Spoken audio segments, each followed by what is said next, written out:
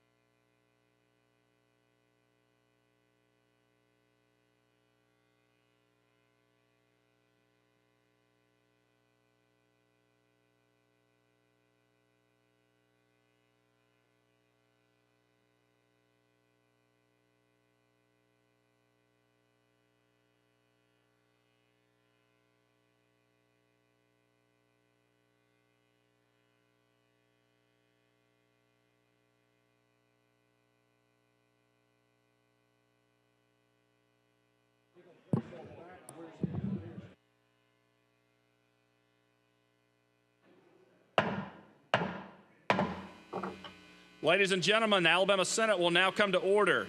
Our prayer today will be delivered by Pastor Harrison Bell of St. James Methodist Church in Montgomery. Pastor Bell is the guest of ALCAP.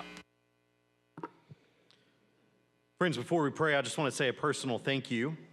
It's truly an honor to be with you today. I know the weight of public service is heavy.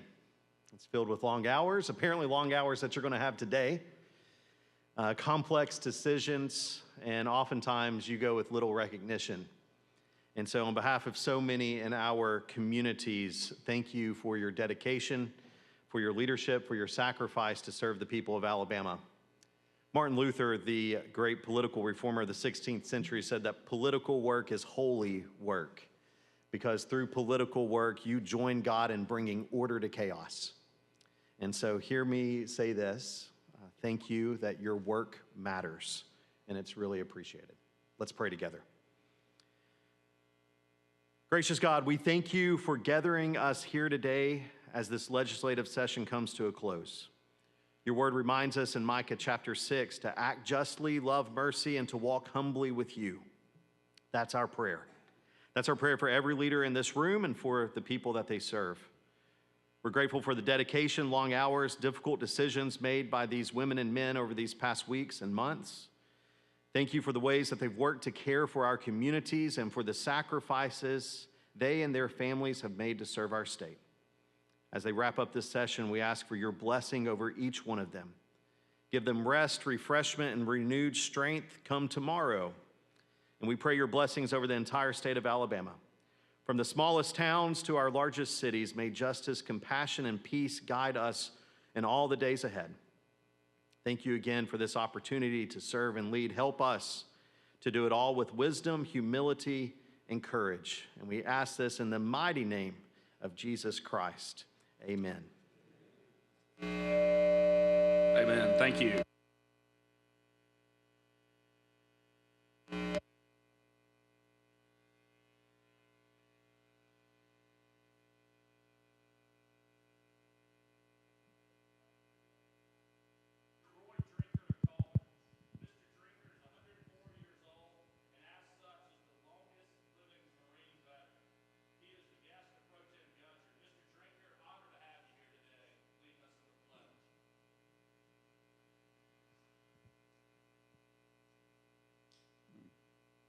Well acquainted with my good friend Governor Ainsworth and known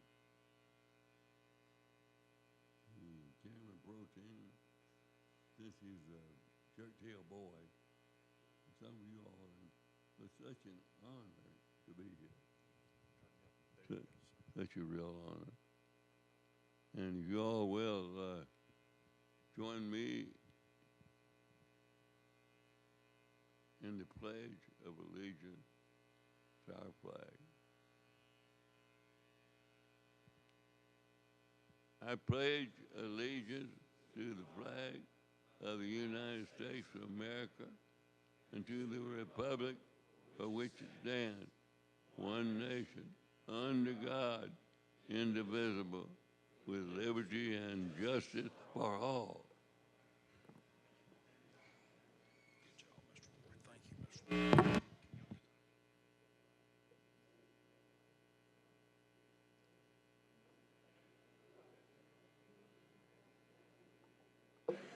Mr. President, thank you. I'm going to let you get that mic first. But, Mr. President, Yeah, Mr. Pro Tem. may I be recognized? You are recognized. Thank you. At this time, I have a resolution for Mr. Roy Drinkard I'd like to present and to be Okay. able to be read. So, Mr. Drinker, we have a resolution for you that the desk is going to read. Secretary, read the resolution, please. Senate resolution honoring the legacy and patriotism of Roy Henry Drinkard for a lifetime of service, leadership, and dedication. Whereas Roy Henry Drinkard was born on July 12, 1920 in Falkville, Alabama, and throughout his lifetime has exemplified service, leadership, and dedication to his country and his community. Whereas Mr. Drinkard bravely served in the Pacific during World War II as a member of the United States Marine Corps, demonstrating exceptional courage and commitment in defense of freedom, and at 104 years old is recognized as the oldest living United States Marine. Whereas following his honorable military service, Mr. Drinkard became an innovator in multiple industries, starting as a mortician in his family-owned funeral home business and expanding it to 16 funeral homes under his leadership. Whereas at the age of 29, he purchased the historic Borkenau property in Coleman, Alabama, where he still resides today, marking the beginning of his remarkable career in real estate and business development. Whereas in 1967, Mr. Drinkard was selected as Small Businessman of the Year for both Alabama and the United States, with the award personally presented to him by then Vice President Hubert Humphrey, recognizing his outstanding contributions to commerce and industry. Whereas President of Drinkard Development, LLC, he has been a true pioneer in shopping center development, transforming commercial landscapes across Alabama, Tennessee, Kentucky, Louisiana, and Ohio with developments featuring national retailers such as Walmart, JCPenney, Kmart, Kroger, Winn-Dixie, Hobby Lobby, TJ Maxx, Ross Dress for Less, Ulta Beauty, Tractor Supply, Rural King, AMC Theaters, Academy Sports, and Food City. Whereas his expertise earned him and his partners the distinction of being selected as the #1 developer in the United States for Kmart in the year 1981 and for Kroger in 1982, further solidifying his legacy in commercial development. Whereas Mr. Drinkard has played an instrumental role in public service, serving as the chair of the Coleman Industrial Development Board for many years, leading initiatives to promote economic growth and industrial expansion. Whereas he has also served as past president of the Lions Club of Gunnersville, past president of the Coleman County Chamber of Commerce, chair of the Coleman Planning Commission, a director of the George C. Wallace Community College, and chair of the Wallace State Foundation. Whereas in the year 2000, Governor Don Siegelman appointed him to the Troy University Board of Trustees, a role he continues to hold after being reappointed by Governor Robert Bentley, reflecting his long-standing dedication to higher education and community progress. Whereas his contributions have been recognized through numerous accolades, including the Dr. E.G. Plunkett Visionary Award, the Coleman County Farm City Outstanding City Family Award, the Distinguished Alumnus Award from St. Bernard Preparatory School, and the prestigious Emma Marie Edelman Citizenship Award from the Coleman Area Chamber of Commerce. Whereas his lifelong dedication to community service and civic leadership was further honored with his induction into the Morgan County Hall of Fame in 2025.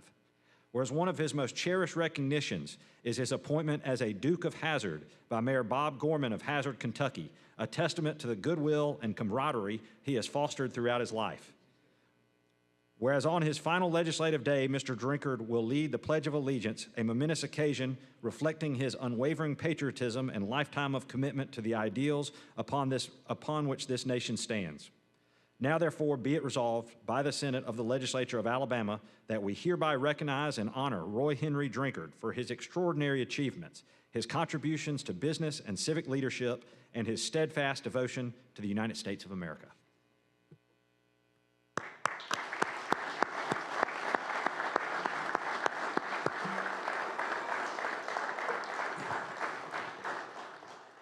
Ladies and gentlemen of the Alabama State Senate, it is not very often that I get to brag on my friend, my mentor, my confidant, and then at the same time, somebody that I've looked up to my whole life. And having his family here today means a tremendous amount. But just to make sure that if anybody came in the gallery late today, we're here for Roy Drinkard, a 104-year-old veteran, the oldest living Marine in the United States, and a friend to the Alabama State Senate, the Alabama House, and to Governor Ivey in the executive branch. But he means more, ladies and gentlemen, than anybody else that I know, not only because of his age and what he's seen and what he's done, but also how he has helped communities throughout this whole nation. He owns property, as you just heard, throughout this whole United States of America, and in every community he goes in, he is somebody that is a pillar of strength. Drinkard Development has continued to grow and grow and grow. And Jason, Miss Judy, we're so proud of you guys for all that you've done and what's still going on. It's funny when I'm on a bank board and when Mr. Drinkard comes, a year ago and says, I need a 20-year loan, and we give it to him, And so it's amazing anyway, not only there, but on the Troy Board of Trustees and all that he's produced and helped. Not only do we have this resolution here, but we have one other gift that we'd like to give Roy, especially before his birthday on July 12th. He'll be 105 at that time. But Marshall, if you don't mind reading this certificate of recognition for this flag that flew over the Capitol.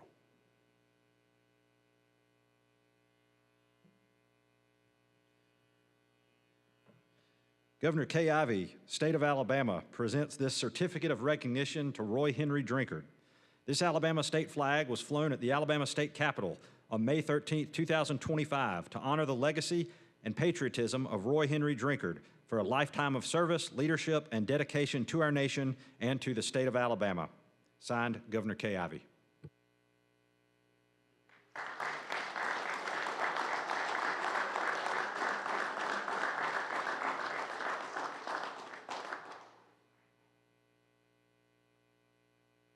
Mr. Roy, we can never say thank you enough for everything that you've done for this state, for the nation, and especially for our communities that are here.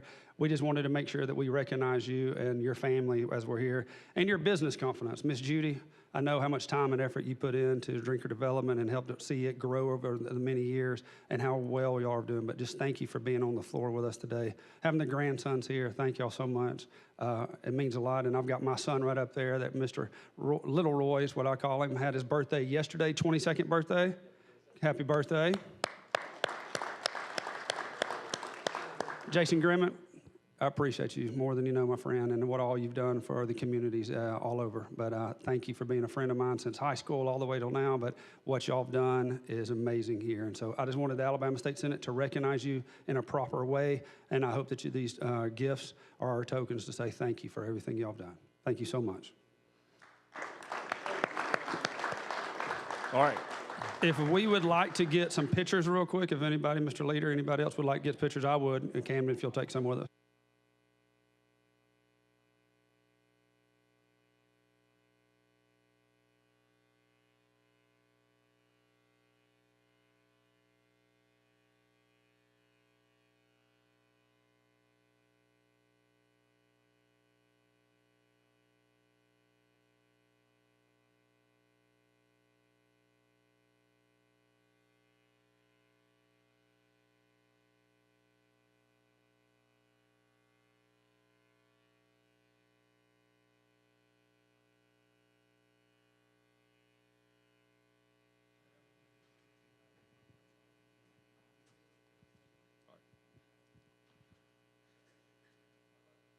All right, great to have y'all today. All right, Secretary, when you're ready, you can call the roll.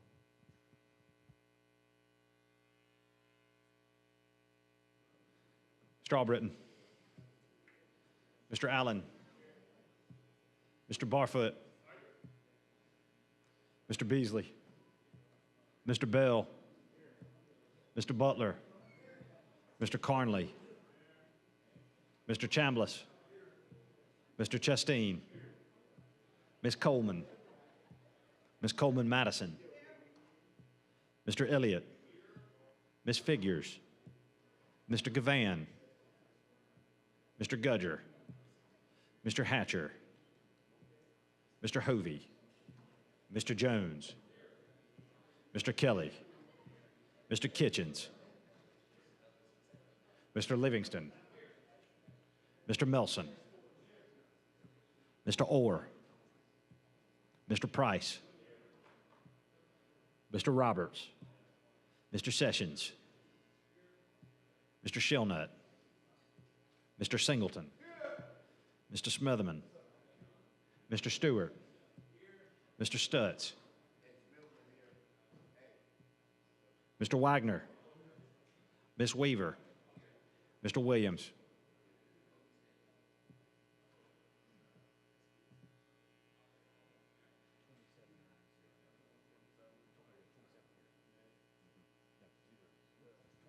Ladies and gentlemen, we have 27 senators present, which is a quorum. The Senate is ready to transact business. Mr. President, Senator Wagner. move that we excuse absent senators. All right, any objection? Hearing none, so ordered. Mr. President, Senator Wagner. move that we dispense with the reading of the journal from the previous legislative day and that we adopt said journal. All right, any objection? Hearing none, so ordered. All right, this time I want to recognize some special guests in the gallery. When I call your name, if you could please stand. The Forestry Association Young Leaders, if y'all could please stand. Welcome to the Alabama Senate.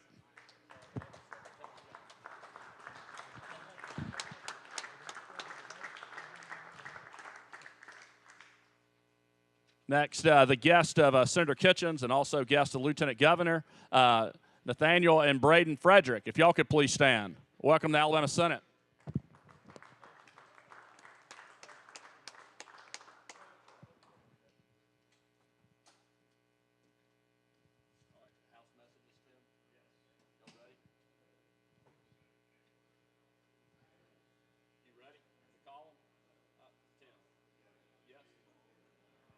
All right, Secretary, call the first House message.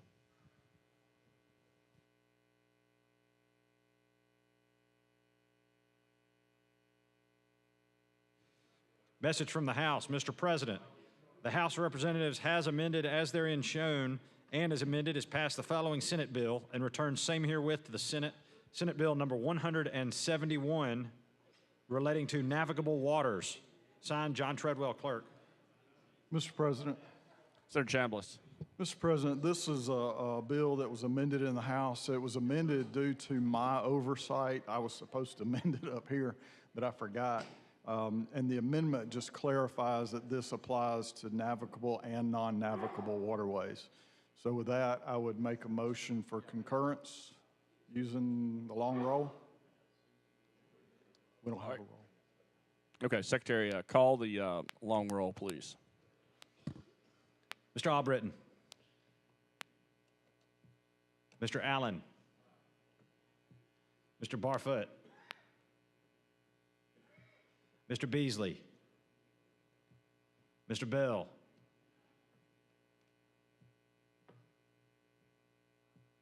Mr. Butler. Mr. Carnley. Mr. Chambliss. Mr. Chastain.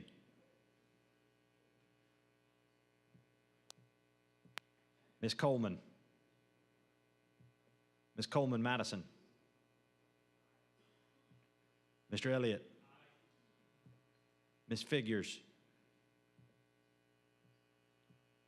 Mr. Gavan. Mr. Gudger.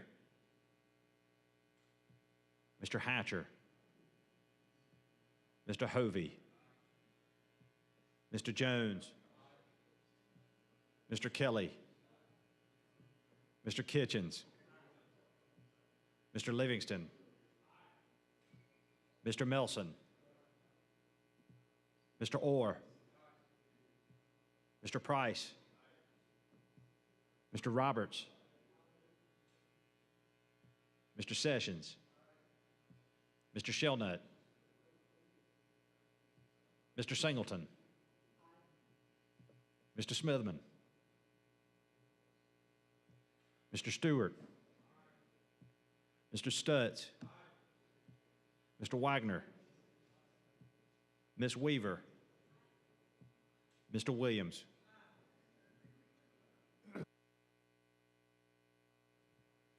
$25 ayes, 0 nays. The Senate concurs on Senate Bill 171. Secretary, call the next House message.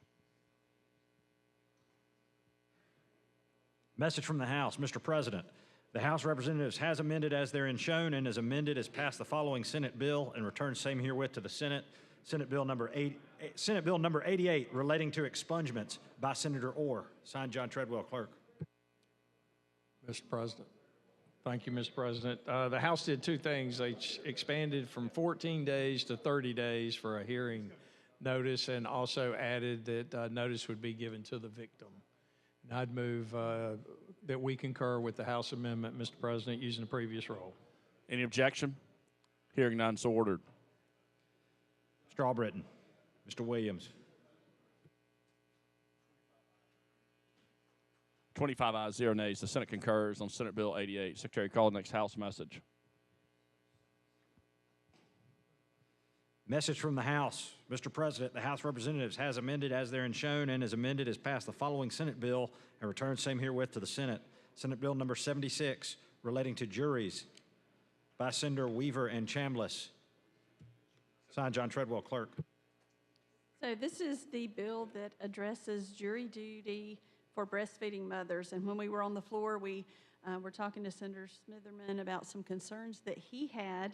And based on our conversations, this is the information that he wanted added, where the nursing mother should have the written statement or the attestation, but also the certificate of birth or a government document or medical record certifying the birth of the child and that she's a nursing mother. So with that, I'd like to move that we concur using previous roll with no objection. All right, any objection? Hearing none, so ordered. Mr. Albritton. Mr. Williams.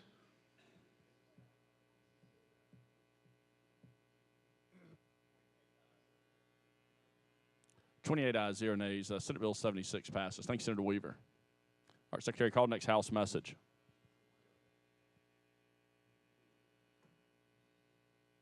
Message from the House. Mr. President, the House of Representatives has amended as therein shown and as amended as passed the following Senate bill and returns same herewith to the Senate. Senate Bill number 108 relating to crimes and offenses by Senator Weaver. Signed, John Treadwell, clerk. All right, Senator Weaver, before we get on that, need to recognize a special guest in the gallery, the guest of Senator Coleman Madison, Evelyn Perryman. If you could please stand. Welcome to the Alabama Senate.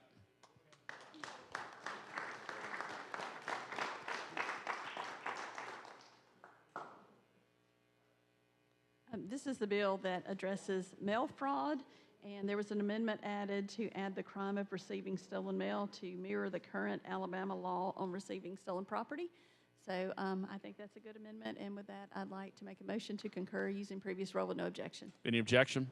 Hearing none, so ordered. Mr. Albritton. Mr. Williams.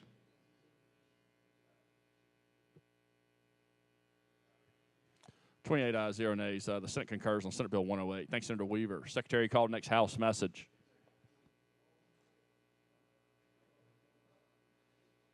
Message from the House. Mr. President, the House of Representatives has amended as therein shown and as amended as passed the following Senate bill and returns same herewith to the Senate. Senate Bill number 43 regarding health care providers by Senator Melson. Signed, John Treadwell, clerk.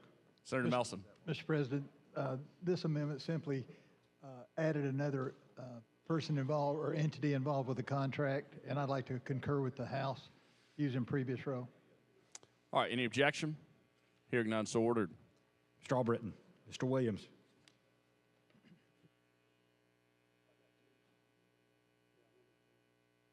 (28 ayes, 0 nays). The Senate concurs on Senate Bill 43. Thanks, Senator Melson. Secretary, call next House message.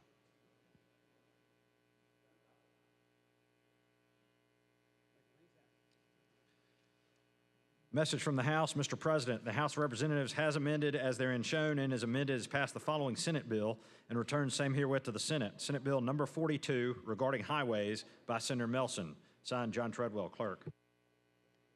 Mr. President, this amendment simply said if it used federal funds, it would follow the federal guidelines, so I'd like to concur with that amendment using previous row. Any objection? Hearing none, so ordered. Mr. Albritton. Mr. Williams.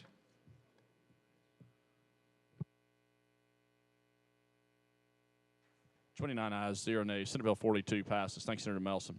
Secretary, call next House message.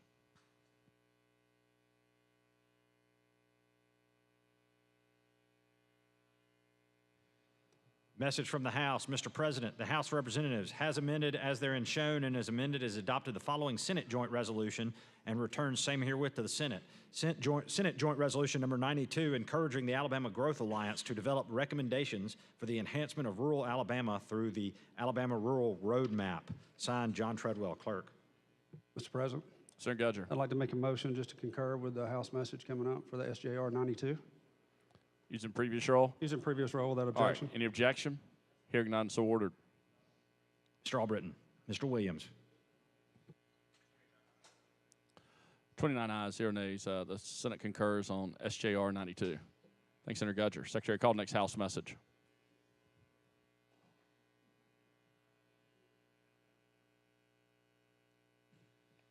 Message from the House. Mr. President, the House of Representatives has received accompanying message from Her Excellency the Governor proposing an amendment to the resolution. House Joint Resolution number 273, creating the Joint Interim Study Commission on PTSD in first responders. Mr. President, Senator Gudger. I'd like to make a motion to concur and accept the executive amendment for HJR 273 from the governor, well, using previous roll without exception. All right, any objection? Hearing none, so ordered. Mr. Albritton. Mr. Williams.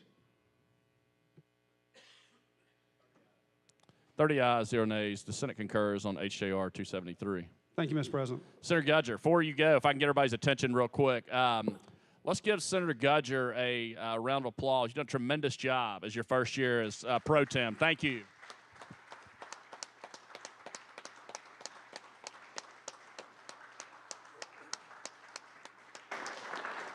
I appreciate that. Thank you, and thank you to all the everybody. I appreciate you so much. Yep. All right, Secretary, call the next House message. Message from the House. Mr. President, the House of Representatives has amended as therein shown and as amended as passed the following Senate bill and returns same herewith to the Senate. Senate Bill number 101 regarding consent to medical treatment by Senator Stutz. Signed, John Treadwell, clerk. Senator Stutz. Thank you, Mr. President. The amendment in the House added some language to clarify about mental health issues. And of course, we had already amended the bill in the Senate to make the age of consent 16 instead of 18, which is what the original bill was. So with that in mind, I move to concur with the House amendment using the previous role. Any objection? Hearing none, so ordered. Mr. Albritton, Mr. Williams.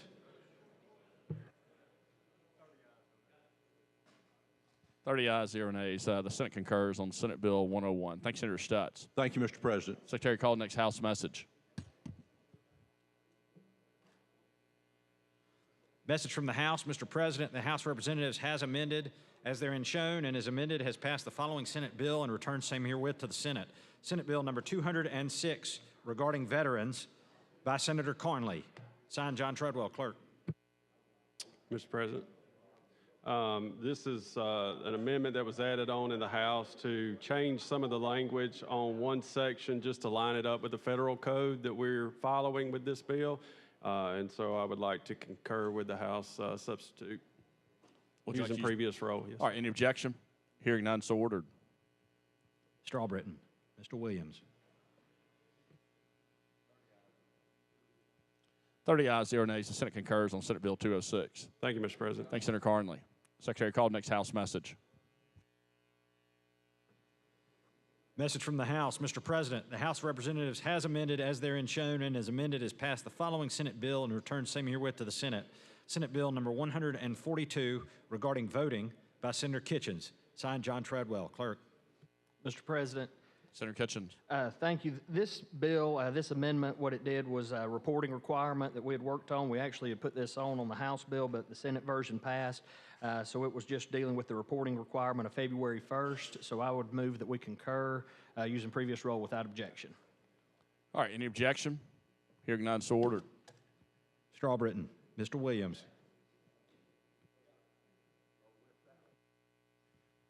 30 ayes, 0 nays. The Senate concurs on Senate Bill 142. Thanks, Senator Kitchens. Secretary, call the next House message.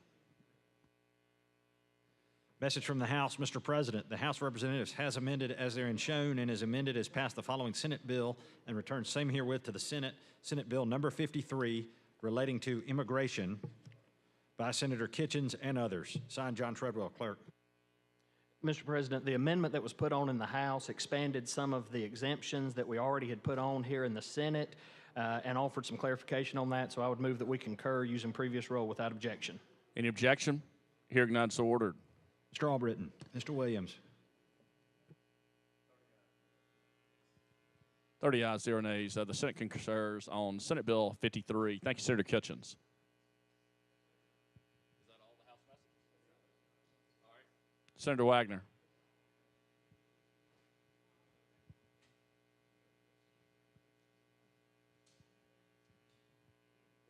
Mr. President, I have a report from Committee on Rules. All right, Secretary, read and receive the report from the Committee on Rules.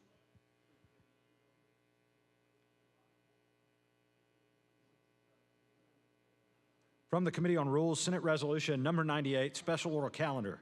Be it resolved by the Senate of the Legislature of Alabama that immediately upon the adoption of this resolution, the following business in the order set forth below shall be the special and paramount order of business for the 30th legislative day, taking precedence over the regular order of business or any pending or unfinished business. On page 1, House Bill 511 by Representative Brinyart regarding Fayette County. On page 23, House Bill 512 by Representative Brinyart regarding Fayette County. On page 24, House Bill 496 by Representative Stubbs and others regarding Elmore County. On page 29, House Bill number 463 by Representative Smith and Bedsole regarding Chilton County. On page 56, House Bill number 598 by Representative Smith and others regarding Autauga County. On page 57, House Bill number 78 by Representative Simpson regarding Baldwin County. On page 31, House Bill 544 by Representative Baker regarding Escambia County. On page 40, House Bill 586 by Representative Wadsworth regarding Coleman County. On page 25, House Bill 395 by Representative Collins and others regarding Morgan County. On page 40, House Bill number 95 by Representative Estes regarding Marion County. On page 22, House Bill 343 by Representative Carnes regarding Jefferson County. On page 52, House Bill number 581 by Representative Collins and others regarding Morgan County. On page 29, House Bill 392 by Representative Pettis and others regarding Lauderdale County. On page 39, House Bill 573 by Representative Baker regarding Escambia County. On page 40, House Bill 601 by Representative Baker regarding Escambia County. On page 52, House Bill 424 by Representative Ingram regarding Montgomery County. On page 37, House Bill 570 by Representative Paramore regarding Pike County. On page 23, House Bill 399 by Representative Estes regarding Lamar County. On page 23, House Bill 345 by Representative Treadaway regarding Jefferson County. On page 22, House Bill 269 by Representative Treadaway regarding the town of Morris. On page 30, House Bill 539 by Representative Fincher regarding Randolph County. On page 30, House Bill 552 by Representative Hammett regarding Covington County. On page 31, House Bill 499 by Representative Yarbrough regarding the sheriff. On page 31, House Bill 434 by Representative Wood regarding Talladega County. On page 32, House Bill 393 by Representative Bedsole regarding the city of Alabaster. On page 32, House Bill 497 by Representative Bedsole regarding Shelby County. On page 52, House Bill 510 by Representative Yarbrough regarding the temporary release program. On page 53, House Bill 375 by Representative Datcher regarding Jefferson County. On page 53, House Bill 494 by Representative Faulkner and others regarding Jefferson. On page 53, House Bill 567 by Representative Wilcox regarding Class II municipalities. On page 57, House Bill number 602 by Representative Ingram regarding Montgomery County. On page 56, House Bill number 608 by Representative Ream regarding Henry County. On page 56, House Bill 609 by Representative Ream regarding Henry County. On page 57, House Bill 446 by Representative Simpson regarding Baldwin County. On page 57, House Bill 485 by Representative Givens regarding Baldwin County. On page 31, House Bill 502 by Representative Baker regarding Escambia County. On page 31, House Bill 545 by Representative Baker regarding Escambia County. On page 32, House Bill 522 by Representative Easterbrook regarding Washington County. On page 32, House Bill 440 by Representative Brown and Stringer regarding fire protection. On page 39, House Bill 572 by Representative Baker regarding Escambia County. On page 40, House Bill 571 by Representative Baker regarding Escambia County. On page 40, House Bill 585 by Representative Easterbrook regarding Washington County. On page 28, House Bill 428 by Representative Lee regarding Houston County. On page 29, House Bill 550 by Representative Sells regarding Butler County. On page 29, House Bill 551 by Representative Sells regarding Butler County. On page 29, House Bill 531 by Representative Sells regarding Conecuh County. On page 30, House Bill 532 by Representative Sells regarding Conecuh County. On page 30, House Bill 351 by Representative Easterbrook regarding Choctaw County. On page 41, House Bill 591 by Representative Ream regarding Henry County. And on page 41, House Bill 592 by Representative Ream regarding Henry County, and committee reports. Mr. President, Senator Wagner. move that we adopt the report from the Committee on Rules. Mr. President, Senator Smitherman. may I be recognized? to You're speak recognized. To the special order calendar. You're recognized. Okay, thank you. First, I want to say good afternoon to everyone. It's good to see everybody, and it's good to be here. Mr. President, if you don't mind, I mean, it's not terribly loud in here or anything by any means, but if you don't mind just touching the gavel a little bit to where the noise will just kind of go down a half a centimeter. I was just talking. I'm having to use this handheld mic, talking about what I would do, what y'all would do if I. Oh, I like that. This is the gavel, right? It'd be a little loud. So you need me to get it. I like that. Y'all could just keep it down. Thank y'all. Because I want you to listen to me. That's why I chose this moment here to say what I have to say.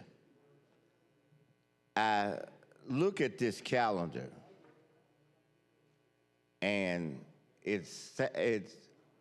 it disappoints me that first, I'm going to say that what comes home. In my own local delegation, we had a variety of local bills. We had bills from giving our sheriff a raise, which I look in here and I see Montgomery Sheriff is getting ready to get a raise. In that bill last year when it came up, the majority who is in our delegation put a stipulation that they could not feel comfortable with it unless the county commission passed a resolution saying that they was in full support of it. Well, the county commission, which is made up of people of the majority party, make up the majority of our county commission, passed a resolution saying that they were in full support of it. Yet we couldn't even get the bill out of committee to get out here for you all to have a vote on that particular bill. We couldn't even get it out here. Okay, we couldn't even get a quorum to put their names and sign on it. I could speculate why, but that's another whole different issue. I'm not gonna speculate. I'm gonna talk about facts. And the fact is, that bill still sat in committee and died in a local committee. The next thing is that let's get a little closer to to everything that's on here right now, on this agenda. I, my own self, had a local bill.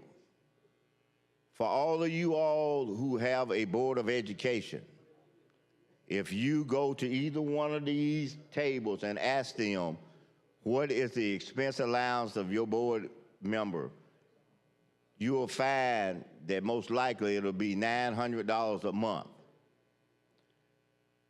The Birmingham Board of Education, when we changed from an appointed board until an elected board, it was stated in the bill because at that time, each board made $700, that their amount was $700. So when you all and me passed the bill that allowed the amount to go $900, the Birmingham Board of Education is, to my knowledge, the only one in the state of Alabama that did not go to $900. They are still at $700. So we needed to pass a piece of local legislation to move them to $900. I couldn't even get that bill out of my local delegation because the majority would not even vote. You could abstain if you wanted to. That gave us a quorum. You don't even have to vote for it. But the I use this word, the bowing up of attitudes to where the sensitivity to address that issue, the bowing up was more important than taking care of the business that we needed to there. If you go back behind me in the journal, the last 31 years, it's not a member in my delegation on the majority side can say when they did something for their city that Senator Smitherman did not vote for it because it's their business. They represent that city or that area. And they are the ones that have to be accountable to those people. Most of them are not in my district. I don't have to be accountable. So it should be any reason why I interfere with what they want to do in that area. But that didn't happen this particular time. Within my own delegation, they killed those bills that relate directly to the area that I'm the person that basically represents those. We had several other bills in there. Had a total of about 5 in there, maybe 6. And not a one of them, those bills came out of that committee. So I'm starting the closest before I start talking about out further is that I couldn't even get local courtesy in my own delegation. In my own delegation, where I've given local courtesy for 31 years. So when we start talking about local bills, that's the first example closest to me that courtesy has just gone out the window. Just like we opened up the window and sent courtesy on out. I don't even have to start talking about our situation with the water.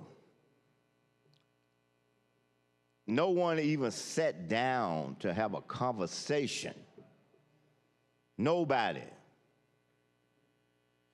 Nobody sat down as a group even to have a conversation with the outlying counties and the delegation whatsoever.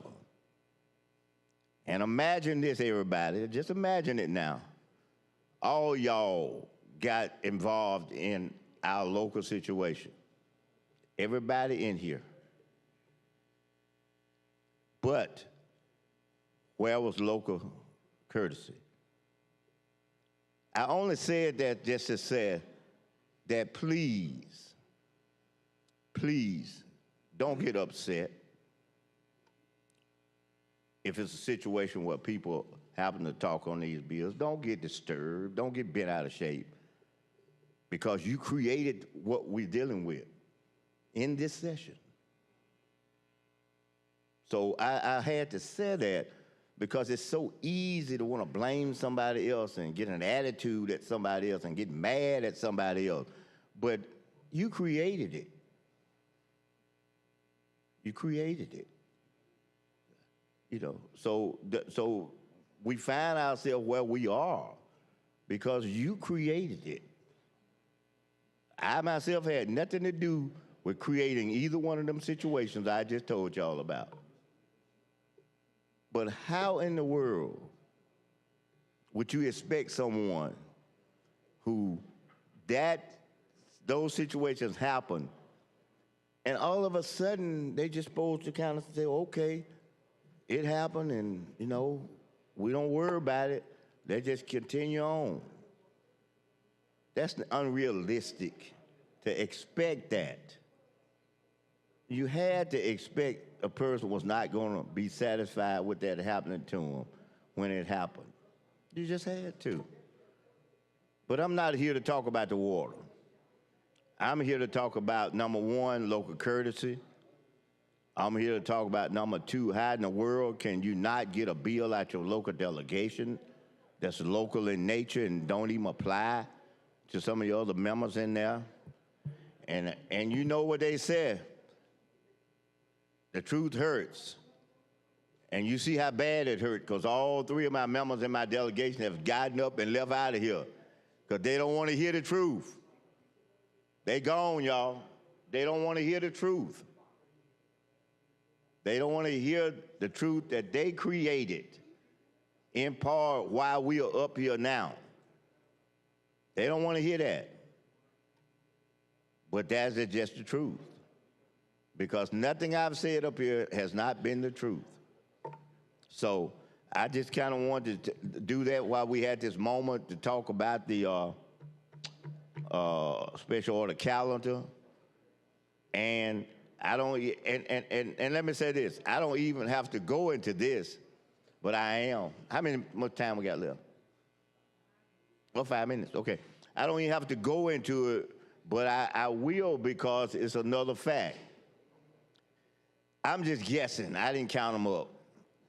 Here is 50 bills, 25, 30, 50. Let's say 50.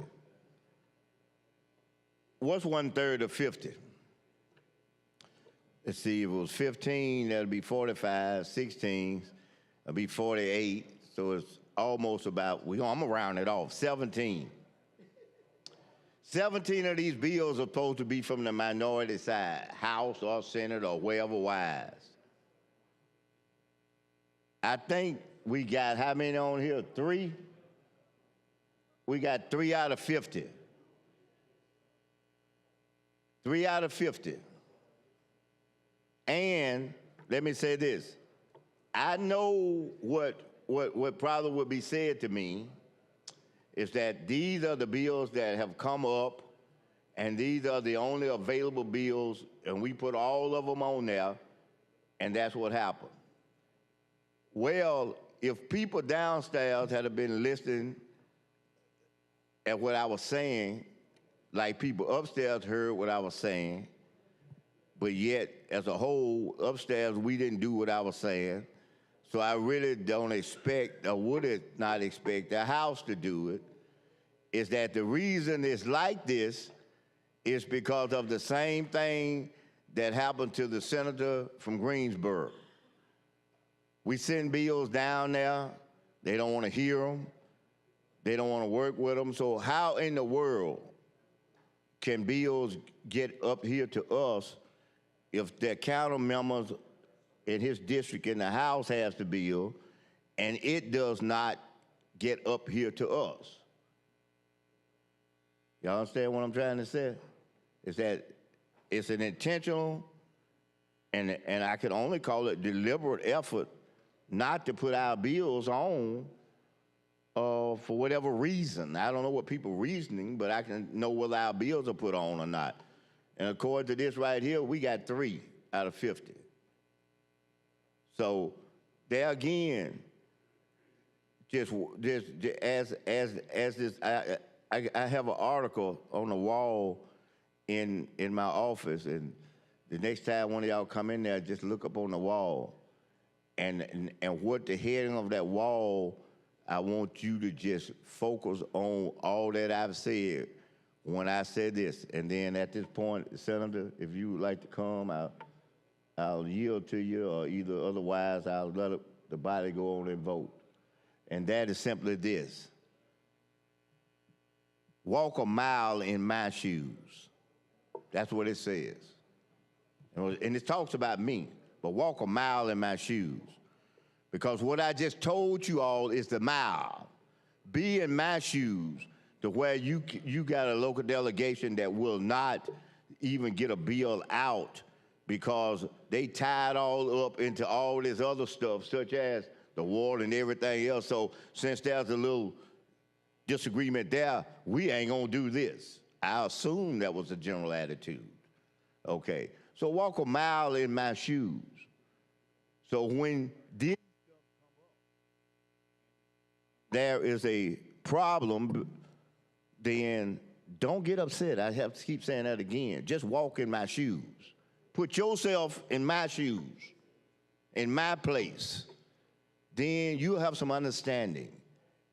You may not want the result, but you can at least be understandable that they should be that way.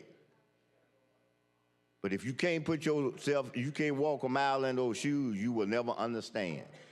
Because you'll take a selfish approach that it shouldn't be that way. It should be this way because of what I wanted to do or didn't want to do. You like for me to yield to you? Mr. President, I'll yield to Senator Coleman Madison. Thank you, Mr. President. Senator Smitherman, we feel where you're coming from, and I really hope the rest of my colleagues are listening. This really bothered me over the weekend as I thought about it. And my grandmother always told me, you know, regardless of what other people do, if they're doing something wrong, it doesn't mean that you have to go that route. But, you know, it's hard, you know, when you get hit, not to hit back. Tell you a little story. It's kind of funny. You know, kids get into fights in elementary school. All right. We used to Time's expired on the special order calendar. Did roll call. Long roll? Long roll. Okay, Secretary, call the long roll. Mr. Albritton. Mr. Allen. Mr. Barfoot. Mr. Beasley. Mr. Bell. Mr. Butler. Mr. Carnley. Mr. Chambliss. Mr. Chasteen. Ms. Coleman. Ms. Coleman Madison. Mr. Elliott. Ms. Figures. Mr. Gavan. Mr. Gudger. Mr. Hatcher. Mr. Hovey. Mr. Jones. Mr. Kelly. Mr. Kitchens. Mr. Livingston. Mr. Melson. Mr. Orr. Mr. Price. Mr. Roberts. Mr. Sessions. Mr. Shelnut. Mr. Singleton. Mr. Smitherman. Mr. Stewart. Mr. Stutz. Mr. Wagner. Ms. Weaver. Mr. Williams.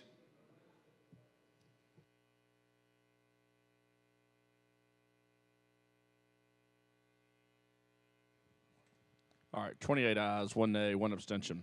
Secretary, call the first bill. Mr. Chairman, go ahead, let him come. On page 1 of the calendar, House Bill number 511 by Representative Brinyark regarding Fayette County. Mr. Chairman, Senator Chambliss. I'd move final passage using the previous rule.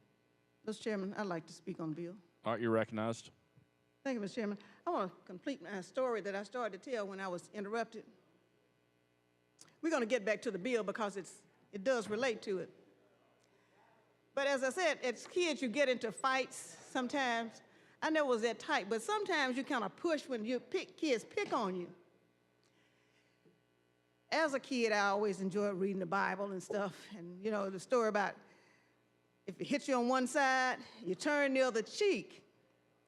I got into this fight with this bully who just picked on me all the time. And that day, I guess she was determined she was going to wipe up the floor with me or something. But anyhow, so we were walking home from school and got into a fight. And she kind of towered over me, you know, so I got knocked down a couple of times, and I got back up. And the second time she knocked me down, I'm sitting there on the ground, and I'm thinking about, okay, like, if it hits you on one side, you turn the other cheek. And I sat there, and I thought about it. I'm like, I don't have another cheek. And the closest thing to me was her leg, so I just grabbed the leg, and I was regular pit bull on the leg. So I just bit into the leg. All I'm saying is that sometimes when you get pushed up against a brick wall and you pin a person in, there's nowhere to turn. And sometimes, to be honest, guys and lady, that's the way I feel. We all serve now.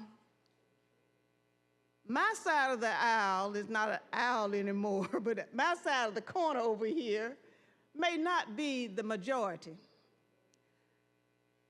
But I know that you all know that we are equal in this body.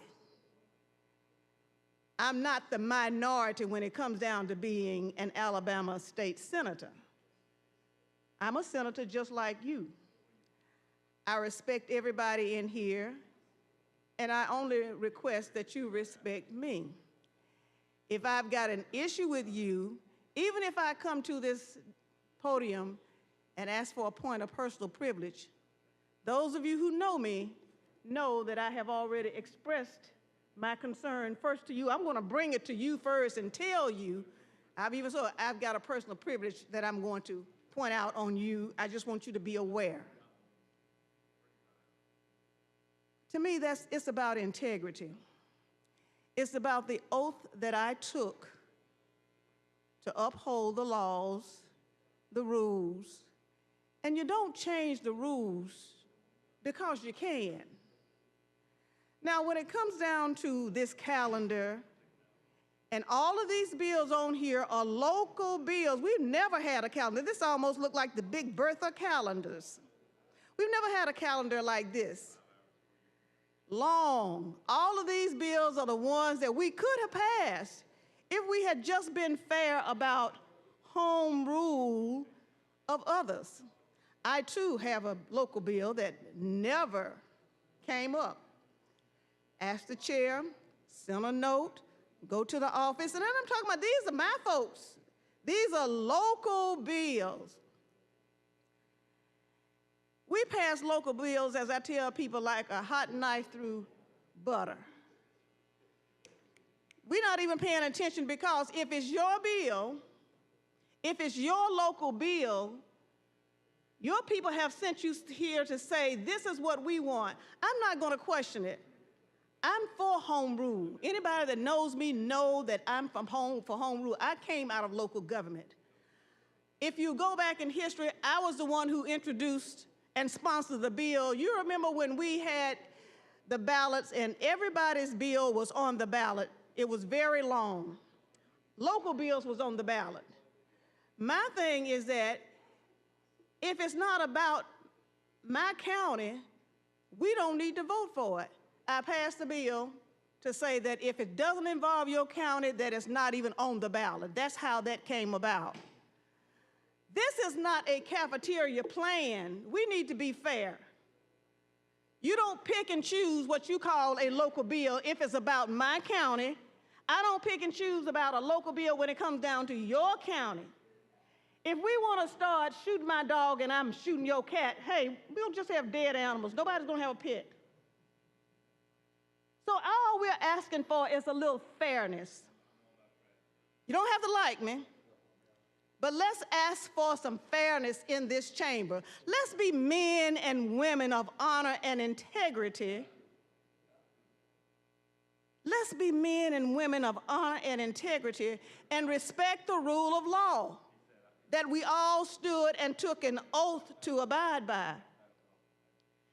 One thing about it, district lines change. I may not represent some of your population now, but as time changed, there was a segment of the population that I didn't represent. Now mine goes further east. But I've always tried to be fair about the people, even the ones in adjacent cities. And we work well together because as a community, people who live in those communities, they are community. They don't look at legislative lines. And for us who represent the entire state of Alabama, yes, we represent a piece of the puzzle, but we are first Alabama state senators. We represent the whole of Alabama, and it is our job to bring up all of the state. A rising tide raises all boats. We should not want less for our neighbors than we want for ourselves. I can get up here and talk the Bible and preach the Bible just like anybody else. But I'd rather see a sermon than hear one. So I'm not listening to what you say so much. I'm watching how you treat me. You can say you hate me all day long. But if you treat me like you love me, I know something different. I'm going by how you treat me. Let's be fair. Let's treat each other with respect and honor. I don't want to kill anybody's local bill, but right now, I've been painted into a corner. That wasn't my choice. I didn't have the paintbrush. I didn't have the bucket. I got one vote just like you. We may not be in the majority. But one thing I've learned all my life when I left City Council in the city of Birmingham, as I told them, I came here with my pride and my dignity intact, and I plan to leave the same way. I'm not going to have any regrets about my vote because I'm going to be honest with you. And while I got to go back home and explain to my folks about my vote and why you voted for so-and-so this bill, I'm like, okay, we sat there and we negotiated this deal.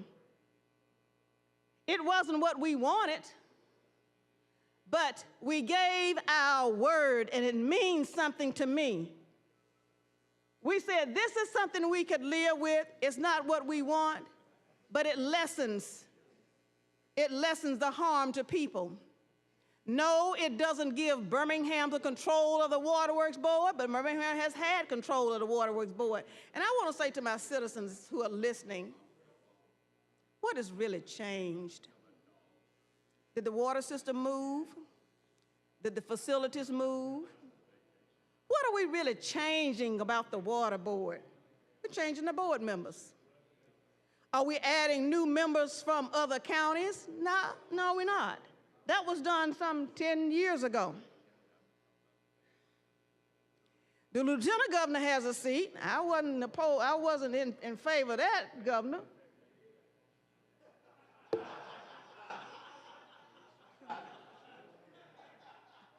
Again, why do you tell them that? Why do you tell them that? So we've already gotten text messages with my folks saying, if you got an issue, call the governor and lieutenant governor. And I'm like, for what?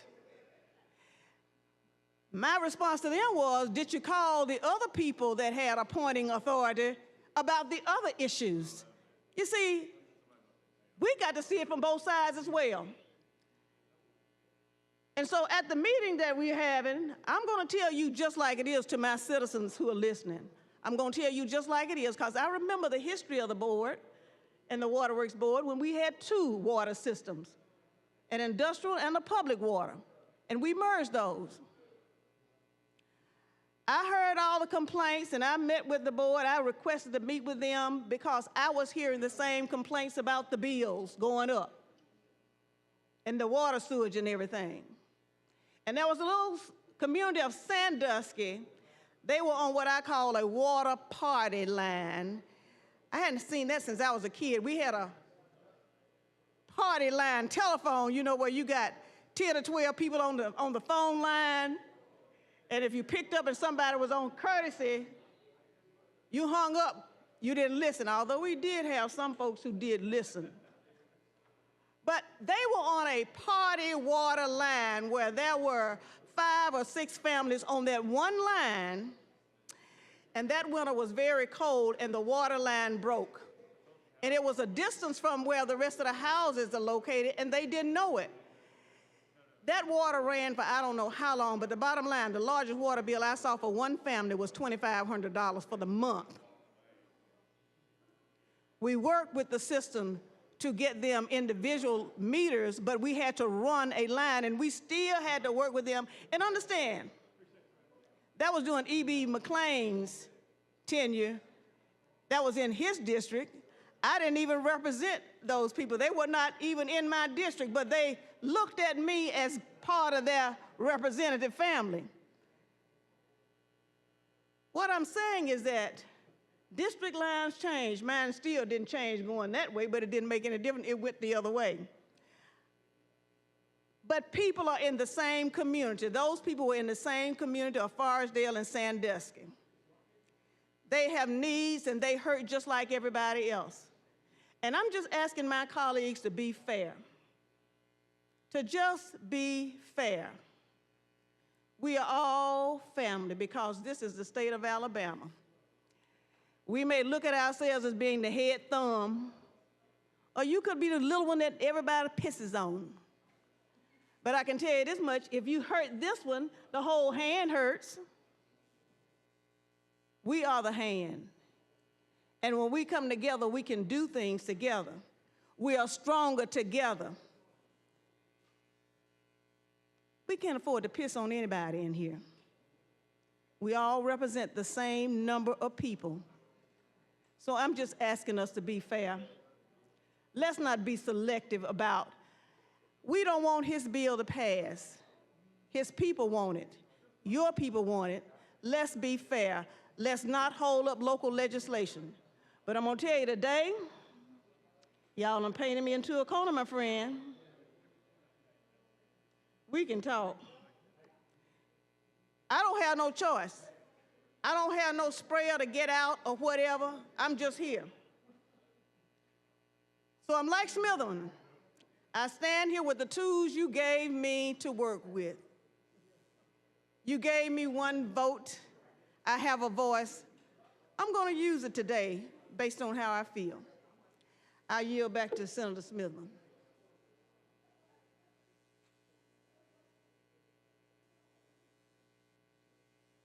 Mr. President, the young lady yielded. I guess she was on her time or something. She yielded the mic back to me. If she wasn't, then you can start me. But because I'm not trying to. She just yielded, so we'll start your first hour. Start the first hour. Okay, Senator, I'm gonna yield to you.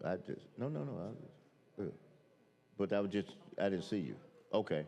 Okay, all right, I'll, at some point, I'm gonna yield to him when he comes, okay? Okay. All right, but as I was saying earlier, you take like this, you know how sometimes when you're up here, and especially when you're kind of talking on a bill, you kind of start, your conversation and you work your way toward this primarily being germane. Okay, all right, but in this case, I can relate directly to the first bill. Because the first bill, it says that I think this is right, Fayette County duties and compensation of the revenue commissioner are further provided for. This is, first of all, let me say this to everybody on here. See, so you'll see how important of what you've heard and what has been said is that you see these bills on here. My plans now, my plans a little later, and my plans yesterday was to vote for all your bills on here, okay? So my plans now is to vote for all of them if we get to it. And so and the reason is because it's y'all local stuff. So if it comes up for a vote, I don't have any reason not to allow you to go do what you're doing. But I couldn't get that same common courtesy nowhere. I couldn't get it from my local group, my local delegation, you know. And I realized, you know, that I got one or two more there that probably said the nerve of me saying the truth. How dare you? I resent that. Well, we have a radio station locally that every so often he'll run a spot and he'll say, the truth, it hurts. It doesn't hurt nearly as bad. Listen at this so you can catch what I'm saying. It doesn't hurt nearly as bad as riding a bicycle without a seat.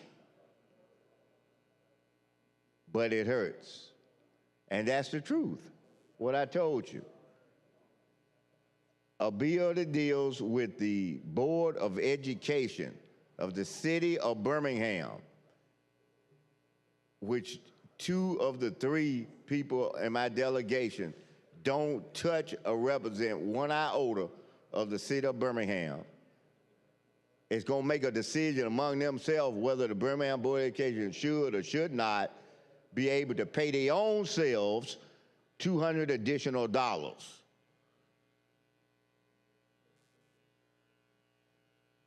That's terrible. That is terrible. That's terrible. That's terrible. And it does, and you know what the reaction is going to be to that? The reaction is going to be instead of saying, look, I was wrong, I really shouldn't have done that, and I want to make sure that that don't happen again. It ain't gonna happen like that. Because that's how we got to the water situation. Their particular attitude about whatever else, A, B, C, or D.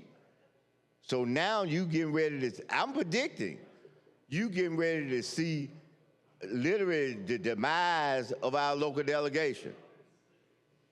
Because the reaction is going to bow up to what I'm saying, because they don't want to accept the truth. Okay? And, you know, it's unfortunate, but y'all know how it goes. For every action is what? What is a reaction? So because they don't like to hear this truth and they bow up, there's going to be some bowing on the other side. They're going to bow up and going to be some bowing on the other side. That's why I say you're going to find it can lead to the demise of us as a delegation doing as we do. And you say, what are you talking about? You'll see things like a contest to local bills within your own delegation. And y'all ain't gonna be figuring out why is that happening. You're gonna see filibuster of your own colleagues who are local of bills that they have. And then the first thing gonna happen, y'all gonna run to the rescue and closure. Now, guess where you gonna find us? Right back where we are right now. See? No matter how we get out of this, that path is going to bring us right back here. Because what did I say? For every action is what? A reaction. Yeah, equal reaction. So it ain't no, yeah, guys, let's go get them and let's do this to them, and then it ain't gonna be a reaction. So you keep on, who's that say about I got you, the gotcha mode? You can say, we got him.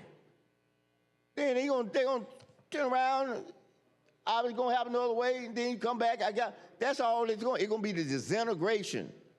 Disintegration, I think that's the right word. You know, especially starting with our local delegation.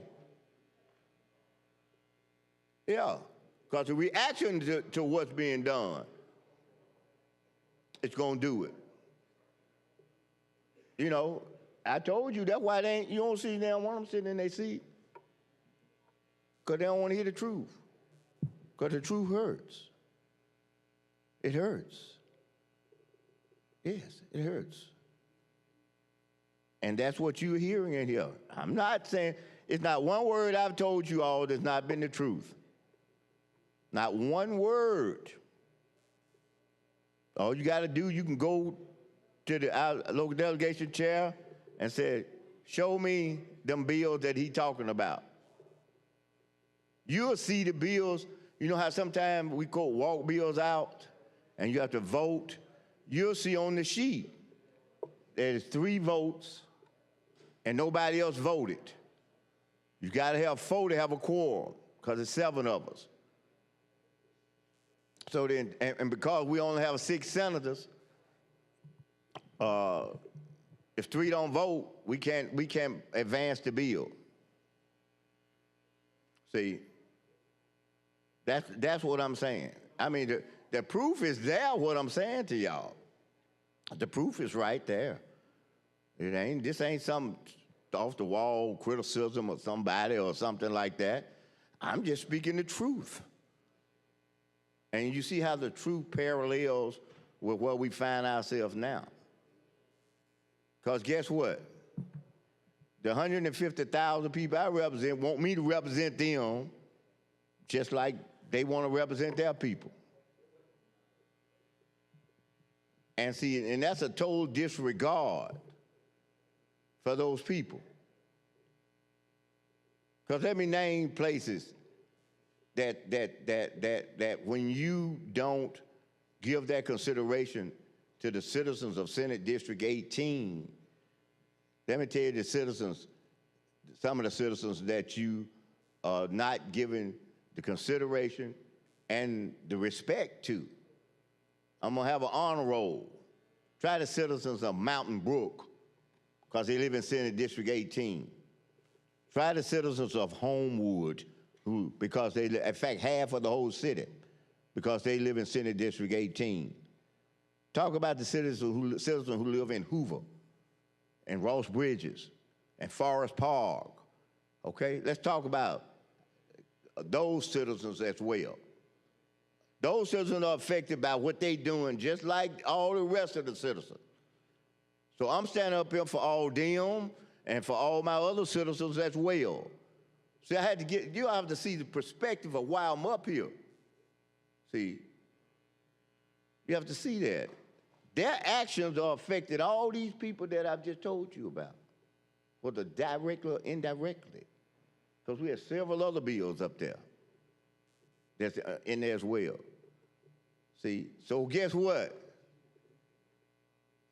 It ain't about party, okay? Ain't about party. Because in every one of them areas, you got a mixture of all kind of party people in there. It ain't about race. It's about the place, just like you said. It ain't about race. It's about their general attitude of not giving the common courtesy. That's what this is about. The courtesy that's been extended for every day just about that I've been in here. The same respect that you all gave and are given to the Baldwin County situation. I don't see you all mounting up on one side or the other and forcing your will on the other side. I don't see that at all. And it shouldn't be. It should not be, because that is a local matter. But did I get that kind of courtesy? No, sir. No, sir. I did not. The same courtesy I said I plan on giving all 50 of y'all, whoever these pertain to. I didn't get one iota. Get none from a local delegation at all, and didn't get any from you all. That's a fact. That's a fact. So I have to say that just to say, and no, I'm not upset. I'm disappointed. That's the difference. I'm not upset at all. I want to sure everybody understand that. I'm not. See, my mama taught me something. She said, if you get disturbed about something, she said, you go somewhere. In my case, I just go down to my office, close the door, and have what's called an attitude adjustment. Adjust yourself, you know, because you're supposed to be like that. See, that's why you are not allowed in there when I'm getting a little adjustment. They don't take me about 3 minutes. You know, I got that thing down to a pat. I actually get the adjustment before I get to the office. There's a lot of practice at it. I have an attitude adjustment. And yeah, hey, you know, I can work with anybody. I can work with the devil if I got to, because I know he'll bite. So I said, no, I have to have a long spoon to work with him. But I can work with him. So that ain't what I'm saying. I'm saying the fact that didn't get any kind All right, of... Senator Smitherman, we have a report from the Committee on Rules. Secretary, read the report. From the Committee on Rules, petition to close debate. We, the undersigned members of the Senate Rules Committee, petition the Senate pursuant to Senate Rule 20 that debate on the pending measure, House Bill number 511, shall cease at 2:40 o'clock on May 14th, 2025. Okay. All right, Senator Smitherman. Can I keep talking? You may talk. Okay. All right. That's nothing wrong with that. Nothing wrong with that. Nothing. Nothing. I told you there would be a reaction. Didn't I tell you? I told you it would be a reaction. See, the reaction should have been, one of them should have got up there and said, well, you know, if nothing else, hey, we did you wrong, we did the citizens wrong, and I'm sorry. That really what should be. But see, it's denial. That's what it's called. When people won't admit that they messed up, won't try to see redemption or repentance so that they won't mess up again, then it's called a denial, okay? It's called a denial, okay? It's called a denial. Now, let me say this. Let me say this. You know, sometimes you be ear hustling. You ever ear hustled? Ear hustling. You know what ear hustling is? You hear something somebody else is saying and your ears focus in on it. Mm-hmm. And so I couldn't help but hear it, their conversation. Since it's in the chamber, it's a public conversation, and so I'm gonna give full disclosure. See, that was a stack of the closure things. But now in the law, it has that the best evidence rule is the signature. So you shouldn't be able to run off 20 or 30 copies. Right. Right. Each one of these people got to sign the original, they got to sign it. Okay? And the next thing, you really are supposed to have a rules meeting. I think a meeting, whether it's a meeting in the corner, whether it's a meeting out there, or whatever. And you give your members a notice. And I haven't got no notice. I happen to be on that committee. I didn't get a notice. So either no notice was given or it was intentional to not give the notice. And listen, I think if to show you how that's not acceptable, to have these little no matter if it's a committee, to have these little meetings and things like that, I'll just ask you to do one thing, and you'll see what the courts think about that. Read the decision in the congressional case. Just read it. It talks about these kind of meetings that the reapportionment committee had, where we were not notified, where we were left out, where decisions was made that the committee didn't make, but the group, a set group made. And the courts frown on that. And we talking about the Supreme Court of the United States. And we're talking about a court that 2 of the members, after 3 was appointed by the president who sits now. So it ain't about party. It ain't about that whatsoever. Those judges based it on what the law was. And so when I'm up here saying we supposed to do that, we are supposed to do it. Okay? I don't make no issue out of it. Doesn't bother me, you know. But it's the truth. Okay? It's the truth.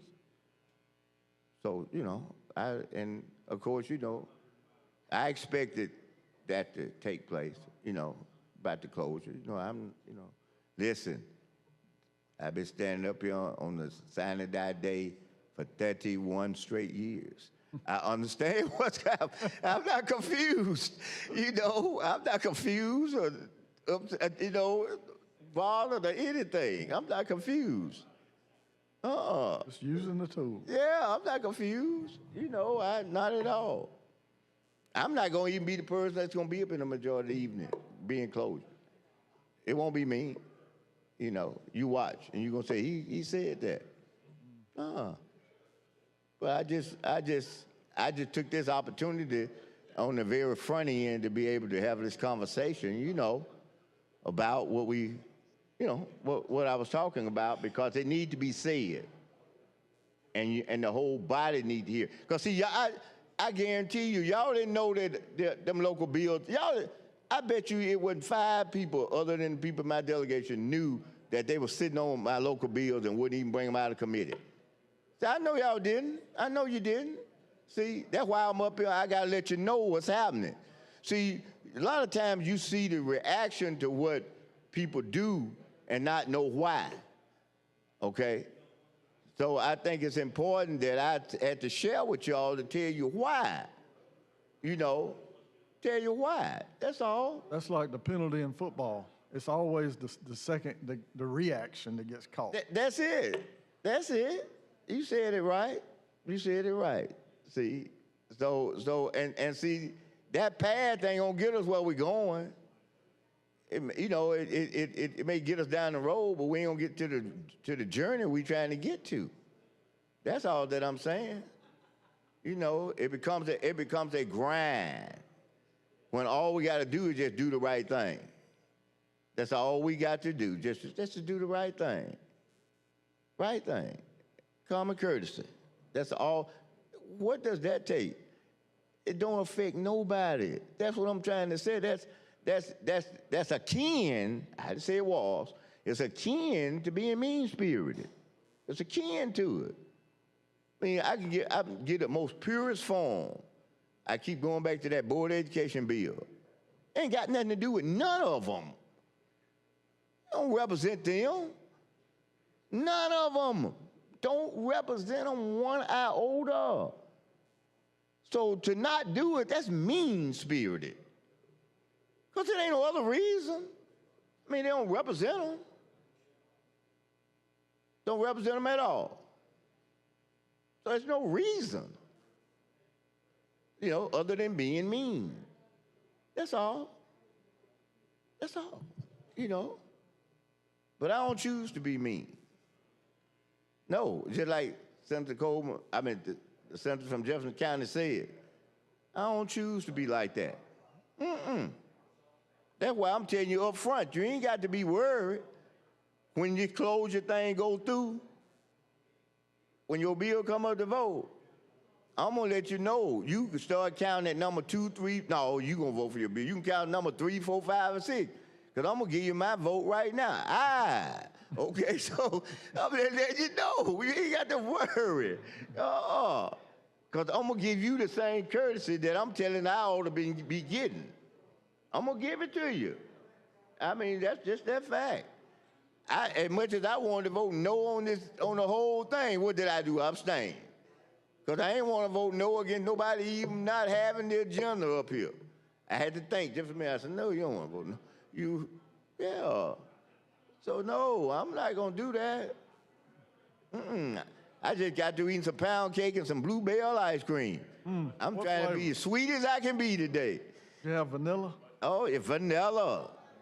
And I got another little cup in the refrigerator. In fact, I got more than one.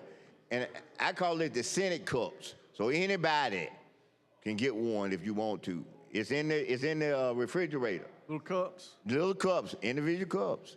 And then, you know, later on today, because, you know, I know we're going to be on a while. I know that. So, because, you know, I understand. So, for later on today, I got me oh, yeah, thank y'all. Thank y'all. What do we do now? Thank you, the Republican caucus. Thank y'all. Oh, That's for the cake. You heard the seller from Mobile. Y'all took care of me. Y'all the reason I'm going to be able to eat some of this eater right here. Yeah, I thank y'all. And my senator from Baldwin County, and I ain't talking about my budget chair neither. I ain't talking about him. I'm talking about the other one. Yeah, he used to look out for me. Used to. Used to. Yeah, he used to look out for me. If he had some good cake when he came down by there, he would bring. See, y'all didn't know this. He done got tired. Oh, he done turned on me. Oh. He turned on me. That's what I'm telling you. Oh. That man used to bring me some cake. He just turned on me. I was so disappointed. I just, and he know I don't treat him like I'm disappointed. The last time we were communicated, he know I wasn't that way. So, but yeah, I want him to know I'm just so disappointed about the cake. Forget about this other stuff we deal with. I'm disappointed about it. He used to just bring it. Hey, Senator, one of them squealing and the other one's not. Yeah, I said, Lord have mercy. I mean, that's what I was trying to say. You see what I mean now? Take that example, but apply it to my delegation. Even if we at odds about the water, let me say that. There was no reason not to get these other bills out. That's what I'm trying to tell you. It was no reason. See where I'm coming from now? That's the way he doing me back there with the cake. Yeah, we got differences about an issue or two in here, but what that got to do with him bringing me my cake? I mean, come on, man. That's all I was saying. And what does that have to do with that? You'll have your We turn can't later. separate nothing in this place. You know, if I got a problem over here, then that means that everything that I touch you, we got problems. You know, yeah. Come on. I mean, we got to be big boys. We got to be big boys. Where I can have a difference right here, and it shouldn't touch nothing else that we deal with. That, we may stay that way forever about that. But that ain't the case. That ain't the case. One question. And that ain't the case. Okay, but let me finish this. And that ain't the case with my delegation. It ain't the case. We have one problem. That means we got a problem with everything now. That's what, because, you know, and it ain't me just talking. It's the action. It's the truth. It's what I said, what them bills. See, them bills were put in long before the water issue even came up. Okay. See where I'm coming from now? Yeah. Yeah. That's what's just, it really disappoints me. That as grown men and women, we can't separate stuff. You know, we got to get on a crusade.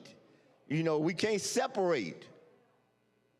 You know, I once again, I'm going to say this, and I have to give my wife credit for this.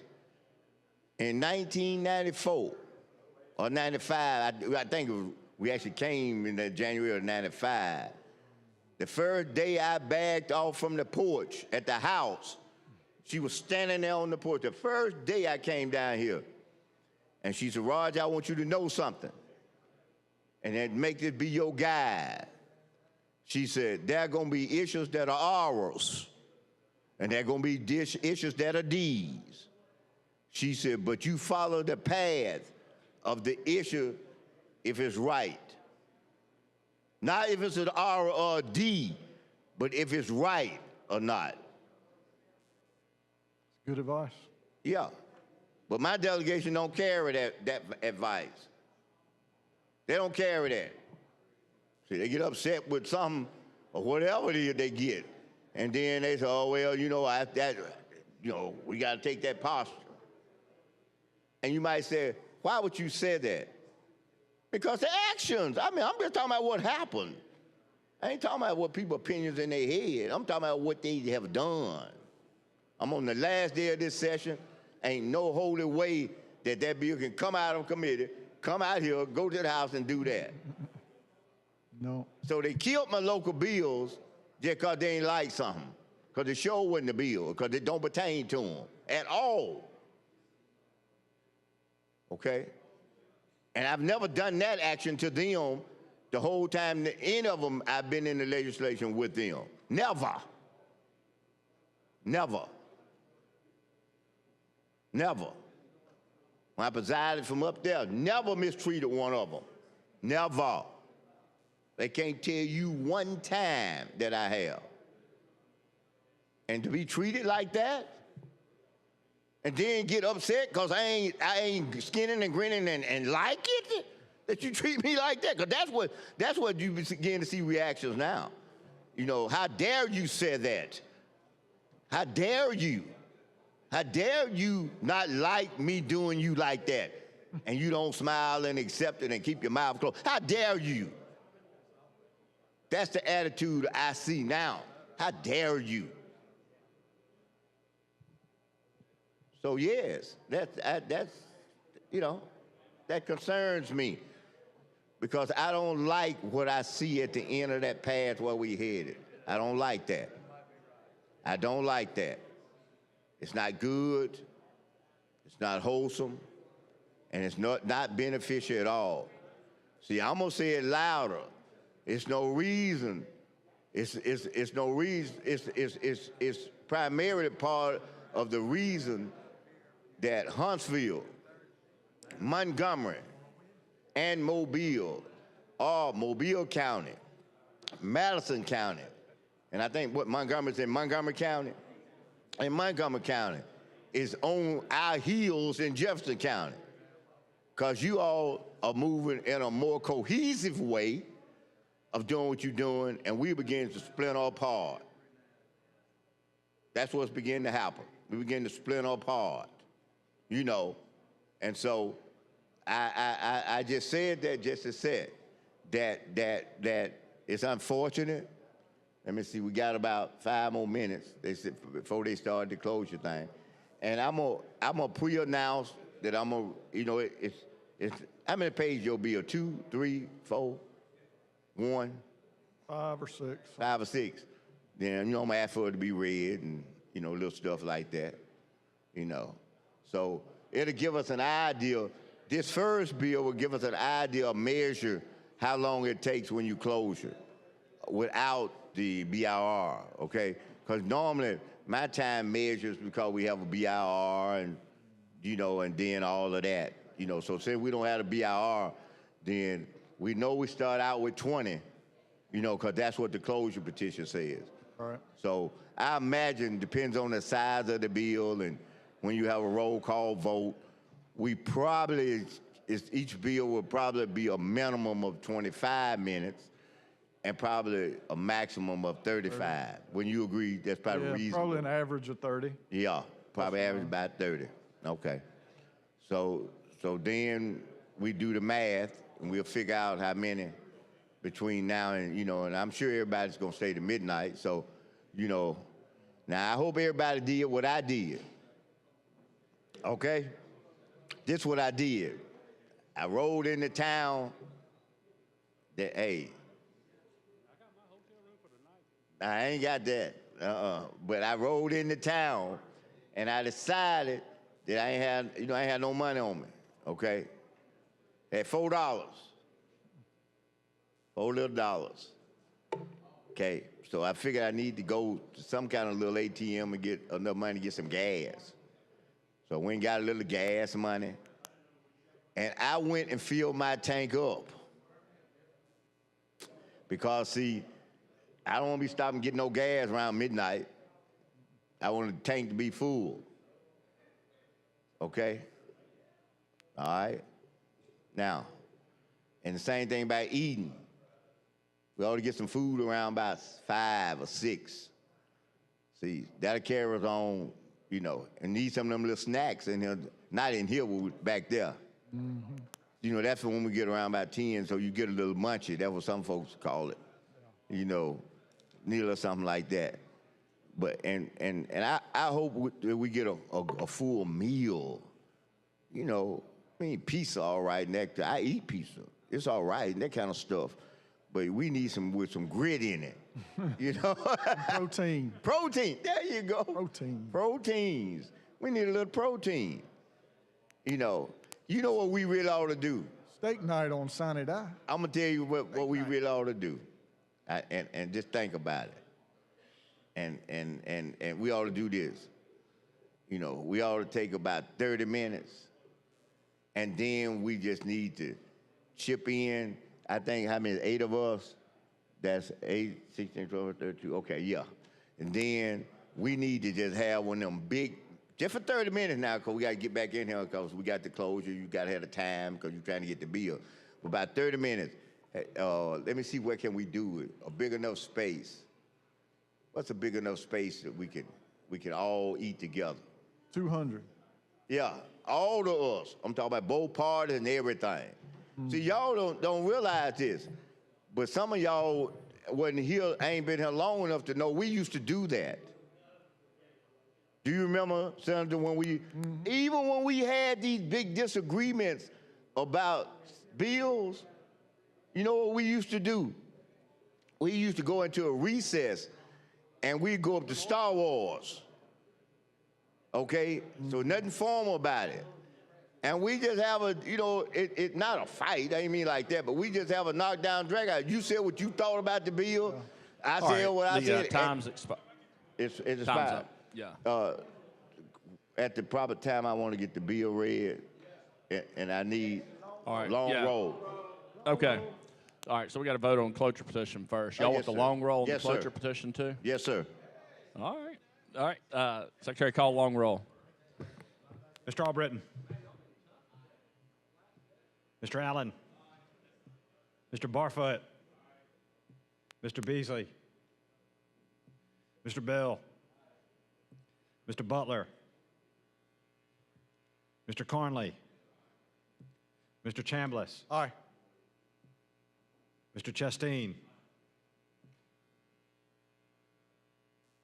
Ms. Coleman. Ms. Coleman Madison. Mr. Elliott. Ms. Figures. Mr. Gavan. Mr. Gudger. Mr. Hatcher. Mr. Hovey. Mr. Jones. Mr. Kelly. Mr. Kitchens. Mr. Livingston. Mr. Melson. Mr. Orr. Mr. Price. Mr. Roberts. Mr. Sessions. Mr. Shelnut. Mr. Singleton.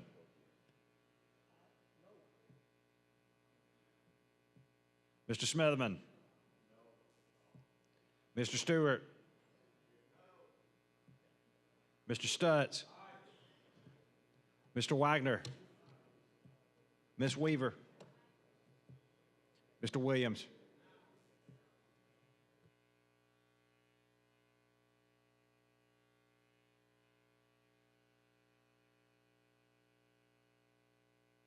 All right, so 25 ayes, 6 nays. Cloture petition passes. Secretary, read the bill. Relating to Fayette County to amend Section 4529-240 Code of Alabama to further provide for the duties of the Revenue Commissioner and to further provide for the compensation of the Revenue Commissioner. Section 1, Section 4529-240 is amended to read as follows. A Revenue Commissioner shall be elected at an election called for that purpose, and every 6 years thereafter, he or she shall serve for a term of office of 6 years. The County Revenue Commissioner shall perform all acts, duties, and functions required by law to be performed either by the tax assessor or by the tax collector of the county relative to the assessment of property for ad valorem taxation, the collection of such taxes, the keeping of records, the making of reports concerning assessments, and for the collection of taxes. Subject to the approval of the County Commission, the County Revenue Commissioner shall appoint and fix the duties and compensation of a sufficient number of deputies, clerks, and assistants to perform properly the duties of his or her office. The acts of the deputies shall have the same force and legal effect as if performed by the County Revenue Commissioner. Before entering upon the duties of office, the County Revenue Commissioner shall take the oath of office prescribed by Section 279 of the Constitution of Alabama and execute a bond in such a sum and may be affixed by the County Commission, giving as security thereon a bonding company authorized to do business in Alabama. The bond shall be conditioned as other official bonds are conditioned and shall be approved by and filed with the judge of probate. The cost of the bond shall be paid out of the general funds of the county on a warrant of the County Commission and shall be preferred claim against the county. The County Commission shall provide the necessary offices for the County Revenue Commissioner and shall provide all stationery, equipment, and office supplies not otherwise furnished by law needed for the efficient performance of the duties of the office. The County Revenue Commissioner shall collect and pay into the general fund of the county all fees, percentages, commissions, and other allowances which the tax assessor and the tax collector are now or hereafter by law authorized or directed to charge or collect for the performance of any duty imposed by the law on those officers and transferred to and imposed on the County Commissioner. The offices of tax assessor and tax collector of Fayette County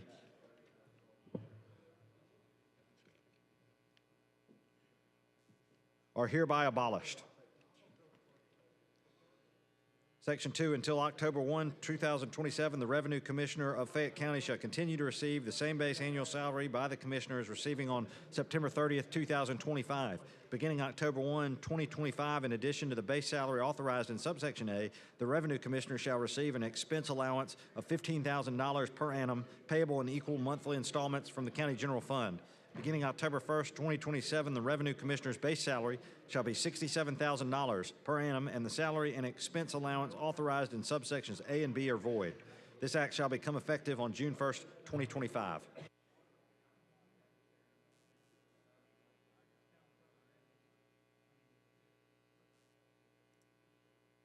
All right, Secretary, call the long roll. Mr. Albritton. Mr. Allen. Mr. Barfoot. Mr. Beasley. Mr. Bell. Mr. Butler. Mr. Carnley. Mr. Chambliss. Aye. Mr. Chastain. Ms. Coleman. Ms. Coleman Madison. Mr. Elliott. Ms. Figures. Mr. Gavan. Mr. Gudger. Mr. Hatcher. Mr. Hovey. Mr. Jones. Mr. Kelly. Mr. Kitchens. Mr. Livingston. Mr. Melson. Mr. Orr. Mr. Price. Mr. Roberts. Mr. Sessions.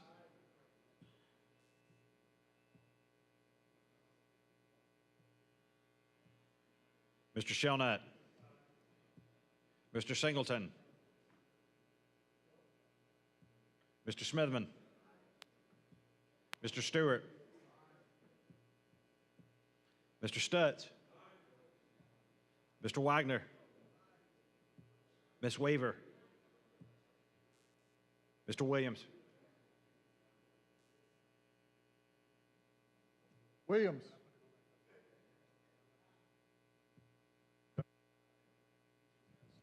$30 ayes, 0 nays. House Bill 511 passes. Secretary, call the next bill.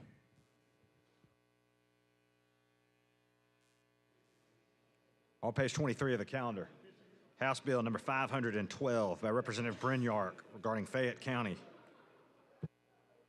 Mr. President, Senator Chambliss. I move final passage in short roll. Speak to it. All right. Yeah. You're recognized. Mr. President, I want to thank you for allowing me to bring this on. I think that this is a great local bill where we are now in a posture to where we can be able to get a few bills out. Hopefully that we would have gotten some of these bills out, but now we're in a different mode from where we had already talked to the leadership about, and now that things have turned and changed, then we're in a whole different posture here. And in this posture, we are going to use the tools that we have to make happen what we need to make happen. And so I understand that this cloture petition is about to get started now. And so we can move this along, and as we go, we don't mind whether or not it's gonna be me talking or you talking. All I got is time on my side.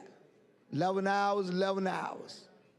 So, y'all gonna read that? at least I know you gotta Senator be in Singleton. here, because every 20 Senator minutes. Singleton, hold on one second. Let me let them read this real quick. All right, report from the Rules Committee. From the Committee on Rules, petition to close debate. We, the undersigned members of the Senate Rules Committee, petition the Senate pursuant to Senate Rule 20 that debate on the pending measure, House Bill number 512, shall cease at 3:08 o'clock on May the 14th, 2025. Mr. President, I'd like to speak to the motion. You recognized? We really don't have to be here. Number one, we don't have to be here because of the way the House treat our local bills. And when they make a decision that they're not going to handle but certain kind of bills, cause some of us to go and advertise bills, which cost our small communities money. And when we cost us money, then you just make a decision, an arbitrary decision, that this sector of the state would not get anything for their local bills. I just don't think that's fair. All we asked was for an up or down vote. If you kill the bill, I've had legislation to die.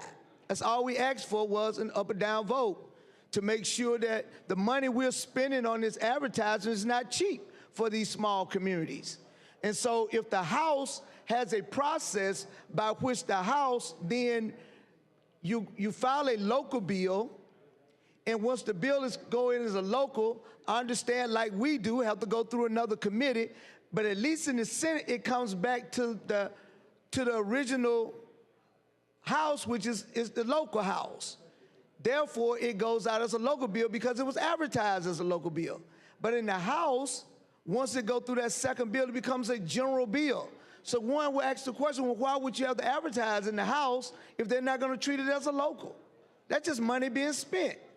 I think they have a flawed rule down there that they really need to get changed, but that's still no excuse, because even on the calendar, it could be picked by someone on the Rules Committee and bring that bill up and vote it up or down. So while I got this time up until 3:08, the court just made a ruling in a case back on May 8th in a forceful condemnation of a legislative defiance. A 3-judge panel from the United States District Court of the Northern District issued a major decision on May 8, 2025, ruling that the Alabama Republican-led legislature engaged in an intentional racial discrimination in its congressional redistricting process. The panel, consisting of Judge Stanley Marcus, Judge Anna Manaskis, and Judge Terry Moore, two of them which was appointed by the Trump administration and one was appointed by the Clinton administration.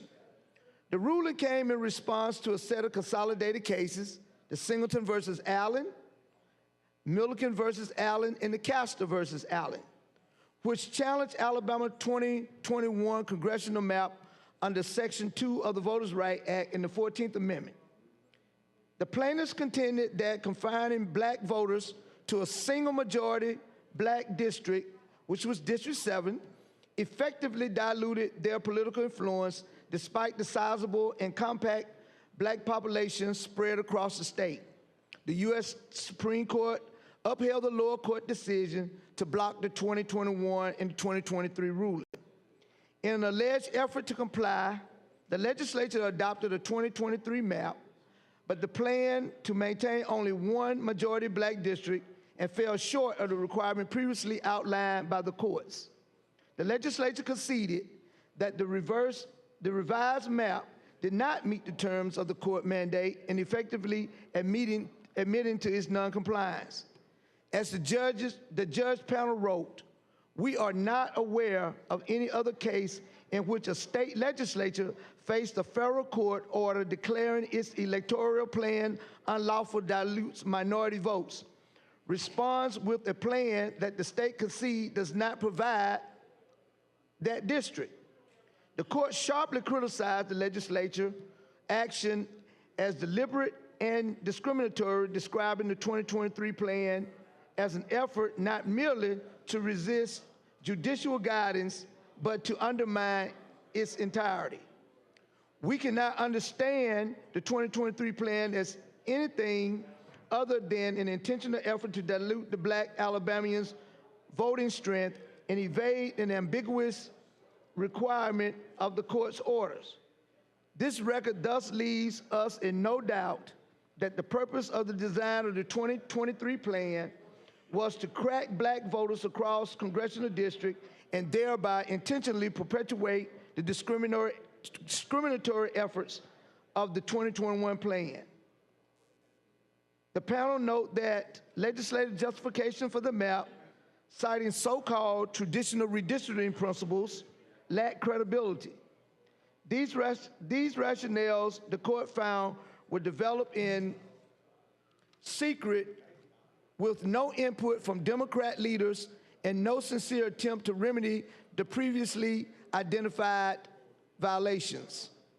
Quote, testimony by key legislators showed that legislative findings were drafted surreptitiously in the dead of the night at the very last minute and without any input on either the Senate co-chair or House co-chair of the Legislative Reapportionment Committee.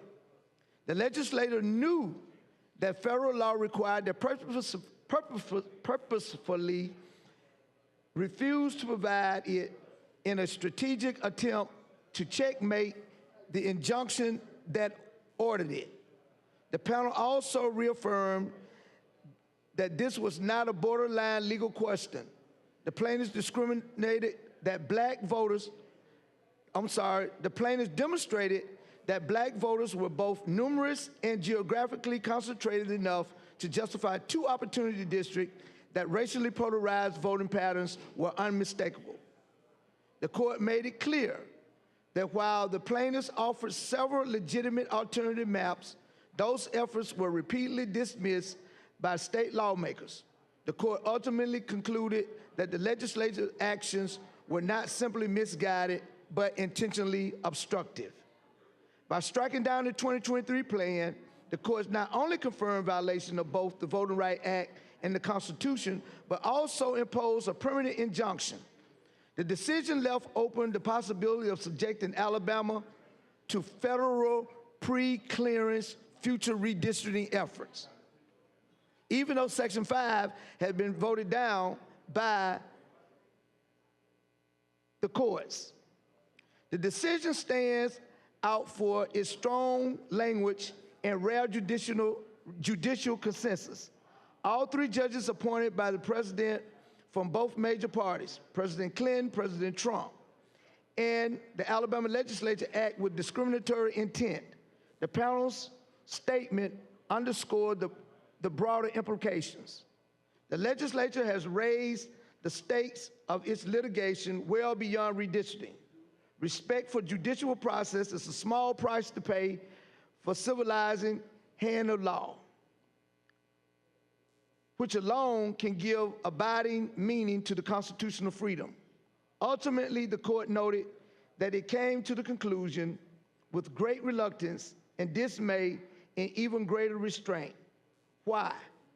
Because the court stated that it had no desire to intrude on a process that is ordinarily and properly reserved for the Alabama legislature. However, the legal presumption of legislative good faith cannot be given to the legislature a free pass for its purposely attempt to rob black Alabamians of an equal opportunity under the law to elect candidates of their choice. This is basically what the court ruled in that case. And so it basically said that the legislature here just intentionally did not do what the court ordered them to do, purposely allowed them to just ignore what the court is doing. And when you have legislative process, You know, and I look at how we're doing these local bills that with total disregard to the rules of courtesy for local bills, that this legislature just continue to want to totally disregard Democrats when they're bringing bills of magnitude that are important to us in our communities. And that's where we are here today, and that's where we're going. And now that we used to be able to lay statements across the general, I understand that our rule doesn't allow for us to do that. I will definitely be bringing this in the form of a resolution at some point in time to be able to deal with how do we give notice, judicial notice to our friends on the other side of the aisle that the courts are for real and the courts are mean for you to draw maps as they ask you to at least make attempts to do the things that you're supposed to do. Here we are right here at this 11th hour today dealing with local bills that didn't have to be. No one on the Democratic side hold up any local bills. We didn't ask for this. You got 47 bills with 11 hours to try to get them out. I just don't know how you fit that into the day. It can't happen, but it can if we just move forward and take all these bills out. We've done it before, but the ball is in the court of the House. If the House decides that they're willing to burn the House down and not allow their members to carry home those bills that is important to those communities, so be it. I was told by the Speaker that I just have to use the tools that I have. And I appreciate it. I have lots of respect for the Speaker. And then I'm going to use the tools that I have to be able to stand here for my community, because we should not be punished for having an industry in our community that's been there for over 50 years, and all we're trying to do is upgrade a statute, not trying to do something new. We're not doing something that has been declared illegal by the courts. We've never been declared unconstitutional. There's 4 tracts in this state. We are one of them. Mobile was able to pass a similar to same bill in 2021. Macon County can do it. So can Jefferson County do the same thing with HHR racing. There have been 3 Attorney General's opinions from 3 different Attorney Generals stating that these machines were legal. And so, for some reason, members down in the House has taken issue with my local bill and decided they want to scrutinize it from top to bottom. Well, while I may not have a particular plan or problem with any of these local bills here, you know, we're going to take our time and move these bills through. And now that we're being clotured, these bills were probably never going to get read, but now they will all get read. All will go with a long roll call. So while I may not get an hour out of it, but I'm going to try to milk every bit of the 40, 50 minutes I can. And so, and if I find a way to carry it longer than that, I will. And so we're going to have to just make this a long afternoon. I'm prepared to stand here for the remaining and the duration of the time that we have and talk. I have no problem with that. I don't make idle threats. We're going to do this. I think that not only myself, but members on my side of the aisle are just tired of being misused when it comes to the legislative process in terms of getting our bills an opportunity to be heard. You either going to vote them up or down. We represent a constituency just like you represent a constituency. I want to be able to carry home to my constituency just like these people want to carry home to their constituents. And so we are all on equal footing. We all have one vote in this body, regardless of whether you're the speaker or whether you're the pro tem, majority leader, minority leaders, or members, we all have one vote, and that's the only vote that we have, voting one at a time. You know, and so we just want to make sure that our voice are being heard today. And, you know, at any point in time that y'all don't want to hear me, you can come and take the mic, because as far as I'm concerned, it's just time. It's just time with me. There's nothing that I'm trying to get out of it but time. And so with that, it puts us in a real precarious position, because none of us like to slow down anybody's local bills. My bill, I was told to say, well, you know, we help you get it out up here, but I filed that bill on the second day. It was day 20 before it got out of here. It could have easily came up on day 2, day 3 here, but it didn't. It was being held up in this body because somebody didn't want it to go downstairs then. I'd almost begged the chairman, go and get me on committee, and thank God for a good chairman who decided to go on and get me on committee and get it out, and I appreciate the chairman. But it was a lot of other factors in that. When I filed it on day 1, day 2, I didn't file it day 1, filed it day 2, and it took day 20 before it got out. And it's a local bill, while other people's local bill was flying out and going on down. And so this body is somewhat complicit also. While I'm being told, well, you're hurting your own people up here, we didn't do anything to you. I hear you. But nobody was willing in trying to help get it out. This could be easy, and I know that some of these bills are coming back up, or your counterparts, and it's important to y'all to get these bills because you want to get them home and be able to let the people know that you bought back those things that you say that you would. Your county commissioners, your tax assessors, your sheriff, your tax collectors, all of those bodies, the school boards, have asked you to do certain things in your community, and you're trying to get them done for the people of your community. It's an election year coming up. And I know as of the 19th, you can start raising money again. And so you can bring some of these bills home, and you can say and go and make your speech, your speech at the end of the session and say, hey, I brought home the bacon. Let's put it in the pan and fry it up. But we're going to be slow and deliberate about getting the bacon out, because I don't eat pork. So I'm not interested in getting it out that fast. So the pig is in trouble with me today. The pig is in trouble. If you're trying to carry your pork home, the pig is in trouble with me because I don't eat pork. So the pig gonna catch it today. Oink, oink. You know, so, you know, back in the day when we used to slaughter pigs, we just hit them in the head with the back of the axe. The back of the axe. Cruel and unusual punishment. Yeah. I'll put a 22 between his eyes and sit there and watch him bleed out and cut his throat. And wait on him to get out and get that scalding barrel of water and slide him down in there and get your knife and start scraping all of the hoof off of him. Scrape him down and get him all clean until the skin is white.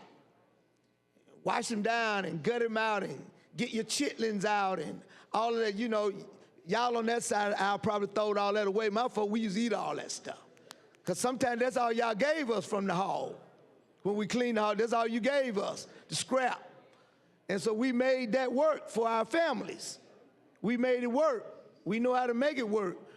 We ate pig feet, and now pig feet and pigtails sell they sell so much now, man. And you go to the store now, you see chicken feet in the store again. You know, I remember folks just cut chicken feet off and throw them away. Well, we used to get them and boil them down, make them gravy with them, eat good chicken feet. Back in the day when I used to eat pork, you know, we would cut it up and take the skin and fry it and make skins out of it. Bread and put what we call lahomie, and put bread in the stove and make it out of crackling bread. And so some of y'all don't know nothing about that, you know, because y'all were eating high on the hog while we had to eat low on the hog. You were eating the butts, the Boston butt. Man, I ain't know nothing about a Boston butt until I was old. Somebody asked me what a Boston butt. I didn't know nothing about no Boston butt. All I know was a pork chop, some rib, some chitlin, some hog foot, and some pig ears, okay? And hog maw. So the pig in trouble with me today. So if you can't carry home your bacon, it's gonna be a slow process of getting that bacon to the house. Y'all gonna be dragging that pig, saying, here's what left of him. We got out what we could. And so I understand y'all want to be able to say to the people of the state of Alabama that we are in control because we're in the supermajority. And All right, we're in time's control. up. Oh, no. Mr. President, at the proper time, I'd like to have this bill read at length. I would like to have a long roll right now. All right, Secretary, call the long roll, then read the bill. Mr. Albritton. Mr. Allen. Mr. Barfoot. Mr. Beasley. Mr. Bell. Mr. Butler. Mr. Carnley. Mr. Chambliss. Mr. Chasteen. Ms. Coleman. Ms. Coleman Madison. Mr. Elliott. Ms. Figures. Mr. Gavan. Mr. Gudger. Mr. Hatcher. Mr. Hovey. Mr. Jones. Mr. Kelly. Mr. Kitchens. Mr. Livingston. Mr. Melson.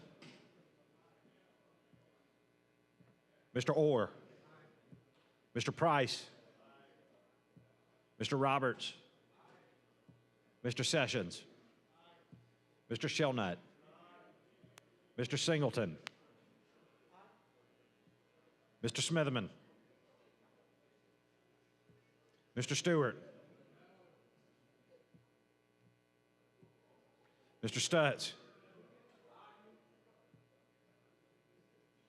Mr. Wagner. Ms. Weaver. Mr. Williams.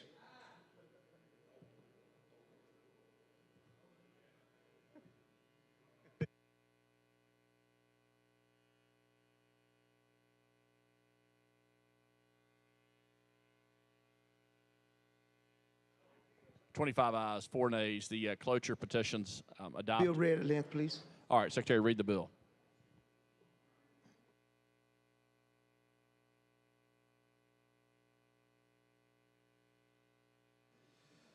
Be it enacted by the Legislature of Alabama, Section 1, Section 4529-230 Code of Alabama is amended to read as follows.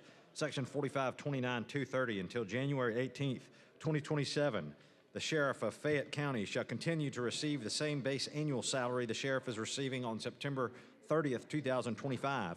Beginning on October 1st, 2025, in addition to the base salary authorized in subsection A, the Sheriff shall receive an expense allowance of $20,000 per annum payable in equal monthly installments from the County General Fund.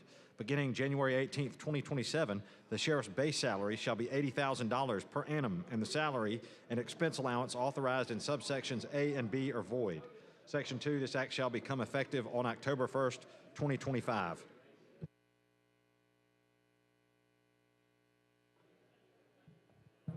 Long roll, please. Mr. Albritton. Long roll. Mr. Allen. Mr. Barfoot. Mr. Beasley. Mr. Bell.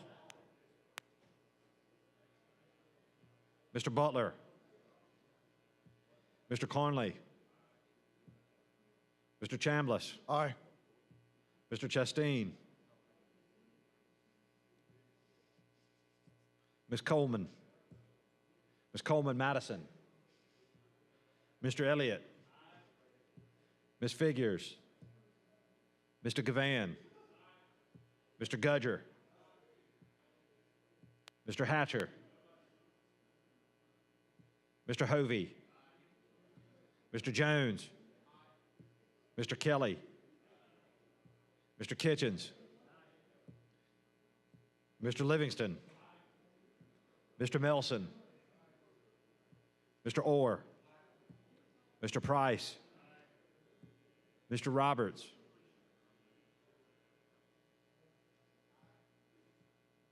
Mr. Sessions, Mr. Shelnut, Mr. Singleton, Mr. Smithman, Mr. Stewart, Mr. Stutz, Mr. Wagner, Ms. Weaver, Mr. Williams.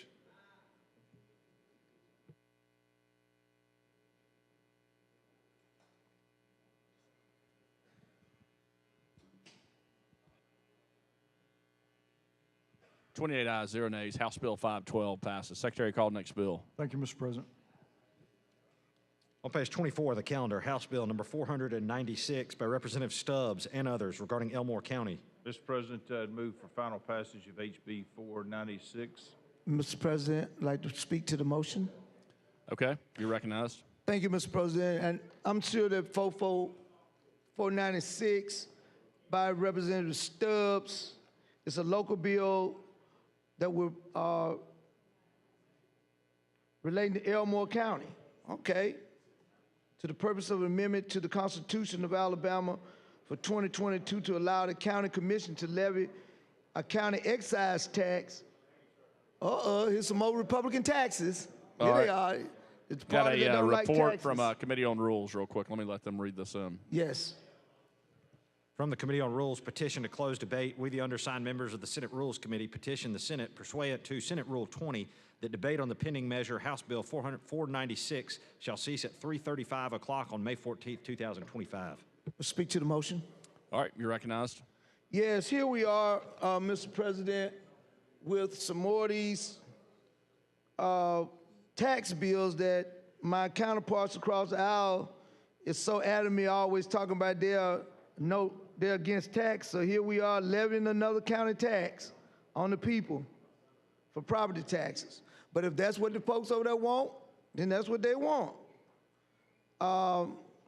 This is a levy of county excise tax on vape products, alternative nicotine products, and tobacco products to levy the property assessment on each parcel of land in the county and to provide for the collection and the allocation of the proceeds from these taxes.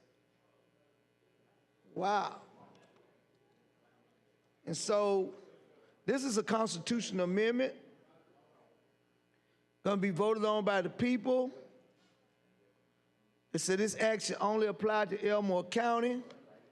For the purpose of the tax allowed in this act was the following: alternative nicotine products, tobacco products, and vape products. This tax shall be in addition to any other taxes or fees levied on the products. The county commission shall provide for the collection and administration of this tax by resolution. The proceeds of this tax shall be deposited into the Enhanced Elmore Fund. The county commission shall appropriate the proceeds of the tax as follows: 70% of the public health for public health and safety, 30% for county fire and rescue protection. These funds should be distributed to the Elmore County Firefighters Association for equal allocation to each member of the fire department. These funds shall be used at the discretion of the individual department for fire protection, fire prevention, and emergency medical services to include, but not limited to, fire or emergency medical equipment, fire emergency medical supplies, training, building, and capital improvement, insurance, dues, and professional services unless otherwise prohibited by law. For the purpose of the assessment imposed by part, the following terms of the phrases have the following meaning. It has a definition for commercial parcel, land-only parcel, and residential parcel. This bill also said there's a levy of an annual property assessment on all parcels of land in Elmore County at the following rate: 25 cents per year on a land-only parcel, $150 per year for a residential parcel, $300 a year for a commercial parcel. This assessment should be collected and administered and provided by Part 2 of Article 14 of Chapter 26, Title 45 of the Code of Alabama 1975. Any property exempt pursuant to the Section 4526-141 09 Code of Alabama 75 should be exempt from the assessment levied by this part. Contiguous parcels that share common ownership shall be subject to a single assessment. For purposes of the subdivision, common ownership shall mean ownership by 1, the same individual or entity, in part or in whole; 2, the owner's spouse; 3, a family trust in which the owner is a trustor or beneficiary of; 4, a family limited liability company or partnership in which the owner is a member or partner.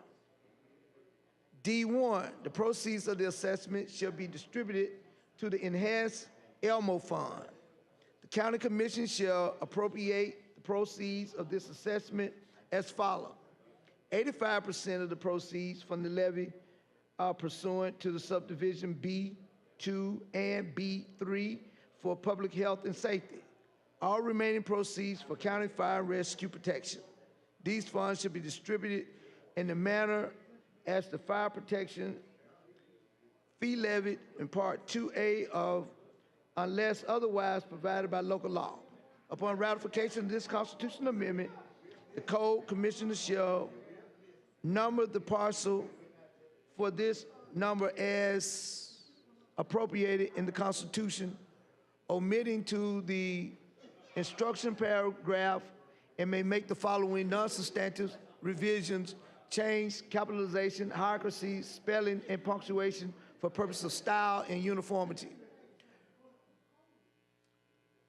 In proposed amendment, Section 2, an election upon the proposed amendment shall be held November 4th, 2025, in accordance with Section 284, 284.1, and 285 of the Constitution of 2022 of the election laws of this state.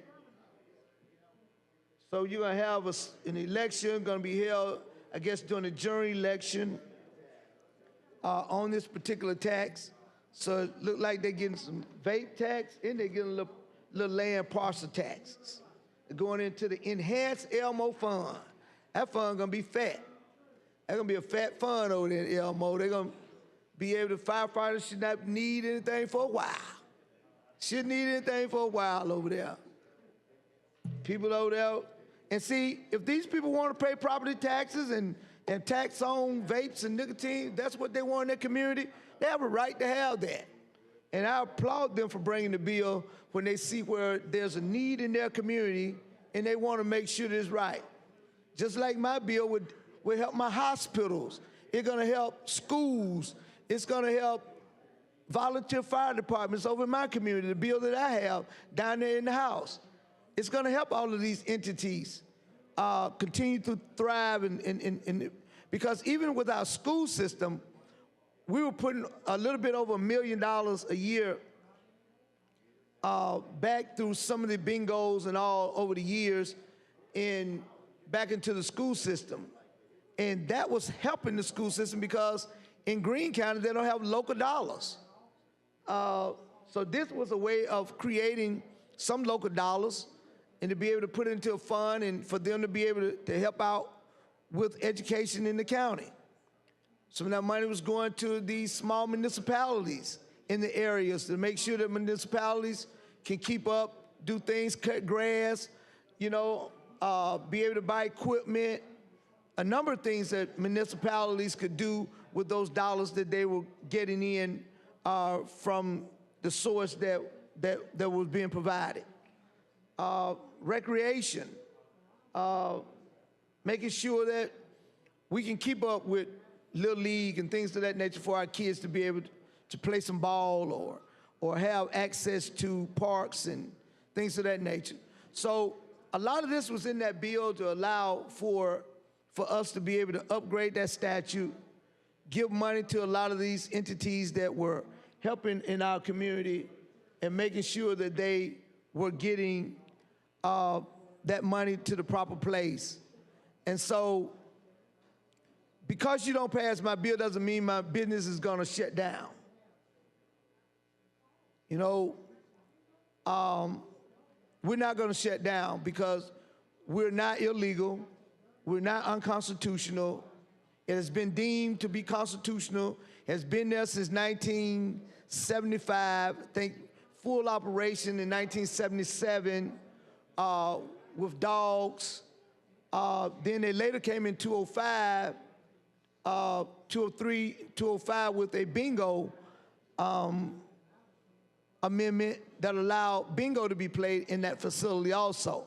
So there was always a separation between bingo and pari-mutuel.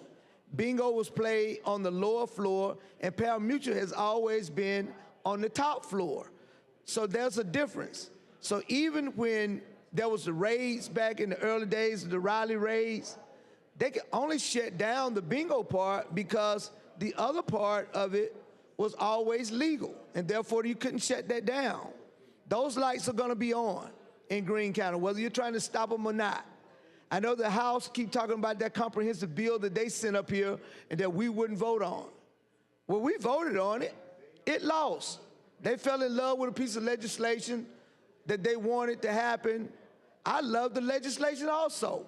We delivered our votes over here off the Senate side, of the Democratic side. That's what we were asked. We came here, we worked with the body to make sure that we can get a good bill out. But it wasn't Democrats that killed your bill while you're harping on my bill. And so, whether you want a comprehensive bill or not, doing what you're doing to my bill is not going to shut the business down. So we will continue to flow, continue to do what we're doing, and it's just that, you know, we don't get to upgrade the statute, and money will just flow as it is and has been, and people will be all right until we can get done what we want to get done.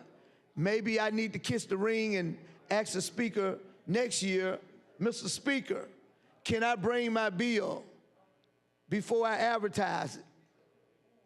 And it's a sad day that we have to ask for people to be able to do something local for their own community and for their own people. We got to ask the Speaker and go kiss the ring before we can bring it. You know, and I guess that all of us could have that kind of position about legislation and say, well, you bring that kind of a legislation, then we don't want it. Maybe next time I'm gonna say, anybody bringing levying any taxes on people in your community, we're gonna have some problem with it, filibustering, and we're gonna try to make sure you don't get that bill passed.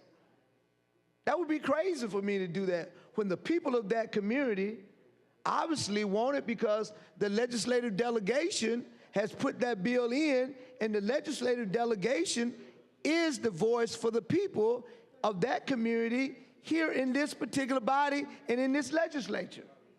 We're the voice. If the people give this to us and say, go and get this done for us, why should it be dictated by someone who lives 3 or 4 hours away, can dictate that they decide that they don't want to put up with it when they only have one vote like I do? But maybe it's the will or the power that they have to be able to take it and not be able to put it on a calendar, which it's a simple process. You keep talking about, well, we tried to bring it up. The votes are just not there to bring it up. You don't have to have the votes to bring it up. You can put it on the calendar. You can just put it on the calendar. Somebody can choose it, who's on the Rules Committee, choose it, put it on the calendar, give it an up or down vote. As simple as that. But other than that, somebody obviously playing games for somebody because I got the receipts that shows that in 2021, right here in this body, was bought by the people from Mobile, the delegation from Mobile, bought for the Mobile track The same kind of bill, in as much as they weren't doing a lot of upgrading their statute, but it put HHR machines into the Mobile tract. The House passed it through. They treated it as a local bill. It went out as a local bill. And I understand they said they changed their rules, and now bills don't have to do that, but it still could go on the calendar, and they still will have time right now to get that bill passed. And if that is the case, we could probably get all 40 plus of these bills out. We can get our confirmations probably before it gets some of them out also. So therefore, right now, there are a lot of people on boards and commissions that are not going to get confirmed. There are a lot of people who are not going to be able to carry home their local bill because leadership just want to maintain a position and not want to treat a piece of local legislation fair. That's all it's about. Nothing I've done to them, but tried to work with leadership down there. Nothing I've done to leadership up here. Again, my bill got held up here 18 or 20 legislative days before it got out of here. So this body's a little complicit also. So we don't just get to walk away and talk about, well, we the ones, you hurting us also, and some of these bills for us to take back home. Yeah, you know, we got to vote up. And thankfully that we're able to get it out of this body. When the bill is just a local bill for a local business that is already in existence since the 1970s. And that's all we're trying to do. And you say you support small business, I guess we're gonna pick and choose what small business we like and which ones we don't. So that's what we're doing here.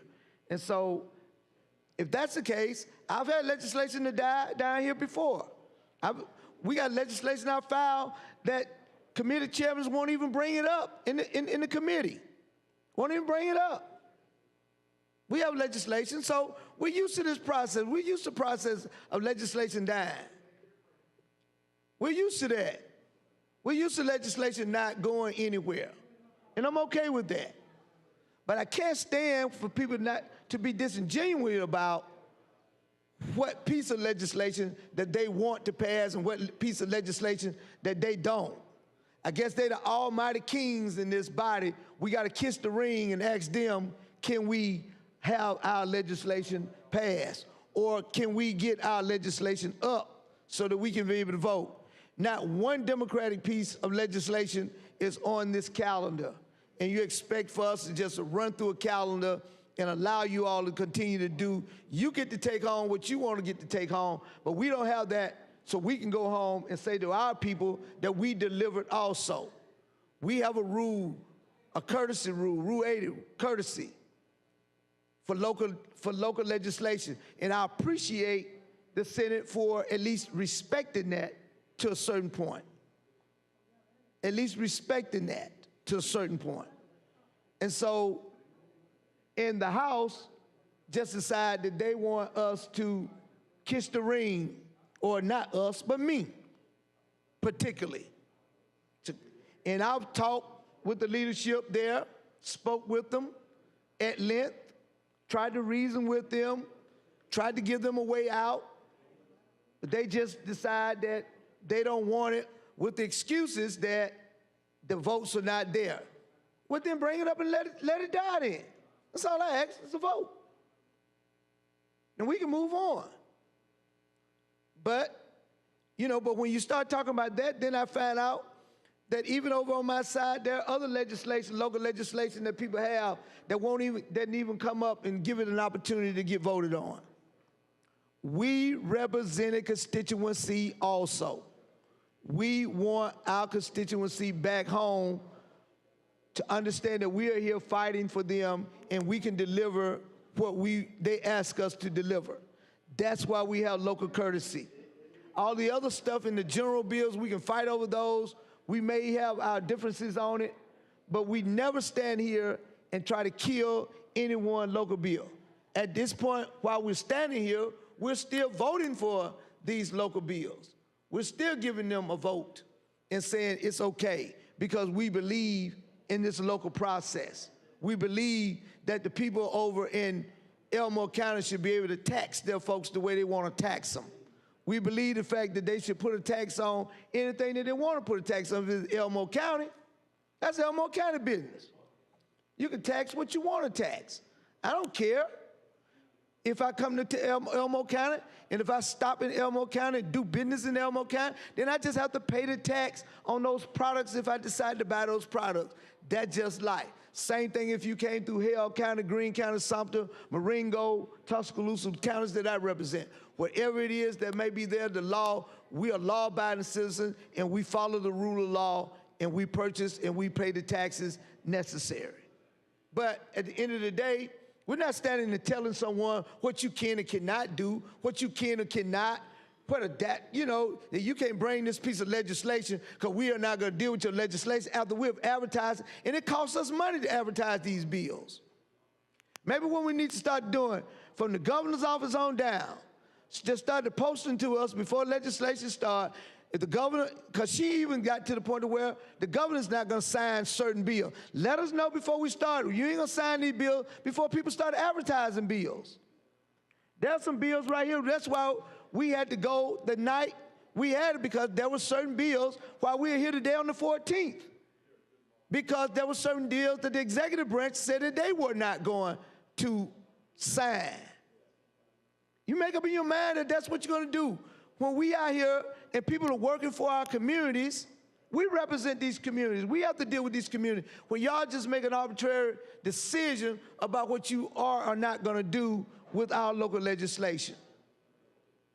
That's not right. We deserve to have our local legislation heard. We deserve to have our local legislation voted on. So we will methodically move through this process. Time has expired on the cloture petition. The Secretary will call the long roll. Long roll, and I'd like the bill read at the proper time. Mr. Albritton. Mr. Allen. Mr. Barfoot. Mr. Beasley. Mr. Bell. Mr. Butler. Mr. Carnley. Mr. Chambliss. Mr. Chasteen, Ms. Coleman, Ms. Coleman-Madison, Mr. Elliott, Ms. Figures, Mr. Gavan, Mr. Gudger, Mr. Hatcher, Mr. Hovey, Mr. Jones, Mr. Kelly, Mr. Kitchens, Mr. Livingston, Mr. Melson, Mr. Orr, Mr. Price, Mr. Roberts, Mr. Sessions, Mr. Shelnut, Mr. Singleton, Mr. Smithman, Mr. Stewart, Mr. Stutz, Mr. Wagner, Ms. Weaver, Mr. Williams,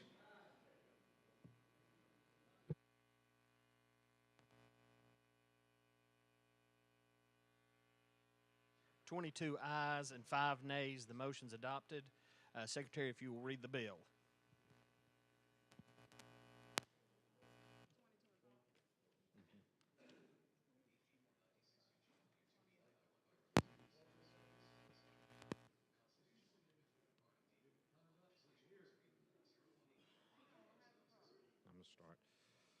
Relating to Elmore County to propose an amendment to the Constitution of 2022 to allow the County Commission to levy county excise tax on vapor products, alternative nicotine products, and tobacco products, to levy a property assessment on each parcel of land in the county, and to provide for the collection and allocation of the proceeds from these taxes. The following amendment to the Constitution of Alabama of 2022 is proposed. Part 1, this act shall apply to Elmore County. Part 2, for the purposes of the tax allowed by this act, the following terms and phrases have the following meanings. Alternative nicotine product, any product that contains nicotine that can be ingested into the body by chewing, smoking, absorbing, dissolving, inhaling, snorting, sniffing, or by any other means. The term does not include a tobacco product, vapor product, or any This bill would product that propose has an been amendment to the approved by the United Constitution of States Food and Alabama Drug of Administration. 2022, relating to Elmore County, to allow the county commission to levy a county excise tax on vapor products, alternative nicotine products, and tobacco products, to levy a property assessment on each parcel of land in the county, and to provide for the collection and allocation of the proceeds from these taxes. A bill to be entitled an act relating to Elmore County, to propose an amendment to the Constitution of Alabama of 2022, to allow the county commission to levy a county excise tax on vapor products, alternative nicotine products, and tobacco products, to levy a property assessment on each parcel of land in the county, and to provide for the collection and allocation of the proceeds from these taxes. Be it enacted by the Legislature of Alabama, Section 1. The following amendment to the Constitution of Alabama of 2022 is proposed. Proposed Amendment Part 1. This act shall only apply to Elmore County. Part 2. A. For the purposes of the tax allowed by this act, the following terms and phrases have the following meanings. 1. Alternative nicotine product. Any product that consists of or contains nicotine that can be ingested into the body by chewing, smoking, absorbing, dissolving, inhaling, snorting, sniffing, or by any other means. The term does not include a tobacco product, vapor product, or any product that has been approved by the United States Food and Drug Administration for sale as a tobacco cessation product or for other medical purposes and that is being marketed and sold solely for that purpose. 2. Tobacco or tobacco product. Any product made or derived from tobacco that is intended for human consumption, including any component, part, or accessory of a tobacco product, except for raw materials other than tobacco used in manufacturing a component, part, or accessory of a tobacco product, but does not include an article that is a drug as defined under Section 201, G. 1, of the Federal Food, Drug, and Cosmetic Act, a device as defined under Section 201, H, of the Federal Food, Drug, and Cosmetic Act, or a combination product described in Section 503, G, of the Federal Food, Drug, and Cosmetic Act. 3. Vapor product. Any non-combustible liquid or gel, regardless of the presence of nicotine therein, that is manufactured into a finished product for use in an electronic cigarette, electronic cigar, electronic cigarillo, electronic pipe, vaping pen, hookah pen, or other similar device, unless otherwise provided by general or local law. The term does not include any product approved by the United States Food and Drug Administration as a drug or medical device or defined as medical cannabis in Section 20-2A3, Code of Alabama 1975.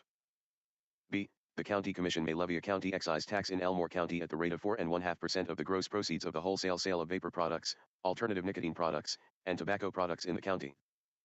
C. This tax shall be in addition to any other taxes or fees levied on the products. D. The County Commission shall provide for the collection and administration of this tax by resolution. E. 1. The proceeds of this tax shall be deposited into the Enhance Elmore Fund. 2. The County Commission shall appropriate the proceeds of this tax as follows. A. 70% for public health and safety. B. 30% for county fire and rescue protection purposes. These funds shall be distributed to the Elmore County Firefighters Association for equal allocation to each member county fire department. These funds shall be used at the discretion of the individual department for fire protection, fire prevention, and emergency medical services to include, but not be limited to, fire or emergency medical equipment, fire or emergency medical supplies, training, buildings, capital improvements, insurance, dues, and professional services, unless otherwise prohibited by local law. Part 3. A. For the purposes of the assessment imposed by this part, the following terms and phrases have the following meanings. 1. Commercial parcel. Any parcel of land containing one or more commercial building, as defined in Section 45-26-141.02. Code of Alabama 1975. Any parcel of land containing one or more commercial building and one or more dwelling, as defined in Section 45-26-141.02.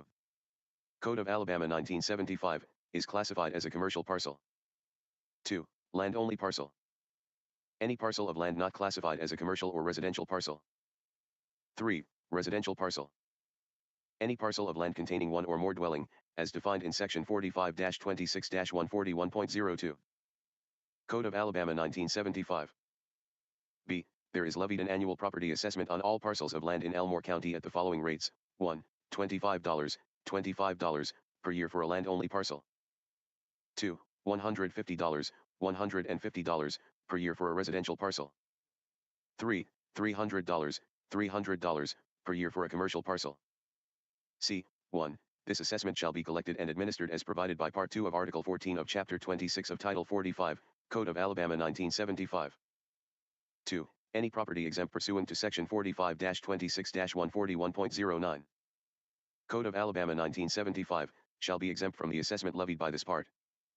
3. A. Contiguous parcels that share common ownership shall be subject to a single assessment. B. For purposes of this subdivision, common ownership shall mean ownership by 1. The same individual or entity, in part or in whole, 2. The owner's spouse, 3. A family trust in which the owner is a trustee or beneficiary, or 4. A family limited liability company or partnership in which the owner is a member or partner. D. 1. The proceeds of this assessment shall be distributed to the Enhance Elmore Fund.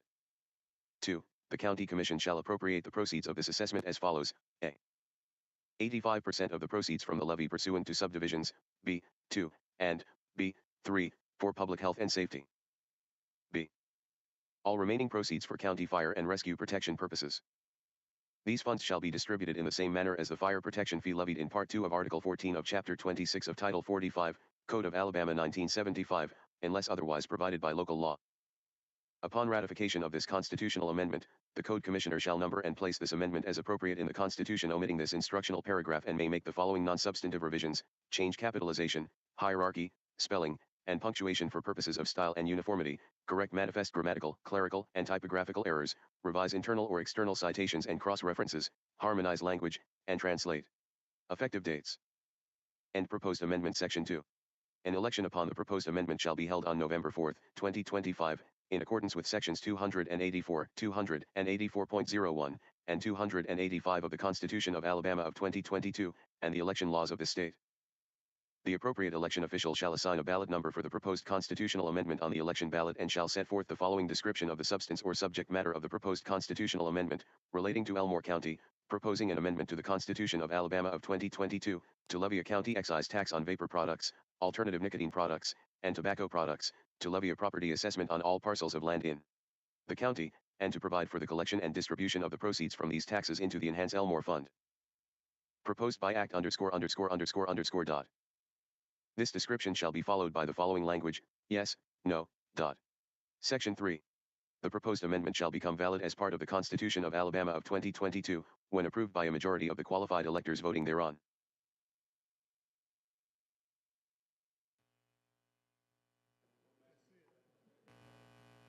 Mr. President. Secretary, call the long roll. Long roll. Mr. Albritton. Mr. Allen. Mr. Barfoot. Aye. Mr. Beasley. Mr. Bell. Mr. Butler. Mr. Carnley. Mr. Chambliss. Mr. Chastain. Ms. Coleman.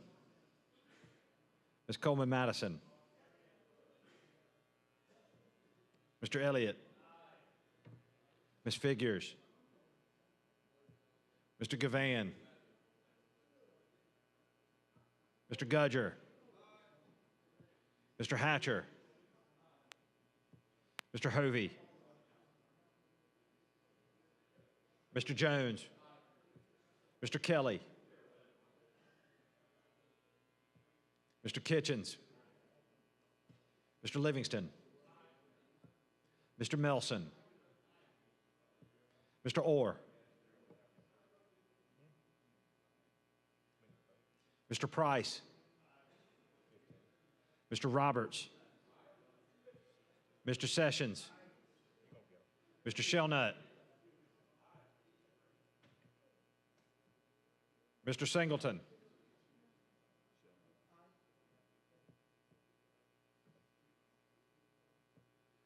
Mr. Smitherman. Mr. Stewart. Mr. Stutz. Mr. Wagner. Ms. Weaver. Mr. Williams.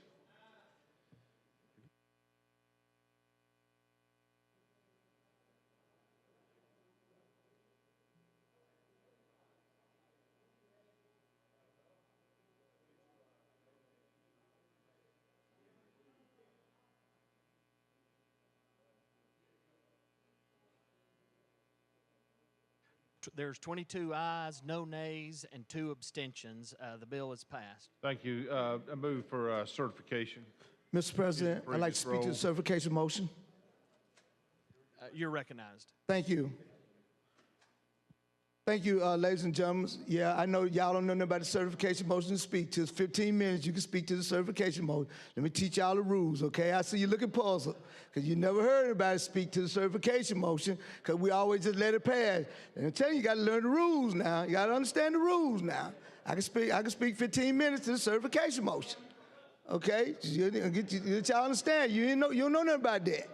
So I know you didn't know that. You rock around the rule book all the time and you didn't even know that, see? So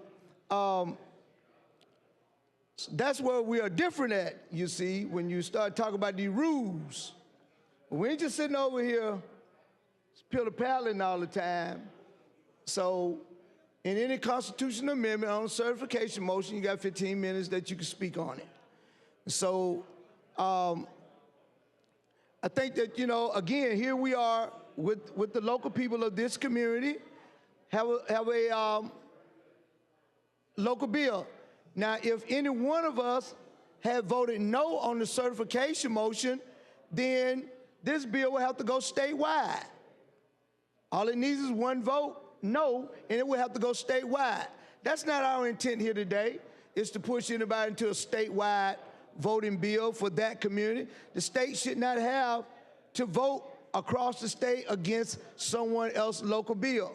That's why we changed this rules, because it used to be on any constitutional amendment that if you voted no, then that constitutional amendment will have to go statewide automatically. So that's why we go with certification notice here.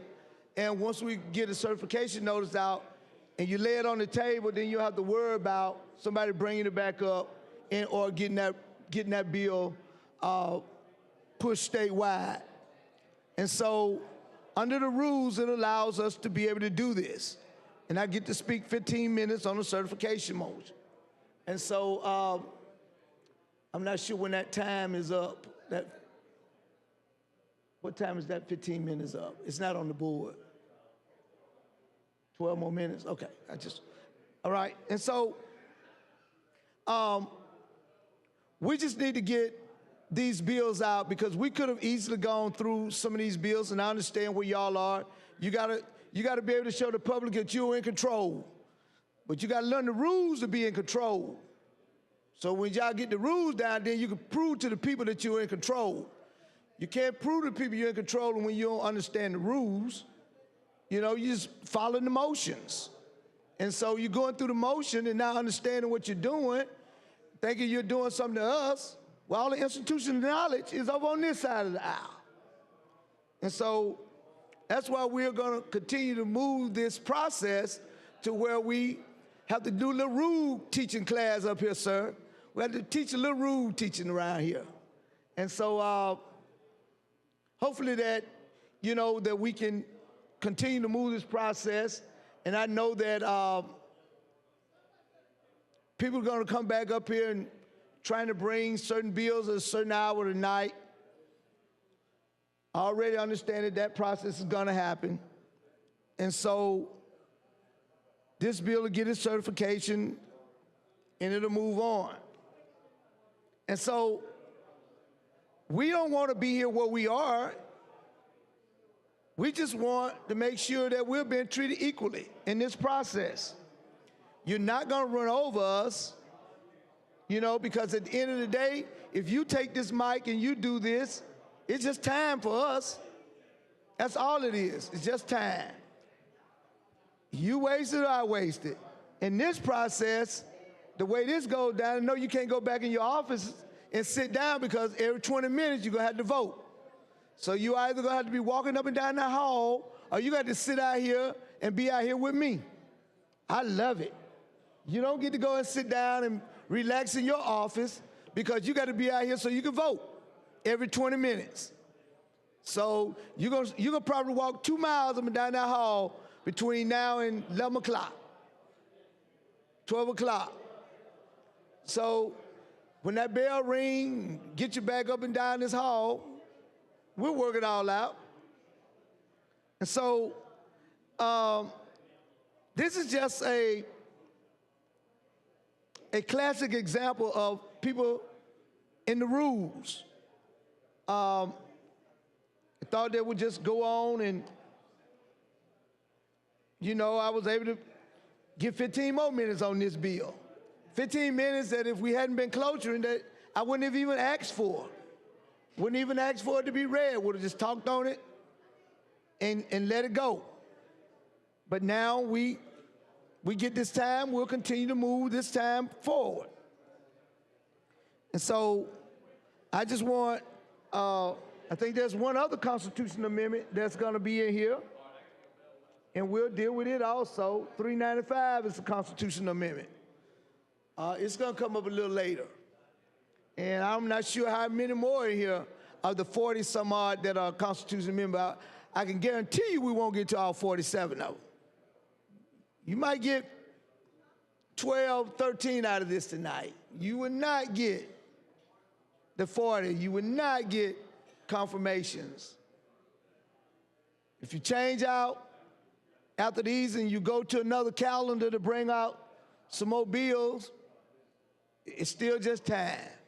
Still just time. And so we want this local bill to move forward and let the people of Elmore County do what it is that they need to do. No, this is not Elmore in this one. This is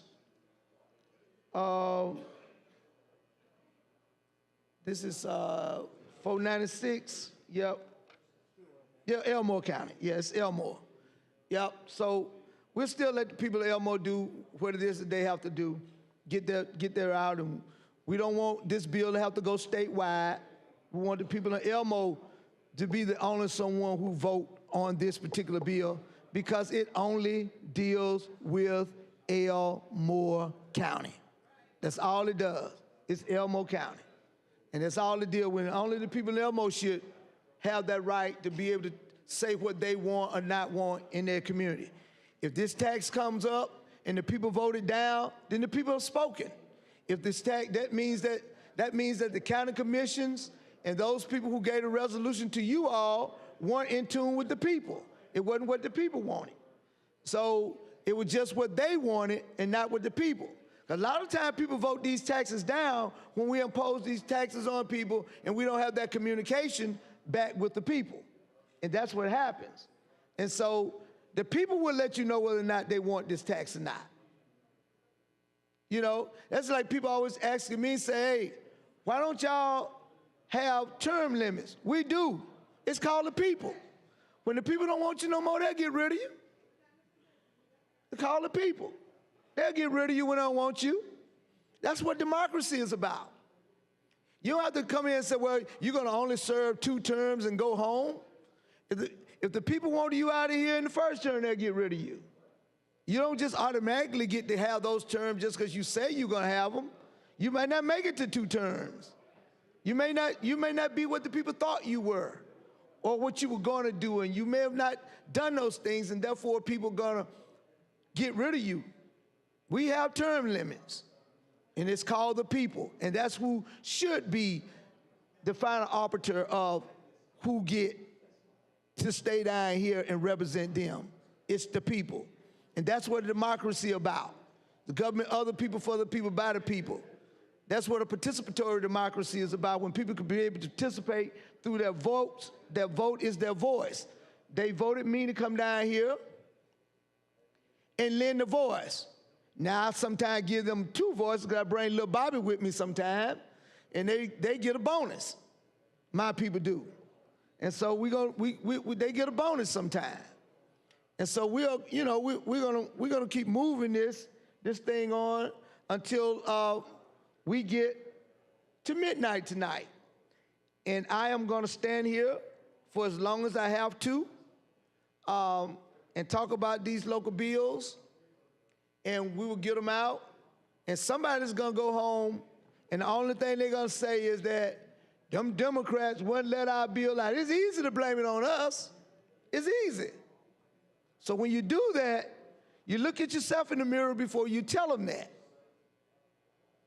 You talk about the fact that you wanted to go home every day at 4 o'clock. You didn't want to stay and work when you probably could have got some more bills out. So you don't just get to be rewarded for your ability not to want to work. We don't reward you for that. The People sent y'all down here, not just go out to dinner every night. We out here 4 or 5 o'clock every day. You could have got a lot of these bills done if you just had been willing to stay and work. You weren't willing to stay and work. Some of them ready to go home right now. Don't want to be here. Ready to go. I bet if I did a sign and die motion, it may pass right now. It just might pass. Because they're ready to go home. Ready to get out, ready to hit the road. And it's not even till like Thursday. You know, so when you don't want to work, this is how it clogs up. This is what you get. This is what you get. When you don't want to work. This is when you're lazy and don't want to work. This is what you get. It get clogged up, it get bagged up. Then you got to call a Roto-Rooter man. To unclog your trouble down the drain. A Roto-Rooter. Here he come. Here he come. And we can do that. I can get your drain unclogged. And we can move these bills and pass them all out. We've done this over and over and over again, year after year after year after year. That's why we hold them down here this long, because we know we can always get them house bills out, and we can do it. Thank you, sir. Let me see if the top broke on it or not. I had to check that, see this cyanide, poke a little hole through the bottom of it. Thank you, sir, I appreciate you. Oh, I heard the pop.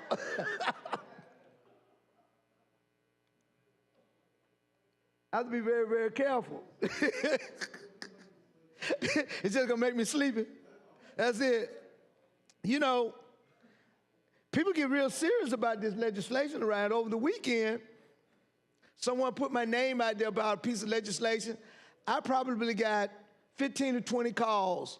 I mean, just cursing me out about legislation. I mean, just dogged me. Talked about my family, talked about they're gonna kill me, they better not see me somewhere, you know. And it was this one gentleman about 6 o'clock in the evening on Friday, and I kind of got tired of it. So I asked him, I said, what are your names? So he tell me what his name was. I said, where are you? He said, I'm in Hoover, Alabama. I said, you're in Hoover? Well, I'm in Tuscaloosa. And I told him, I said, I could be there in about 30 minutes. So I'm gonna see how bad you are behind this phone call. He said, well, come on. I said, okay. I go on, I was going to a graduation. I go to the graduation, so I wait about 45 minutes. I call him up. I said, where are you at? I'm in Hoover right now. He said, sir, it don't have to come down to that. We don't have to do that. I said, no, we're going to get it on before I leave Hoover. He thought I was in Hoover. But he had threatened me. He had talked about me, called me everything but a child of God, because some idiot put my name and number out online and told him to call me. And they called me all weekend, harassing me about a piece of legislation, an amendment that I put on a bill, which I didn't find funny. And I took them very serious. You know, and so when the calls kept coming over and over again, male and female, they'll call, curse me out, hang up. Call, curse me out, hang up. And so I just stopped answering the phone. And the last one that I called, when I told the gentleman I was coming, my daughters was in the car with me. And I hit the speaker thinking it was another number I was looking for a call from, and it was somebody crazy talking that crazy mess. And so my daughters heard them, and so I had to get it off speaker right quick. And they were worried, Daddy, is somebody gonna do something to you? So now you got my babies worried. Now you got my babies sitting there wanting to cry because they think somebody finna do something to their dad. So that's why I had to say to him, let's get it on. You're not finna bully me because I'm down here doing a legislative process that was fair and put an amendment on the bill. And I refuse to be bullied by these bullies. And so I'm not afraid. So you got to do what you got to do. And they told me that, one gentleman told me he had nothing to lose. He just can't wait to find me and see me. I told him, here's my address. Come on, buddy. Here's my address. Show up. Show up. And so We come here to do the people's work. We don't come here to do harm to any All right, individual. time is up on the certification resolution. Do you Long want the roll, short please. roll? Long roll? All Long right, roll. Secretary, call the long roll. Mr. Albritton. Mr. Allen. Mr. Barfoot. Mr. Beasley. Mr. Bell. Mr. Butler. Mr. Carnley. Mr. Chambliss. Mr. Chasteen.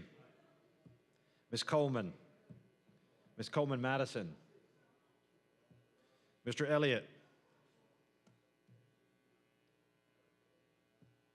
Ms. Figures. Mr. Gavan. Mr. Gudger. Mr. Hatcher. Mr. Hovey. Mr. Jones. Mr. Kelly. Mr. Kitchens. Mr. Livingston. Mr. Melson. Mr. Orr. Mr. Price.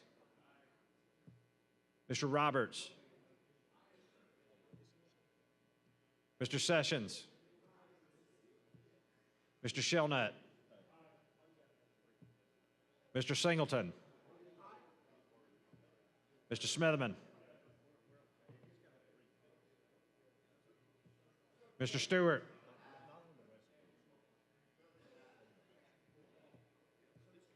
Mr. Stutz. Mr. Wagner. Ms. Weaver. Mr. Williams.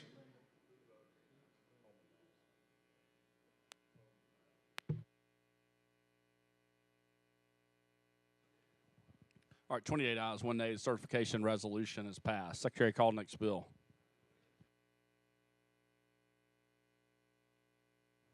Rolling. Page 29 of the calendar, House Bill number 463 by Representative Smith and Bedsole regarding Chilton County. So this bill is a local bill that would allow the Board of Directors for the Chilton County 911 to establish procedure for making a purchase with a credit card. And I'd like to make a motion that we give this bill a All right. favorable report. Hold on 1 second. We have a report from the Committee on Rules. Mr. Can she make the motion first before the report come in? That's up to her. No, we'll go ahead and do it now. All right, go ahead. Read it in. Go ahead and make the motion. Okay, we'll go ahead and make the motion. All right. It's already on the table now.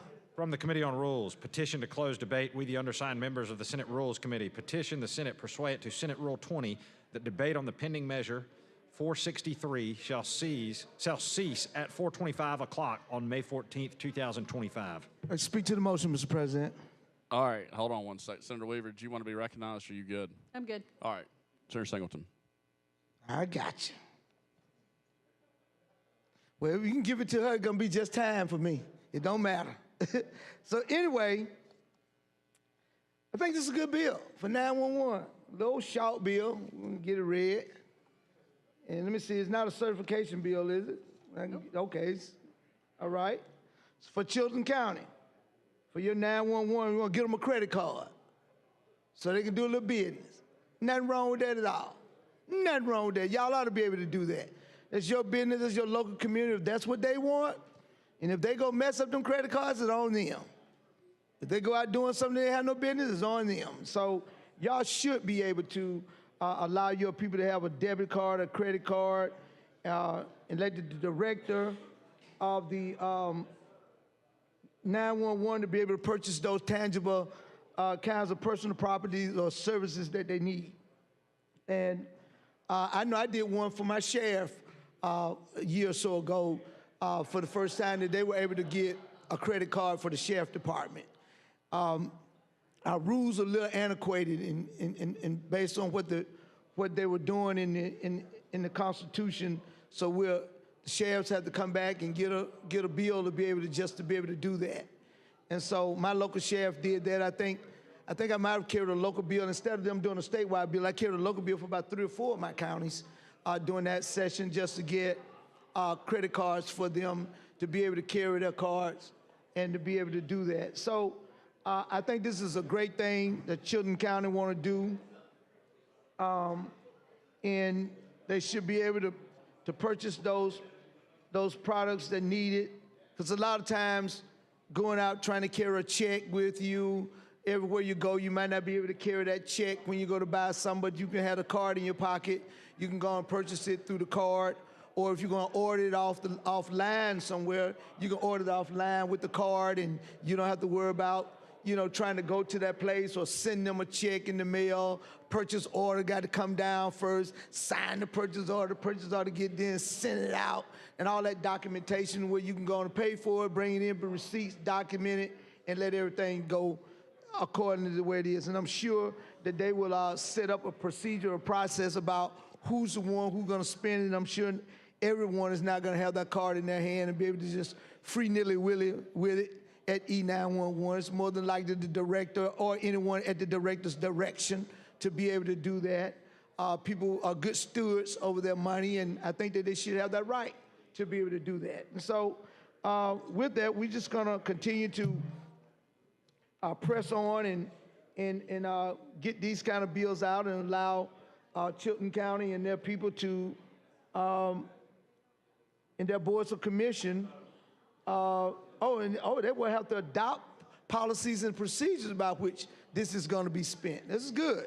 So you just really don't get the free willy-nilly with it, because they're going to adopt those policies and procedures and say who should be able to get it, how many signatures should be on it, who's going to be on. I'm sure they already got the bank account set up and everything on that, and how many cards are going to be distributed. So they'll know exactly if it's 2 people going to have the card, they'll know who has the cards when things are being purchased, or maybe 1 person.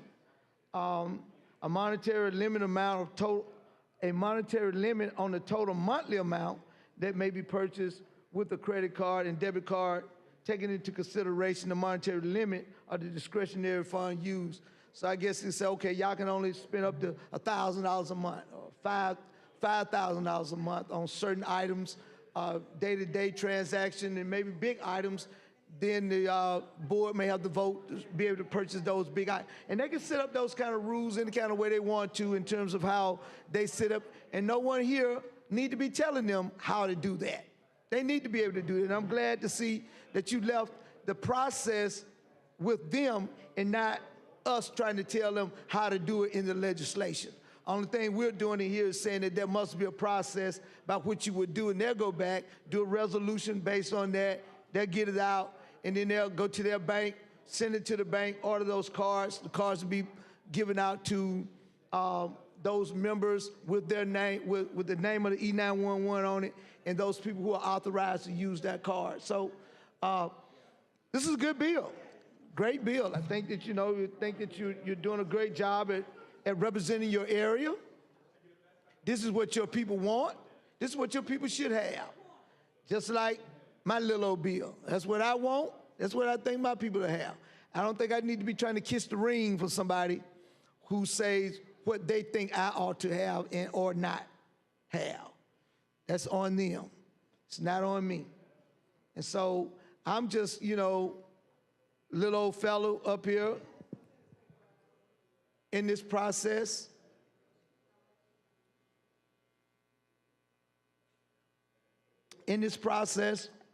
To try to make it work. And maybe we need to bring it back up on the prevailing side. We can come back on the prevailing motion on the next. Anyway, I'm gonna let the desk handle that. And so, yeah, we didn't want them to go statewide. Yeah. Good job, Senator. So, we're gonna have a little fun here today also, just getting wound up. It's just after 4. And after 4, we're done by 4 bills. At this point, 1, 2. This is number 4? This was number 4. Good. You know what I'm saying? Number 4. Cool. And that'll work. I like that. 1 hour. We could do that. You know, some of these bills I probably wasn't even gonna do no more than 15, 20 minutes. I don't let them go, but, but people got to prove they're in control. So I'm okay with that. It's fine with me. Don't look like you're in control of me. Because I guess what, because if we were talking, y'all would be back in them offices trying to do everything else, but you got to stay on this floor to vote all the time now. I like that. You took away my surprise of a quorum call. I want y'all to know that. I'm going to try all them tricks today. I'm going to get y'all out of them offices. You took my element of surprise there out. We hadn't used that one in a long time. You know, yeah, we hadn't used that in a long time. But that one can't run from me? The Hopalong Cassidy. So here we are. We have until 4:25, and we'll complete another bill. And this one is short also, and we'll have it read though. That'll give me another 5 or 10 minutes, you know, read out again. It's just time. And so all we want to do is to make sure that we do it and do it right, get the process down, let the folks in Chilton County have their credit card. And we let them go shopping. I know they got some stuff they want to buy. They can't wait to get that credit card for convenience. I know that chairman can't wait, because when they're out, they can purchase. They go to conferences. I remember when I was on the city council, you go to a conference and you come back, everybody got all these receipts stacked up. You know, everybody trying to go through their receipts, and so the city clerk and all trying to go through receipts. So, and when we were going to conferences, no more 3 or 4 of us going, most of us kind of hung out together. And so we just decided to get the credit card. And so when we eat, we just all eat and pay for it all together. And so therefore, when they got back, they just dealt with one receipt and didn't have to worry about all the reimbursements and things of that nature. So, but that was back in the old days. Everybody now is moving to something different, new.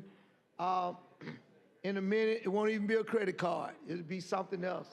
It'll be, you blink your eye and pay for it or something. You know, they don't tell it what AI might not do. That's a dangerous thing. But, you know, it's evolving. This process is evolving. And so we just want, you know, I just want to make sure that we get our bills up and get them out. Local legislation. So tell the House while they're waiting, they could be down there passing or voting on my bill. We can move on and send everybody home happy. But they've drawn their line in the sand. So have I. So you get 2 stubborn heads, and that's going to be it. So we're stuck. But I'm all right. We're going to be good. I know next time I got to call and ask the boss man downstairs, can I have a certain kind of bill before it comes up? I have to beg them, the rules chair and all these other folks, can I get my bill up and get it out?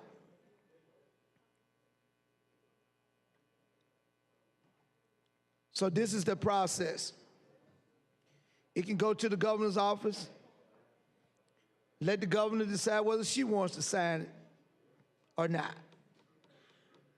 So I'm just going to continue to work through till 11:55. If I can carry us over into 12:01, I will.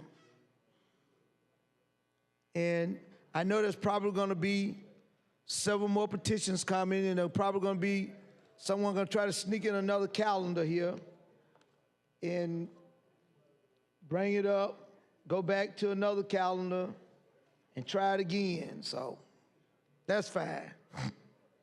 The element of surprise, I wouldn't be surprised for what they might try to do now, because I thought we had an agreement when we walked out of the office today. I see agreements don't mean anything anymore. It's just words, just words, just words. Have no meaning at all. And so for those people who want to not honor words, that's fine too. That's fine also. So I'm, I don't know, when I walk out of a meeting thinking that I have one deal done and come back and then something else. So it started telling me that people's word is not always their bond. Things change. And I understand this process is fluid. It's gonna change. And I appreciate leadership letting me know when it changed. I can't accuse nobody of not letting me know. They did let me know. It was changed, and we're in this position now. I understand that, and I'm cool with that. It's just a process. There's very little bit about this process that I haven't seen in my 20 plus years here. There's very little about this process that I have not done.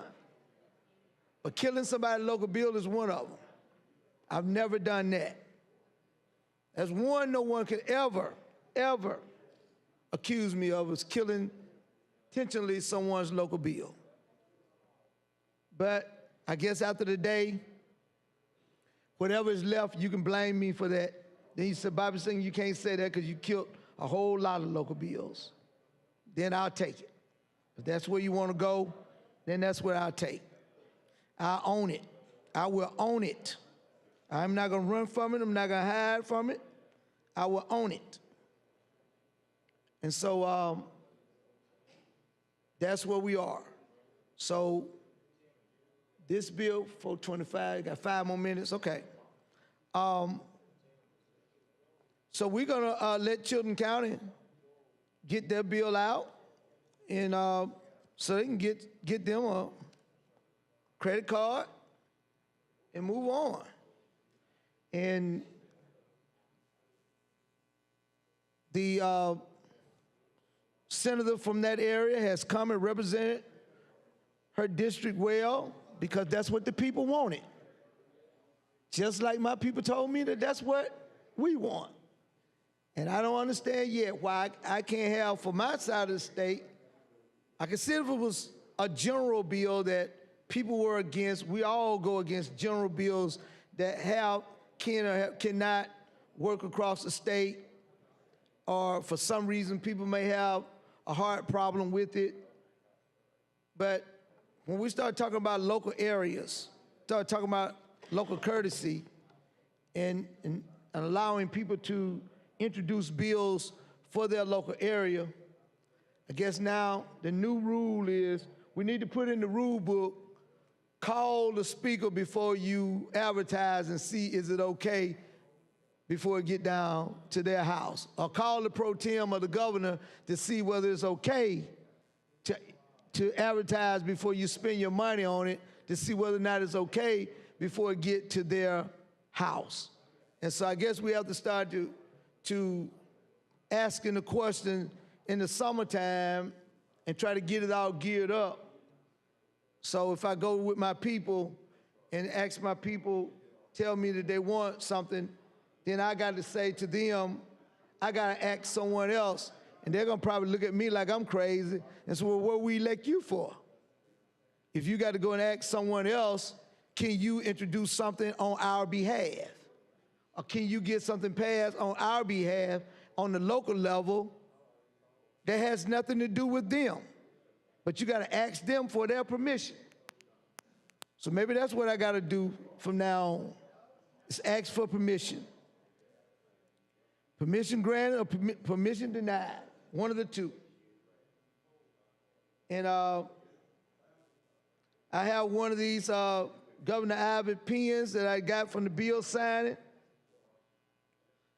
I guess I won't get in there with my little old bill. I'm glad I was able to at least get one. There's some cute pens.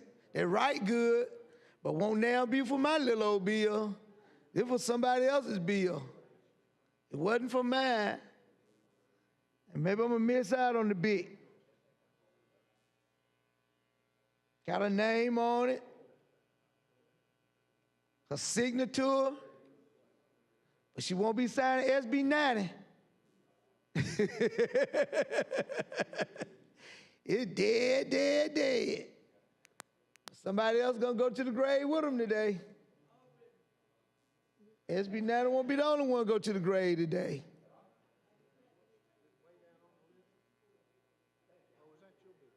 That might be an SB 90. SB 90 is mine. So when we get to this, I'm gonna ask for the long roll, and I'm gonna have to have this bill read. It's short. It won't be long. But I'm trying to squeeze the blood out the turnip. I'm getting every second I can out of this. And I see the rules chairman, he quick on the draw now. He ain't even allowing the word, he ain't even allowed the bill to even be announced yet and ask for final passage before the rule committee come in to shut down debate. Debate hadn't even started. I mean, at least let debate start. Can it, when it's over, I'm gonna ask for a point of order that does debate have to start, at least to cut debate? Because at least to put in a cloture petition, there's no petition, the debate hadn't started. At least let debate start to ask for the cloture. That's my understanding of the rules. If you gotta at least let debate start before you can stop a debate. That's what cloture is, to cut off debate. If debate had not even started, you can't even, you're now putting in a prerequisite to something you think gonna happen. At least let debate start. Let me get one or two words out my mouth, have started debate, before you put in the rule to stop a debate. In this particular issue, the gentle lady on the other side didn't even ask for final passage before we got to that point. So, where the rules kick in for stopping debate? That if debate had not even started. Let's at least get a debate start before it's come in. Let me say at least one word: R, E, A, there, him, Jim, Bob, Lil Bobby, somebody's name. I would think that's what the rules would allow for. The intent of the rule, the intent of the cloture motion is to cut off debate. All right, time's expired. I'd like you to want ask the long for a roll? long roll, All right, please. Secretary, call the long roll. Mr. Albritton. Well, you're doing good now. Mr. Allen. Mr. Barfoot. Mr. Beasley. Mr. Bell. Mr. Butler. Mr. Carnley. Mr. Chambliss. Mr. Chasteen. Ms. Coleman. Ms. Coleman-Madison. Mr. Elliott. Ms. Figures. Mr. Gavan. Mr. Gudger. Mr. Hatcher. Mr. Hovey. Mr. Jones. Mr. Kelly. Mr. Kitchens. Mr. Livingston. Mr. Melson. Mr. Orr. Mr. Price. Mr. Roberts. Mr. Sessions. Mr. Shelnut. Mr. Singleton. Mr. Smitherman. Mr. Stewart. Mr. Stutz. Mr. Wagner. Ms. Weaver. Aye. Mr. Williams.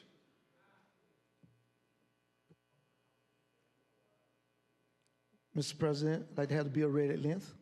All right. All right, 24 ayes, 3 nays. The cloture petition is adopted. Then, all right, Secretary, read the bill, then call. You want the long roll after that? Yes, sir. All right. Okay.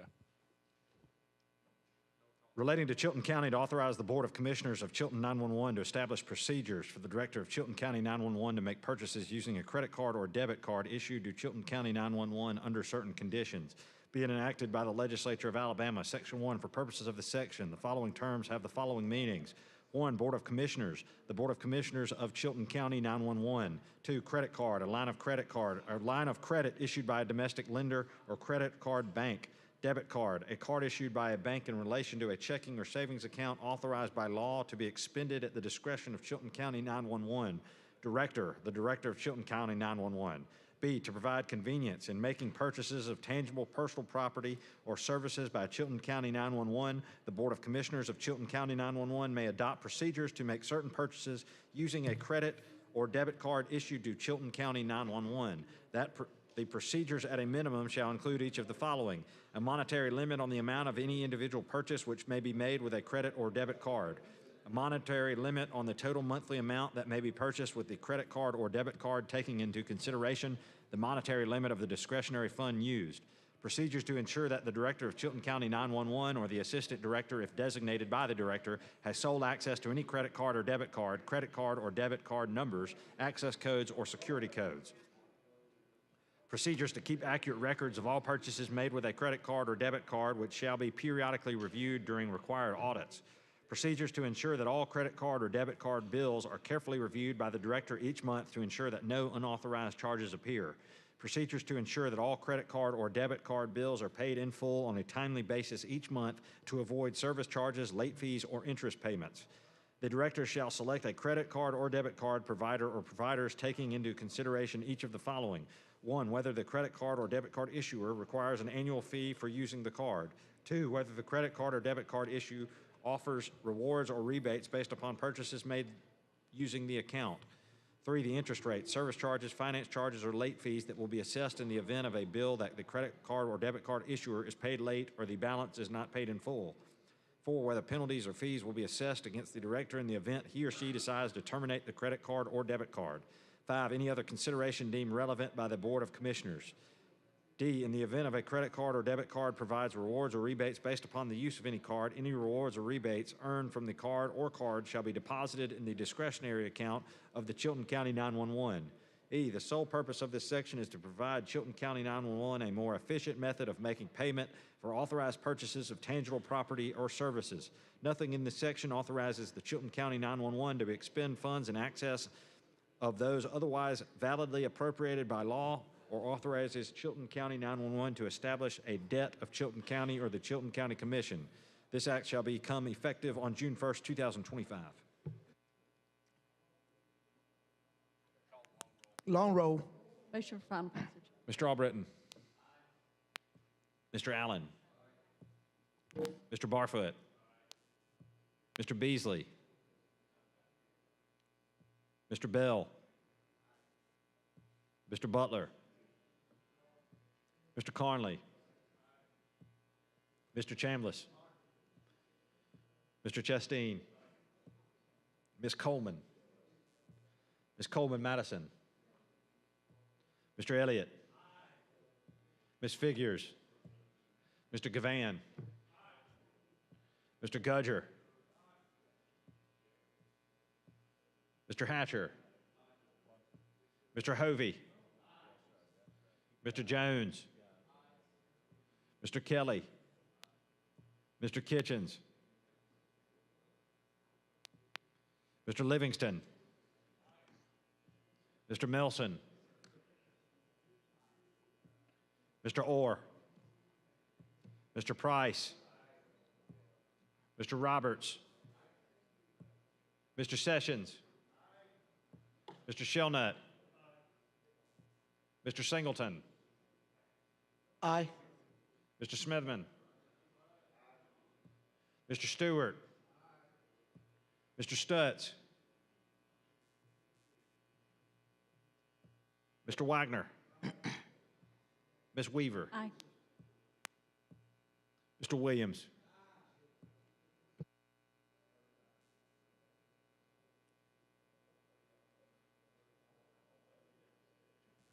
30 ayes, 0 nays, 1 abstention. House Bill 463 passes. Secretary, call Mr. the President, next. point of order. I want to go back to my point of order about cloture petition. Cloture is about cutting off debate. And I would think that a motion at least need to be made. The intent of the rules is to cut off debate when debate has started. And if debate has not started before a person can even ask for the motion for final passage, should not the desk at least allow that to happen before debate to start, before we cut off debate? We'll try to make sure they do the motion. She was starting debate on that and talking, but going forward, make sure y'all make a motion. We're doing that. Thank you very much. All I right. just want a point of order. Thank you All for right. the point of Secretary, order. call the next bill. On page 56 of the calendar, House Bill number 598 by Representative Smith and others regarding the town of Pine Level in Autauga County. Mr. President, I move final passage using short roll. Mr. President, speak to the motion. All right. You're recognized. Yeah, thank you, Mr. President, and thank you for that point of order, and thank you. And I think that here we are, another one of these bills for Autauga County. Elmore and Autauga, this is your day, and baby, this spread all over your district. This is your calendar here. You know, we've been waiting. I've been waiting. You've been waiting patiently to do what you do. And I think that you do a good job at representing your people and making sure that they get what they've done.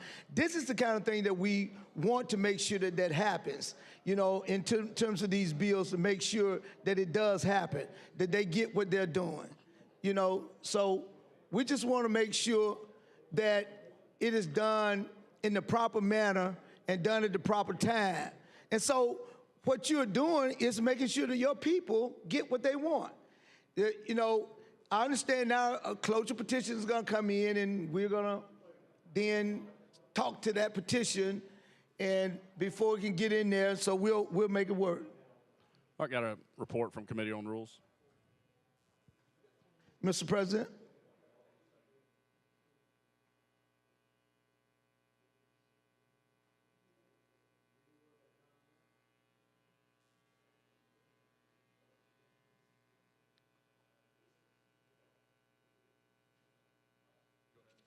Y'all got the time right now?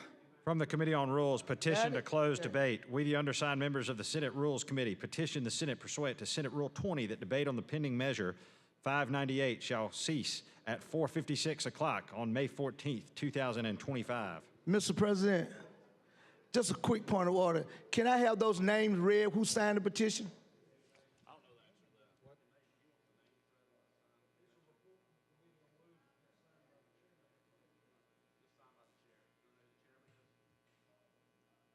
I thought so many people have to be on it. All right, you want to be recognized to talk? I do want to. I would want to understand that rule. We don't have to. Okay, do that, thank yeah. you. Well, that's fine. I just want to know, can I have it done? So I can't have it done. Thank you very much. I just want to see who signed it. That's all. Now, Mr. President, thank you for allowing me to talk on this cloture petition to 456. Sir? Thank you, sir. And so, you know, just trying to find out who signed the petition, because I know the Rules Committee didn't meet nowhere. He didn't go and meet, so this is a one-man rule good, and I know I got members on my side that are part of the Rules Committee and they never meet. We just pass up these petitions to be able to cut off debate. And we're trying to get them out there so fast, and so I'm just trying to make sure that y'all are following the rules as the rules are written. And just want to know who signed that cloture petition. Because there, you know, folks are so fast to sign cloture petitions around here. Cut out debate. Don't want a deliberative body. Don't want a deliberative body. I knew some name was on it.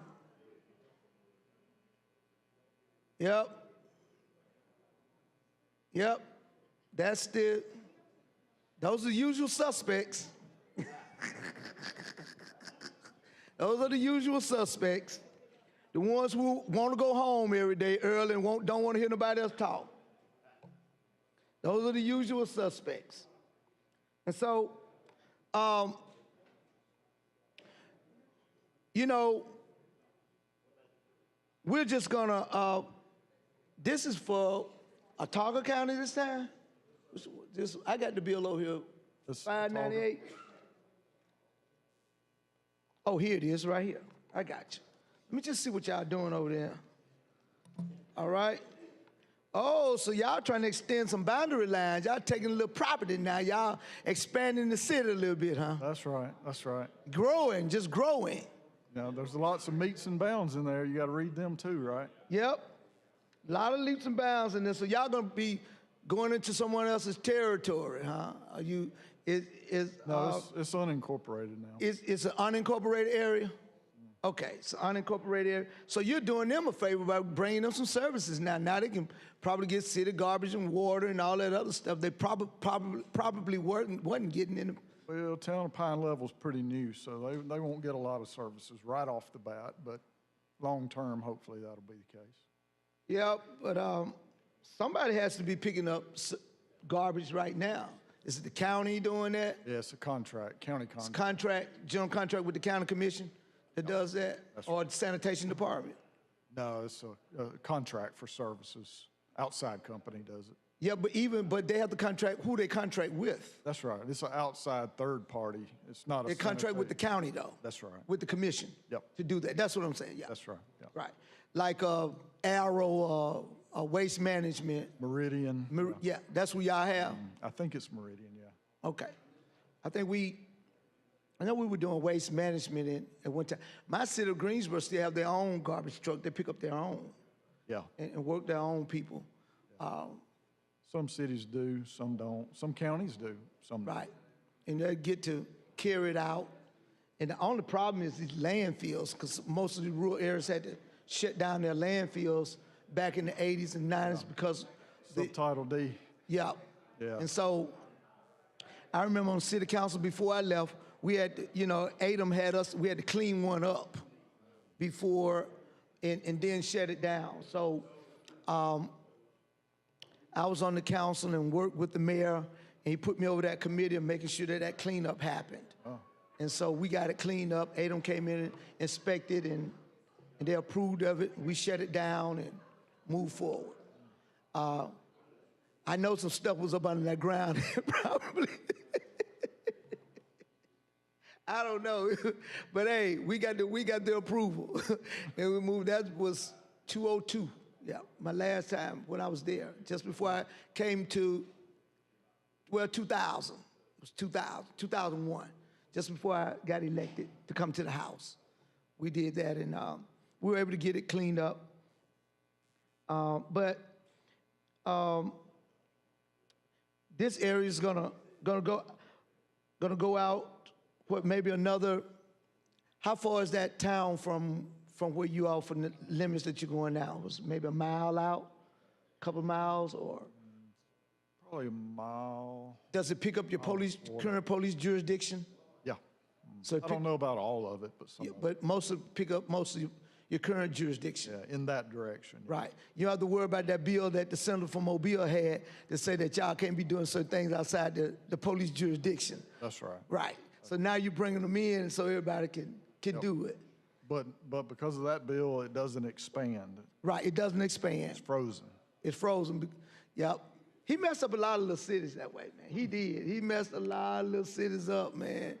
I tried to tell him, you had a bunch of cities out there that didn't even get the notification, man. They lost money and revenue on being able to collect taxes and stuff like that in the jurisdiction. And I got different reports of whether he brought the senator from Birmingham cake today or not.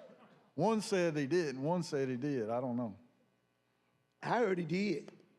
I heard he did too. I heard he did too. It must be true. 1, 2, must be true. Must be true. When two or more get together, it must be true. Yeah. I don't think they admit hearsay though. Well, no, they don't admit hearsay, but at the end of the day, hearsay work like circumstantial evidence. It's a smoking gun theory. You might not see him shoot it, but you stand there with it in his arm. We can presume that it was he who did it until you prove me differently. So if you're standing there with a fork. You standing there with the fork and some crumbs on the table. We presume you ate. I presume that you had that cake. You don't even need a fork. It might be just on your fingertips. Still got a little icing on the lip. Yeah. Yeah, so somebody ate the cake. As in the Ike Turner, anime, eat the cake, anime. Eat the cake. Eat the cake, anime. So, so y'all are gonna expand these corporate limits outward and to try to give these people some more services. And so this bill here is gonna, when you start reading them numbers, it take a little longer to read them numbers. Yeah. So I might get 2 more minutes out of this bill than I would have gotten out just a regular read. So I'm squeezing every little second I can get, man. I know. Every one of them. I know. Y'all wasn't ready for that certification 15-minute, were you? I know it. I was ready. Yeah.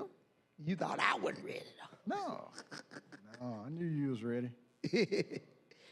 You know, but I really had not paid attention that the bill was a constitutional amendment until you came and told me, though. And then, yes, I did, because I read it out. I said it was a constitutional amendment. But I really wasn't. We talked about it. Yeah. But, you know, I appreciate you give me a heads up. Nobody likes surprises. Yeah. So then the wheels had to go to click.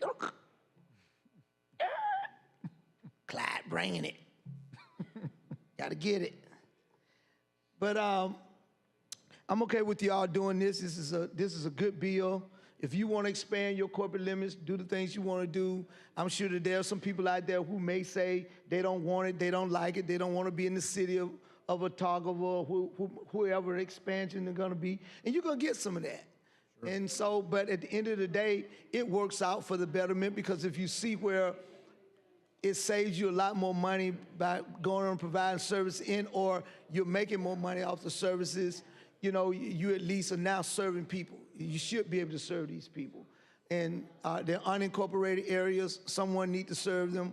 I think that we all need to be a part. I mean, we're all a part of a government as a whole, whether it's in the city, you're either going to do that or you're going to be in the county, but just in an unincorporated area. And so one of the two is going to happen. But, you know, for tax purposes, here y'all can be able to draw in more taxes, bring in more, you know, property taxes going in. They're going to be levied towards schools and things of that nature, because you're bringing in more households into the city, into that limit area. And I'm sure that they decided to do that on a strategic plan. This is what we need to do. We need to bring them in so we can do this, X, Y, Z. They might need to be able to bring that piece of property in because you might be finna land a business or something in, and you want that business to be inside your corporate limits. All of that works out in terms of planning and forward thinking and making sure that you get it done. And that's why people at local levels are important to the governmental process. They are there. They see it. They're the ones who have to deal with those local constituency in the eyes much more than you and I have to at this level. We play at a different high level. We deal with bills that they never will and they don't have to. But yet and still, and that's when we come back into the game with them, is at local legislation, okay? And especially when you're doing it for a county who does not really have, you know, a whole lot of leverage to be able to pass laws themselves without coming to the legislature, what we call a home rule. And so we've been given a little home rule here and there, and every now and then we'll stretch it out, let counties do some things that normally that we don't get an opportunity to do. And so that's just what we do. And so we should be allowing them to be able to do things that they need to. And that's why they come back here to the legislature, and we then pass these bills, codifying it into law. Once we codify it into law, then they can go through that process and have have an election for those who need to be an election based on expansion.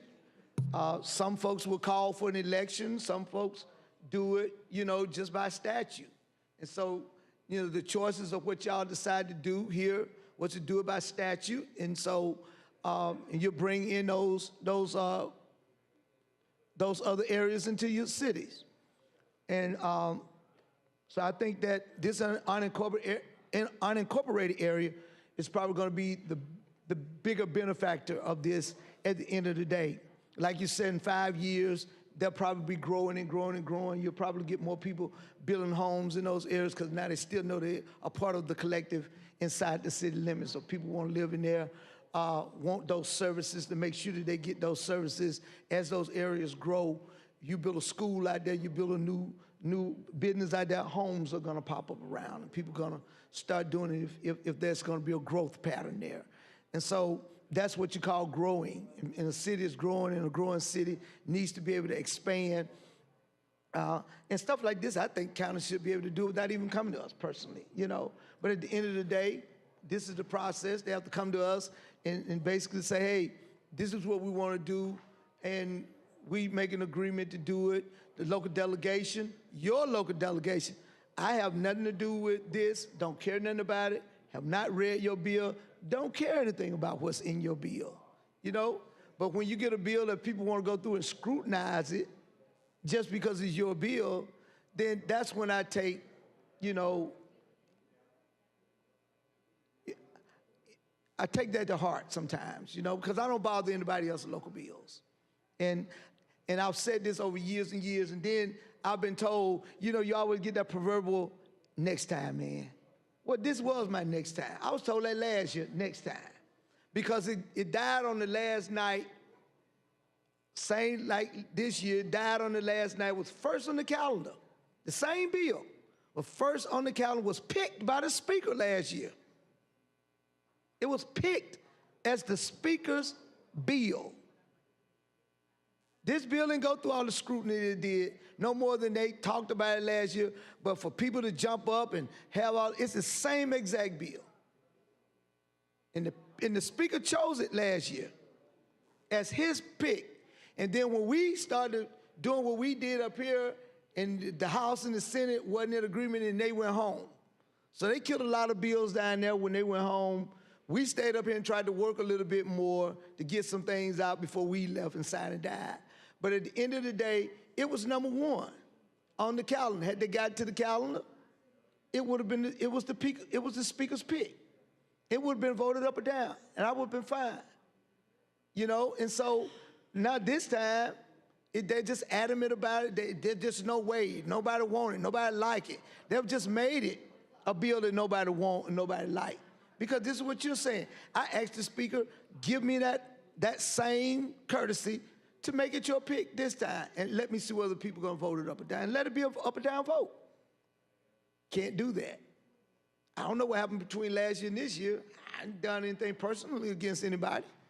You know, I try to stay in my little old lane and do what I do.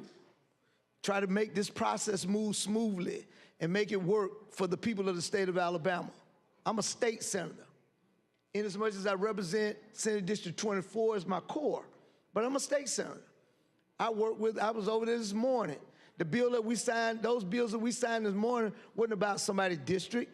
The bills that we signed this morning on those pro-growth was all about growing Alabama. And all of us who was over there in those pictures either carried some bills or was a part of bills, or those of us who supported those bills to get through the House and the Senate, to make sure that we have the tools to use to be able to compete in a competitive world out here for business. Bill that I carried will help open up offices over in foreign areas to where we will go open up foreign offices. It'll open up the rural office to make sure that we be able to do economic development in rural communities. You know, and we're going to put $5 million over there out of the 21st Century Fund to be able to do that. But with the bill that the senator from Jefferson carried, they then in the House bought that $5 million, that same $5 million that I was going to bring. They just went on and put it into his bill. And so therefore, the bill that I had did not have to be moved and signed because all of the action went through the bill that the senator from Jefferson had, which was fine with me. I don't get upset because, hey, here's my bill. Only thing I said to people, I wish I had, they didn't tell me, and I was up here trying to get my bill to move it, and nobody told me that that's what had happened, you know. It's that 21st century bill, and which was fine with me because the same result happened. I don't have to be the one to say it was my bill. All we wanted to do was to get it done, and I'm happy that it got done. It found another vehicle to ride on, and they put it in there to move the $5 million over there, and that's what happened. And I was fine because it's going to do the very same thing that what my bill was going to do also. So it's going to do the same thing. And so we'll still be able to open up those international offices. We'll still be able to do the rural peace and the things of that nature that we need to get done to make sure that it happens. And so that's what you call bipartisanship. That's what you call working for the betterment of the people of the state of Alabama. But these local bills are those opportunities that we have to be able to do for our local constituency base, the core, the people who we represent, the people who vote for us, who sent us here. Those are the kind of things that we vote for. And when we can't carry back to them, those are the people that call your term limits on you, okay? Because when you can't deliver, they will tell you it's time for you to go and hit the road. We need to get somebody who's going to deliver. And that's what happens in this process. And so that's all I'm asking, is to be able to deliver for my people just as you are delivering for your people here today. It's a part of these local bills that you want. And I applaud you all for doing what you're doing and do the things you do for your community to make your community grow. And as your community grow, your community can then start to thrive and compete, bring in business.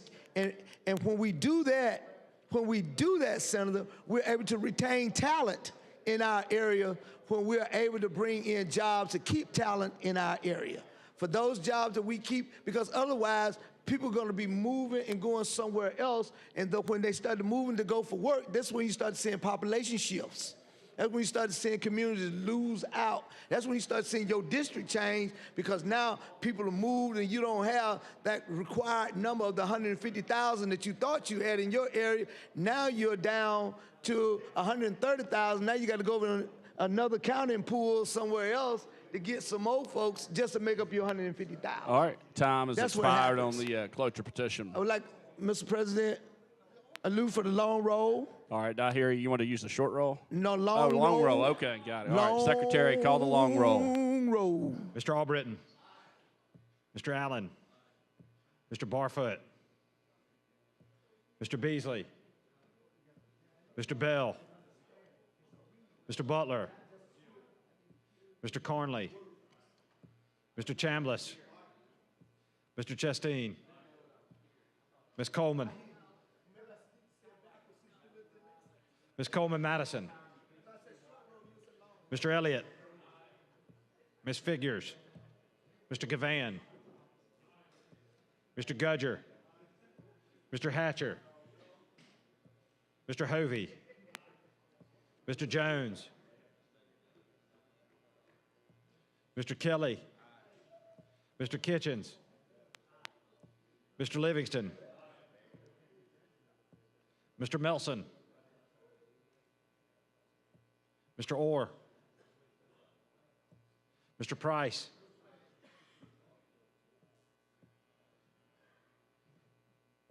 Mr. Roberts, Mr. Sessions, Mr. Shelnut, Mr. Singleton, Mr. Smitherman, Mr. Stewart, Mr. Stutz, Mr. Wagner, Ms. Weaver, Mr. Williams,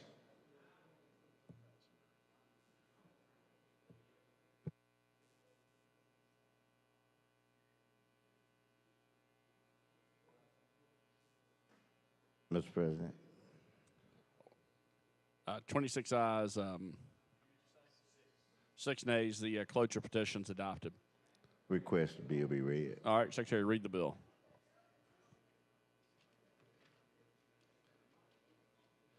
To alter, rearrange, and extend the boundary lines and corporate limits of the town of Pine Level in Autauga County. Section 1, the boundary lines and corporate limits of the town of Pine Level in Autauga County are altered and rearranged to include within the corporate limits of the municipality, in addition to the lands now included, all of the following territory. Begin at the southeast corner of S9 T18N R16E, run north along the east line of Section 93295, plus minus to the northeast corner of SRN3 Developers LLC property, RLPY 2021/9601. Thence, S89-09-39W1309.84. Thence, N00-25-30E along 1/4 line 399.04. Thence, S795650 West 157.77. Thence, N01-07-23E 293.25. Thence, North 89, 44, 42 West, 35.63. Thence N89, 49, 36 West, 78.9 to the east, ROW of U.S. Highway 31 North. Thence leaving said ROW southwesterly to a point of the westerly ROW of U.S. Highway 31 North and the northeast corner of N1925 West 191.08. Thence continue along said ROW N81-51 West on the east row of I-65, thence southerly along said ROW 2378, thence southeasterly along said ROW of I-65 668 to the I-65 interchange, being the north exit ramp of the northbound lane at exit 186, thence leaving said exchange SO8-4903 West 921 to the northeast corner of the Siena Incorporated property. Thence S8748 OW 39.592, thence SO2-00-00E 659.2 to the south line of Section 9, thence N8748E 327.35, thence SO514E 300, thence North 8748E 50, thence SO212E 200.3, thence S8748 West 298.3, thence SO212E 600, thence N8748 West 655 to a point on the east ROW of U.S. Highway 31, thence southerly along said ROW 1048 to the northeast corner of Blossman Gas Incorporated, thence leaving said ROW S81 3342 West 150, thence SO8 2618E 300, thence N81 3342 East 150 to the ROW of U.S. Highway 31 North, thence southerly along said ROW 198 to the northeast corner of Malcolm M. Boggs and et al. Property, thence leaving said row 125, thence south 2662 to the south line of Section 16 T189, thence east along said south line 33.41, thence leaving said SO4 2838 E136, thence S82 5946 West, thence SO7 3743 E157, thence N83 10 to 23E 179.78 to the west ROW of U.S. Highway 31, thence northerly along west row of U.S. Highway 31 North to the northeast intersection of west row of U.S. Highway 31 North and north row of County Road 85, thence leaving said intersection N30-1348 East 286 to a point of the north row of Snowdrift Road at the southwest corner of Premium Sun Neals LLC's properties, thence along north row of Snowdrift Road, bearing the southeast corner of Premium Sun Neal property, thence leaving said road north 488.22 to the south row of County Road 85, thence northeasterly along south row of County Road 1224.4, thence northwesterly and perpendicular to south ROW of County Road 85-120 to the north row of County Road 85, thence southwesterly along row of County Road 85-205, thence leaving said ROW N42-27 35 West 1435, thence N47-4907 E300 to a point on the west ROW of I-65, thence northwesterly along ROW 512.56, thence northwesterly along ROW 302 to the north line of Section 16, thence east along said section to the northeast corner of Section 16 and the southeast corner of Section 9, and to the point of beginning. Section 2, in accordance with Section 1142.6 of the Code of Alabama, a map showing the proposed territory to be altered, rearranged, and extended from the town of Pine Level is on file and open to the public inspection in the Office of the Judge of Probate in Autauga County. This act shall be effective on October 1st, 2025. All right. Move final passage using short roll. Any objection? All right, Secretary, call the long roll. Mr. Albritton. Mr. Allen. Mr. Barfoot. Mr. Beasley. Mr. Bell. Mr. Butler. Mr. Carnley. Mr. Chambliss. Mr. Chasteen. Ms. Coleman. Ms. Coleman Madison. Mr. Elliott. Ms. Figures. Mr. Gavan. Mr. Gudger.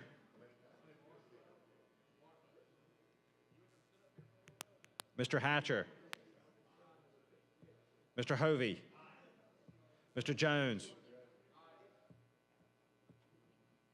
Mr. Kelly. Mr. Kitchens. Mr. Livingston. Mr. Melson. Mr. Orr. Mr. Price. Mr. Roberts. Mr. Sessions. Mr. Shellnut. Mr. Singleton. Mr. Smitherman. Mr. Stewart. Mr. Stutz. Mr. Wagner. Ms. Weaver. Mr. Williams.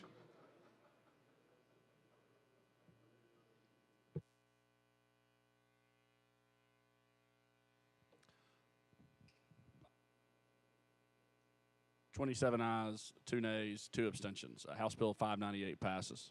All right, Secretary, call the next bill.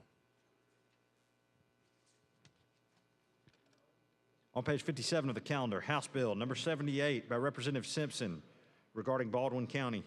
Mr. President. Senator Albritton. Move for final passage using previous roll. Any objection? Oh.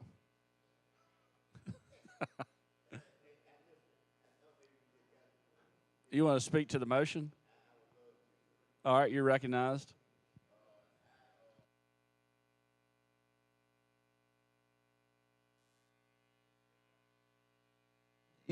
What kind of,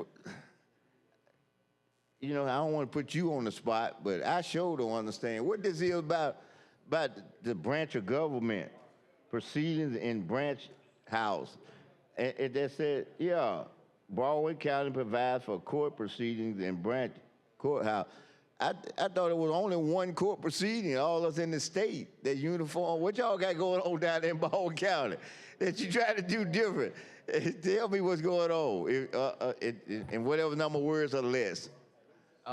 We are trying to become like Jefferson County. Oh, okay. In that the judiciary is unique and has its own methodologies of doing things, so we thought we're just trying to do the same. You better not do that. Secretary, I'll be taking judges from you. Secretary, read the report from Rules. Take them away. From the Committee on Rules, petition to close debate. County. We, the undersigned members of the Senate Rules Committee, petition the Senate persuade to Senate Rule 20 that debate on the pending measure, House Bill number 78, shall cease at 5:26 o'clock on May the 14th, 2025. Mr. President, may I speak to the Senator Smithman, you're recognized. Okay, go right on. No, so you all trying to restructure the way that y'all setting that up? No, sir. Actually, what we're doing is in Baldwin County, being such a large county, we have one courthouse in the center of the county. That's where it is required that jury trials be held. And since we have now expanded the number of judges that's there, we have satellite courthouses in several other counties, Robertsdale and Foley and Fairhope. And this allows us, passing this bill will allow us to have jury trials in those particular courthouses also. Oh, that'd be good then. That'd be good. That'd be good. You see what happened? You see what happened to me up here? They put it, while I was trying to talk to you, they put a little petition in, and Jefferson County doing it to me again. Jefferson County doing it to their own senator again. See what I'm trying to tell y'all about my county delegates? I'm trying to tell you. I'm just telling you, man. They just done flip the script. You ever, that we said, well, I'm gonna flip the script. That's what they've done. So that's all right, you know. Like I told you, I ain't mad at nobody. I'm disappointed as I don't know. We're very disappointed. Very. But they didn't. Oh, okay. All right. But I'm gonna tell you something. I'm glad y'all doing what you doing versus what you just said earlier. Because I tell you the truth, this, you know, I'm convinced that this legislature ain't gonna be satisfied with picking on Jefferson County and Birmingham until we don't get the money that we provide now. Then they gonna be feeling bad because the revenue gonna be down to zilch if they keep messing with the county. I'm just saying, they don't understand that. You know, investors don't want to go somewhere where it's unstable and instability. And they don't understand that. They can't see the big picture. So, you know, you can't, what that old saying, you know, you're gonna cut your nose off to spite your face. Okay, and that's what we're having in the county that I happen to be representing part of. You know, we could never come to a understanding like you all have in Baldwin County to together pull for this, because we got half our delegation want to help take away judges in their own county. It's crazy as I don't know what. I don't understand them, because that came out when we had the reallocation bill and all that coming out. That's when that came out. You know, that that's crazy. That's crazy. I just don't understand how we got exploding on us. It ain't as much as you all from the outside as it is our own people on the inside trying to destroy us from within. You know, I just ain't never heard nothing like that in my life. You know, never. And yet all these other delegations are pulling together, and you getting the forensics of the FBI headquarters in Huntsville. You know, you got Montgomery, got all this new stuff I haven't seen come up. You got Mobile down there trying to get a good freeway and bridge. Oh, thank you. You're a good man. I ain't just saying a good man. You're a good man. Hey, because I'm gonna need that for dessert. I went and got me some food too. Oh yeah, I got 2 pieces of fried chicken, got some mac and cheese, and I got some string beans. Yeah, and guess what I got from sweets? A good old piece of chocolate cake from the Majority Caucus lunch from y'all. You know what? I'm gonna tell you about that since he said that. I'm gonna make you laugh. You know, they told me the same thing in 2012 or 2010, whatever that was.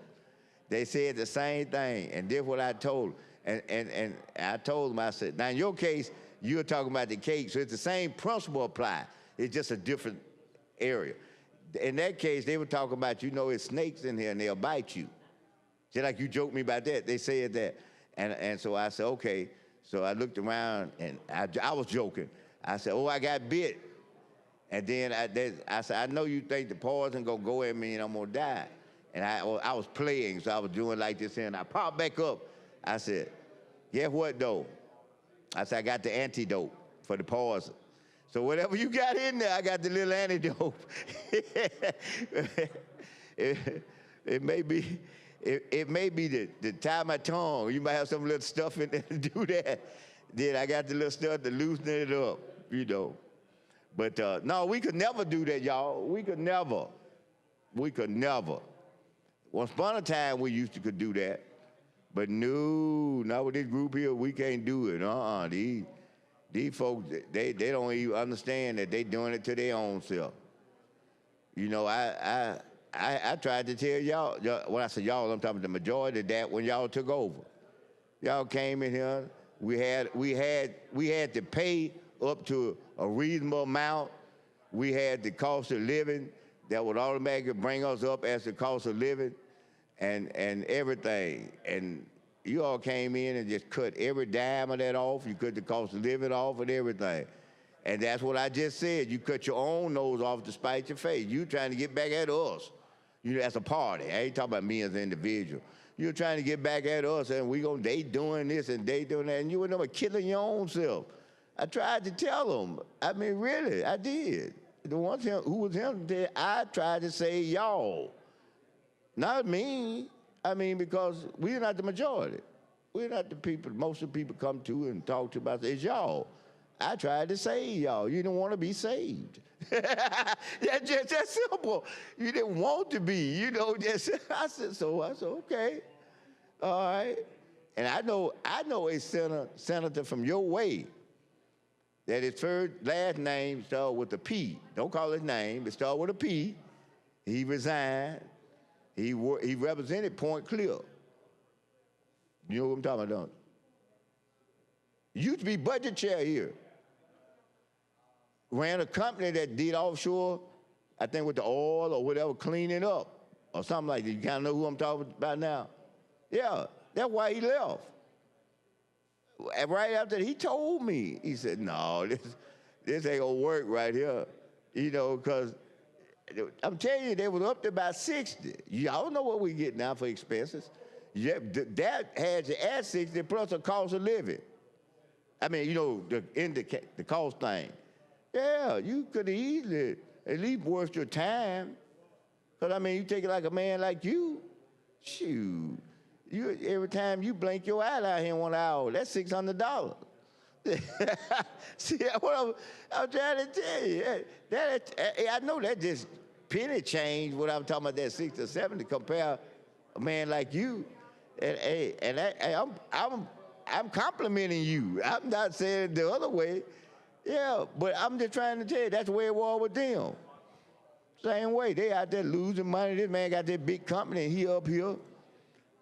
And then they gonna cut the little change off the way he got to pay to serve. You know, that's pretty much what it is. You pay to serve.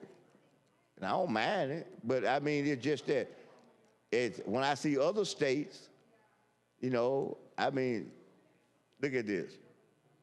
You got states that's not that much bigger than us, but you got states out there and make a third more than we do on expenses. They get an expense account for an office back in the district. They have the expense accounts for the office here, wherever they are, and to hire extra staff. You know, we have to depend, especially the poor little house, they have to depend on a little pool of people, you know, to do things. And yes, we got legislative reference, but I'm not talking about them, I'm talking about individually. You trying to put together a town hall meeting in your district. You know, yeah, I know we got one staff person, but they can't do it all. Sure, I know your caucus could, or y'all might have PR people in the caucus, but I'm talking about as a senator. You don't have to depend on, quote, a caucus. I wouldn't either, you know, for that matter, a caucus. As a senator, you ought to be able to carry your duties out by yourself. That's who elect. They just elected you or me or that way. So it shouldn't be dependent on that we're able to get some help from somebody else over here. Help is good, but it shouldn't be dependent on that, you know, at all. Now I got to come down your way and see by practicing a little law.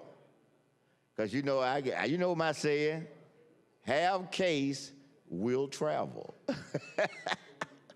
Now, I've been down there one time, that area. I ain't talking about like going to Mobile court, you know, the big courts. But I've been down and did I tell you where I was? Listen at this. In Saraland. Saraland. You know where the courthouse, right in that mall, that strip mall with the courthouse? Right there. That's in my district. Uh-huh. Well, you know where I went then. You know exactly the place I walked into. Yeah. Now, I will say this about them. Knock on wood. They treated me right. They did. You know, so I don't have no complaints. I had nothing like that. You know, you being out of town lawyer too, you know how they go. You know, if they treat you right, then they must like you. So I tried to be, you know, hospitable myself. And I had a good outcome with my client, you know. So they took care of things. But no, that's why I said I'm gonna have to come to these places you talking about, Robertsdale. That's what you said. Yeah, like that. I'm gonna have to come through there and leave a few cards out there. Sprinkle a few little cards out on the floor somewhere. So as they pick them up, they're gonna read them and say, "Oh, yeah." And then I'm gonna have to come down there, and then I'm gonna have to get local counsel. So I'm gonna have to hook you up with me. So I gotta have local counsel. We're gonna have to work it out together. Yeah. Oh, yeah. See, so that's the way I look at that. We got to try to make a little money, you know, when we leave here in our normal jobs. Yeah. So that's what y'all getting set up, making it a lot easier. And if you got another office like that, especially when you got those gaps of traveling, you know, from those places, that's real good for those communities. That's real thoughtful of y'all. And see, I'm glad y'all got the extra judges. I just hope they leave mine alone. That's all. I ain't even asking for nothing else. Just leave us alone. You know, so I'm praying that that's the case, that they'll do that. No, this is a great, I think just a great idea and a great thing, you know, having these proceedings and whatnot. Now, let me ask you this. Is that courtroom equipped for a jury? You know, you gotta have a section where the jury sits.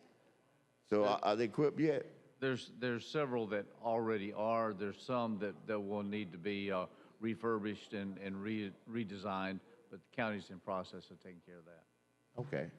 Well, the good thing about it, you in that rich county, Baldwin. Y'all got big money down there. You know that, and because you have, you know, not only your business, but you have tourists and people coming. That's what I mean. You know, you all, this is your peak now. From about now to about what, September, end of September? October, November, if the hurricanes are still away. Okay, yeah. This is the peak time. You know, so let's see. What's y'all beaches in Baldwin County? What's the beach's name in y'all county? Orange Beach. Orange Beach. Gulf Shores. Oh, that's what I need. Well, I'm gonna be coming down this summer. I gotta come down to your county. I gotta come down there. Yeah. I promised my folks that I'm gonna show them some water. So we've got a little water down there. Oh yeah. So I'm gonna take them down there. Probably get a chance to go to the little park. You know, probably get a chance to do that. And but you know, all I want, I see, for you all, it's a common occurrences. For us, it's a phenomenon. When we can just hear the ocean breathe, you know, coming in, the water. When it comes in like that, boy, that's pleasing to the ears. Just the calm, the little wind blowing you. You're sitting back.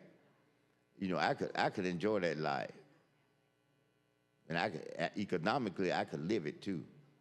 Because I wouldn't buy no new clothes. No new clothes. Give me a pair of blue jeans, one jogging suit, 2 pair of dress shorts, and 1 pair of blue jean shorts. Give me about collar shirt, you know, like that we got on now for the suit. And then for the jogging one, put me like a pullover, you know, have my long sleeve and a short sleeve. And then have me 2 short sleeve shirts and about 10 t-shirts. And some slides, slide my feet in. I wouldn't wear nothing but the blue jeans, shorts, a t-shirt, and the slides. That's it. That's all I'd wear. Talking about it, you do seem like you're looking more and more like Jimmy Buffett. Yeah. If I only had the money that he just loses, you know how you lose $1 or $2 somewhere like that. If I just had that, I'd be all right. I ain't mad at it, but I don't need all this. But that kite money. If I just had the little crumbs, I tell you what, if I just had what he paid taxes, the tax money he pay off stuff he do, I'd be all right. You know? I'd be just fine. But yeah, I think that's gonna be good. Now, are you all gonna treat those small cities like a little circuit? I ain't talking about the big circuit. You know, I know judges travel from county to county, but are you all kind of going to assign somebody to just kind of rotate around those small ones? Are you going to restructure the whole thing and kind of do it that way? No, I think it'll be more geographic as to where the plaintiff and defendant live, in proximity geographically more than anything else. And then the judges will travel to whichever one needs to be. Now, you know what I call this bill, what you're doing now, though? I got a name for it. You know what that is? This is part of your re-election package. Because you making some folk happy. You know, think about what you just told me. I mean, they ain't got to go to the big place, make it a whole day and night of traveling and laying around and all that. Because they could probably shoot to one of these. Then all of a sudden, the judge said, well, hey, we're going to quit at 11 and we'll be back at 2. And they could go home and come back, you know, if they wanted to. Then we'll have to spend all that money in the big city, eating all out, and paying all that money. They go home and eat that food they cooked. Come on back. All right, so you making it pretty good for them. Yeah, like I said, you doing what you got to do. But you know what my problem is, though? See, I couldn't do what I need to do. Ain't your fault. It's not your fault. I just couldn't do what I need to do. That's all. You know, remember you talking about use the tools? I said that sometime. But when you ain't got no tools, you can't build nothing.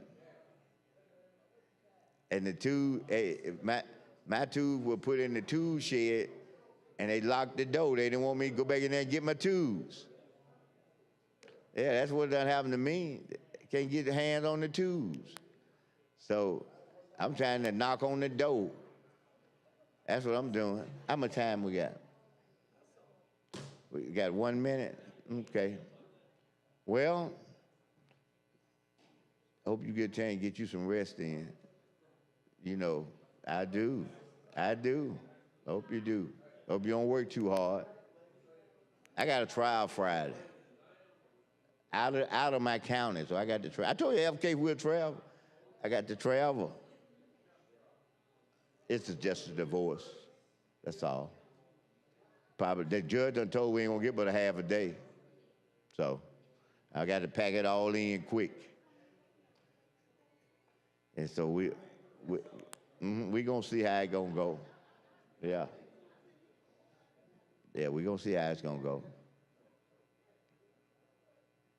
But yeah, in fact, first thing in the morning, I got to go through some discovery. Yeah, I got it. I got it on my way here. And you know, yeah, and I didn't want to bring it, you know, because I wouldn't spend the night, you know, so I didn't want to bring it. And you know. Secretary call the roll. Secretary call the long roll. On the closure. Oh, Mr. Albritton. Okay, long roll. Okay. Mr. Allen. Mr. Barfoot. Mr. Beasley. Mr. Bell. Mr. Butler. Mr. Carnley. Mr. Chambliss. Mr. Chasteen. Ms. Coleman. Ms. Coleman Madison. Mr. Elliott. Ms. Figures. Mr. Gavan. Mr. Gudger. Mr. Hatcher. Mr. Hovey. Mr. Jones. Mr. Kelly. Mr. Kitchens. Mr. Livingston.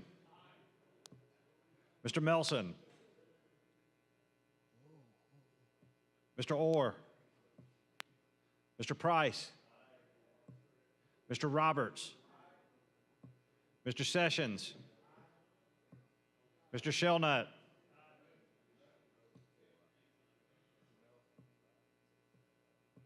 Mr. Singleton, Mr. Smitherman, No. Mr. Stewart, Mr. Stutz, Mr. Wagner, Ms. Weaver, Mr. Williams,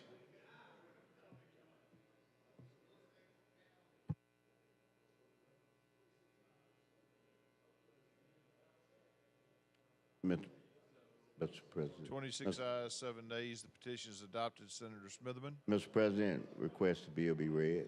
Secretary, read the bill. relating to Baldwin County to amend Section 45-282.02 Code of Alabama to further provide for court proceedings in branch courthouses in the 28th Judicial Circuit. Section 1, Section 45-282.02 Code of Alabama is amended to read as follows. Section 45-282.02, the circuit and district court judges for the 28th Judicial Circuit may conduct non-jury proceedings in branch courthouses within the 28th Judicial Circuit located in the cities of Foley and Fairhope. This section shall not limit the authority of circuit court or district court judges to conduct non-jury proceedings if authorized by general law or rule of the administrative office of the courts. B, the presiding judge of the 28th Judicial Circuit may issue a standing order authorizing civil or criminal jury proceedings to be conducted in any branch courthouse within the circuit. 2, following a standing order issued pursuant to Subdivision 1, a civil jury proceeding may only be conducted in a branch courthouse following the approval of the circuit clerk and the judge presiding over the proceeding. Following a standing order issued pursuant to Subdivision 1, a criminal jury proceeding may only be conducted in a branch courthouse following the approval of the circuit clerk, the sheriff, the district attorney, and the judge presiding over the proceeding. Section 2, this act shall become effective immediately. Mr. President, move for final passage using previous roll. Mr. President, Senator Smitherman. ask for the long roll. Secretary, call the long roll. Mr. Albritton. Mr. Allen. Mr. Barfoot. Mr. Beasley. Mr. Bell. Mr. Butler. Mr. Carnley. Mr. Chambliss. Mr. Chasteen. Ms. Coleman. Ms. Coleman Madison. Mr. Elliott. Ms. Figures. Mr. Gavan. Mr. Gudger. Mr. Hatcher. Mr. Hovey. Mr. Jones. Mr. Kelly. Mr. Kitchens. Mr. Livingston. Mr. Milson. Mr. Orr. Mr. Price. Mr. Roberts.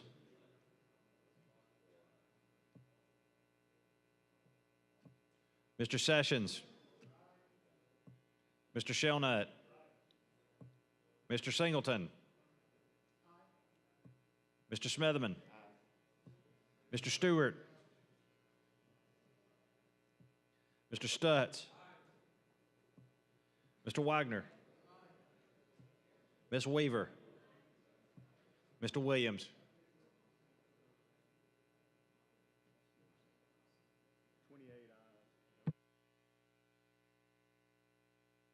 28 ayes, no nays, 3 abstentions. HB 78 passes. Secretary, call the next bill.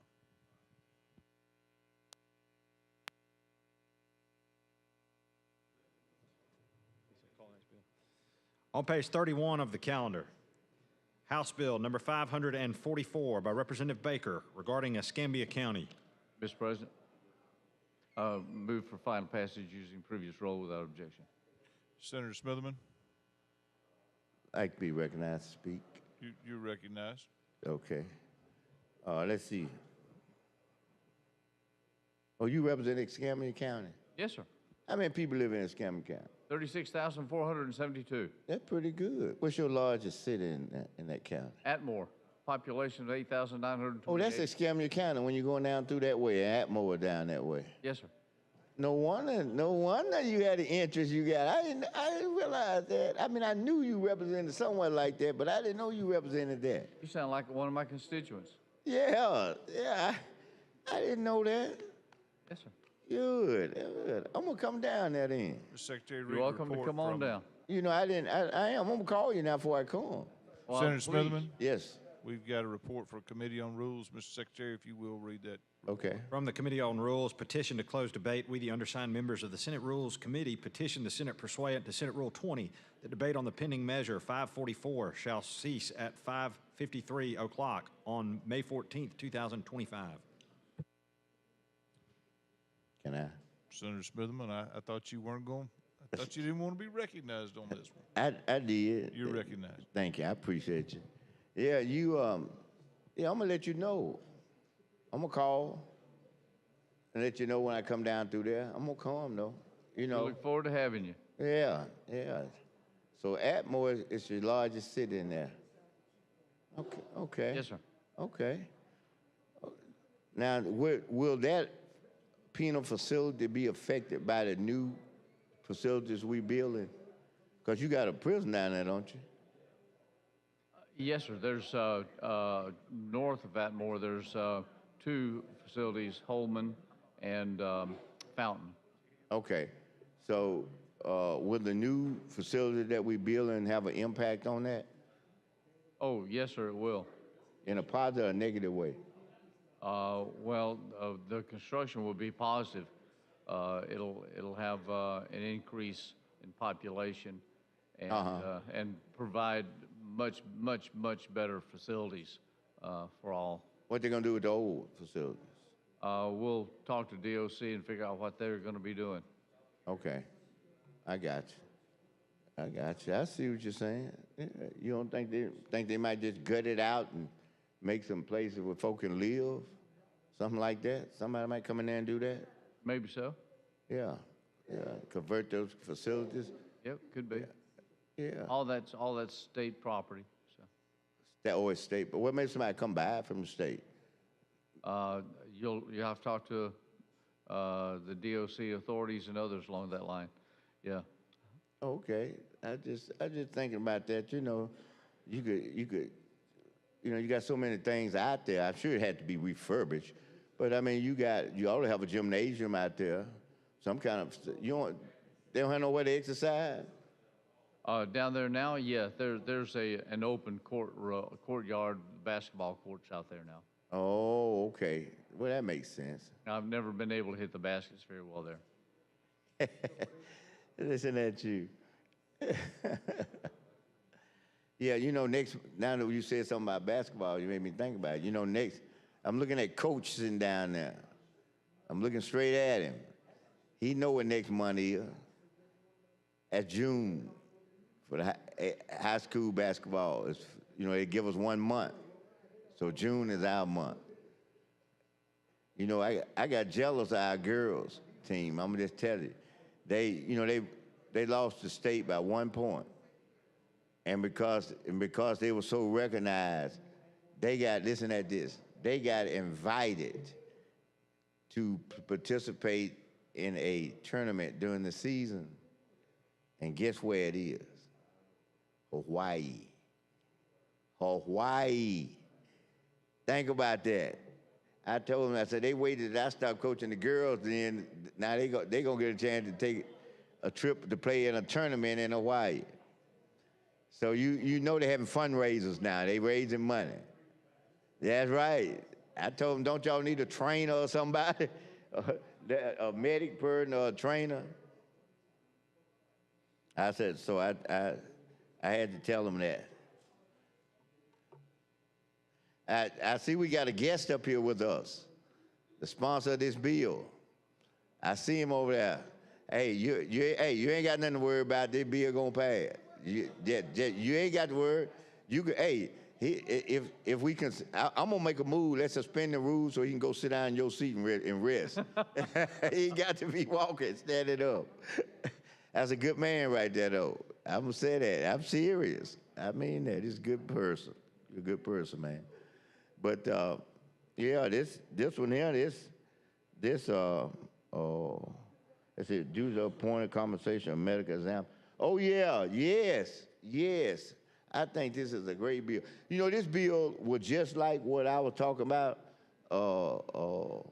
let me look around so I can just tell you. See, when they saw me at the mic, they got out of Dodge. My folk got out of Dodge. They knew I was finna share take some information of y'all about what's going on up there. And so they got out of Dodge. Boy, they came up, they put the closure thing in. You are such an intimidating fellow. No, I'm not. That's just it's truth. Sometimes folks don't want to hear the truth. That's all it is. Because if I wasn't telling the truth, they'd get up that mic and say, that's not the case. It's so-and-so. You know that. You know, but no, you don't see nobody run up to that mic, do you? Because I'm telling the truth. And this bill here's another example of what I was talking about myself.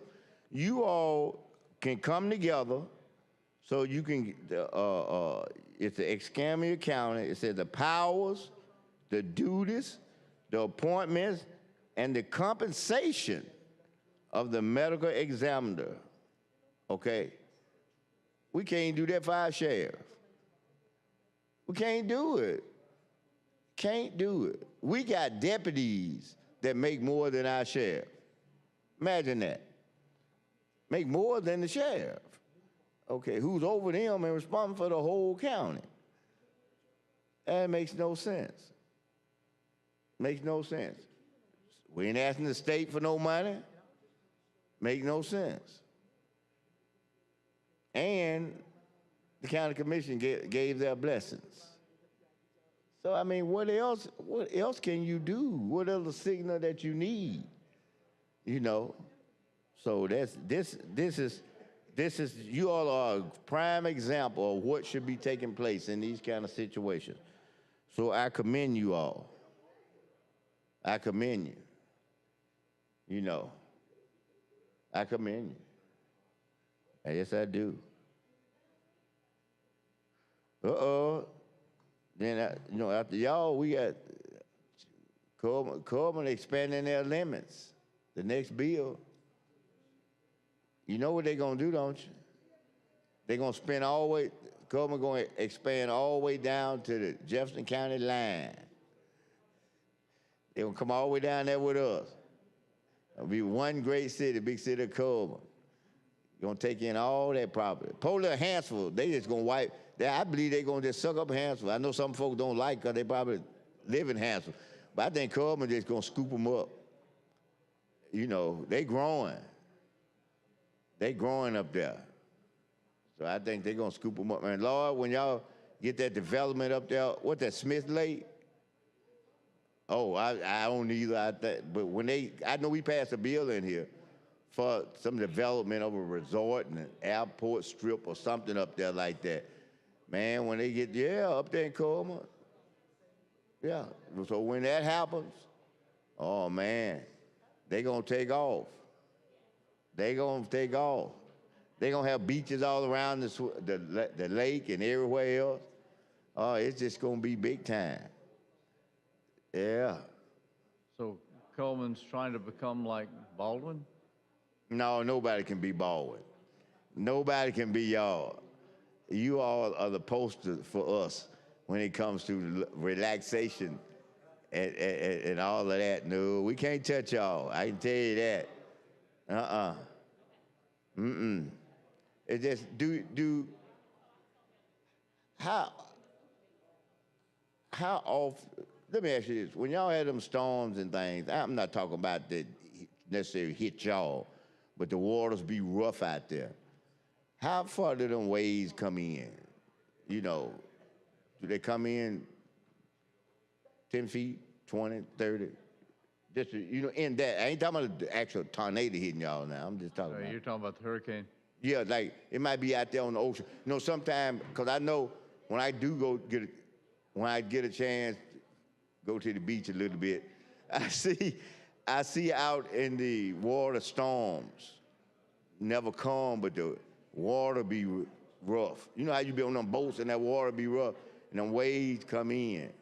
So how far does y'all call it the tide or whatever? I guess that's what, I don't know what the words are, but how far do they come in? Because I be wondering, do they come all the way up to, you know how you had the hotels and then you had a little area and then you got walking out on the beach. Do they come all the way up that beach? Well, of course, it depends on the size and the power of each storm, which is unique. But one easy way to tell is when you travel down there is look and see where new stuff is. If it's new stuff, the old stuff's been washed away. But there certainly comes over the barrier islands, and during Katrina, you know, on the Mississippi coast there, it came up a couple miles in. So it can travel quite a distance. Now, then when you have the rivers that's flowing the other direction, that creates further different type but similar flooding. You said the rivers go a different direction. Yes, the water coming in is north, and the rivers are going south. It's oh, which one usually has the most pressure? The water that's coming the opposite way, or the water that's normally going the other way? Well, normally it's the river water that pushes outward until the storm comes in and causes the clog and pushes further up into the rivers. Oh, so in that case, you have a few people that's right on it. You have to get them out from up there? Correct. Oh, okay. Well, see, you all probably prepared for that now. You had so many incidents. You always think you're prepared, but you always find that you aren't. That's true. That's true. You know, it reminds me of, you know, I go to a sport. It reminds me of golf.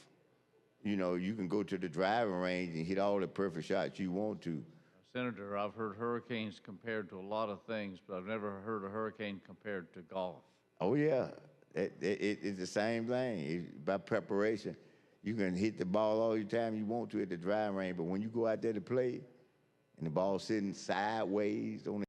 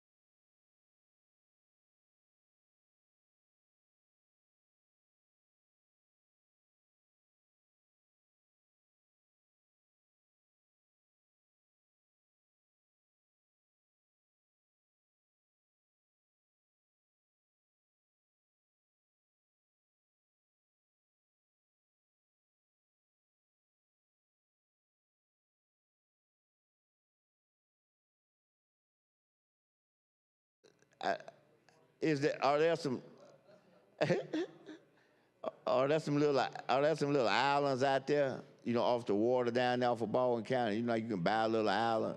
You know, I ain't talking no big island, but you know, a little small island. Have your own little private thing on it. Anybody got any of them islands like that down there? No, not really. I think what we have, the islands there, of course, where Gulf Shores and Dolphin Island and Orange Beach are located, Otto Island, those places. Oh, okay. Okay, yeah, I'm familiar. You're familiar with all those. Okay. Okay. Now so I'm just trying to get my bearing on distances and places. How far are you from Foley? Mile-wise, approximately 50 miles. Okay. Time-wise, about 3 hours and 20 minutes. For 50 miles? For real? When it's during daylight hours and in the summertime, that's about normal. Because of the roads? No, sir, because of the traffic. Oh, that's right. Everybody trying to get there. Everyone's already there. Oh, it's like that. It's like that. Okay. Okay, yeah. That might be a slight exaggeration, but not by much. Oh, yeah, I could see that. I mean, I went down there one time, man, if you have to move with the flow of the people. Can't go any faster. Just kind of just settle in. You know, man like me, see, I'll settle in and put a CD in the music, little calm music and just ride. That's all. Yeah. Well, okay, I can see that. I can see that. And Lord knows when school get out, you really gonna have people. Some schools are out now. In fact, coming down here, I was behind some people looked like they were coming out of Massachusetts. You know, it's the SUV. And they were packed up ready to head to, I know they were headed to the beach. Their eyes looked like they were going to the beach. So they were down here getting ready to have a good time, you know. And we glad to have them. Bring that money, that tourist money on. We appreciate that. Appreciate it. Well, that's pretty good there. That's pretty good. But yeah, you all already now have a medical examiner though, don't you? No, in fact, that's what precipitated this change. We had a medical examiner. In fact, the Office of Medical Examiners, I recall, was to provide a means so that the individual could be the medical examiner. But he passed away recently. Oh. He'd been the medical examiner for generations. Oh. And hence, with his passing, now we're having to find and develop a means for replacement and such along that line.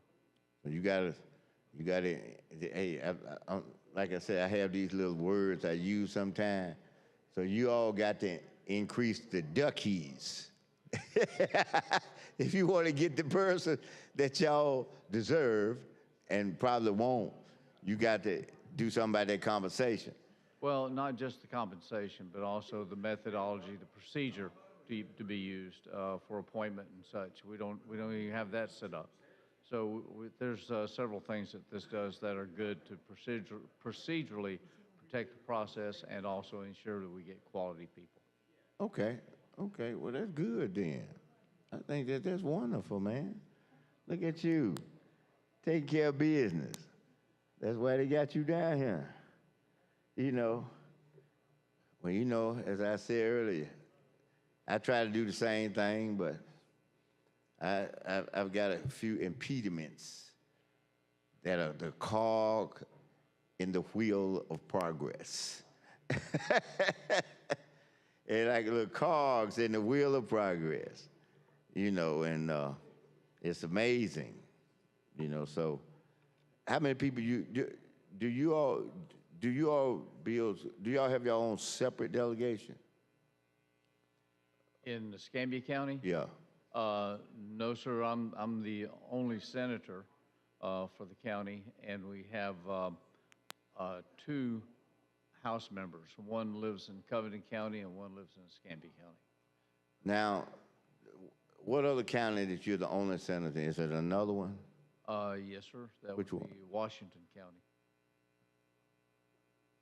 How many people live in Washington? 23,124. And what's the largest city there? Chatham.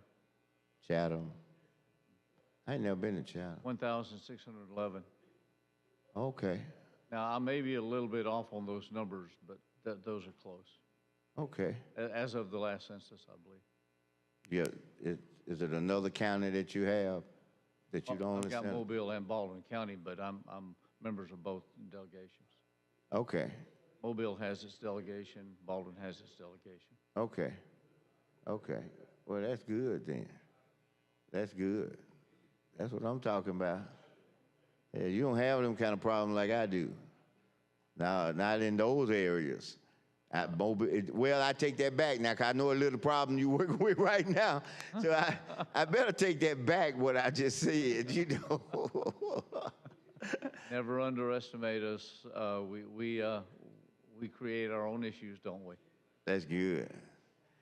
Now, you know, I noticed, I see, I like the timing, the way, you know, they kind of measure the time that we have, and they ease back, you know. I thought it was because of the interesting things we were discussing. I did too. But as how much time we got left? A minute. I just want to reiterate again to you that I think I'm real proud of the fact that you all are doing this for the medical examiner, you know, because like I said to you earlier, you know, that's all I was trying to do, to bring our sheriff up to par, you know. And I don't think it would have been any problems about people out here. Mine is the exploding. My problem is internally. You know how you have the internal illness in your body? Well, I got an internal problem. Mine is not external. Jefferson County is the largest county. What's Jefferson County's population? 670,000 or so? About 700. Oh, 700,000. 700, about 720 or something like that. Yeah. And believe it or not, we grow every census. You know, I don't mean tremendously growth, but we've never gone backwards into population. You know, That's so good. we had so many people there that when they did the arbor or something like that, our county didn't have to come through the state. They just gave it straight to the county commission, you know, because of the number. I think, Senator Smitherman? yes. Secretary, if you'll call the long roll. Long roll. It's for the closure, right? No, this is on the motion to adopt the petition, closure petition. Yeah, this is. Long roll. Long roll, okay. Mr. Albritton. Mr. Allen. Mr. Barfoot. Mr. Beasley. Mr. Bell. Mr. Butler. Mr. Cornley. Mr. Chambliss. Mr. Chasteen. Ms. Coleman. Ms. Coleman-Madison. Mr. Elliott. Ms. Figures. Mr. Gavan. Mr. Gudger. Mr. Hatcher. Mr. Hovey.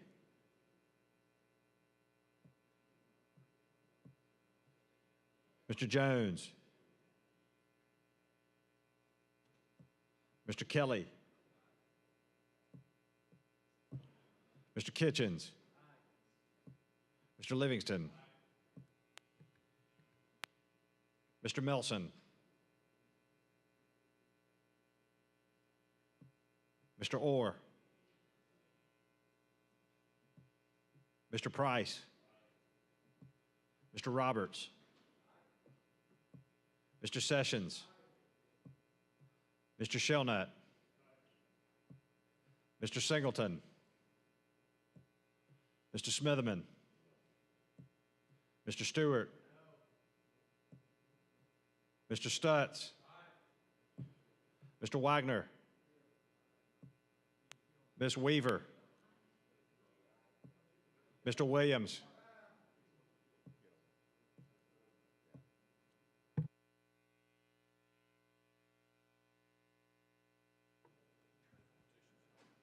Twenty-four ayes, 6 nays. The petition is adopted.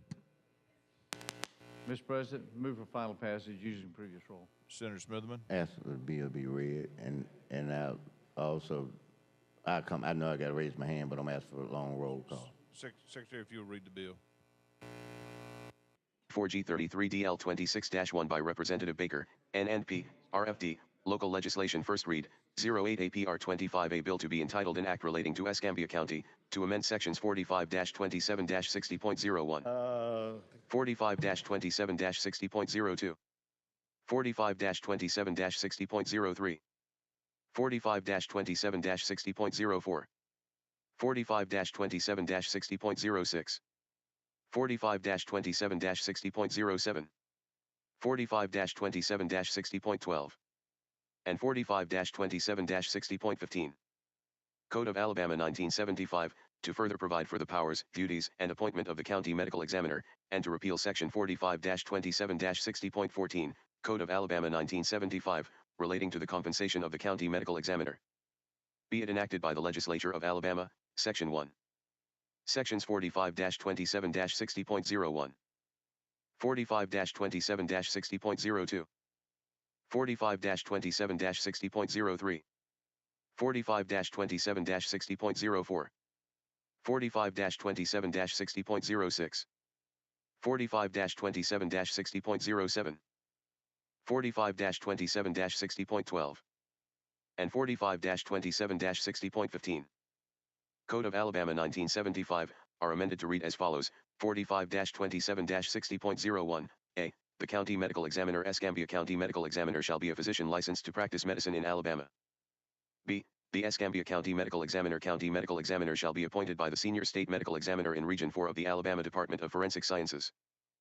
The appointment shall be made, with the approval of the Director of the Alabama Department of Forensic Sciences, from a list of qualified physicians candidates submitted by the Escambia County Medical Society after review by the District Attorney of the County. A nominating committee consisting of all of the following individuals: 1. The Chair of the Escambia County Commission, or his or her designee. 2. The Escambia County District Attorney, or his or her designee. 3. The Sheriff of Escambia County, or his or her designee. 4. The Chief Medical Examiner of the Alabama Department of Forensic Sciences, or his or her designee. C. The nominating committee shall submit a list to the Director at least 90 days before the end of a term. D. The appointment shall establish the Escambia County Medical Examiner as a contract employee and agent of the Alabama Department of Forensic Sciences with the same liability coverage as provided to Merit System employees of the state of Alabama. E. The County Medical Examiner shall serve a term of 6 years beginning the first Monday after the second Tuesday in January in the same manner and cycle as the Escambia County District Attorney. F. The first County Medical Examiner appointed after October 1, 2025, shall serve until the expiration of the current District Attorney term on January 20, 2029. G. If a vacancy occurs during a term, the Director of the Alabama Department of Forensic Sciences shall appoint an interim County Medical Examiner within 14 days of the vacancy. The nominating committee shall submit a list to the Director within 90 days of the vacancy, after which the Director shall make an appointment to serve the remainder of the term. H. The Director of the Alabama Department of Forensic Sciences may waive the requirement that the County Medical Examiner be a physician when appointing an interim County Medical Examiner. 45-27-60.02.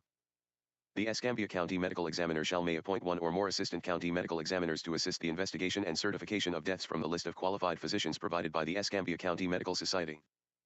Each Assistant County Medical Examiner shall also have approval of the Senior Medical Examiner of Region 4 and the Director of the Alabama Department of Forensic Sciences, and also shall be a contract employee of the Alabama Department of Forensic Sciences. 45-27-60.03. The County Medical Examiner's examiner shall complete 8 hours of training in death investigation each year. The Department of Forensic Sciences State Medical Examiners shall may provide the training, or the County Medical Examiners may attend other training in death investigation with prior approval of the Senior Medical Examiner of Region 4 of the Alabama Department of Forensic Sciences. All training shall be approved for continuing medical education credits. 45-27-60.04.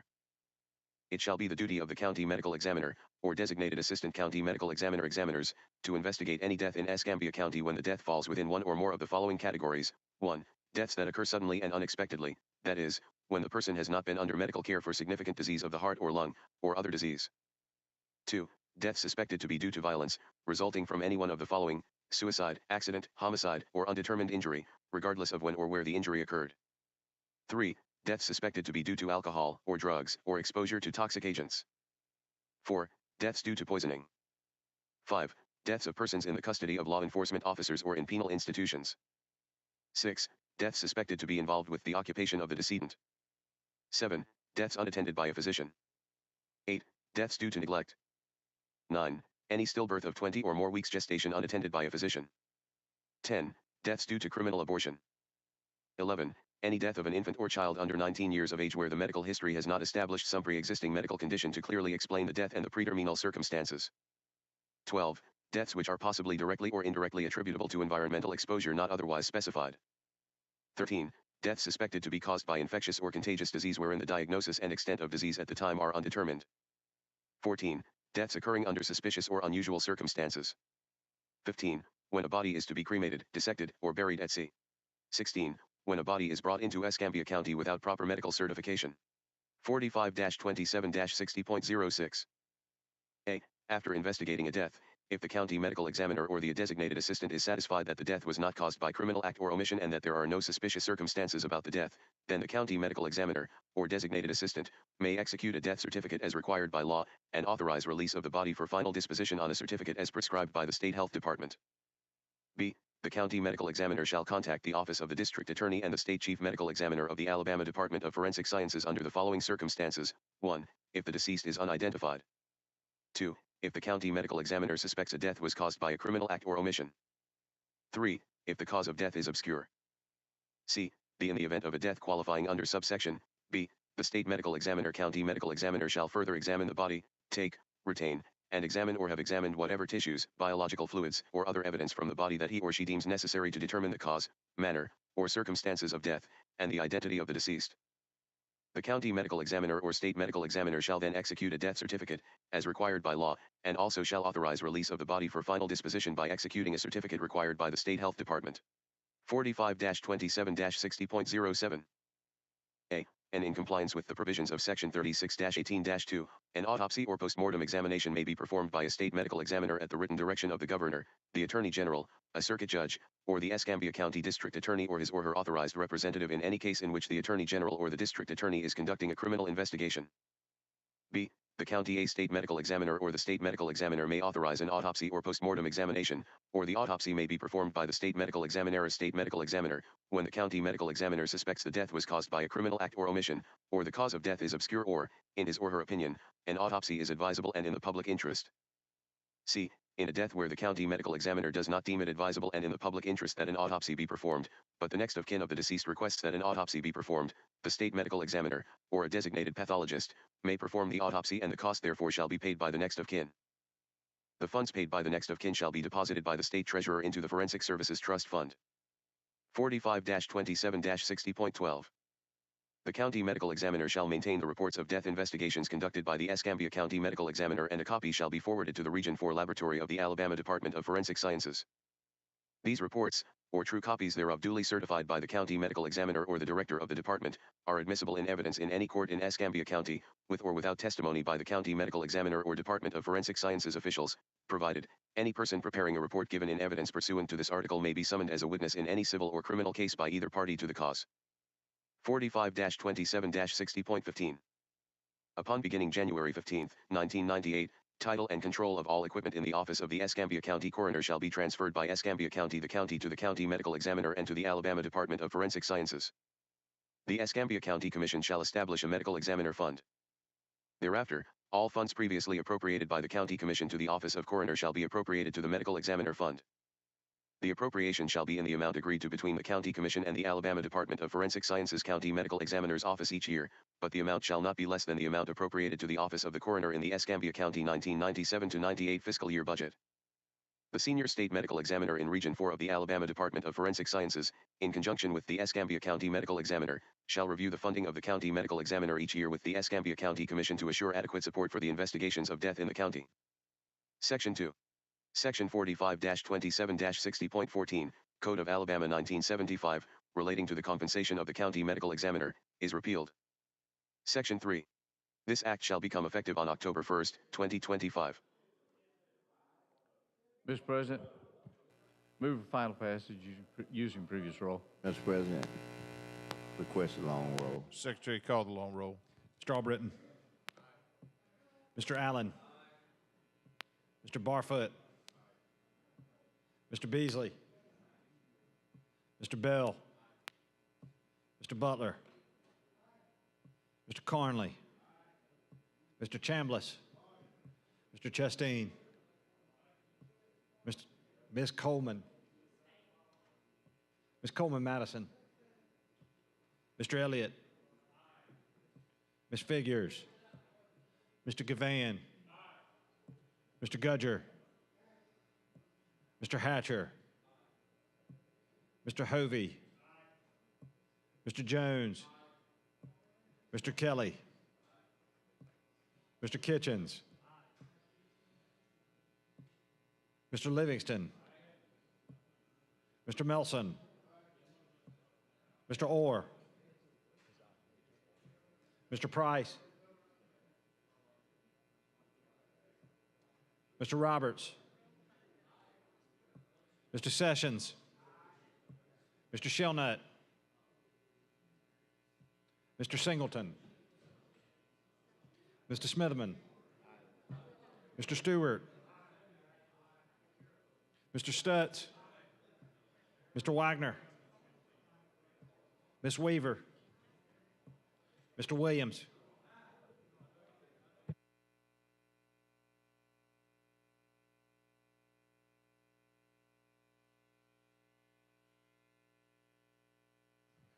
$28 ayes, 0 nays, 2 abstentions. HB 544 passes. Secretary, call the next bill. On page 40 of the calendar, House Bill number 586 by Representative Wadsworth, regarding Coleman County. Mr. President, I move final passage using the previous roll. Mr. President, I'd like Senator to be Smithman. recognized to speak to the bill. You're recognized. Are you familiar with this bill, Senator, or are you just kind of handling it? I'm filling in right now. I can get familiar with it. Oh, okay. I just didn't want to pop no real difficult questions.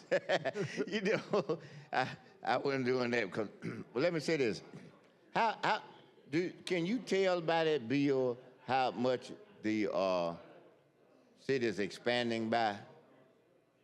Can you tell? Let's see, 20 acres. Oh, 20 acres. What they trying to, it must be trying to build something or bring somebody in, you know. Okay.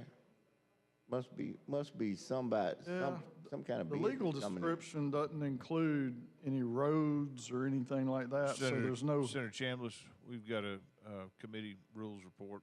Secretary, read the report.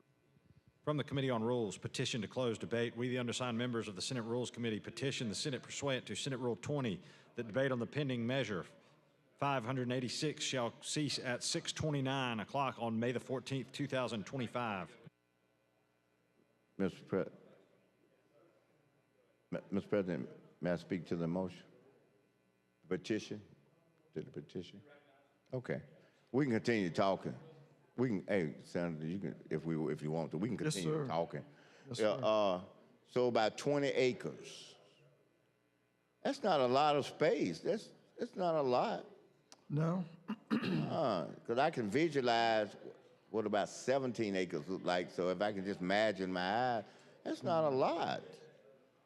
Must be a specific parcel or maybe a few parcels. Let's see.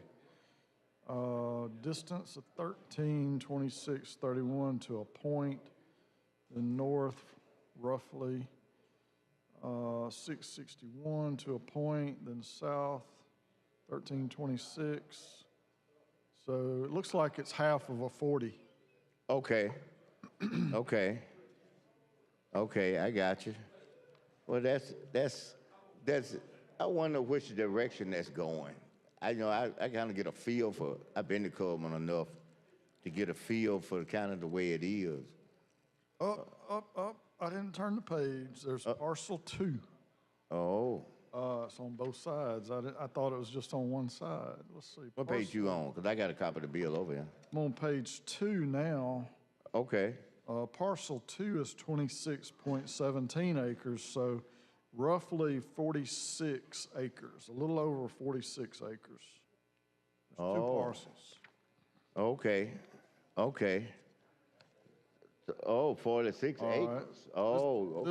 This is along or across Alabama Highway 157. Oh. We got a little bit of a clue right there. Okay. I wonder if up there. Let me see.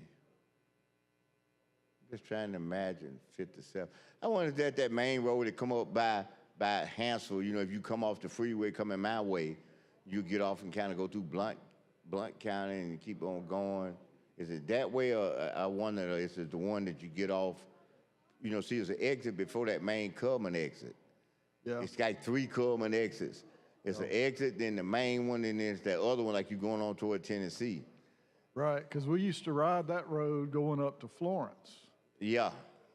Had family living up there, and we get off at Coleman. I think it was 157. I'll figure it out here in a minute. Okay. I happen to have a supercomputer in my pocket. Oh, okay. It amazes me how y'all can take them phones and get all that stuff and do that. You know, I just admire y'all. Yep, 157 goes from I-65 over to, goes through Moulton. Okay. And then on up to Muscle Shoals, Tuscumbia, Florence, the Quad Cities. Now, what does it go the other way? That's see. what you were talking about, Yeah. the other way. Yeah. Let's see. Oh, I done got up to Decatur. That's too far. Okay. don't look like it goes too far the other way. Yeah, it dead ends into 278. Oh. Best I can tell. Okay. And it don't look like it's dual route because 278 is a dual route with 74. So maybe that's the beginning or the end of it, depending on which way you're going. Okay. Now, did you say you had relatives living? I did, but they've moved. So it's been, time flies. It's been 10, 12. I don't know, something like that, 10 or 12 years since my family lived up there. They moved back down this way. What did you find interesting about Florence? And I say that because I went up there once. I just went to a basketball game up in North Alabama. But, you know. What I found interesting about it is the beauty surrounding the waterways. Okay. You got, it's the Tennessee Valley, and Yeah. the river comes through there, and all kinds of wildlife, and just beautiful, beautiful area of the state, wildlife. And then you have the Quad Cities. So that's another interesting thing. 4 cities, let's see if I can name them. Muscle Shoals, Florence, Tuscumbia. Sheffield. That's my family lived in Sheffield. Actually. Oh, okay. Now, all these cities big? Well, I don't mean when I said big. What, 10,000 each? Somebody got more than 10? I would say probably so. I don't know for sure, but I would guess. I would think maybe the whole Quad Cities probably 60 or 70,000. I don't. Okay. It's pretty developed. I wonder if any of those cities ever thought about merging. To your knowledge, what you think? Well, I don't know, but my guess is no. This is my territory. You stay over there, I'll stay over here. So the university that's in Florence, right? I believe so. Yeah. Okay. University of North Alabama. Yeah. Is any other school up there like that? Junior college, any other school like that up there? It seems like there's a junior college up there. Shoals Community College. I don't remember. I bet Muscle Shoals is a Muscle Shoals Junior College. I bet you, or the Shores Junior College. That name Muscle Shoals sounds, when they start talking about schools, that sounds that way. Yeah. So it's a beautiful area of the state. So we enjoyed going up there and visiting. Okay. I've been thinking about trying to get on that park trail. The different parks, state parks we have. Trying to go visit them. I like to go visit them before I leave this earth. We have some amazing state parks, and I hate to say I haven't been to all of them myself. But they have a book, I forget what it's called, they call it a passport, I think. And you can go and get stamps at every one of them, and it's a pretty big deal. Yeah, I see. Yeah. I see. Maybe when I get out of the legislature, I'll have time to go do that. Seriously, I would really like to do that. Oh, okay. Well, I'll tell you, I know what you mean about time. I do. It just. Yeah. Because we get out of here and you kind of backlogged, so it takes you a month or two to kind of get rid of that backlog, get caught up. Yep. Then you kind of breathe for a month. Then it starts into the holidays and getting ready for next session. That's right. And we don't have January this year to get ready. We'll be in session in January. Hey, when is the? That's right, because we'll be rolling into an election year. That's right, the last year. When is the primary going to be this year coming up? Is this going to be in March still? Of this coming year, 2026? It was sometime. We had an early primary one time. Yeah, we had a bill this session. I think it's May. That's it. That's 19th it. or something. Yeah, because it's the Tuesday before Memorial Day. Okay. So somewhere in there. So if we come in January, well, we're gonna get out, what about March, January, April? March. 1st of April, middle of April at the latest, Yeah, looking at the 105 calendar days. okay. Imagine we'll be wanting to get out a little early. Got to go back home, take care of business. I think that you might have a unified effort on that. I think that probably would drive us closer to the middle than anything. We got something in common, don't we? That's right. All 140 of us in this building got the same thing in common. That you right about that part. Yeah, you right about that. And then some of them that going to be elected this year have to turn around and run again next year. You know that's the truth. That's the truth. Is what it is, though. It is. It is. And so they probably need to keep their machines oiled and intact. Yeah. Whatever that it was, they got them elected. They need to keep that intact. Don't throw anything away. Material otherwise. You're going to need it. And I'm going to give them a little pointer. The material that they have don't need to be dated. Yeah. You know what I'm saying? That's right. So if you don't date it, you can use it at any point in time.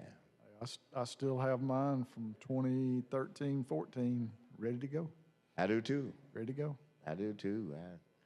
I big signs and everything. I got all that. You know, just ready to rock and roll. You know, that's all it is. But this, you know, I think it's real neat that they're gonna expand that. I'm sure that they're gonna have some economic advantages. You know, like a business or something. It could be a housing subdivision, you know, but I think it's gonna be something. If I had to guess, if it wasn't some big business, it would probably be building a subdivision. And they promise these people they're gonna be in the city limits, they're gonna get city services and everything else. And I think that this is the first phase of it. Is let's get the property in there and then everything else built on it, you know, can be all right. You know, it's 2 different parcels. So, you know, well, it doesn't have to be. It could still be the same owner, 2 different parcels. They just hadn't combined them. That's true. That's true. You have to plat them to combine them, but I don't know. Some localities allow you to combine them if they're rural, especially. Get into town, you typically gonna have to do a plat to combine them. I can see that. Move lines, you got to be pretty deliberate when you start doing that. You know, I look around in this room and I see 1, 2, 3, 4, 5, 6, 7, 8 senators out of 35. I just wonder what'll happen. They gonna come running with butter and coming down there. The butter coming down their face. Because they back there eating. A little salad dressing and everything running down the face. If out the clear blue sky, I just talked to the president and just said, Mr. President, what would happen if we had a quorum call? Hey, all you got to do is, well, I don't think you can, but let's say you can. Yeah. You just pull the cloture. And then boom, vote. They have to come running. Come running. I was saying a quorum call, get them on down so we won't be lonely. Let's see that. You know, this remind me on TV. You ever know when you see the federal government and people be up there debating or something like that, nobody be sitting in there? Oh, yeah. In the place. Yeah, that's the way this is right here. I don't see nobody. A-span, Alabama span. I don't see nobody, so you know, I ain't gonna do it right now, but I am gonna do this now. I'm publicizing it, so it ain't no trick. I'm gonna wait about 10 o'clock. It might be yawning and stuff, and go out here. You know, some of them gonna fall a little nap. Yeah. And I'm gonna say, quorum call. Yeah. They'll be coming out here to put their coat on, everything, like you just said. Rubbing their eyes. Rubbing their eyes, everything. And then they gonna say, what y'all doing? I said, we got the final vote for casino gambling. Boy, they'll come running down this hall, just going mad. Because they don't want to miss the vote. That's right. That's it. right. I don't know how they vote, but they don't want to miss it. Yeah. Oh. Now I don't know what they doing downstairs. They gone? Or, I think they're waiting on us. oh, they're silent died, or what they doing? They're waiting on us. They don't trust if that they- they don't trust that we're not going to alter their bills.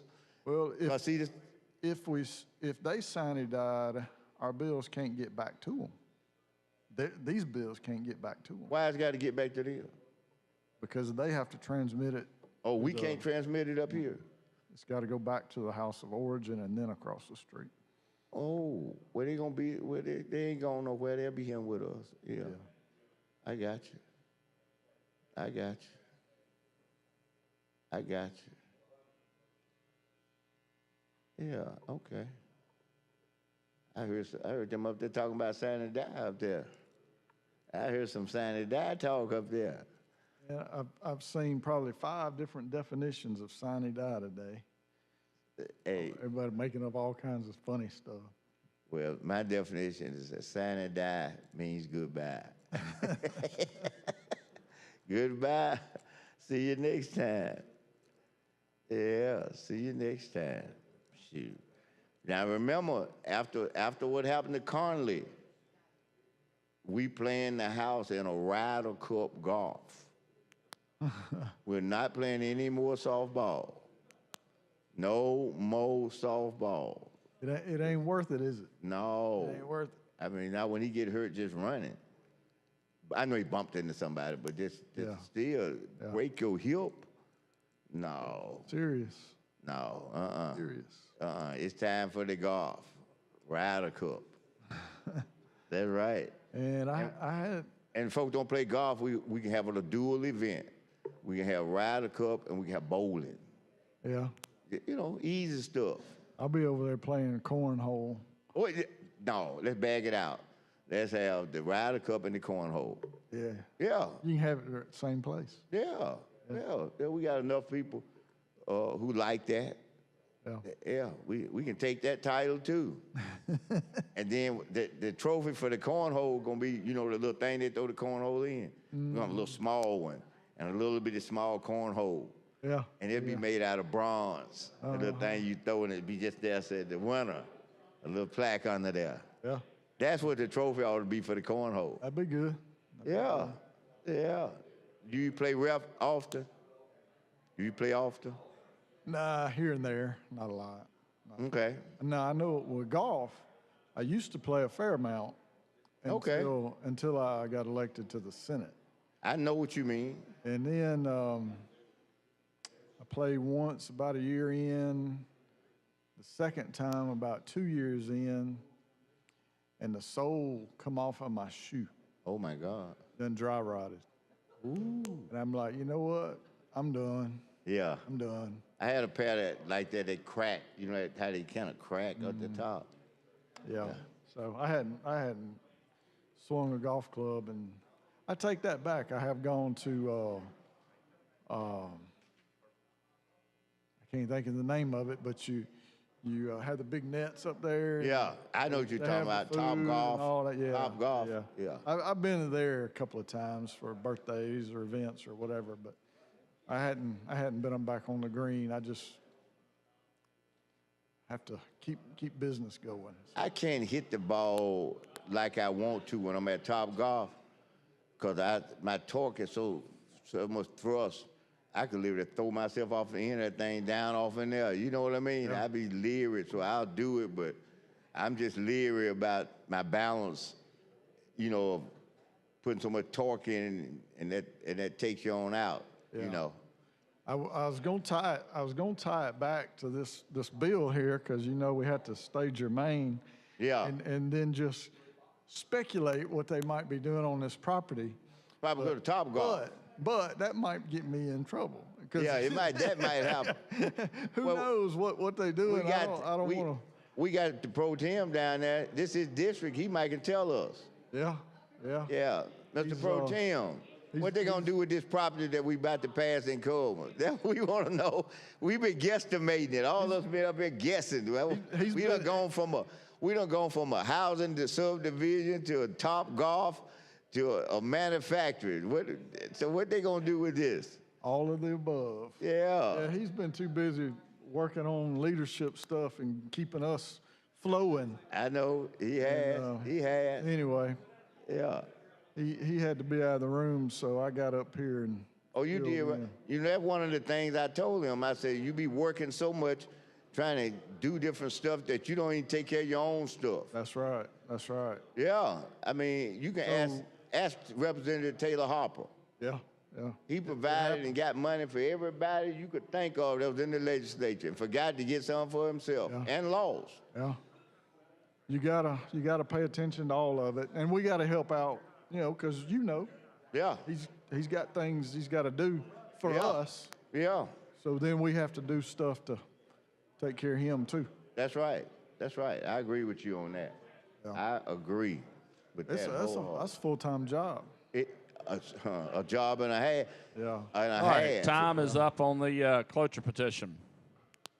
Senator Smitherman. Long roll call on the petition. All right, Secretary, I call the long roll, please. Mr. Albritton. Mr. Allen. Mr. Barfoot. Mr. Beasley. Mr. Bell. Mr. Butler. Mr. Carnley. Mr. Chambliss. Aye. Mr. Chastain. Ms. Coleman.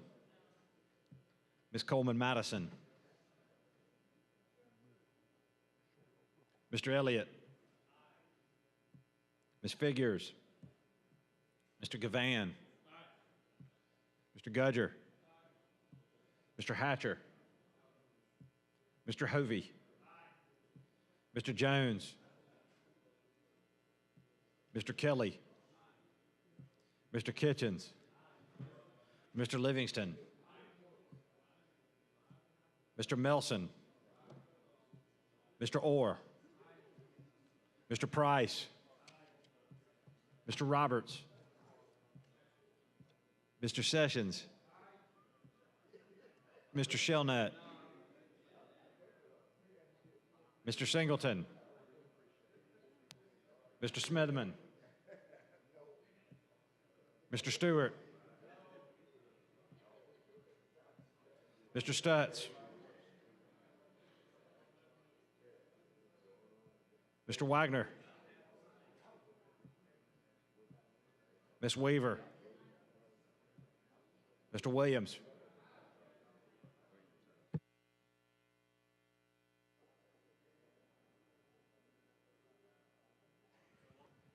All right, Yeah, 25 ayes. right now. What'd you say? 5 nays. All right, cloture petition's adopted. Mr. President, I move final passage using short roll. Mr. President, Yes. I'd ask for the bill to be read. All right, Secretary, read the bill. Relating to Coleman County to alter, rearrange, and extend the boundary lines and corporate limits of the city of Coleman and Coleman County. Section 1, the boundary lines and corporate limits of the city of Coleman and Coleman County are altered and rearranged to include within the corporate limits of the municipality, in addition to the lands now included, all of the following territory. Beginning at the southeast corner of Section 23, Township 9, Range 4 West, thence north 87 degrees, 1154 west, a distance of 1326.31 feet to a point thence north 1 degree 54 and 13 east, a distance of 661.42 feet to a point. Thence south 87 1154 east, a distance of 1326 feet to a point. Thence south 154.13 feet to the point of beginning. Said land lying and being in the southeast quarter of Section 23, Township 9, South Range 4 West, Coleman County, Alabama, and containing 20.14 acres more or less. Parcel 2, commence at the northwest corner of the northeast quarter, Section 26, Township 9, South Range 4 West, thence north 87, 47, 24 east, a distance of 538 feet to a point in the true point of beginning, thence continue north 87, 47, 24 east, a distance of 788 feet to a point on the west right-of-way of a county road, thence south 132.46 east along said right-of-way, distance of 1240.13 feet to a point, thence south 2855-06 we west along own- said right-of-way, a distance of 83 feet to a point that's south 190132 west along said right-of-way, 281.19 feet to a point of north right-of-way of Alabama Highway 157, thence north 7259 west along said right-of-way, a distance of 679.54 feet to a point, thence north 1 degree 40 west, a distance of 1350 feet to a point of beginning. Said land lying and being in the northeast quarter of the northeast quarter of the and the southeast quarter of the northeast quarter of Section 26, Township 9, South Range 4 West, Coleman County, Alabama, and containing 26.17 acres more or less. In accordance with Section 1142.6 of the Code of Alabama, a map showing the proposed territory to be altered, rearranged, and extended from the city of Coleman is on file and open to public inspection in the Office of Judge of Probate in Coleman County. This act shall become effective on October 1st, 2025. Mr. President, I move final passage using the short roll. Mr. President, request a long roll. All right, long roll. Yes, sir. All right, Secretary, call long roll. Mr. Albritton. Mr. Allen. Mr. Barfoot. Mr. Beasley. Mr. Bell. Mr. Butler. Mr. Carnley. Mr. Chambliss. Mr. Chasteen. Ms. Coleman. Ms. Coleman Madison.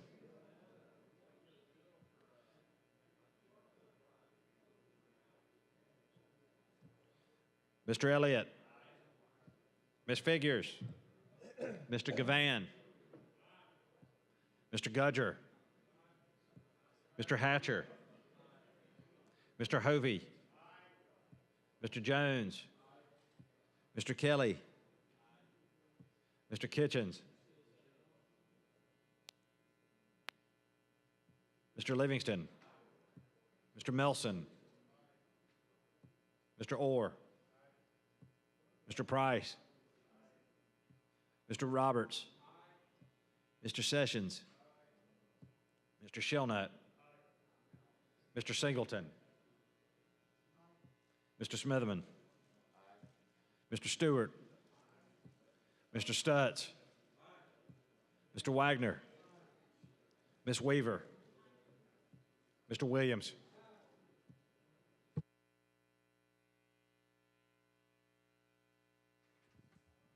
$29 ayes, 0 nays, 1 abstention. House Bill 586 passes. All right, Secretary, call the next bill. On page 25 of the calendar, House Bill 395 by Representative Collins and others regarding Morgan County. Senator Orr. Thank you, Mr. President. Local bill from Morgan County, I'd move third reading using the previous roll. Any objection? Mr. President, come I'd be on, recognized guys. to speak to the bill. You're recognized. Thank you. This look like, Senator, is this a constitutional amendment? All right. Hold on one Okay. second. We have a report from the Committee on Rules. Okay. From the Committee on Rules, petition to close debate. We, the undersigned members of the Senate Rules Committee, petition the Senate pursuant to Senate Rule 20 that debate on the pending measure 395 shall cease at 6:56 o'clock on May the 14th, 2025. At 6. Mr. President, before, I'd like to be recognized to speak to the petition, but before we start the petition, I have a point of order. Okay. So I wanted to make clear of that. Is that in the, because this is a constitutional amendment, we have the time that's established for the closure petition. Because this has to be certified, will I also get an opportunity independent from this closure petition to speak on the certification? 15 minutes. So in addition to this, I'll get 15 minutes also to speak on the certification. That's correct. Okay, all right, well, I'm ready. Now, you don't have to take it. So. Thank you for giving me the total ruling. Thank you. I'd like to speak to the closure petition. First of all, I want to commend the Education Policy Chair for bringing this particular bill. Just dealing with Morgan County, and it's dealing with the qualification of judge of probate, and further provides, for, of course, for the Constitutional Amendment. I just love and admire you all, how you all just take care of your businesses in your county in a unified manner. I mean, it's something to be desired by us in Jefferson County. How you all just do things so well together. You know, you all have shown so many examples in here of how things are able to work so well when you are working together. And that was an art that we had, but it has developed right now into a lost art as it relates to us in Jefferson County. We seem like we don't understand how to do it. After being so well at what we did, to being a shining model of an example of the positive side, now it looks like we're finna flip the coin and not be one on the other side. So that's the way it goes sometimes. Now, this particular bill, the purpose, the proposed is an amendment, and it must be a situation where the probate judge there is not, they probably have had people in those positions that have not been lawyers. And as a result of that, they probably had some limitations on things they could do and not do. So I think this bill is a good bill. Now, I hope that, of course, I'm sure they do, but I hope they have a well supply of attorneys there that they can choose from for someone to serve in this capacity. You know, I always thought that being a probate judge was interesting because you deal with so many different things. I know they deal with commitments, conservatorships, guardianships, adoptions, custody, just a variety of very, very important issues that come up in that particular court. And I'm just wondering if they're going to be governed by the uniform court system. Now, I tell you something we need to start doing, y'all, and we need to look at it. I realize it's maybe a little extra cost to the general fund budget, but, you know, we don't have a statewide allophile system in probate. We don't have that. We have it in juvenile court, but we don't have it in probate. So what you have is a hodgepodge of areas that would create a inconsistency in trying to follow up, try to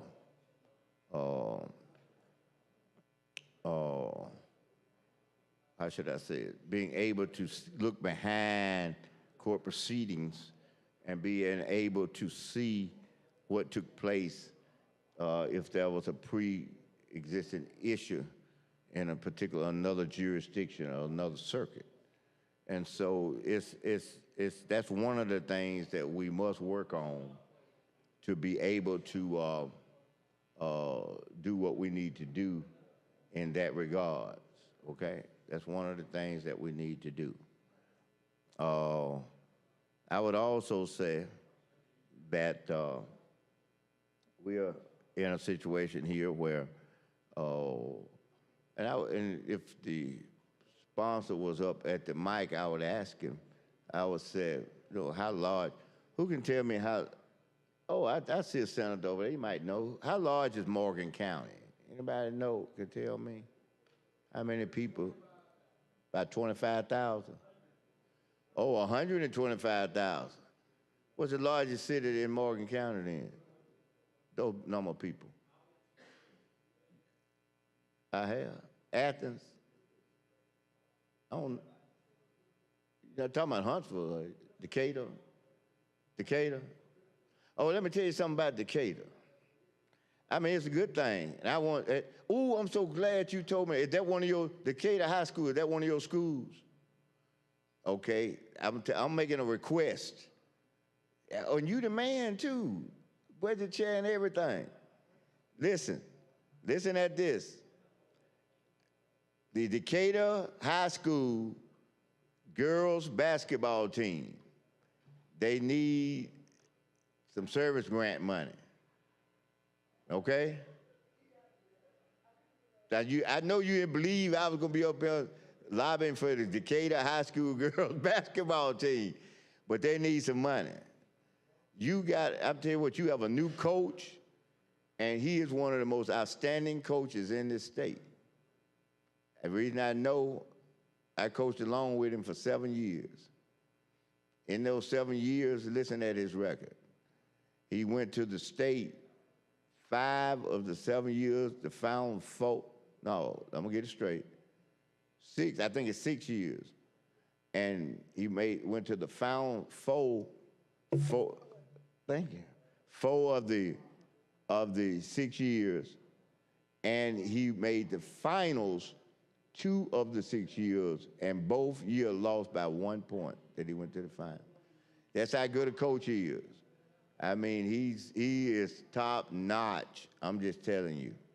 So you all got to steal when y'all got him, and he's gonna bring that program to the promises that y'all want it to be at. I'm just gonna tell you. But he's gonna need a little help now. He's gonna need some service grant money, okay? Because you got to get them to camps, you got to get equipment, and and that kind of thing to make sure, and you said, what you talking about? They got those sleds that they have to push. They have the different kind of strengthening equipment that they need, and agility. So I'm gonna give him your name, Senator. Is that all right? Okay, I'm gonna give him your name and tell him to get in contact with you. That's be good. I'm glad you told me that. Yeah. I got a chance to go to Decatur last year. That's where Austin is, isn't it? Austin High School. Yeah, we played Austin. Yeah, y'all had a very good team. Y'all got some big old players too, buddy. I mean, them boys, they growing big up there. And they had a very good team. So it's a pretty school too, beautiful school. Good Southern hospitality, treated us good when we was up there, except they beat us, but they treated us good though. They've got a very good program, and I'm just proud of it, having the opportunity to participate. Yeah, so yeah, you all got 125,000 in that county. Yeah,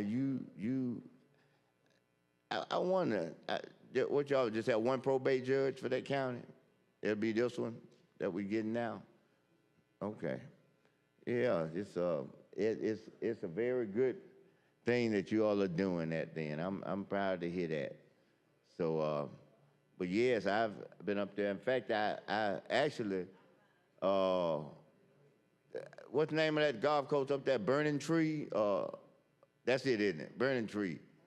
Yeah, I went up to Burning Tree with my daughter, and they played a big time tournament up there, and she did well up there. That's a beautiful course. I was just a little caddy for her. I was just walking around, but I got a chance to enjoy it, just being up there, the atmosphere. Yeah, I got some nice things going on up there. Do you live in the city of Decatur? Okay. Now, you stay close out there by the golf course? Oh, yeah. That's what Tommy A. Roberts, Senator Roberts used to live out there, didn't Yeah, some of y'all didn't know Tommy Roberts, Senator Roberts. He was Mr. Procedure Persona. Knew the procedures backwards, forward, inside out, up and down, and all around. Yeah, he was. So you can see, I was exposed to some of the best back in the day when I first came, like him, and Senator Ted Little. You know, those were people who were procedure focused, policies and procedures focused.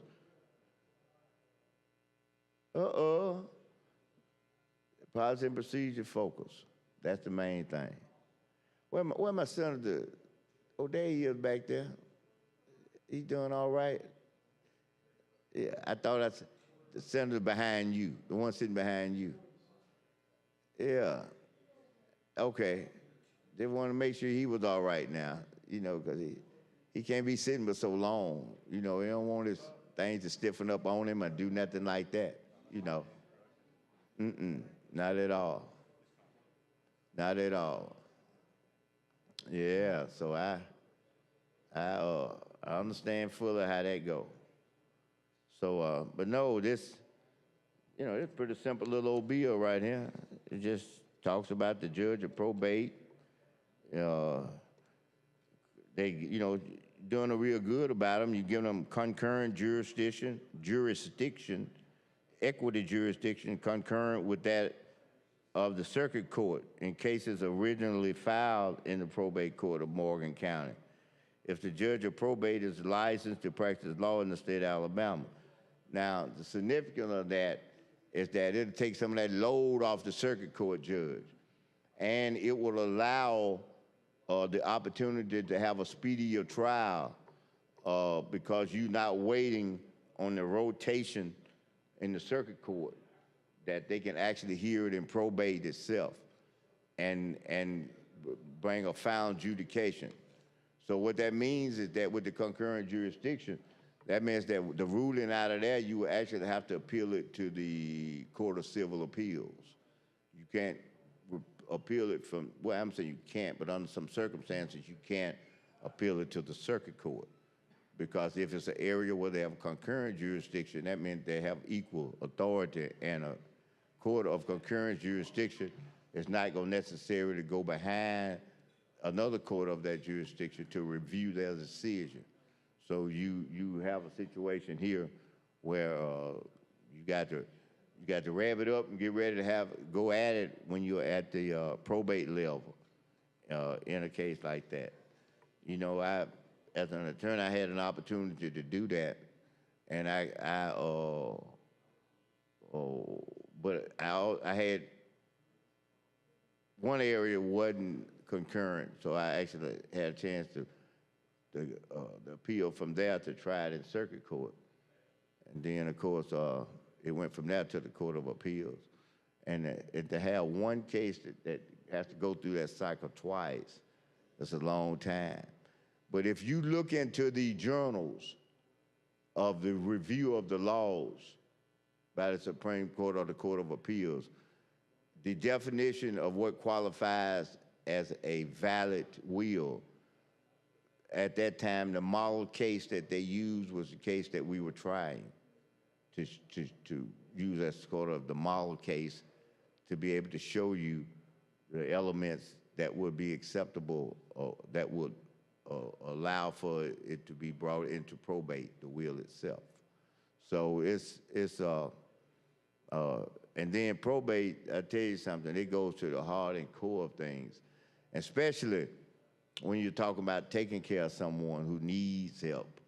You know, the supervision they put under with the conservators and the people who are there to make sure that everything is done in a manner that will be very good and conducive for that particular citizen, someone who is I'll say mature citizen, who may need some assistance and may need some help in that regard. So I think that this is a good bill. As I said about it earlier, I fully support it. I am going to vote for it. And I just, I think the citizens in that particular county is going to be happy with what they're doing, you know. So I think that's going to be just as wonderful as can be, you know. But how much more time do we have? Oh, good. Oh, good then, good. Now, I may, next time I come up there, Senator, I'm gonna have to get with you and let them know that if they need some business down the road to call me. I ain't talking about up there now. I ain't coming up in your territory. But then you might have some folk have to come down to mine. So you can tell them, say, you know, this the one you need to call. And we'll see if we can get them with the proper people, the proper things to be done for them, if that's necessary. You know, that's one of the things that's interesting when you practicing probate law, any law, is that when you're in the area where they make law, you kind of have a better understanding when you see it. You don't necessarily memorize every code section word, but you have a feel for it because you can have, go back in your mind to think about debate you've heard about it and things that you've seen and that kind of thing, you know. And I just, I think that once again, she is to be commended for taking that step forward and trying to get that done for Morgan County. You know, that's, but you know, that's a lot. I didn't realize that it was those many people that lived up there in Morgan County. That's a lot of people. Well, that's a fast-growing area up there. It's all right there, Morgan County, Huntsville, all of that area. Yeah. It's growth of probably more of a bedroom community. Yeah. As it grow. Yeah, we used to be growing like that, but you know, you got now they want to dilute the county by spreading out this board thing, taking water and probably gonna try to take business from us and put it outside the counties, and either people want to come in that's going, you know, and all that kind of stuff, you know. So you know, you can't grow when you have cogs in the wheel of progress. NASA, you know, NASA, you can't grow. NASA grew them cotton fields. Yeah, you can't grow like that. There's a bunch of cotton fields up there. Yeah. A few years back. Oh, yeah. Before the 575, when it was just 82 running through there. Yep. Bunch of cotton fields out there in right. Madison. Yep.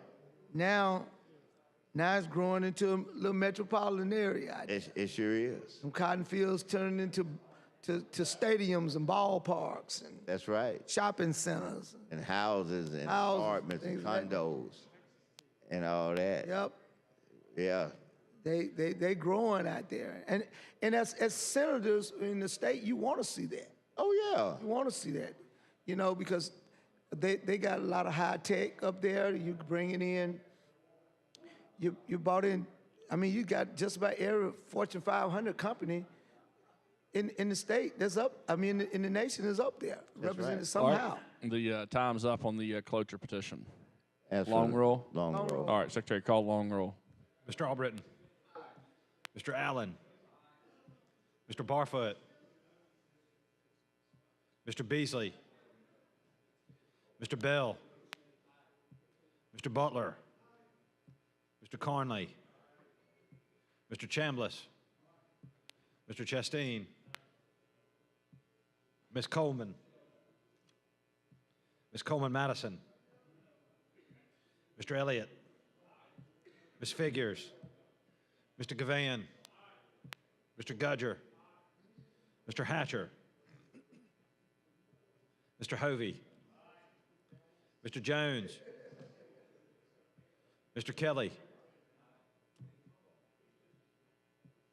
Mr. Kitchens. Mr. Livingston. Mr. Melson. Mr. Orr. Mr. Price. Mr. Roberts. Mr. Sessions. Mr. Shelnut. Mr. Singleton. Mr. Smitherman.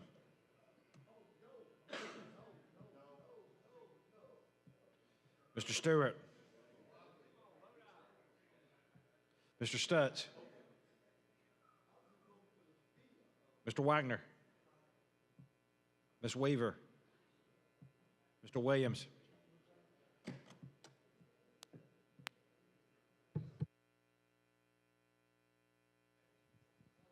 25 ayes, 4 nays. Cloture petitions adopted.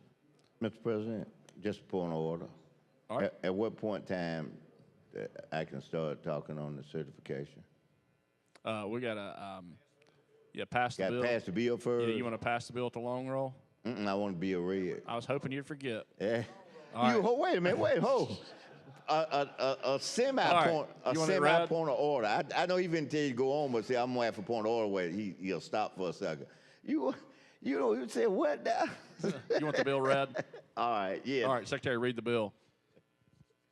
Propose an amendment to the Constitution of 2022 relating to Morgan County to further provide for qualifications and jurisdiction of the judge of probate. Be enacted by the Legislature of Alabama. Section 1, the following amendment to the Constitution of Alabama of 2022 is proposed. Part 1, the judge of probate of Morgan County shall be an attorney licensed in the state effective for the term of office of the judge of probate beginning after the ratification of this amendment. Part 2, the judge of probate of Morgan County may exercise equity jurisdiction concurrent with that of the circuit court in cases originally filed in the probate court of Morgan County if the judge of probate is licensed to practice law in the state of Alabama. In any case subject to this amendment, the judge of probate shall possess the power and authority of a circuit court judge trying the case, and the case shall be treated in all respects in the same manner as a case filed in circuit court. The Alabama rules of civil procedure shall apply in the cases except as otherwise specifically provided by law. This amendment is self-executing, but the legislature may enact additional laws to implement this amendment if needed. Upon ratification of this constitutional amendment, the Code Commissioners shall number and place this amendment as appropriate in the Constitution, omitting this instructional paragraph, and may make the following non-substantive revisions: change capitalization, hierarchy, spelling, and punctuation for purposes of style and uniformity, correct manifest grammatical, clerical, and typographical errors, revise internal or external citations and cross-reference, harmonize language, and translate effective dates. Section 2, an election upon the proposed amendment shall be held in accordance with Sections 284, 284.1, and 285 of the Constitution of Alabama and the election laws of the state. The appropriate election official shall assign a ballot number for the proposed constitutional amendment on the election ballot and shall set forth the following description of the substance or subject matter of the proposed constitutional amendment. Relating to Morgan County, proposing amendment to the Constitution of Alabama to require the judge of probate to be an attorney licensed in the state and to authorize the judge of probate to exercise equity jurisdiction concurrent with the circuit court. This description shall be followed by the following language: yes or no. The proposed amendment shall become valid as part of the Constitution of 2022 when approved by a majority of the qualified electors voting thereon.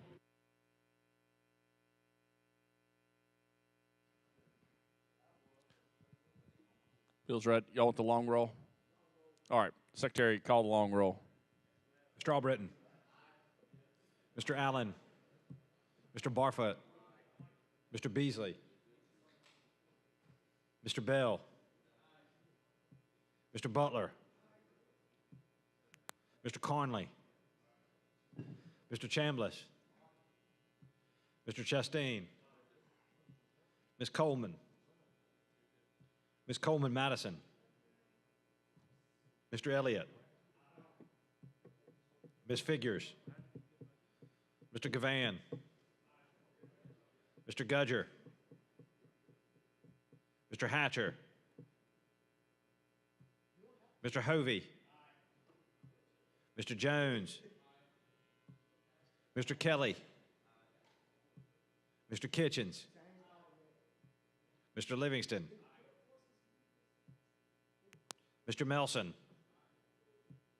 Mr. Orr. Mr. Price.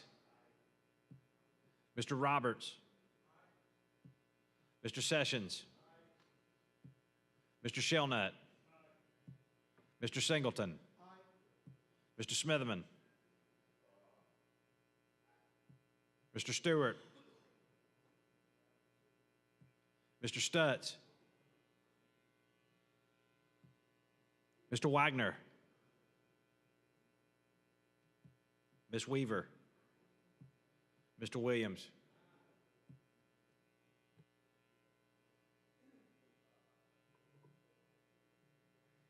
All right, 25 ayes, 0 nays, 1 abstention. House Bill 395 passes. Senator Orr. Mr. President, I move certification. Mr. President, I'd like to speak to the motion. All right, you're recognized. Thank you, Mr. President. And thank you, Senator, for this great bill that you're bringing for your county. We think this is a great bill. We got about 15 minutes that we can speak on the certification motion. And the judge of probate for Morgan County, as we was talking about, Morgan County is growing. And as Morgan grow, it's a part of the state to where it is bringing in a lot of people from out of state. NASA, Blue Origin, and all of those space flights, Marshall space flights going out of there. The number of people that are coming in from DC, that are coming down with the FBI headquarters. We're seeing a lot of that go into the state. And we think that it's a great thing that we're bringing in new talent into our state to work these jobs, to help Alabama continue to move forward in the exploration of space and science. And so that's why it was interesting to me when the president get rid of public radio when we start talking about all about science. Science is something that our society has always depended on in terms of getting answers to questions. While science may not be absolute, it was fluid. Today it may be, the answer may be this today, but tomorrow things may move to where the answer may be a little bit different. It's just like when we had the pandemic. Science was what we needed, and the science was not something that was standing still. It was fluid all the time. So this area of Huntsville is growing, and I'm sure some of these areas are going to be bedroom communities to the growth there in that area. So the people of Huntsville and Madison County and Morgan County and all of those counties in and around are going to grow exponentially, and they're going to see some growth. New dollars are going to come in, new tax dollars are going to come in for the state. And so those are the things that we continue to do in these local bills.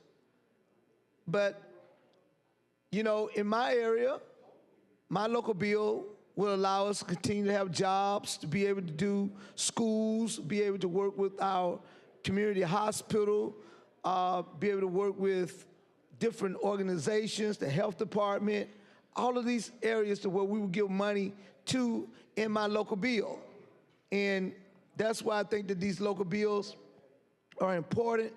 You know, if we were really against these bills, I could vote no on this bill and send this bill statewide.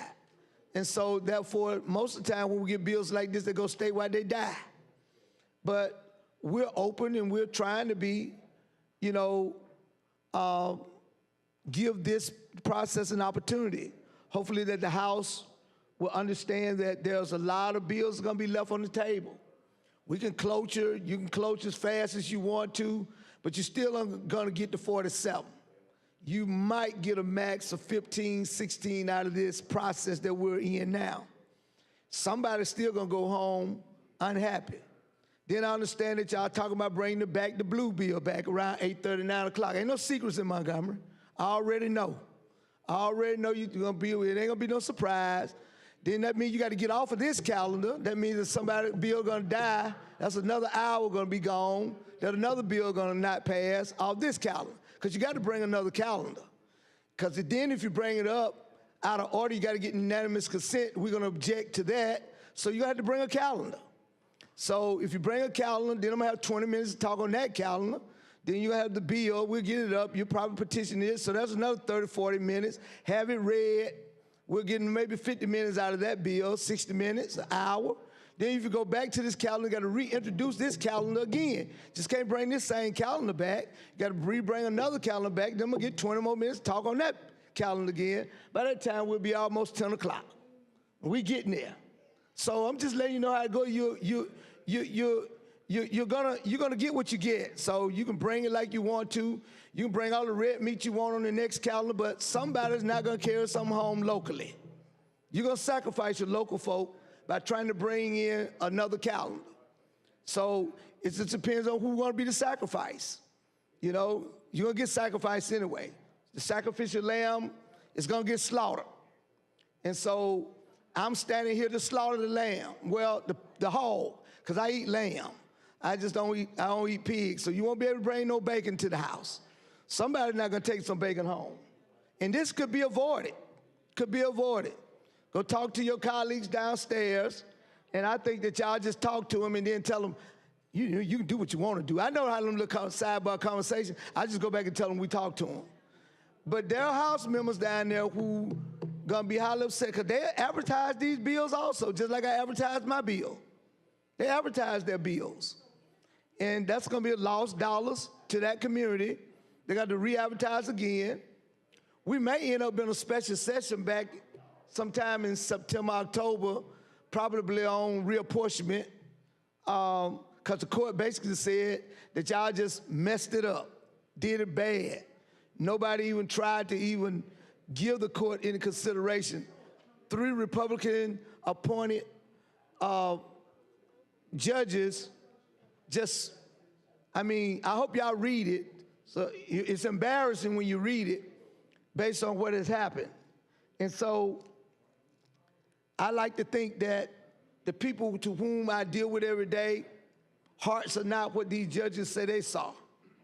And so we're probably gonna come back in a special somewhere with that, or if the court rule on that Senate seat, somebody over there gonna lose a seat or 2, and I'm gonna gain 2 or 3 seats over here, so they're gonna bring me about to 11, and so 2 or 3 of y'all gonna lose a seat, and we're gonna win them, and I'll be up to 11 then. It's gonna make it a little bit harder then for you to be doing these cloture petitions and all. You're gonna think about it from that point on.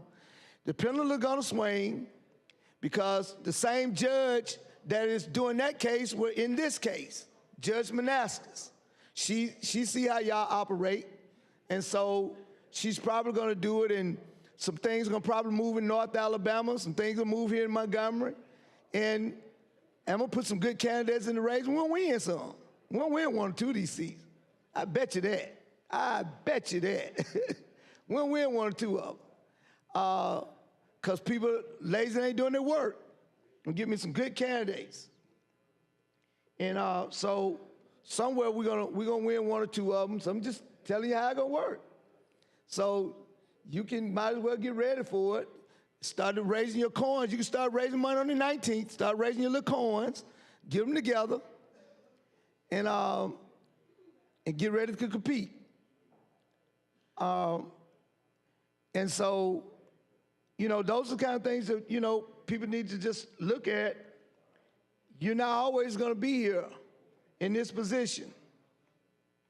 And the numbers are going to get closer because your commander-in-chief are making people mad every day across this nation about their jobs and taking grant money away, taking people's jobs away, taking experimental medicine away through some of these grants, and people are out there utilizing these medicines. What's going to happen to those people who are part of those trials, those medical trials?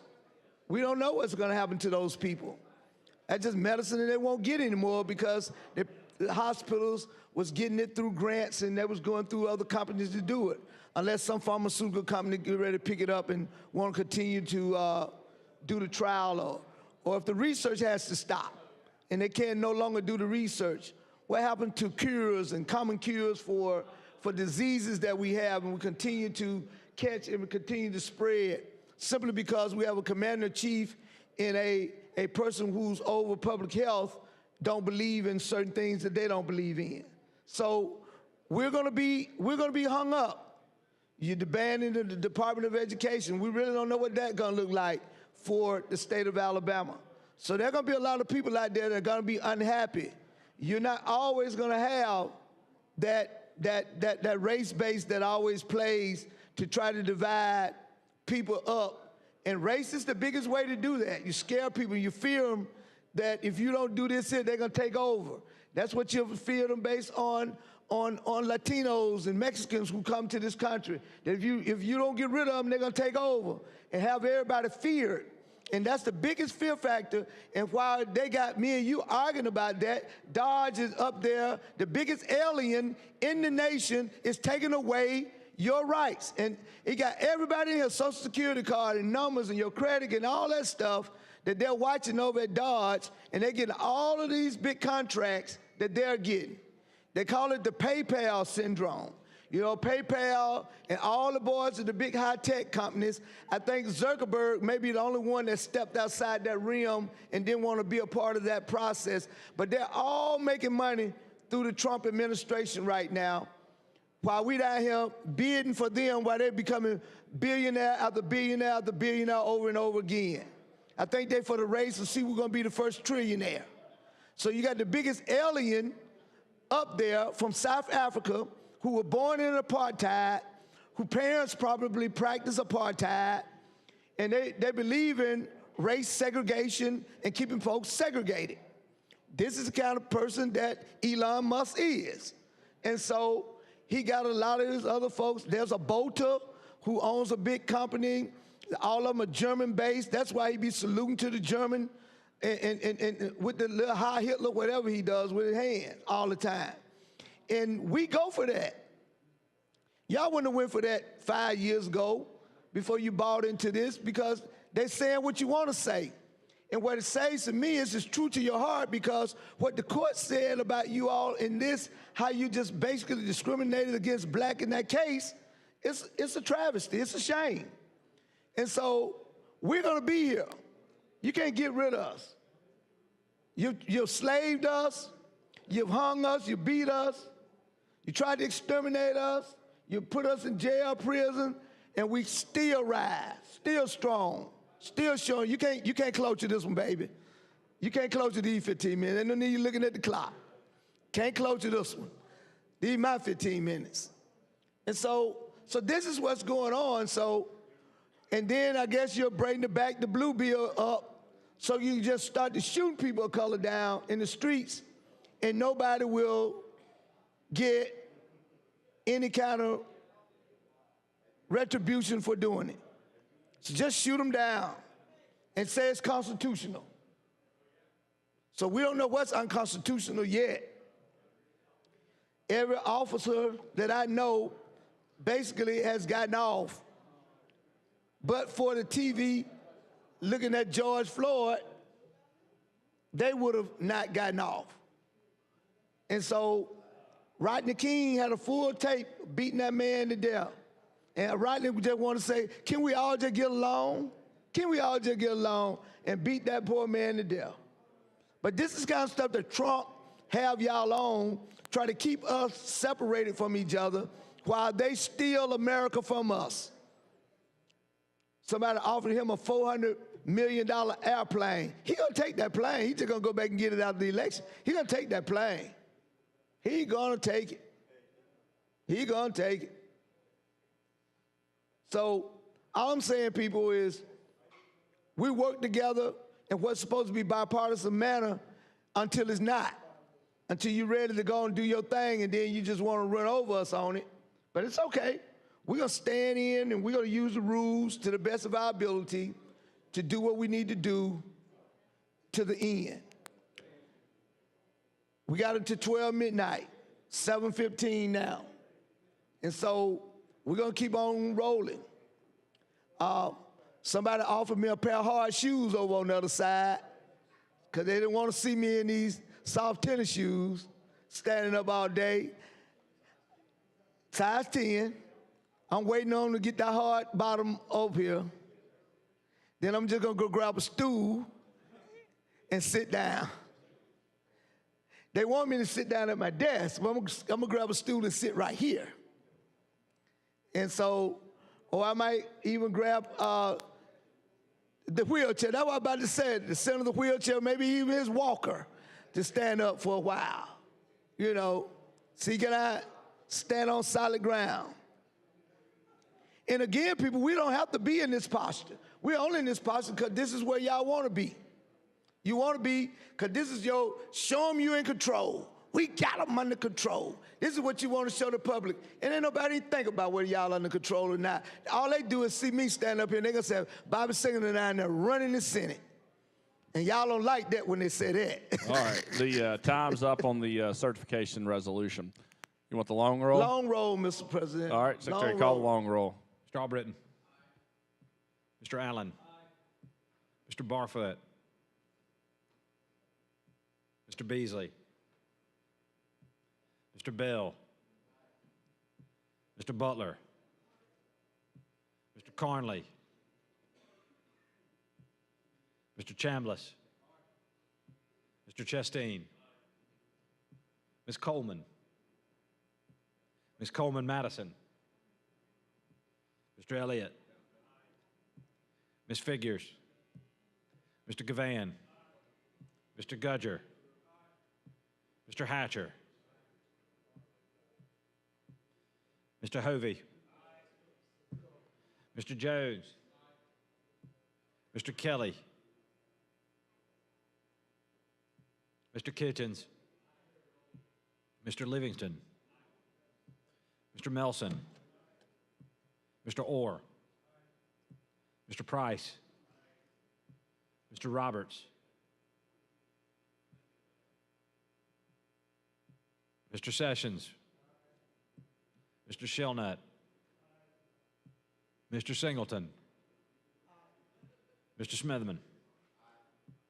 Mr. Stewart.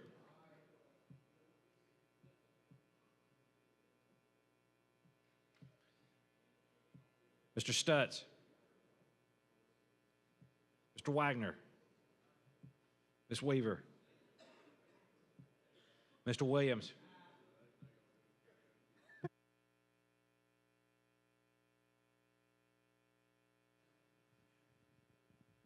$29 ayes, 0 nays, 1 abstention. The certification resolution's adopted. Secretary, call the next bill.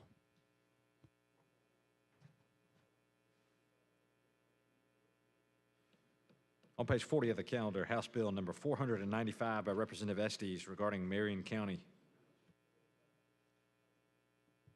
Mr. President. Senator Gudger. Thank you. I'd like to make a motion to pass HB 495 using previous order without objection. Mr. President, I'd like to speak to the motion.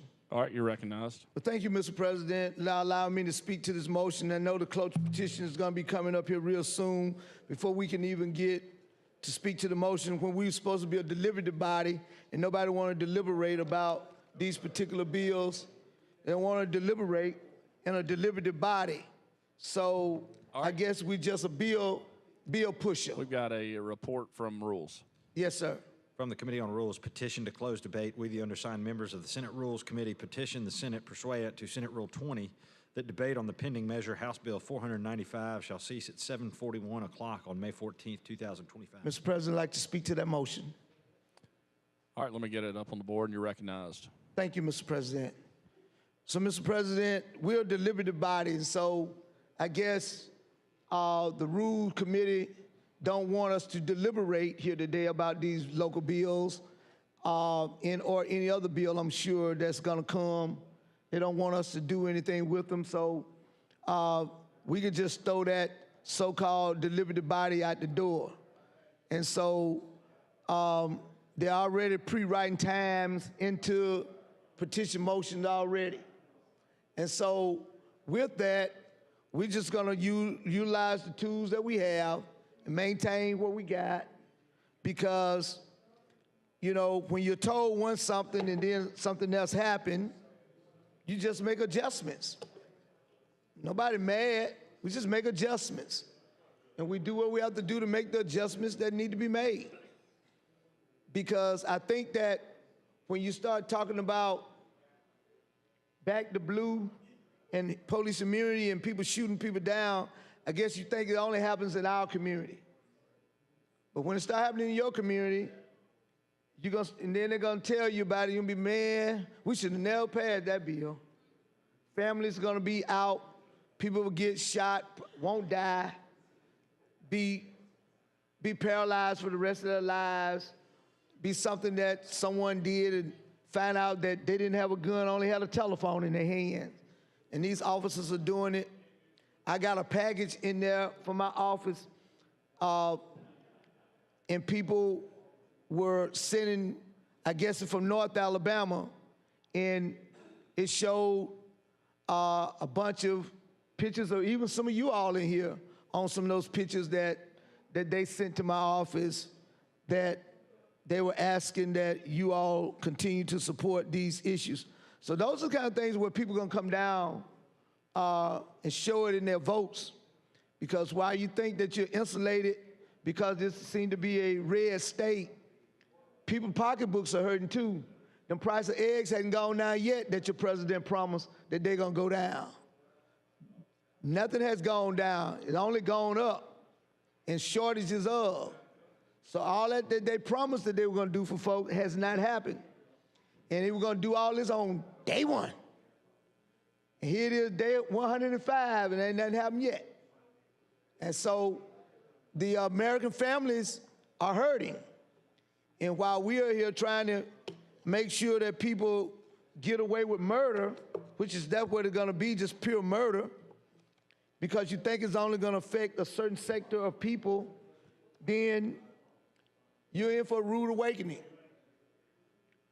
When the bullet leaves the gun, it don't care where it hit. When the bullet leaves the gun, you can't recall it and call it back. You can't unring that bell. It's going to happen. And so I think that this is a good local bill for this particular community. And again, do I care what it really says and what it does? Nah. Because that's what you wanted for your community. But let me look at it anyway. It's about 5 pages. Local bill for Marion County to amend section 457250 of the Alabama Code. Provide further for the Board of Directors of the Marion County Public Water Authority. Oh, here's some water, Senator. They're talking about water authorities. The Marion County Public Water Authority shall be governed by a board of directors. All powers of the authority shall be exercised by the board in pursuit to its authorization beginning October 1st, 2025. The board of directors shall consist of 5 residents of Marion County as follows. See, they only want to be in Marion County, but you got to share your water system with other counties. 4 other counties. The chair of Marion County shall serve as the director in the ex officio capacity. The Marion County Firefighters Association shall appoint 1 member from their association who shall serve for an initial term of 1 year, which each incorporated municipality, regardless of the size, having 1 vote in the selection of the elected mayors of all incorporated municipalities in Marion County shall appoint 1 director who shall serve the initial term of 2 years. The members of the House of Representatives who serve in Marion County should appoint 1 director who should serve an initial term of 3 years. So the legislators get ones with the longer terms. And so appointment, members of the Senate who serve Marion County, they get the one with 4 years. That's interesting. Senate get a vote, House get a vote, the Fire Association get a vote, and the mayors get a vote. And so I know in my little local bill downstairs, I was questioned that because our legislative delegation appointed the commission, they didn't want me to do it. But you got folks appointing people all the time in these bills, which is crazy to me. I think they were just making excuses not to do something. They were trying to find something in the bill to have reasons not to support it. And that one just didn't hit. Upon the expiration of initial term, the director shall serve the term of 4 years, and the vacancy shall be filled by respective appointing authority that made the initial appointment. In the event of the vacancy in the office due to a death, disability, resignation, or impeachment, the unexpired term of the office shall be filled by an appointment by the respective appointing authority making the initial appointment. Other than the chair of the county commission, no director may serve more than 3 consecutive 4-year terms. Each director appointed shall be a duly qualified elector and resident of Marion County. Shall own real property. So they got a caveat in here that really exempts some folks, because if you just renting, you can't be on the board. You got to own real property. So they're restricted it there. So each director shall be compensated for each meeting attended in the amount to be determined by a majority vote of the members of the board. The amount in which each director's compensation shall be stated in the bylaws of the authority. In addition, each director shall be entitled to reimbursement for expenses actually incurred on official business of the authority and the performance of his or her duties. Here's some new law. Here it says, an appointing authority may recall its respective director 30 days after providing written notice to the director of the authority the intent to recall the director. Following successful recall, an appointing authority shall make a replacement appointment upon failure of the appointing authority to make the replacement within 45 days. The governor then shall appoint that director. So if they want to recall and get somebody off the board, I guess if the mayors want to get that person, all the mayors get together and they recall that person off the board, reappoint them. They don't do it in 45 days. Well, they don't do it in 30 days. Then the governor, within 45 days, can make the appointment.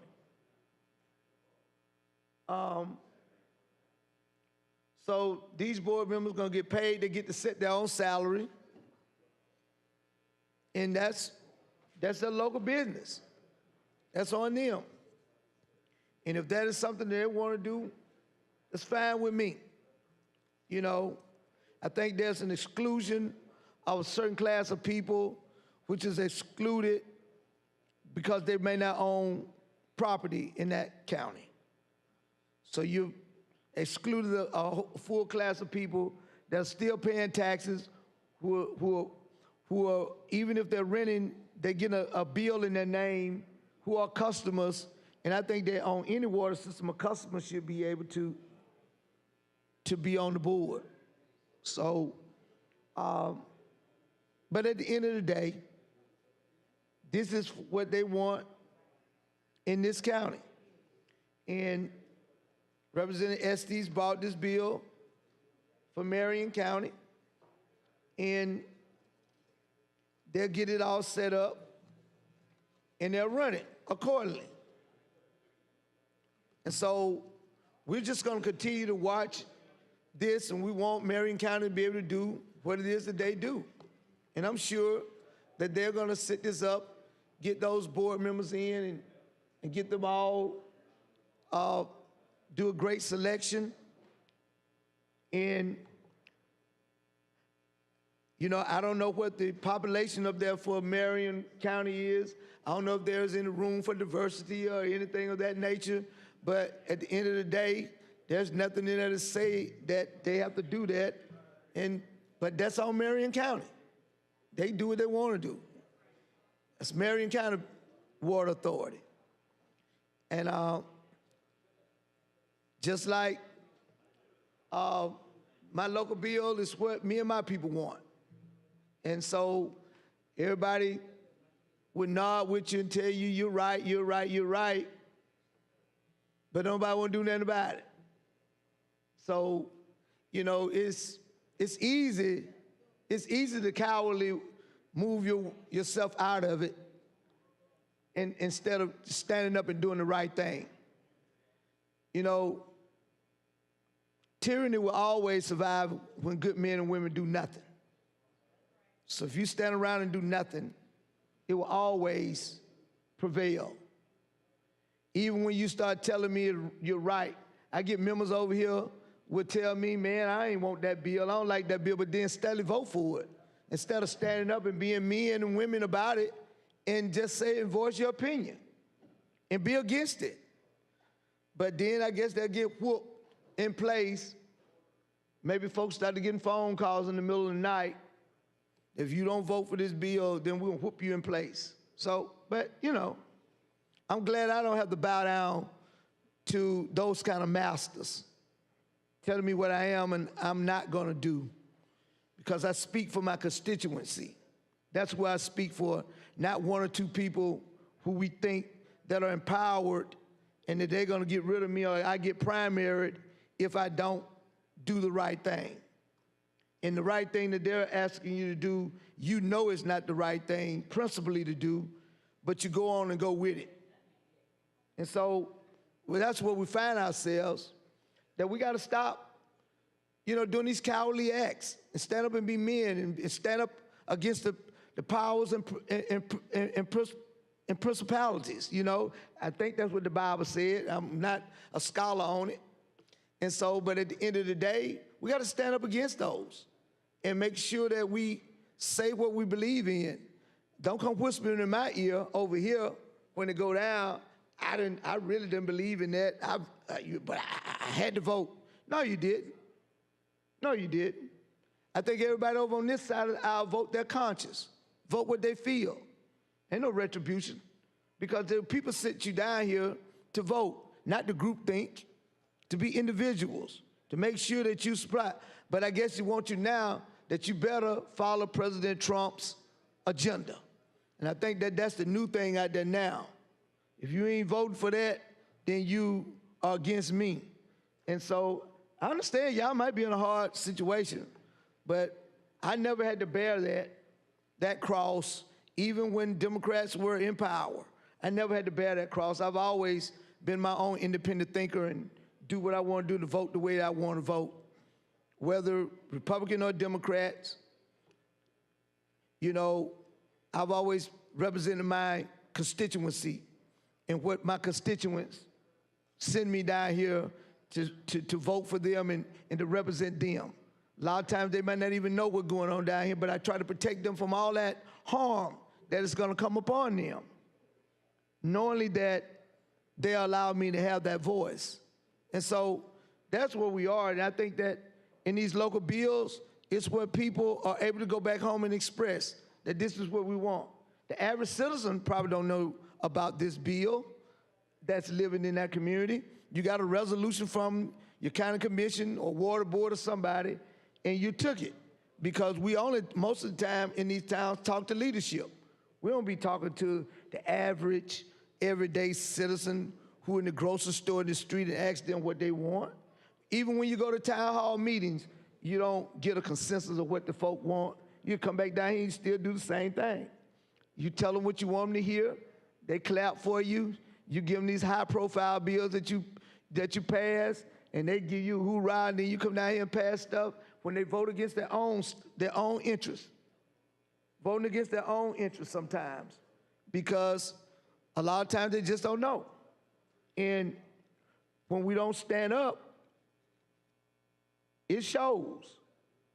And then we come back here talking about what we should have done in the next session. So I know some things are gonna come before the night is out. We'll be clotured on them, just like being clotured now. And this is what the path that we decide to go down. So we're here. I'm standing here. I'm standing on time. I feel good, not tired, healthy. I'm ready to roll. We can roll into the next day. I'll be right here with you. And so the thing about it is that I think that the House knew when I told them that I was staying. Maybe I think they were banking, oh, he's gonna back down. No, not tonight. I'm sorry. We won't do it, because the posture that we got in right here, we don't have to be here. We could have been moving forward. We might have been broke this vicious cycle by now. But this is where the leadership want us to be. And this is where we are. And I know that there's a few who wants this to happen this way. And again, to show that you're in power, that you are in control, and that you're moving things along, because we cloture them on everything and we won't give them an opportunity to talk. And if we had not done that, they were going to be up there all night. So it's a victory for us. You ain't winning. You're not winning. Let's go home, and you can tell that to your constituency base, and they'll say, that Singleton dude talked on y'all all night long. So I'm fine with it. Got nowhere to go, nothing else to do but be here, because this is where the people in my district elected for me to be, here at work, doing what we do, and trying to make sure that we go through a process and have a deliberative body. But this body has decided that it don't want to deliberate. They got all these pre-signed bills with times already in them, ready to go, ready to go, ready to go. And so I think that, you know, we just gonna find ourselves in the midst of trying to make sure that the people in this body get as much deliberation out of some of these bills as we possibly can, because it's going to take us on this side to talk about these bills, because across the aisle, even though they're bills, they don't want to talk about them. They want to go on and get petition motions and get them up and get them out. You can't cloture the cloture. Cloture's already in. He looking to see, can he cloture the cloture? He looking up there hard, see, can he cloture the cloture? That would be interesting. Boy, you can't wait, because people don't want to work. Y'all lazy, don't want to work. Don't want to work, don't want to work. Don't want to do the work that the people send you down here. You go back home bragging about all that you passed. And I guess you do. Y'all get a lot out with our help. We get a lot out. When we do stuff, when we work together, a lot of good stuff comes out of here for the people of the state of Alabama. A lot of good stuff. I think some of these local bills are good for these counties. They're moving forward, they're progressing, and doing what they need to do. Not against any of that. I just want what I want in mind. And I'll go home a loser, but my head might be blooded, but it's going to be unbowed. Through the chance of wrath and tears, the looms but the horrors of the shade, yet the minutes of the years shall find me and find me unafraid.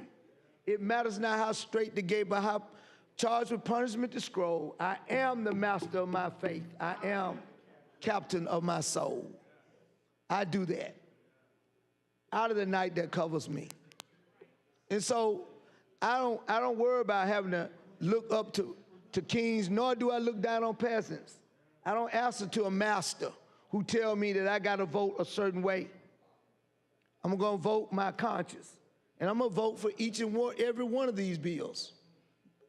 So that's what we'll do. A long roll, please. All right, Secretary, call a long roll. Strawbritton. Mr. Allen. Mr. Barfoot. Mr. Beasley. Mr. Bell. Mr. Butler. Mr. Carnley. Mr. Chambliss. Mr. Chastain. Ms. Coleman. Ms. Coleman-Madison. Mr. Elliott. Ms. Figures. Mr. Gavan. Mr. Gudger. Mr. Hatcher. Mr. Hovey, Mr. Jones, Mr. Kelly, Mr. Kitchens, Mr. Livingston, Mr. Melson, Mr. Orr, Mr. Price, Mr. Roberts, Mr. Sessions, Mr. Shelnut, Mr. Singleton, Mr. Smitherman, Mr. Stewart, Mr. Stutz, Mr. Wagner, Ms. Weaver, Mr. Williams,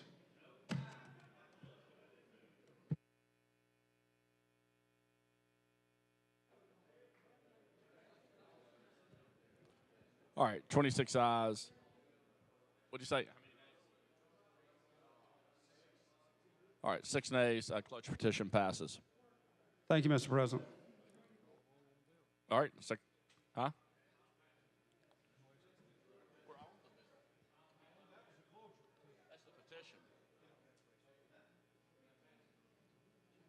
Mr. President, I'm make a motion to make final passage for HB 495. Long roll, please. All right, Long roll. Secretary, call long roll.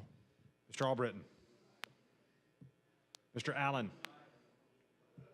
Mr. Barfoot, Mr. Beasley, Mr. Bell, Mr. Butler, Mr. Carnley, Mr. Chambliss,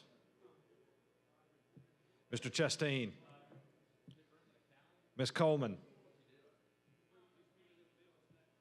Ms. Coleman Madison, Mr. Elliott, Ms. Figures, Mr. Gavan, Mr. Gudger, Mr. Hatcher, Mr. Hovey, Mr. Jones, Mr. Kelly, Mr. Kitchens, Mr. Livingston, Mr. Melson, Mr. Orr, Mr. Price, Mr. Roberts, Mr. Sessions, Mr. Shelnut, Mr. Singleton, Mr. Smitherman, Mr. Stewart, Mr. Stutz, Mr. Wagner, Ms. Weaver, Mr. Williams,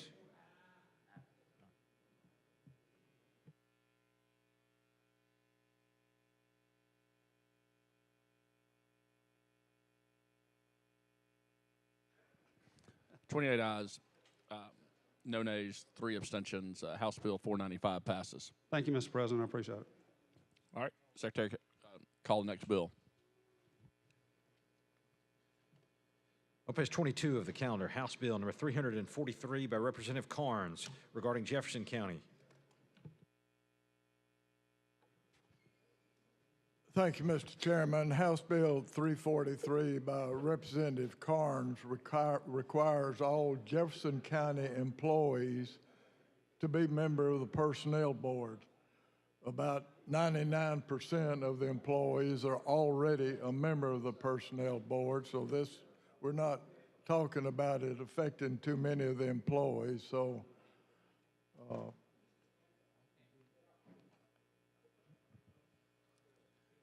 that's basically what the bill does, Mr. All right, Mr. Senator President. Wagner, can you make a motion before we do that real quick to adopt your bill? Move the adoption. All right. Speak to the motion, please. Okay. Again, the rules chairman got to know what the rules are. You can't just send in a motion without asking for a passage of it first. I mean, I know you're rushing trying to get it done, but at least let's do it proper. You know, let's do it proper. You know, it just make no sense. All right, we got a report from the Committee on Rules now. From the Committee on Rules, petition to close debate. We, the undersigned members of the Senate Rules Committee, petition the Senate pursuant to Senate Rule 20 that debate on the pending Measure 343 shall cease at 8:06 o'clock on May 14th, 2025. Mr. President, I'd like to speak to that motion. Thank you very much. You're recognized. And I'm sure that, you know, Jefferson County, I don't know whether they need it or not if 99% of the folks are already in it, so I don't know why we need it, but that's Jefferson. And I don't know if everybody on this side from Jefferson even agree with that bill.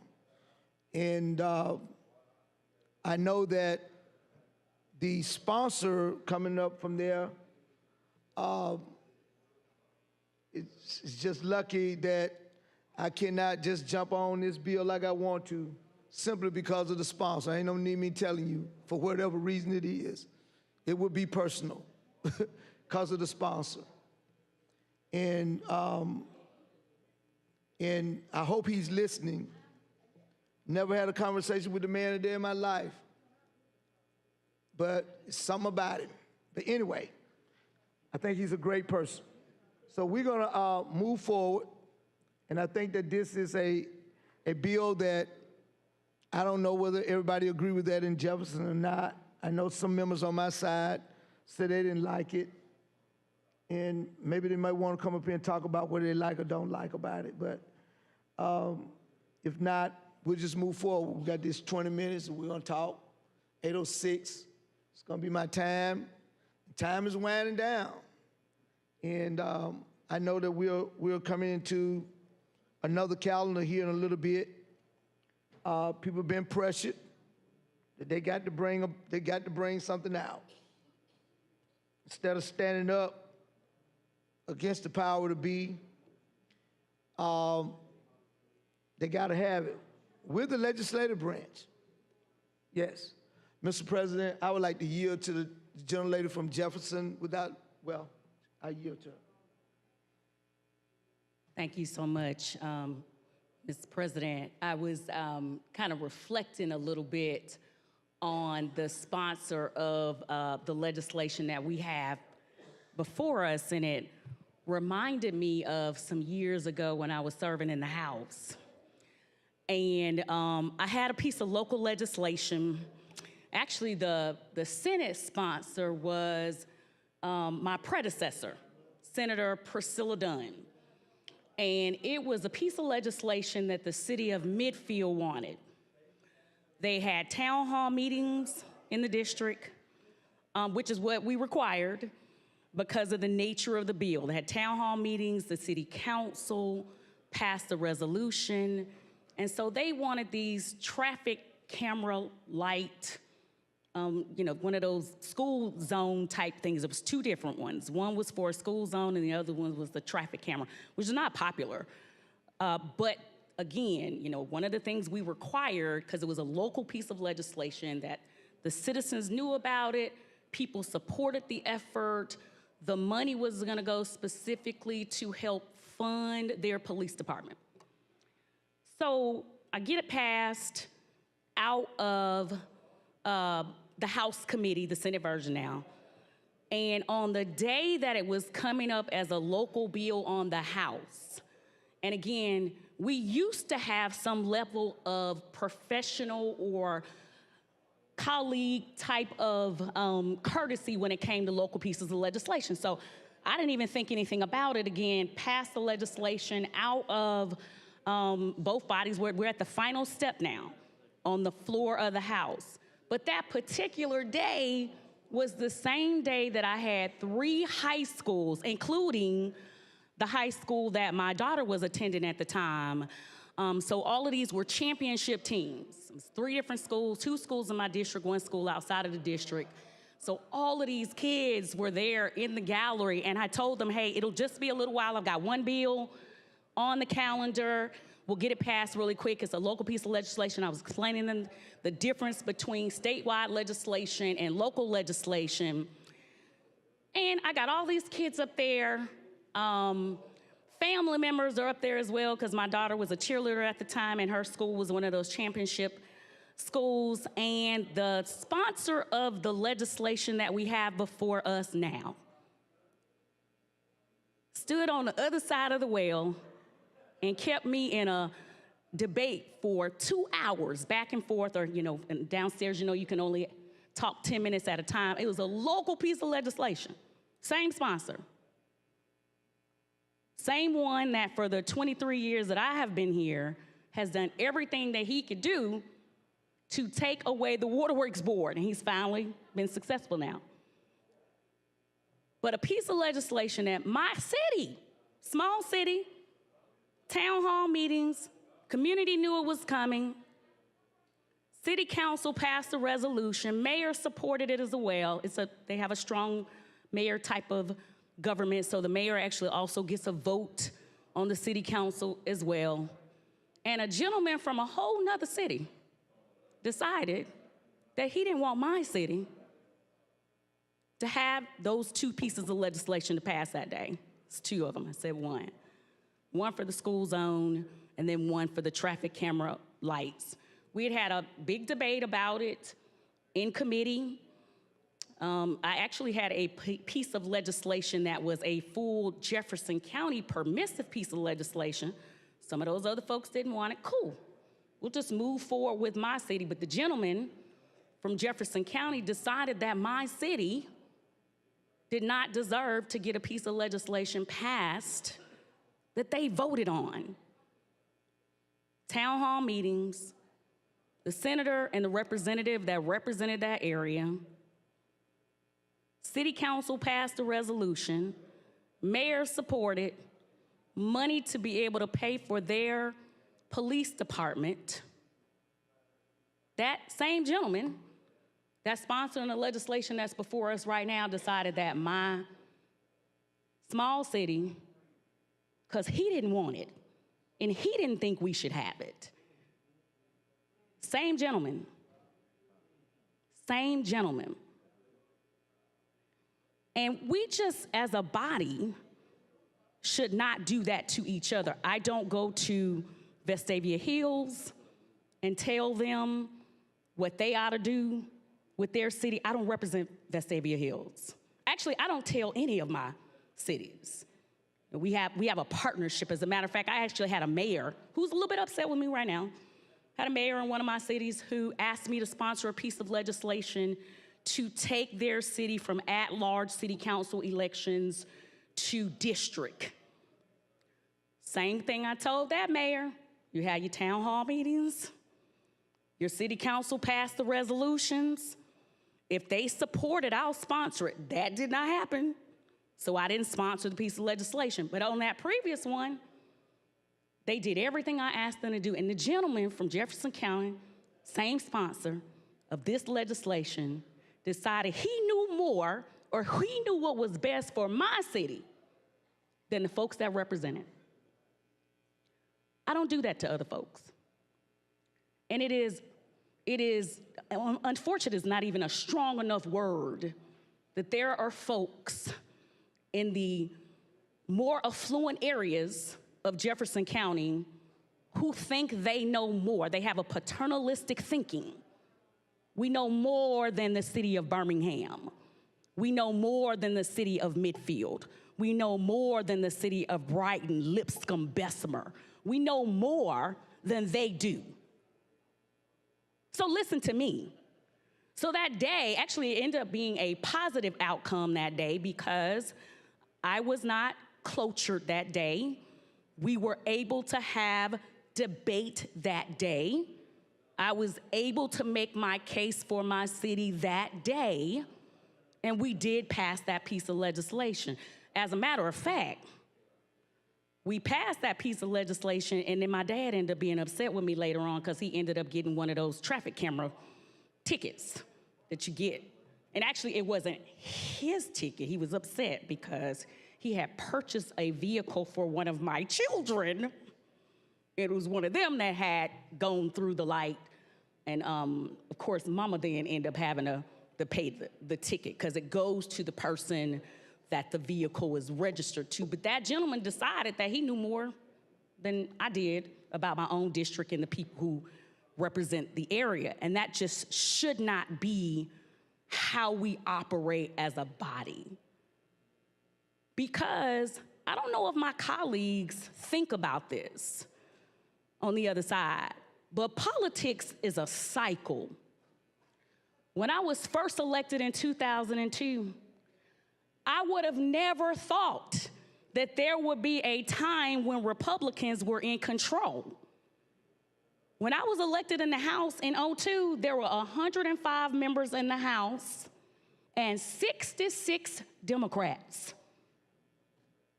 In the Senate, 35 members, 21 Democrats. Politics is a cycle. So the same treatment that you are given to the minority now may be the same treatment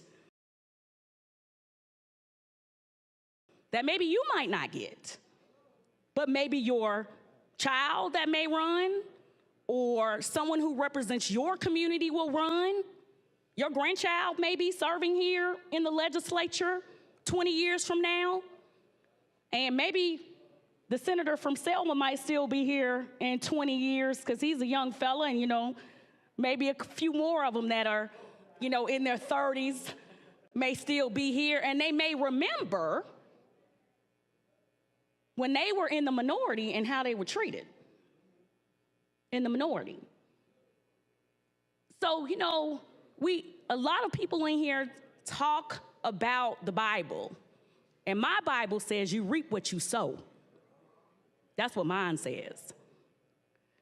And I was on the way here today, and I was listening. Actually, it was late today. Something hit my car. It was crazy today. But anyway, I ended up being late and waiting on the state troopers to come and check me out, make sure I could get on down the highway. But I was listening, and I listened to the gentlelady from Jefferson County when I was listening to her talk about that her childhood bully, I could picture it in my head. I'm very, I have one of those imaginations where, I can see the words. And I could see her being hit or pushed by that bully one time, hit or pushed by that bully 2 times. And then, as she said, if you listen, she had turned the other cheek. There was no other cheek to turn. So then at that time, you fight. And that is the posture that the majority has put us in. And it's been very hard this session that on the issues that we care about, because again, we represent 150,000 people, and all of our constituents are not African American, all of our constituents are not Democrats. We represent an entire constituency just like you do. But it's been very hard that on bills that we care about, we're always asked to give, or wait. But on the bills that you all care about, you want us to negotiate on. After a while, you're gonna have a whole nother group of people that they only have one choice. I told a story. I walked out of here and I went in the minority leader's office and I told a group of people in there that the 3 Jefferson County Democrats are getting blamed for what the majority of you all did with the Waterworks Board. The 3 of us are getting blamed. We have been hit for 3 weeks now, over and over again, because people can't even conceive of the fact that somebody would just come in and just decide that an asset in one county, the original version of the bill, Birmingham got 1 vote, Jefferson County got another vote. That vote was picked by the Jefferson County, the Mayor's Association, and then 3 other counties. Where did they do that at? Where does that happen? So folks have decided that we didn't fight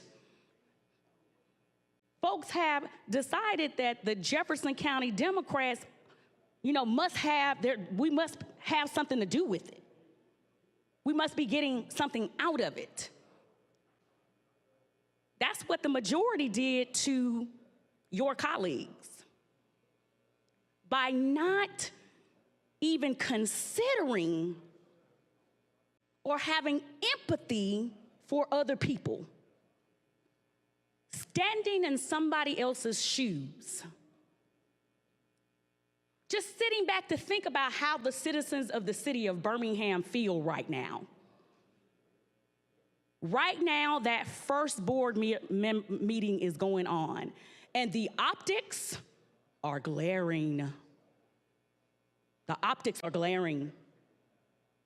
If you look at, I'm talking about the physical optics, eyes, what the previous board looked like versus what this board looks like now, the optics are glaring. It looks as if affluent folks, folks who are not communities of color, I just say it, white folks, decided what was best for a majority African American community. And that board does not reflect that community. The current board we have right now that you all passed, it is not reflective of the 92% of the ratepayers. Where do they do that? Politics is a cycle. There will be a time when it will change. Democrats will be in the majority. My question then for you now is, that doesn't make sense, but my question for you is, if you are in the minority later,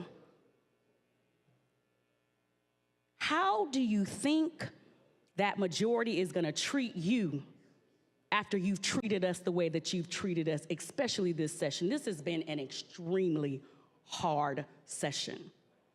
Extremely hard. I had to speak to a group on Monday to explain what happened to the Waterworks Board, because again, I'm getting hit. I got to go to my constituents for what somebody else did. So I'm talking to them, but I did a little research prior to the meeting. I did a little AI research, and I asked AI the question, in the 2025 legislative session, has this body passed legislation that helps women, communities of color, and the LGBTQ plus community? That's what I was asking it. And of course, there was one or two. But AI said, actually, the Alabama legislature since 2011, and it gave me a timeline. Since 2011 has been passing legislation that adversely impact women, all communities of color, poor people, and the LGBTQ plus community. Since 2011. So what does that mean?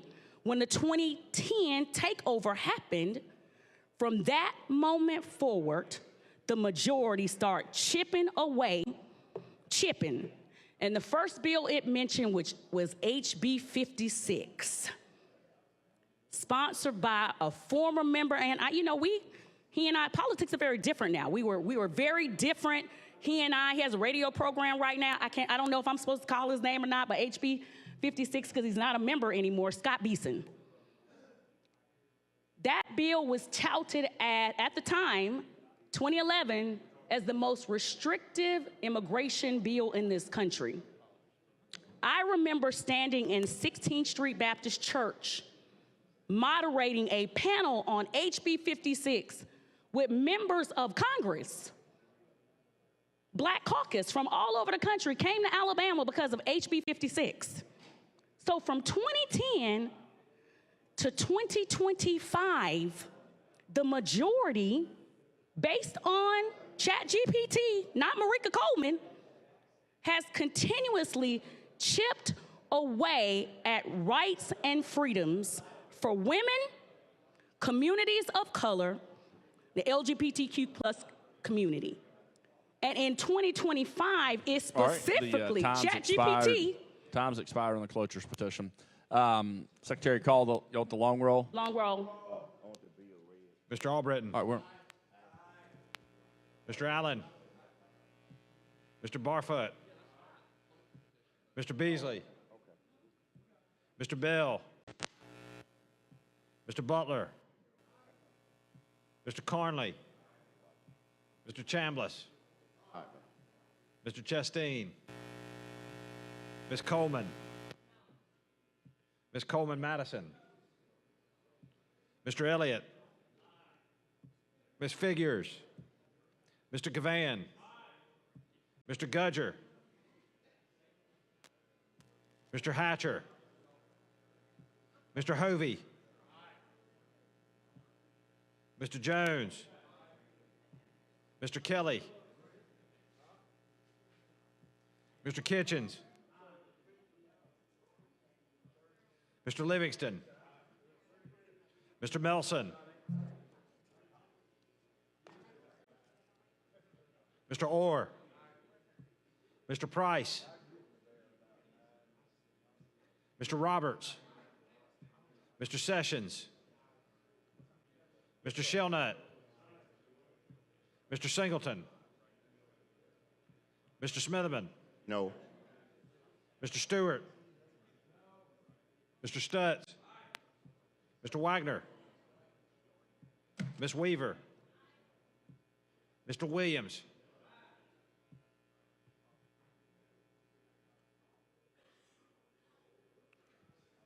All right, 23 ayes, 5 nays. The cloture petition is adopted. All right, Senator Smitherman. Request that the bill be read. All right, Secretary, read the bill.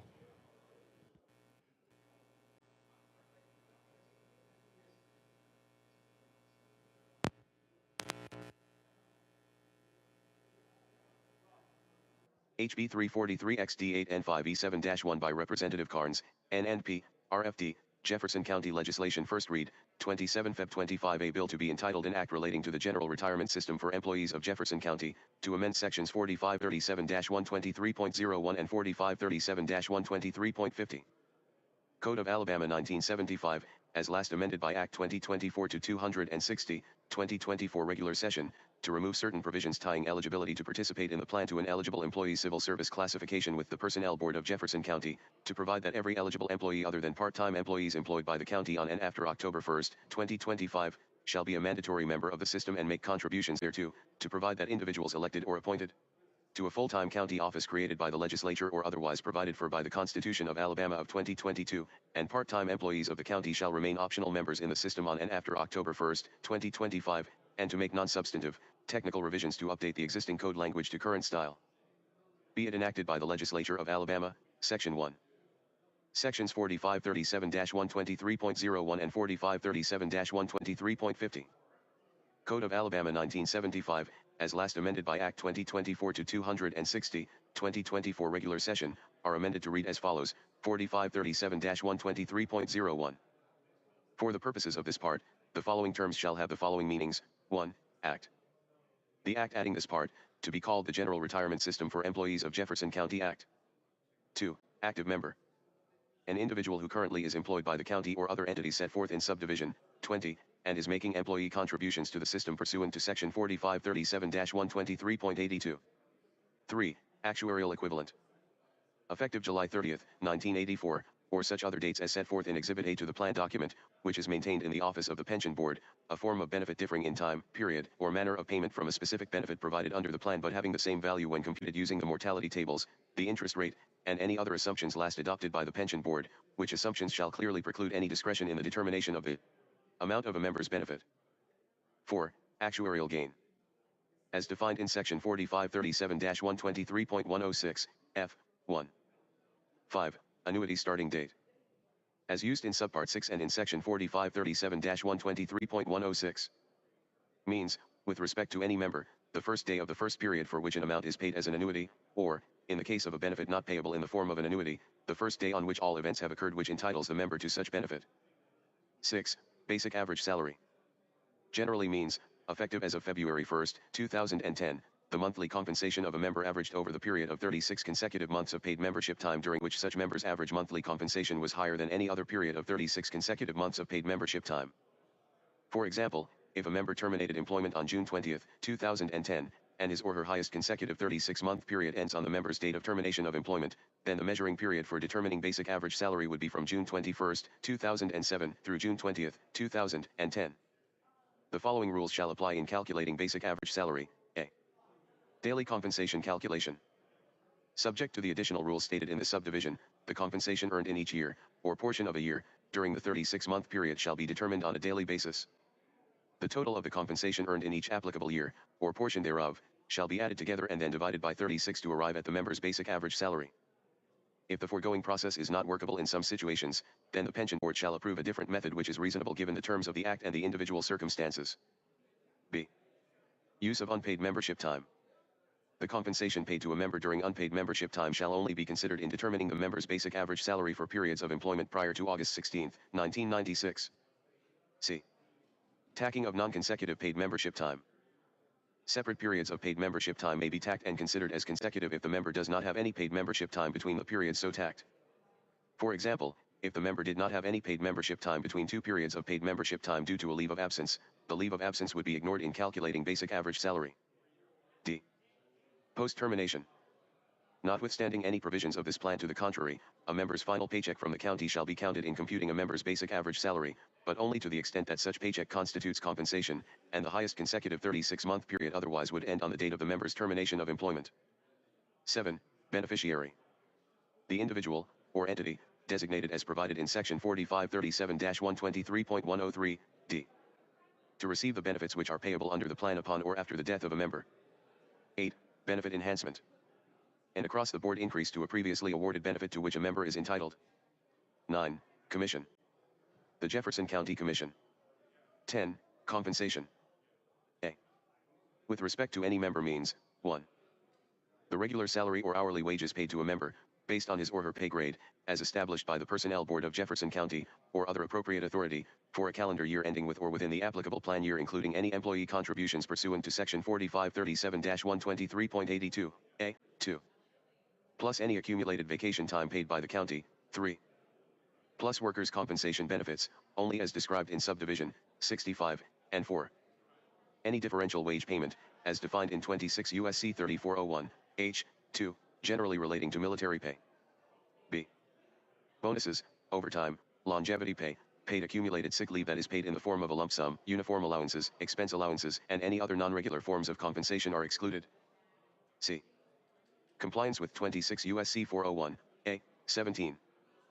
Because the transitional rule provided by Treasury Regulation 1.401, A. 17-1, D. 4, of the regulations issued under 26 U.S.C. 401, A. 17, does not apply to the plan, compensation of each member taken into account in determining benefit accruals in any plan year beginning after December 31, 2001, shall not exceed $200,000, or any other amount provided in the Internal Revenue Code. The amount shall be adjusted for increases in the cost of living in accordance with 26 U.S.C. 401, A. 17, B, except that the dollar increase in effect on January 1st of any calendar year shall be effective for the calendar years beginning with the calendar year. For any short calendar year, the compensation limit shall be an amount equal to the compensation limit for the calendar year in which the calendar year begins multiplied by the ratio obtained by dividing the number of full months in the short calendar year by 12. For purposes of determining benefit accruals in a plan year beginning after December 31, 2001, compensation for any prior calendar year shall be limited to $150,000, $150,000, for any calendar year beginning in 1996, $160,000, $160,000, for any calendar year beginning in 1997, 1998, or 1999, and $170,000, $170,000, for any calendar year beginning in 2000 or 2001. 11. County. Jefferson County, Alabama, and any successor which shall maintain this plan. However, references herein to employment by the county also shall include employment by other entities set forth in subdivision 20, and by entities for which the county is acting as payroll agent or where the county is being reimbursed by an entity for the compensation of such entities' workers or where the entity has appointing authority with respect to the workers. Accordingly, Such entities' workers shall be covered by the plan to the extent allowed under the Act and as determined by the pension board in its administration of the plan. 12. Deferred retirement benefit. A benefit payable pursuant to the terms of Section 4537-123.100, c. 13. Designated beneficiary. The individual or entity designated as provided in Section 4537-123.103, d. To receive a benefit payable under the plan upon or after the death of a member or a beneficiary, as applicable. 14. Disability benefit. A benefit payable pursuant to the terms of Section 4537-123.102. 15. Disabled member. A member who is currently receiving a disability benefit from the system pursuant to Section 4537-123.102. 16. Distribution calendar year. As defined in Section 4537-123.106, F. 3. 17. Early retirement benefit. A benefit payable pursuant to the terms of Section 4537-123.100, b. 18. Effective date. May 23, 2013, except as otherwise provided. 19. Eligible cost of living index. As defined in Section 4537-123.106, F. 4. 20. Eligible employee. A. The except for those individuals occupying positions listed in paragraph B, the following individuals affiliated with Jefferson County, Alabama, or the state of Alabama are eligible to participate in the plan. 1. Any individual employed by Jefferson County at a wage or salary payable at regular intervals, whether or not the individual is subject to the Personnel Board of Jefferson County. 2. Any individual elected or appointed to a job or position with or for Jefferson County, whose compensation was is paid or shall be paid, in whole or in part, by Jefferson County while occupying the job or position. 3. Any individual who occupies a county office in Jefferson County that is created by an act of the legislature of the state of Alabama or is provided for by the Constitution of Alabama of 2022, and the office requires full-time service. The individual is an eligible county office employee. 4. Any individual employed by the General Retirement System for employees of Jefferson County at a wage or salary payable at regular intervals, whether or not the individual is subject to the Personnel Board of Jefferson County. 5. Any individual employed by the Personnel Board of Jefferson County at a wage or salary payable at regular intervals, whether or not the individual is subject to the Personnel Board of Jefferson County. 6. Any individual employed by an entity for which the county is acting as payroll agent or for which the county has agreed to be reimbursed by the entity for the compensation paid to the individual, whether or not the individual is subject to the Personnel Board of Jefferson County. B. An eligible employee shall not include, 1. Any individual who is appointed or elected as a member of any board or commission of Jefferson County, provided that service on the board or commission does not require full-time service or the members on the board or commission receive no compensation for their service except for meetings attended by them. 2. Any individual whose employment is temporary so long as his or her employment remains temporary. An individual's employment shall be deemed to be temporary within the meaning of the subparagraph if the employment is temporary as defined by the Personnel Board of Jefferson County or any other individual or entity responsible for classifying employment, or if the officers, board, commission, or agency employing the individual certifies in writing to the pension board that the employment is temporary. 3. Any leased employee and any independent contractor. 4. Any employee or appointee of a city or county board of education or a library board. 5. Any employee of the state of Alabama. 6. The judge of any court. 7. Any employee of a city, or 8. Any employee of a public school district. 21. Employee. Any individual who is employed by the county or elected or appointed to a job or position with or for the county. An employee shall exclude any leased employee and any independent contractor as the terms are defined by the Pension Board or the Personnel Board of Jefferson County, or any other individual or entity responsible for classifying employment. See also subdivision 11, which covers situations in which other entities may be the employer of eligible employees. 22. Employee contribution. The amount a member is required to contribute to the plan as a condition of employment and participation in the plan pursuant to Section 4537-123.82 and any amount required to be treated as an employee contribution in accordance with Section 4537-123.190, b. Relating to transfers from 26 U.S.C. 457, b. Plans. 23. Employer contribution. The amount the county is required to contribute to the plan pursuant to Section 4537-123.20, b. and Section 4537-123.80, a. 24. Executive Director.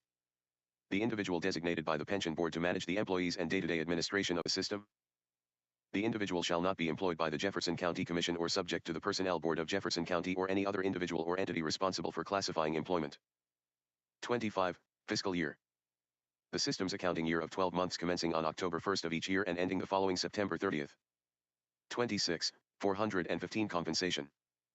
With respect to any member means the member's wages as defined in 26 U.S.C. 3401A, and all other payments of compensation by the county, in the course of the county's trade or business, for a calendar year ending with or within the plan year for which the county is required to furnish the member a written statement under 26 U.S.C. 6041, D, 6051, A, 3, and 6052.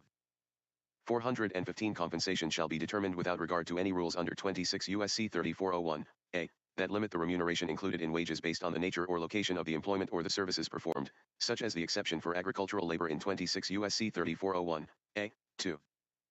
Notwithstanding the above, the determination of 415 compensation shall be made by including any elective deferral, as defined in 26 U.S.C. 402, G, 3, and any amount which is contributed by the county at the election of the member pursuant to a salary reduction agreement and which is not includable in the gross income of the member by reason of 26 U.S.C. 125, 132, F, 4, 402, E, 3, 402, H, 1, B, 403B, or 457, B, and employee contributions described in 26 U.S.C. 414, H, 2, that are treated as employer contributions.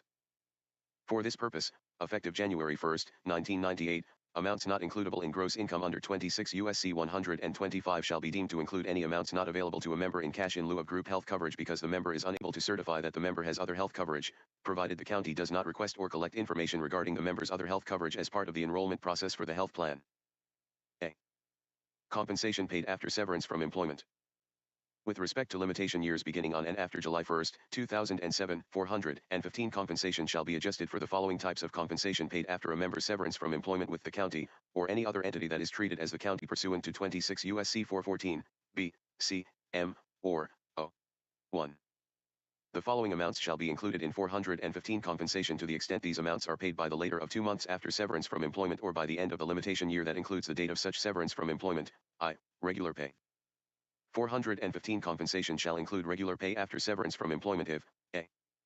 The payment is regular compensation for services during the member's regular working hours, or compensation for services outside the member's regular working hours, such as overtime or shift differential, commissions, bonuses, or other similar payments, and B. The payment would have been paid to the member prior to a severance from employment if the member had continued in employment with the county. 2. Leave cash outs. 415 compensation shall include leave cash outs if those amounts would have been included in the definition of 415 compensation if they were paid prior to the member's severance from employment, and the amounts are payment for unused accrued bona fide sick, vacation, or other leave, but only if the member would have been able to use the leave if employment had continued.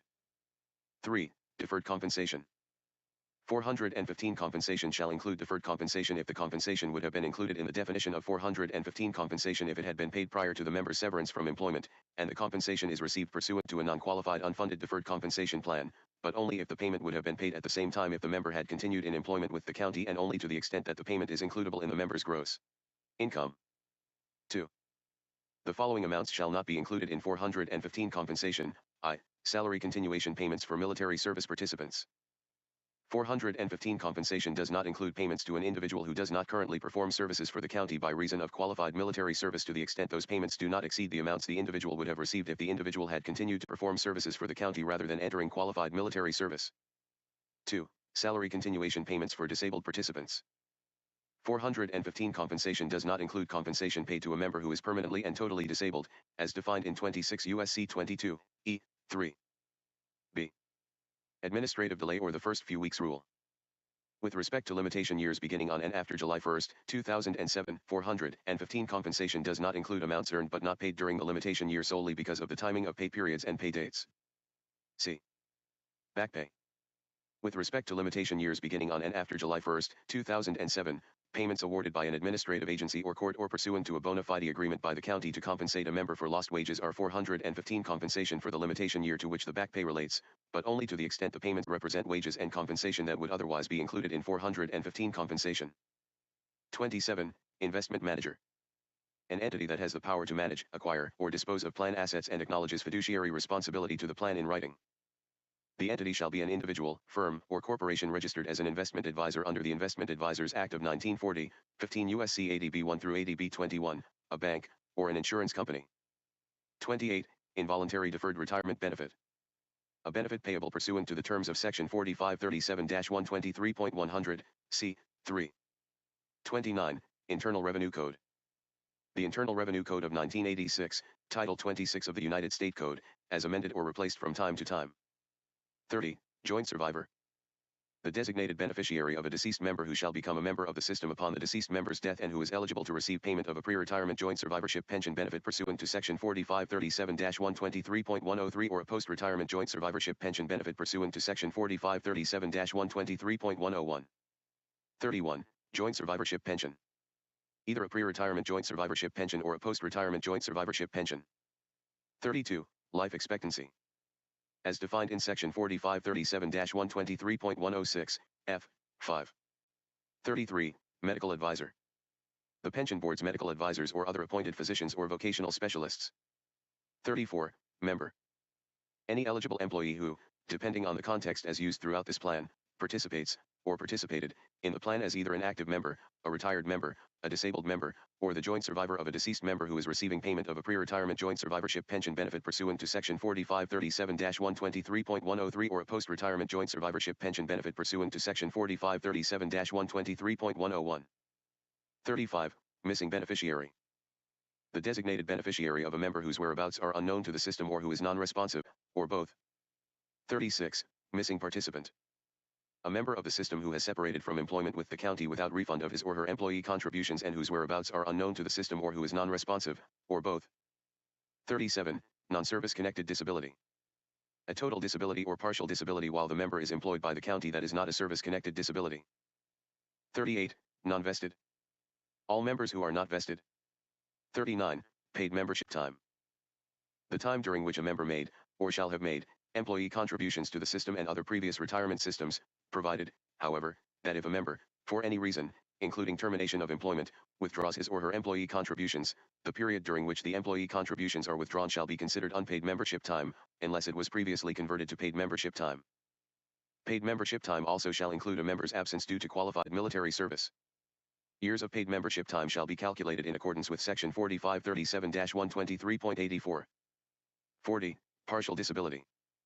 A permanent disability that is less than a total disability determined in accordance with Section 4537-123.102, A. 3. 41. Pension benefit. A superannuation retirement benefit, early retirement benefit, or deferred retirement benefit payable pursuant to Section 4537-123.100 or a pre-retirement or post-retirement joint survivorship pension payable pursuant to Section 4537-123.103 or Section 4537-123.101. 42. Pension board. The administrator of the plan, whose powers and duties of administration are more fully described in Subpart 2. 43. Personnel Board of Jefferson County. The personnel system for employees of the county. 44. Plan or system. The general retirement system for employees of Jefferson County, which plan or system may sue or be sued, and in such name all of its business shall be transacted. 45. Plan year. The plan's accounting year of 12 months commencing on January 1st of each year and ending the following December 31st. 46. Post-retirement joint survivorship pension. The benefit described in Section 4537-123.101. 47. Pre-retirement joint survivorship pension. The benefit described in Section 4537-123.103. 48. Previous retirement systems. The retirement systems established by Acts 1953, Number 551, 1953 Regular Session, Acts 1953, P. 766, as amended, the Employees' Retirement System of Jefferson County, and by Acts 1961, Number 843, 1961 Regular Session, Acts 1961, P. 1250, as amended, the Employees' General Retirement System of Jefferson County. 49. Qualified military service. Except as otherwise subsequently provided under 26 U.S.C. 414, U, the performance of duty, on a voluntary or involuntary basis, in a uniformed service under competent authority, and includes active duty for training, initial active duty for training, inactive duty training, full-time National Guard duty, a period for which an individual is absent from a position of employment for the purpose of an examination to determine the fitness of the individual to perform any duty, and a period for which an individual is absent from employment for the purpose of performing funeral honors duty. 50. Regular deferred retirement benefit. A benefit payable pursuant to the terms of Section 4537-123.100, C. 2. 51. Regulation. The income tax regulations as adopted by the Secretary of the Treasury or a delegate of the Secretary of the Treasury, as amended from time to time. 52. Required beginning date. As defined in Section 4537-123.106, F. 6. 53. Retired member. An individual who currently is receiving a pension benefit from the system pursuant to Section 4537-123.100. 54. Service-connected disability. A total disability or partial disability, caused by an accident or injury arising out of and in the course of a member's employment with the county. 55. Service record. An employee's record of service upon which the pension board bases all of the members' benefit calculations, including records of the county. 56. Sick leave retirement conversion. A program sponsored by the county or other entities set forth in subdivision 20, wherein a member is paid for accumulated sick leave time. 57. Superannuation retirement benefit. A benefit payable pursuant to Section 4537-123.100, a. 58. System or plan. The general retirement system for employees of Jefferson County, which system or plan may sue or be sued, and in such name all of its business shall be transacted. 59. Spouse. The legal wife or husband of a member as determined in accordance with federal law. 60. Total disability. A permanent physical or mental condition of a member resulting from bodily injury, disease, or mental disorder which renders the member incapable of continuing usual and customary employment with the county. The disability of a member shall be determined by a licensed medical advisor. 61. Trustee. The pension board or the individual or entity appointed by the pension board and named as trustee herein or in any separate trust forming a part of the plan, and any successors. 62. Trust fund. The tax-qualified trust in which certain plan funds are held, disbursed, transferred, and invested by the trustee at the pension board's, or its designated investment manager's, discretion, and in accordance with this part, the Internal Revenue Code, and other applicable laws and regulations. 63. Unpaid membership time. A. Subject to paragraph D, all of the following. 1. Time during which a member was employed by the county, but the member did not make employee contributions to the system or other previous retirement systems, or both. 2. Time during which a member withdrew employee contributions for any reason, including upon a termination of employment, unless this period of time was later converted to paid membership time. 3. Time during which an individual held an elective office or was employed in a full-time job or position in the service of any municipality, governmental agency, or subdivision or held an elective office, provided that at the time the individual served with the municipality, governmental agency, or subdivision, it was subject to the Personnel Board of Jefferson County. B. Unpaid membership time shall not include any of the following. 1. Service with a municipality, governmental agency, or subdivision if the employee received a pension from the municipality, governmental agency, or subdivision, on account of such service or if such service was considered in the calculation of the pension. 2. Any unpaid membership time that has been converted to paid membership time. 3. Any service in a temporary job or position, as determined by the pension board. C. If the prior service with a municipality, governmental agency, or subdivision was not an elective office or in a classified position, the prior service shall not be treated as unpaid membership time unless the employee establishes to the satisfaction of the pension board that the service was a full-time job. D. Only with respect to employees entering the system on or before August 16, 1996, years of unpaid membership time are used in computing accrued benefits under the plan, as are months of unpaid membership time. Months are converted into a fraction of a year as set forth in Section 4537-123.84. Notwithstanding any provision of the plan to the contrary, unpaid membership time shall not accrue after August 16, 1996, and shall not apply to members who initially joined the system, or members who rejoin the system after having withdrawn, after August 16, 1996. 64. Vested. The portion of a member's benefits under the plan that have accrued pursuant to Section 4537-123.100, c. 2, b. and are therefore non-forfeitable. A member's benefit shall become vested and non-forfeitable upon any of the following events. A. The member's accrual of at least 10 years of paid service, membership time. B. Partial or full termination of the plan as set forth in Section 4537-123.170. Or C. Meeting the eligibility conditions for entitlement to a benefit under Subpart 5. 65. Workers' compensation benefits. Any benefit paid to a member under any workers' compensation law of the state of Alabama for any injury or disability suffered by the member while working for the county on the job or position by reason of which he or she is a member. Additionally, workers' compensation benefits are included in compensation for purposes of determining employee contributions pursuant to Section 4537-123.82.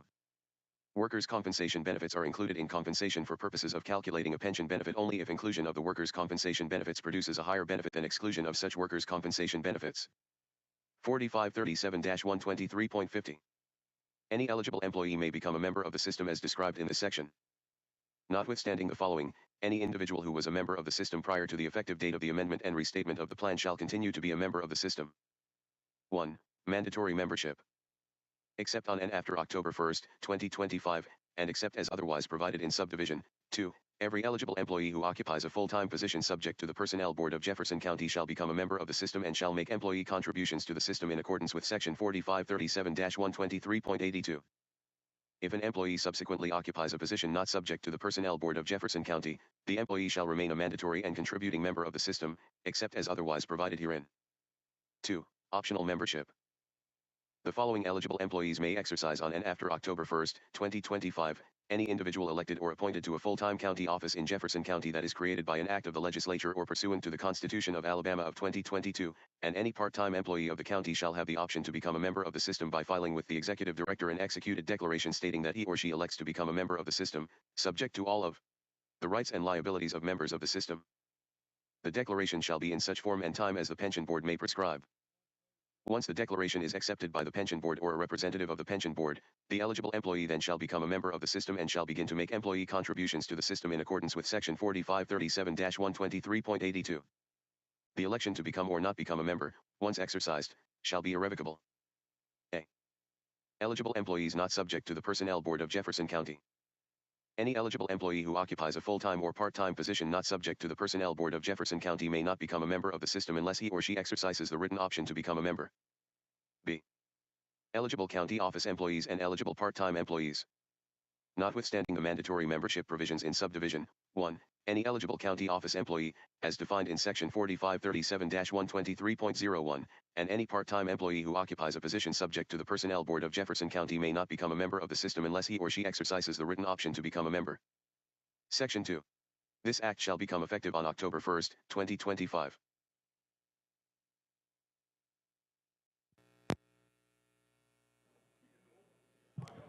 Long roll, Mr. President. Before we do that, let me recognize a special guest in the gallery, Dave Avant, former reading clerk. Dave, if you could please stand. Good to have you back in the Alabama Senate. And Dave, hope you stay with us till midnight. Secretary, call long roll. Mr. Albritton. Mr. Allen. Mr. Barfoot. Mr. Beasley. Mr. Bell. Mr. Butler. Mr. Carnley. Mr. Chambliss. Mr. Chasteen. Ms. Coleman. Ms. Coleman Madison. Mr. Elliott. Ms. Figures. Mr. Gavan. Mr. Gudger. Mr. Hatcher. Mr. Hovey. Mr. Jones. Mr. Kelly.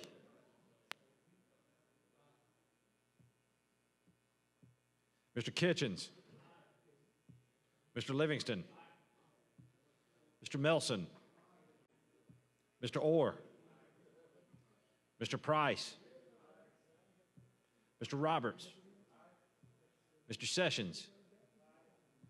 Mr. Shellnut. Mr. Singleton.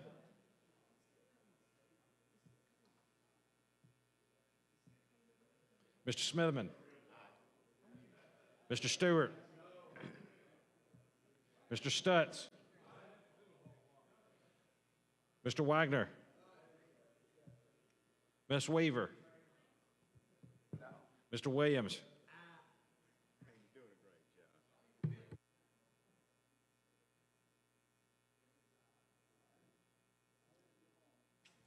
All right, 26 ayes, 3 nays, 1 abstention. House Bill 343 passes. Mr. President. Senator Wagner. Have a report from Committee on Rules. All right, Secretary Reed received the report from the Committee on Rules. Oh, okay.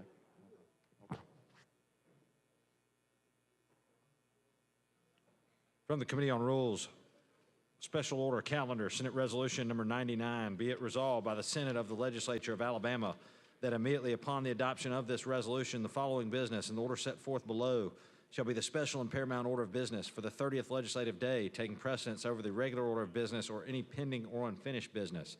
On page 45, House Bill 202 by Representative Reynolds regarding law enforcement officers. On page 52, House Bill 581 by Representative Collins and others regarding Morgan County. On page 29, House Bill 392 by Representative Pettis and others regarding Lauderdale County. On page 30, House Bill 539 by Representative Fincher regarding Randolph County. On page 2, House Bill 188 by Representative Treadaway and others regarding scholarships. On page 36, House Bill 265 by Representative Lovern regarding crimes and offenses. On page 52, House Bill 424 by Representative Ingram regarding Montgomery County. On page 57, House Bill 602 by Representative Ingram regarding Montgomery County. On page 39, House Bill 573 by Representative Baker regarding Escambia County. On page 40, House Bill 601 by Representative Baker regarding Escambia County. On page 37, House Bill 570 by Representative Paramore regarding Pike County. On page 23, House Bill 399 by Representative Estes regarding Lamar County. On page 23, House Bill 345 by Representative Treadaway regarding Jefferson County. On page 22, House Bill 269 by Representative Treadaway regarding the town of Morris. On page 30, House Bill 552 by Representative Hammett regarding Covington County. On page 31, House Bill 499 by Representative Yarborough regarding the sheriff. On page 31, House Bill 434 by Representative Wood, R, regarding Talladega County. On page 32, House Bill 393 by Representative Bedsole regarding Alabaster. On page 32, House Bill 497 by Representative Bedsole regarding Shelby County. On page 52, House Bill 510 by Representative Yarborough regarding the Temporary Release Program. On page 53, House Bill 375 by Representative Datcher regarding Jefferson County. On page 53, House Bill 494 by Representative Faulkner and others regarding Jefferson County. On page 53, House Bill 567 by Representative Wilcox regarding Class II municipalities. On page 56, House Bill 608 by Representative Rimm regarding Henry County. On page 56, House Bill 609 by Representative Rimm regarding Henry County. On page 57, House Bill 446 by Representative Simpson regarding Baldwin County. On page 57, House Bill 45 by Representative Givens regarding Loxley in Baldwin County. On page 31, House Bill 502 by Representative Baker regarding Escambia County. On page 31, House Bill 545 by Representative Baker regarding Escambia County. On page 32, House Bill 522 by Representative Easterbrook regarding Washington County. On page 32, House Bill 440 by Representatives Brown and Stringer regarding fire protection. On page 39, House Bill 572 by Representative Baker regarding Escambia County. On page 40, House Bill 571 by Representative Baker regarding Escambia County. On page 40, House Bill 585 by Representative Easterbrook regarding Washington County. On page 28, House Bill 428 by Representative Lee regarding Houston County. On page 29, House Bill 550 by Representative Sells regarding Butler County. On page 29, House Bill 551 by Representative Sells regarding Butler County. On page 29, House Bill 531 by Representative Sells regarding Conecuh County. On page 30, House Bill 532 by Representative Sells regarding Conecuh County. On page 30, House Bill 351 by Representative Easterbrook regarding Choctaw County. On page 41, House Bill 591 by Representative Rimm regarding Henry County. On page 41, House Bill 592 by Representative Ream regarding Henry County. Mr. President, move we adopt the report from Committee on Rules. Mr. President, could I speak to the special order calendar? Thank you very much. What time limit I get to do that? 20 minutes? 20 minutes. Okay, thank you. We see today that we've come back with another special order calendar, which, you know, personally,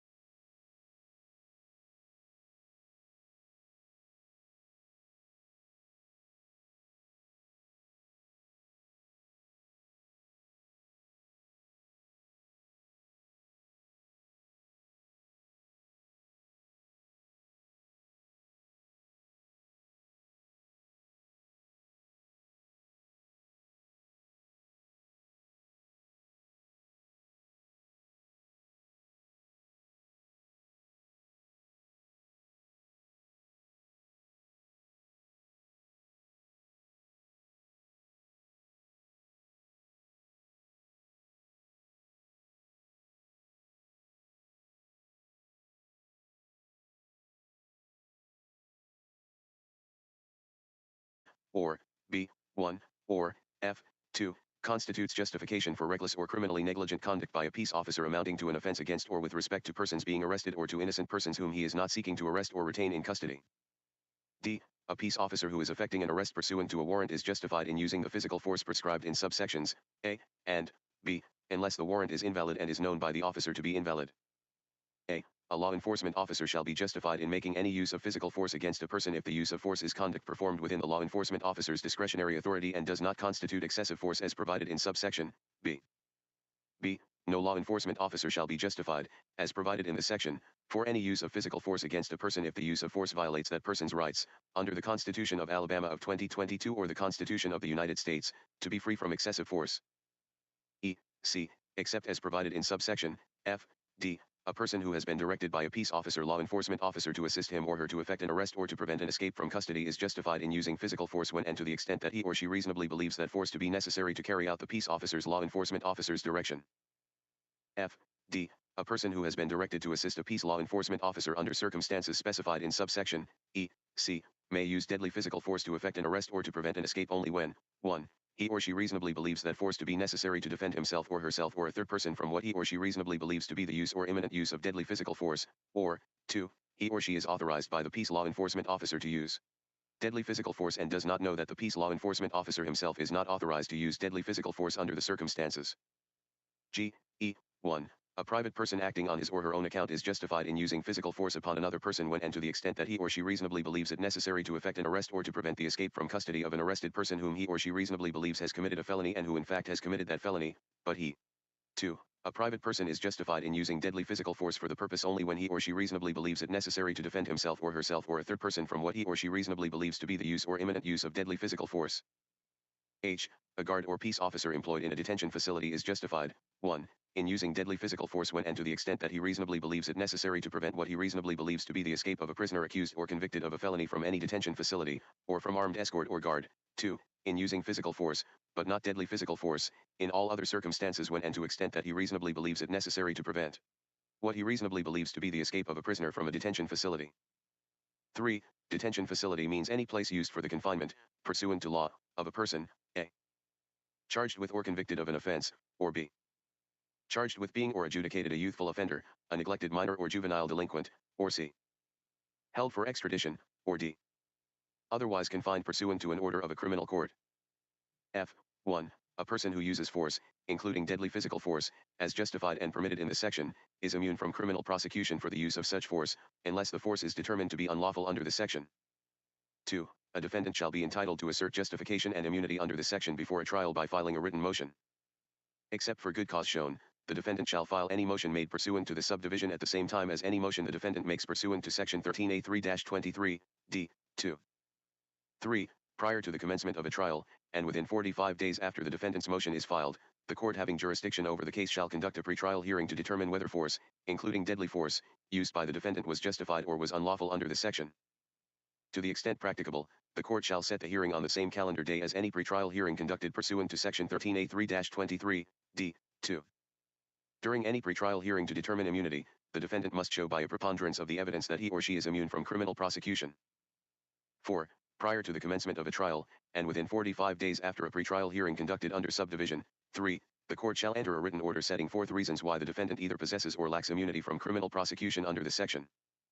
To the extent practicable, the court shall issue the written order at the same time as any order issued pursuant to section 13A3-23, D. 3. If the court concludes that the defendant has proven by a preponderance of the evidence that the force he or she used, including deadly force, was justified, the court shall enter an order finding the defendant immune from criminal prosecution under the section and dismissing the criminal charges. 5. If the defendant does not meet his or her burden of proving immunity at the pretrial hearing, he or she may continue to pursue justification and immunity under the section as a defense at trial. Once the issue of justification and immunity under the section has been raised by the defendant, the state continues to bear the burden of proving beyond a reasonable doubt all of the elements of the charged conduct.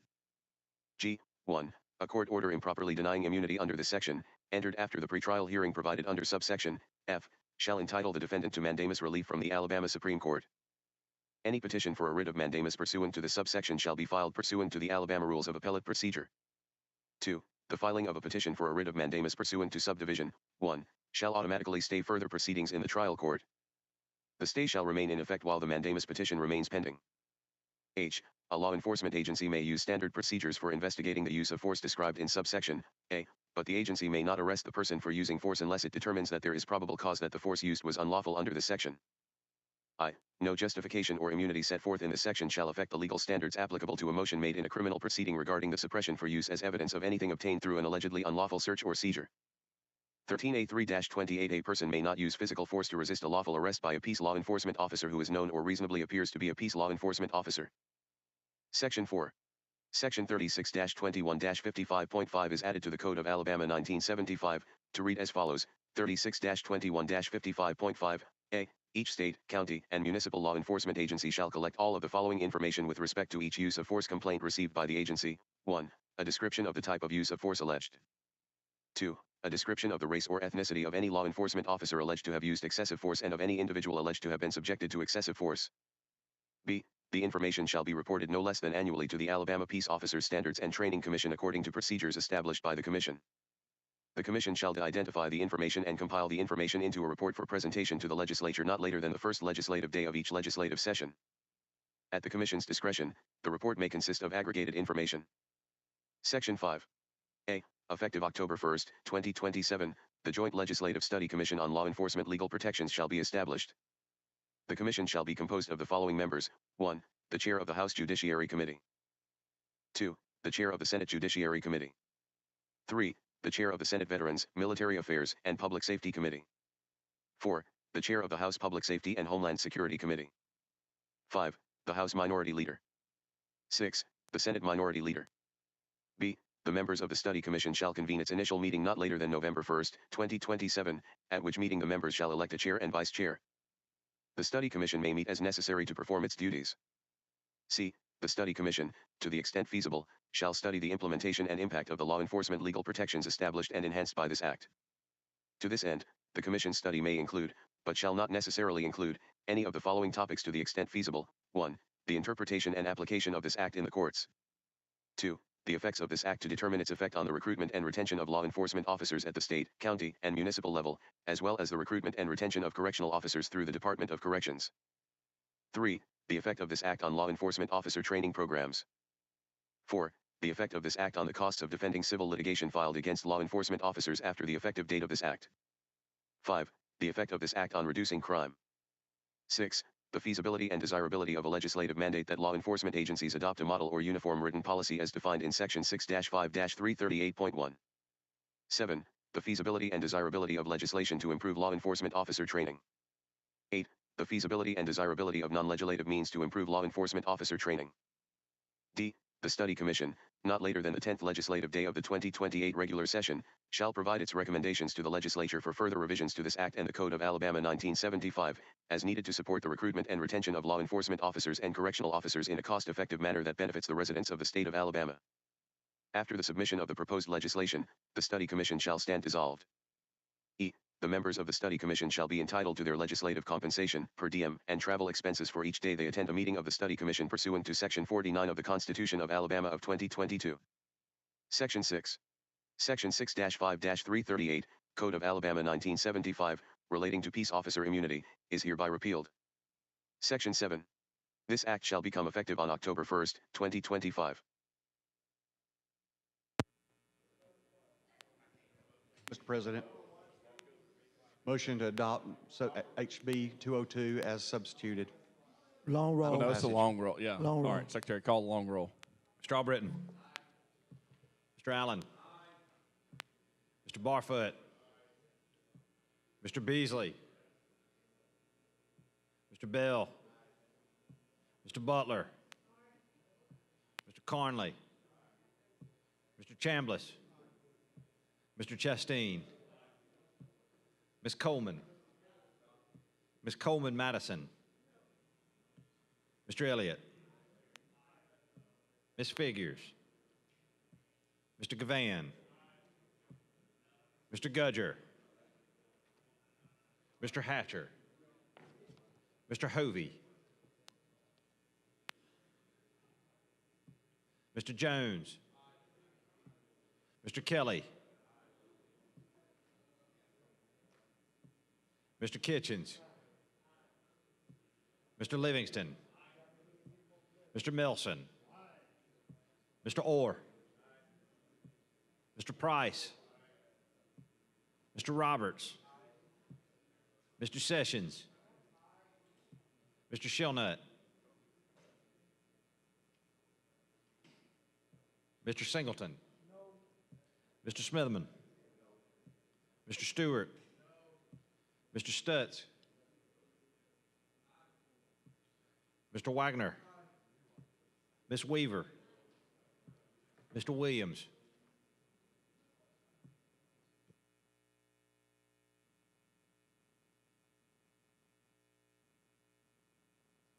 All right, 25 ayes, 6 nays. House Bill 202 passes. All right, Secretary, call the next bill. On page 52 of the calendar, House Bill number 581 by Representative Collins and others regarding Morgan County. Committee substitute pending. Mr. President, I'd move adoption of the committee substitute.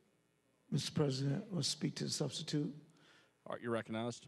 Could you tell us a little bit what's going on in the substitute? Well, this bill. This is a local bill? This bill, yeah, it's a local bill. Well, yeah, you still tell me about what you got going on. It has with the been a substitute. work in progress. It is? Because usually, on local bills, we don't substitute or amend and all that. Right. We did advertise it with the intent of it was going to be a work in progress. So we had a very cryptic, nice synopsis, and sure enough, I think Representative Collins, whose bill it is, she amended it downstairs, and it got up here, and even needed further amending. So I hope there's still in down there to go concur with the substitute. But the legislation deals with the TVA and lieu money, and to put it bluntly, we had been operating on percentages of percentages of percentages. And as you bust it up and give it to this group or that group and county commission or the little towns or the schools or something, it gets all goobered up, as they say. And so this Does the legislature this get a is little going of to that try money, to too? ungoober it. Does the legislative delegation get a little bit of that money to give out? Yes, we do. Well, that's how we keep our office. We got an office, and it's a godsend to me because I use it. I'm there a couple times a week, but place to have meetings and everything. So it is a real benefit. That's all I want to do with my little local bill is gobble up and google out a little money over here and there. That little money helps those communities, though. Well, it doesn't help it does through the bill, but the legislative delegation office, it really helps me a lot. As far as letters, phone calls, meetings, scheduling, all those things that we have to do, it is like I said, a true godsend, and we got some good, efficient people there that handle the. So y'all are able to hire people out of that money? Absolutely. To be able to do so? And I would highly recommend it for anybody in here. Do something to get some support back in your district, because we ought to support it from here. Give us an allowance that people would have a district office, and to provide that. The scheduling is what's so crazy sometimes. It's just. How about a report from the Rules Committee? From the Committee on Rules, we, the undersigned members of the Senate Rules Committee, petition the Senate persuade to Senate Rule 20 that debate on the pending measure, House Bill number 581, shall cease at 11:09 o'clock on May the 14th, 2025. I'd like to speak to the motion. All right, you're recognized. And you was telling me about your giving that money, it helps your office and y'all opportunity. Are you able to get money and give grants out in the community? On occasion, if we have excess funds, we will condemn the excess funds and do have some grants, but it's not much at all. Okay. And so, I represent 6-8 counties, and I think I have one legislative office in one county that some legislation provided that particular office to the. What county is Sumter. through the waste management facility. We get some of that money to put a person in an office over there in the county courthouse. They give us an office. I think UWA is now starting to provide a space over for us because it's starting to get crowded in the courthouse. Outside of my other counties, I don't have a legislative office to go and meet with anyone. Sometimes when I was at the city council, I created this building downtown was really a tech center where kids could come and be able to do homework in the afternoon downtown, where they had access to internet, put about 35, 40 computers in there, they can come in. So a lot of times when I want to meet with somebody, I go there and use that building. And they allow me to use the conference room in that building for meetings. That's just one county, and you've got 5 others. Yes. Other than that, People don't want to drive to Sumter County, though. Exactly. So I go to people. So I end up having to go to people and meet them where they are, and meet at restaurants and places like that. And so I think this is a good thing for you all to, to do, to have your office, but you're not as spread out as I am in terms of having a number of offices across the state. And so in my local bill, I had a percentage in that bill that would have gone to allow us to be able to do the same thing that you're doing, to set up an office in Green and to be able to do that. Well, the speaker and them looked through my bill and said, we don't want you giving out any money. We want you to take that back. I said, well, don't y'all give out TVA money up there? So I had to go in my bill and take that out. I had to take that out of my bill to satisfy them last year to do that. So when I came back with the bill this year, I just didn't even put it in there. I didn't try it because I knew they didn't want me to have it. I just didn't understand that you go through my bill and tell me you don't want me to have a legislative office or money to be able to give in grants and stuff into the community. So we took it out. So I took that percentage of the money and gave it to the hospital. And well, hopefully that we could have got the bill passed that would try to help us save that hospital that's in trouble over there. But it's just double standards on some of these things, and I knew that, you all get some TVA money and do some things with it up in that area. Even in Tuscaloosa, we get a piece of the TVA money in our delegation, but we just give all our money straight to libraries in the city. So we just decide that it doesn't go to a legislative office, it doesn't go to any individual to give out any grants. We give it out to libraries in the community. And so, because it's not a whole lot that comes down to Tuscaloosa from there. We're on that end of it. Yeah, just a little bit. So it's just that little bit. Maybe when y'all do this bill and scooch it up and redo the dollars, maybe we might get a little bit more coming down. This is just in lieu of taxes. I mean, Okay. I would assume that those that are outside the TVA service area are getting the taxes at their local government level.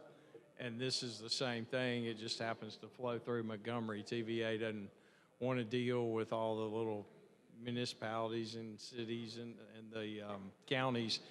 They rather just send a check to the state and then have it go busted up here. Because at one point, we were giving all these dry counties money out off of TVA. Oh, we still are. Don't pick at a scab now. That's a that's a bad thing. That's a bad thing to talk about. Yeah, I mean, still, I just looked at it the other day. It's $4 million. $4 million? And I thought everybody at least was moist, wet, damp, or something. Oh, they are. That's the thing. You got the counties dry, but you've got cities that are wet, and they're still grabbing some of that money. And watch out, we'll come grab that pretty soon. Really? Yeah. So even if the county is dry and the city is wet, they get it. Does the county share with the city some of that money at that time? Or the county just get all that money now? I bet they just keep it. They just keep it all now Yep. because the city is wet. Wow. Because I knew we were doing that, for all, because at one time you had a lot of dry counties in the state. That's right. I looked it up. Like I said, I looked it up a couple weeks ago. I got the info on it, and it's something I'm going to attack, but I got a lot of things I'm doing, so. Because, you know. Maybe next year. Yeah, because I thought every county, all 67 now was at least, you know, I know they're wet or something, you know, there's at least. There might be one or two that are still fully dry. Still fully dry somewhere in North Alabama? Because I don't know anybody south of Birmingham that. Yeah, that's where all the heathens live down there. Yeah, right? I don't know anybody, the south of Birmingham, you know, that are still dry. I can't think of any counties. Coffee County still dry. You sell no alcohol in Coffee County at all. Take some of your TVA money, go right there. Go into Coffee County. Yeah, I know it. We're gonna have to fix it. And they don't generate now one electric bill up there. Pay now one electric bill, but they get that money, huh?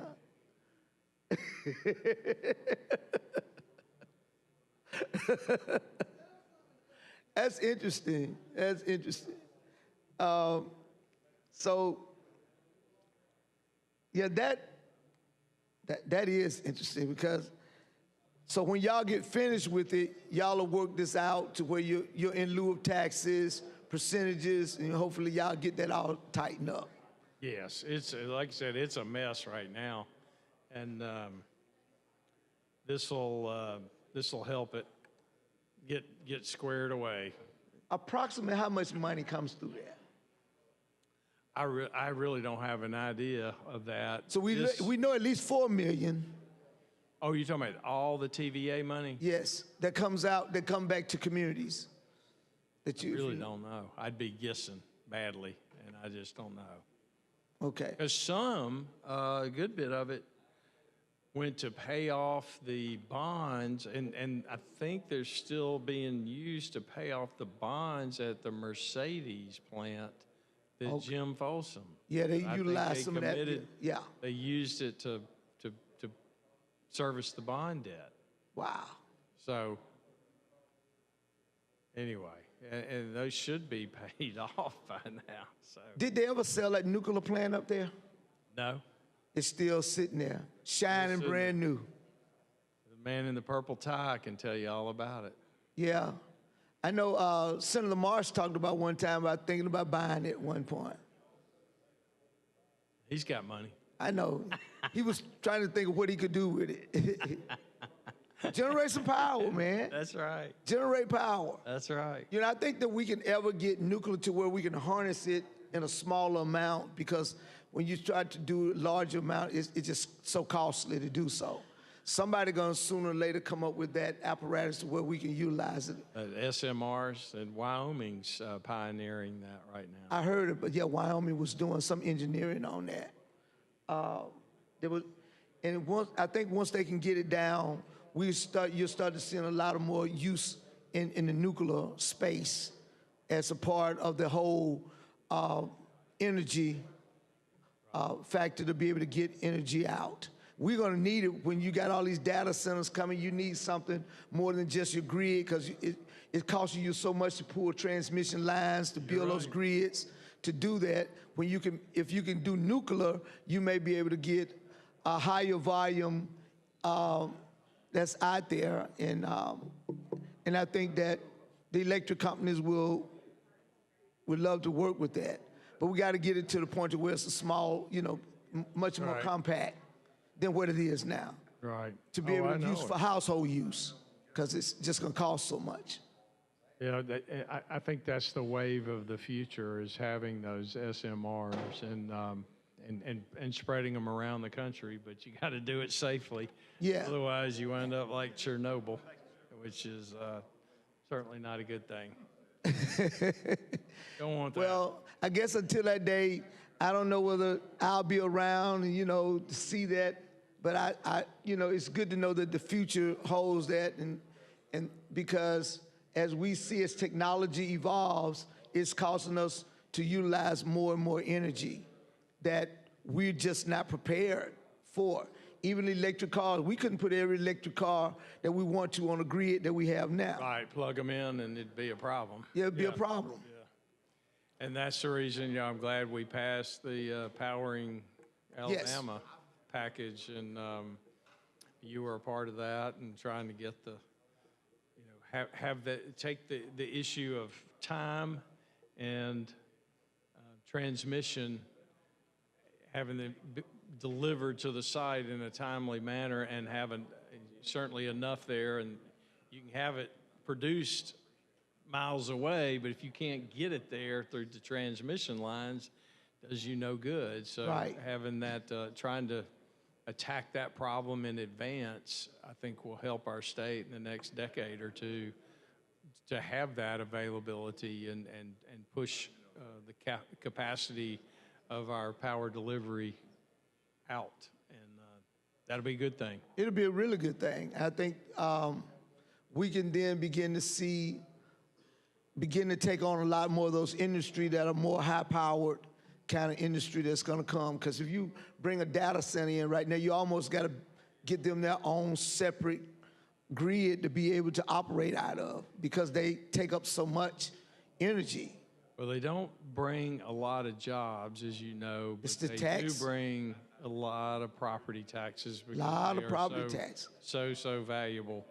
I've been looking at them. If you had one in one of your counties where very rural, and having one of those things online would just really be It would change the trajectory of millions that. of more dollars every year for your local governments, and they wouldn't know what to do. Wouldn't know how to spend it. Yeah. I mean, but the thing is that I saw one, I think it was South Carolina, North Carolina one, to where it's bringing like almost $50 million a year in property taxes to that community.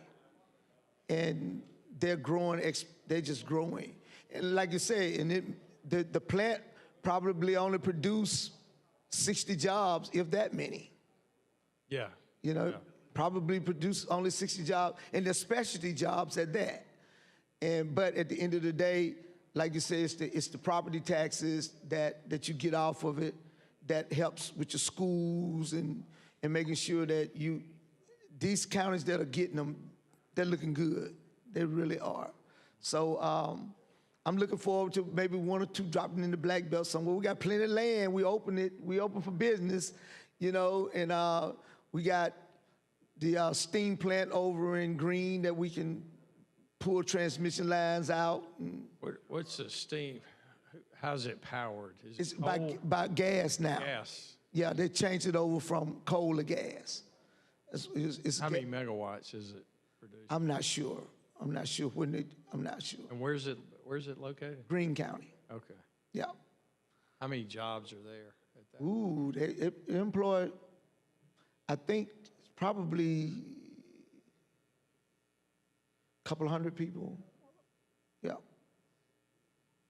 That's good. Different shifts, Yeah. around the clock. Got to keep it running all the time. All the time. All the time. Yep. I used to see big smokestack. You could see it, miles and miles away, but they stopped that when they went to gas fire. Mm-hmm. And so I think it's a lot more cleaner now in terms of being able to produce that. You're not producing a lot of coal ash. And after that whole thing under the Obama administration, classifying coal ash as an hazardous waste, that then brought them into dealing with gas at that time. And so they've traded it out. I think they probably did it 7, 8 years ago when they changed it over. It's much cleaner.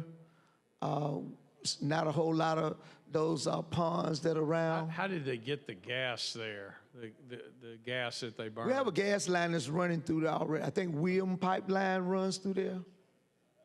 Williams? Yeah. Williams or Colonial, one of the two. Does it come out of Louisiana?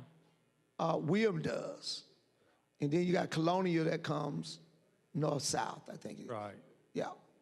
So they both kind of run across the Black Belt. You got Colonial on one side, and you got Williams coming on another side of the Black Belt. So we got gas coming through. And that's good. Yep. So But you know, they say gas is dirty. You know, they still don't say that's clean energy. Cleaner than coal. Yeah, oh, it's cleaner than coal, but they still, the environmentalists still say gas is not acceptable. So what is clean? Nuclear? Well, nuclear, wind, solar, hydro, some hydro. Yeah, but it's they don't like gas. I always thought gas was good, but at the end of the day, when you start talking about those alternatives, that can you get enough megawatts to be able to produce what you need to out of wind and solar, and in our area, right? In our area of the hemisphere, that's the problem that we have. We're not close enough to water where we can get a whole lot of wind on this end for you and I. Right. And then when you start talking about solar, yeah, we get some sun, but it's just not enough to build that kind of transmission to power major big plants. It can be an alternative source, but in terms of the main source, that's one of the problems that we have in this area. I read the recent outage in Portugal and Spain was because their solar, something went wrong with their solar panels or something, and that's the reason they had that national outage, power outage in those countries, and not reliable. That's interesting. Yeah. You know, but you know, it all works, but does it work at the capacity that you need? So, and I think speaking to a gentleman at the power company, the guy who's over all of their power grids and manages all of that, was going down the line in terms of the source that is being used and in the order that they come in. So was coal, now it's gas, and then you get on down to wind and solar, because when you look at the pie, wind and solar, solar gets to be a smaller piece of the pie, in as much as they have it as a part of their portfolio to be able to utilize, but it just doesn't produce enough to get where they need to power a plant like a Mercedes or someone like that. So you still need to power it through gas and or electricity. The way electricity, they're gonna be powered through gas. That's what I don't understand about the extreme environmentalists. I think all of us are environmentalists because we want an environment that's clean and don't want something that's dirty or toxic or anything like that. But how are we gonna, with the power needs going up, as we discussed, how are we gonna provide the power? Solar, wind, that's not gonna get it. To provide what we gotta have, we gotta make some choices. During the Obama administration, what I saw was a lot of the environmentalists came out of some of the activist groups like Greenpeace and other organizations that went into the administration and went into EPA, started setting those different standards by which we should utilize, because everybody was trying to go green. And green just doesn't get us to where we need to be, while it's probably the best thing to do. But in industrialize a country like where we are, and the use of gas, combustion energy for vehicles and all, you got a lot of other pollution. You want to go green, but it just doesn't get you where you want to go. So the new Green Deals just didn't work, as they were called. I would agree with that. I would agree with that. It just didn't work. That deal didn't work. That dog didn't hunt very That dog didn't hunt. No. It was potentially, on paper, it looks good. Time's expired on the Ask for a long roll, and I would like to have the bill read at length at the proper time. All right, Secretary, call the long roll. Mr. Albritton. Mr. Allen. Mr. Barfoot. Mr. Beasley. Mr. Bell. Mr. Butler. Mr. Carnley. Mr. Chambliss. Mr. Chasteen. Ms. Coleman. Ms. Coleman Madison. Mr. Elliott. Ms. Figures. Mr. Gavan. Mr. Gudger. Mr. Hatcher, Mr. Hovey, Mr. Jones, Mr. Kelly, Mr. Kitchens, Mr. Livingston, Mr. Milson, Mr. Orr, Mr. Price, Mr. Roberts, Mr. Sessions, Mr. Shellnut, Mr. Singleton, Mr. Smithman, Mr. Stewart, Mr. Stutz, Mr. Wagner, Ms. Weaver, Mr. Williams.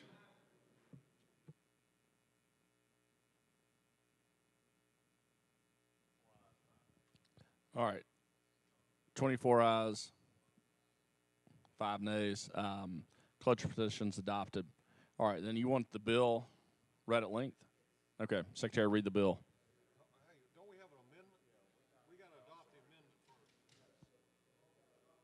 Got to adopt the sub. All right. Long roll on the sub. All right. Secretary, call the long roll, please. Mr. Albritton. Mr. Allen. Mr. Barfoot. Mr. Beasley. Mr. Bell. Mr. Butler. Mr. Conley. Mr. Chambliss. Mr. Chasteen. Ms. Coleman. Ms. Coleman Madison. Mr. Elliott. Ms. Figures. Mr. Gavan. Mr. Gudger. Mr. Hatcher. Mr. Hovey. Mr. Jones. Mr. Kelly. Mr. Kitchens. Mr. Livingston. Mr. Milson. Mr. Orr. Mr. Price. Mr. Roberts. Mr. Sessions. Mr. Shellnut. Mr. Singleton. Mr. Smithman.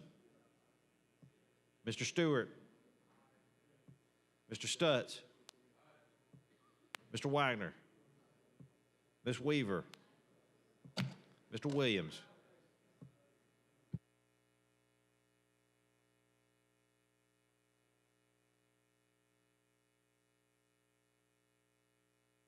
All right, substitutes adopted.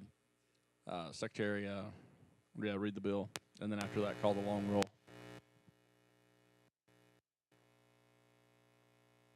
A bill to be entitled an act relating to Morgan County, to amend Section 45-52-161.02. Code of Alabama 1975, to further provide for the distribution of the county's Tennessee Valley Authority in lieu of taxes payments, to further provide for certain funds, and to repeal Sections 45-52-161.03. 45-52-161.04. 45-52-161.05. 45-52-161.06. And 45-52-161.07. Code of Alabama 1975, relating to the distribution of the Morgan County TVA money.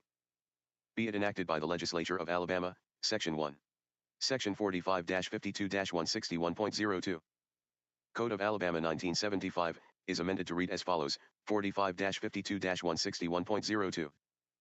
A. The amount of the 3% increase shall be allocated, applied, and paid as follows. 1. First, an amount equal to 45% of the 3% increase shall be set aside by the Commission into the Morgan County Legislative Delegation Fund, provided for in Section 2 of the Act amending the Section. A. Separate fund to be used to establish, equip, and maintain a legislative office for the members of the legislature serving the county. All decisions concerning the Morgan County Legislative Office including, but not limited to, revenue, income, purchases, and grants shall be made by resolutions of the delegation adopted by a concurrent majority of the Morgan County delegation, senators, and House of Representatives members, each house voting separately. The resolution may provide an operational procedure for the delegation office. The Commission shall immediately pay such amounts from such fund as the Morgan County Legislative Delegation may request. Requests shall be in the form of a resolution passed by the county legislative delegation, signed by one senator and one member of the House of Representatives from the county who shall be duly appointed by the legislative delegation. The legislative delegation shall expend the monies to employ staff, acquire adequate physical office space, equipment, supplies, services, and all other necessary items, and may also expend the monies for other purposes, including grants for allowable public purposes at the discretion and direction of the legislative delegation. The individuals employed and expenditures of the funds by the legislative delegation shall be in its discretion. Any funds allocated but not spent at the end of the fiscal year shall not be applied for any other purpose, but shall be carried forward and shall remain available year to year for expenditure as provided in the subdivision. The revenue and expenditures of the legislative office shall be audited on an annual basis. 2. Second, 8-9% of the amount of the 3% increase remaining after the allocations thereof shall have been made under subdivision 1, shall be allocated and paid to the Morgan County Rescue Squad, and the expenditure of the funds thereby shall be audited on an annual basis.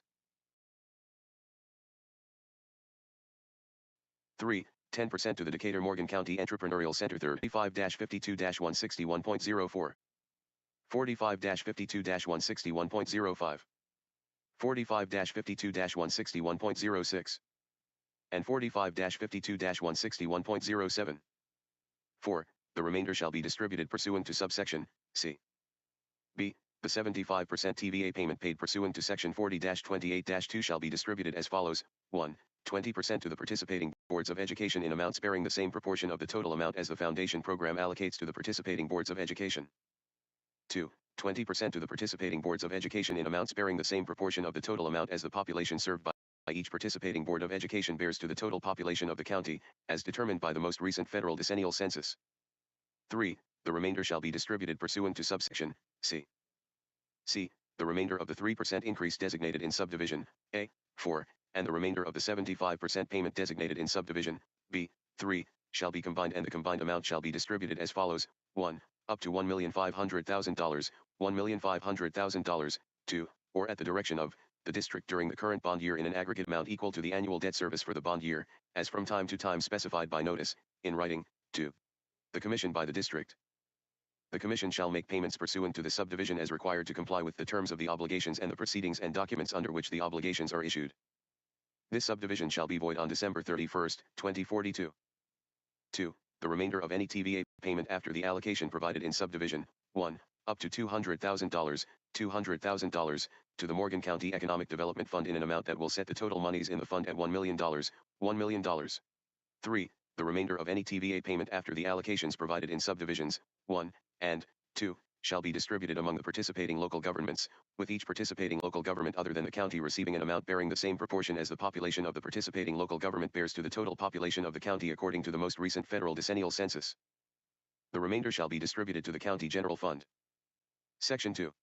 A. The Morgan County Commission shall maintain a separate fund, originally created by Act 2009 to 767, 2009 regular session, Acts 2009, P 5347, and now known as the Morgan County Legislative Delegation Fund, to be used to establish, equip, and maintain a legislative office for the members of the legislature serving the county. B. All decisions concerning the delegation office including, but not limited to, revenue, income, purchases, and grants shall be made by resolution of the delegation adopted by a concurrent majority of the delegation, members of the Senate and House of Representatives, each house voting separately. The resolution may provide an operational procedure for the decisions of the delegation office. C. The County Commission shall immediately pay any amounts from the Morgan County Legislative Delegation Fund as the delegation may request. Requests shall be in the form of a resolution passed by the delegation, signed by one senator and one member of the House of Representatives from the county duly appointed by the members of the delegation. D. The delegation shall expend the monies in the Morgan County Legislative Delegation Fund to employ staff, acquire adequate physical office space, equipment, supplies, services, and all other necessary items. The delegation may also expend the monies for other purposes including, but not limited to, grants for allowable public purposes at the discretion and direction of the delegation. E. The individuals employed and expenditures of the monies shall be at the discretion of the delegation. F. Any monies allocated but not spent at the end of the fiscal year shall not be applied for any other purpose but shall be carried forward and shall remain available year to year for expenditures as provided in this section. G. The revenue and expenditures of the office shall be audited on an annual basis. H. Any monies in the Morgan County Legislative Delegation Fund on September 30, 2025, shall remain in the Morgan County Legislative Delegation Fund on October 1, 2025. Section 3. The Morgan County Industrial Park and Economic Development Cooperative District shall maintain the Morgan County Economic Development Fund originally created by Act 2007 to 339, 2007 regular session, Acts 2007, P 602. The Morgan County Economic Development Fund and the monies contained in the fund shall be the property of the district. The district shall invest the monies as provided by law for the investment of funds of the participating local governments, as defined in Section 45-52-161, Code of Alabama 1975. The district shall use the monies for economic purposes in, or for the benefit of, Morgan County to the extent any of the participating local governments, as defined in Section 45-52-161, Code of Alabama 1975, could apply the monies for those purposes. Any monies in the Morgan County Economic Development Fund on September 30, 2025, pursuant to former Section 45-52-161.06, Code of Alabama 1975, or any other provision of law, shall remain in the fund on October 1, 2025. Section 4. Sections 45-52-161.03, 45-52-161.04, 45-52-161.05, 45-52-161.06, and 45-52-161.07. Code of Alabama 1975, relating to the distribution of the Morgan County, Tennessee Valley Authority in lieu of taxes payments, are repealed. Section 5. This act shall become effective on October 1, 2025.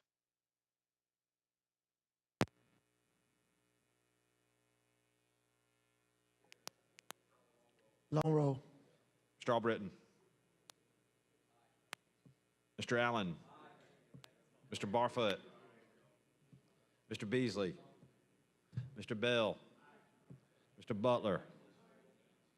Mr. Carnley. Mr. Chambliss. Mr. Chasteen. Ms. Coleman. Ms. Coleman Madison.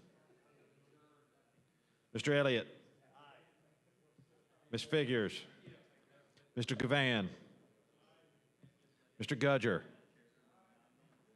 Mr. Hatcher. Mr. Hovey. Mr. Jones. Mr. Kelly. Mr. Kitchens. Mr. Livingston. Mr. Melson. Mr. Orr. Mr. Price. Mr. Roberts. Mr. Sessions. Mr. Shillnut. Mr. Singleton. Aye. Mr. Smitherman. Mr. Stewart. Mr. Stutz. Mr. Wagner. Ms. Weaver. Mr. Williams.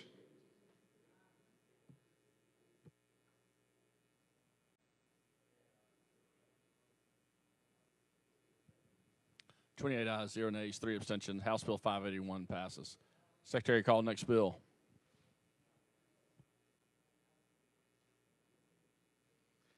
Page 29 of the calendar, House Bill number 392 by Representative Pettis and others regarding Lauderdale County. Mr. President, Senator Melson. I'd like to move for final passage using the long roll. Mr. President, I'd like to speak to the motion. You're recognized. Mr. President, we're coming in these final hours, and I know that it's getting late. Late in the evening, there's an old song said, and the sun is going down. And so here we are about to end this legislative session. All right, report from Committee on Rules. In a proper time. From the Committee on Rules, petition to close debate. We, the undersigned members of the Senate Rules Committee, petition the Senate pursuant to Senate Rule 20 that debate on the pending measure, House Bill 392, shall cease at 11:43 o'clock on May 14th, 2025. Mr. President, speak to the motion. You're recognized. Yes, I know we're getting late and we're trying to get to a point to where we can get out of here. It is now 11:19. When the big hand is on, it's Yep. 24. Oh, 25. 11:24. Okay, child, please. I see it's getting delusional up here. 24. And so I think that we can go home and we'll be out of this 11:43. And we may have time for one more without closure. Talk about it a little while. get there. But in the meantime, we're gonna soak up this little, just like a biscuit sopping up gravy. We're gonna sop it up. And this is a bill for Lauderdale County. So y'all finna give your circuit, judicial circuit district attorneys. So y'all finna give your district attorneys some money? Yes. This is my county administrator, my county commission's wish, and my delegation downstairs sent this upstairs, and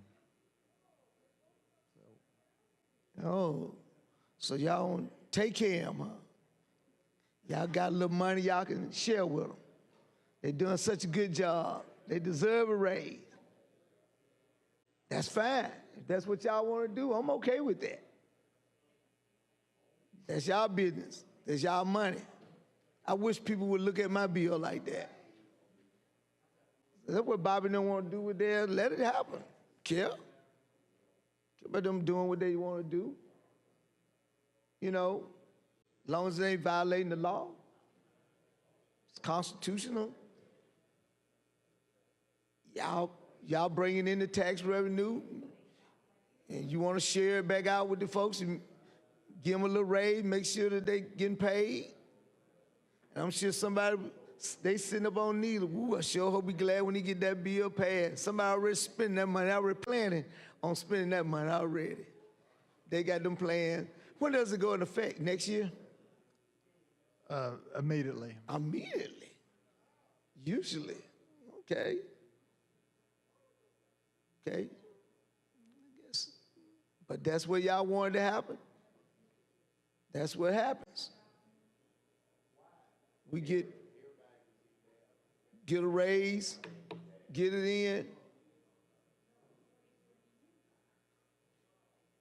We get a raise, we get it in, we get it up.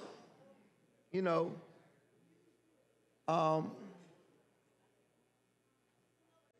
So I just think that we're gonna get an opportunity to get this one, maybe one more before we get out of here. We got an opportunity to get one more. Got an opportunity to get one more. We get there. And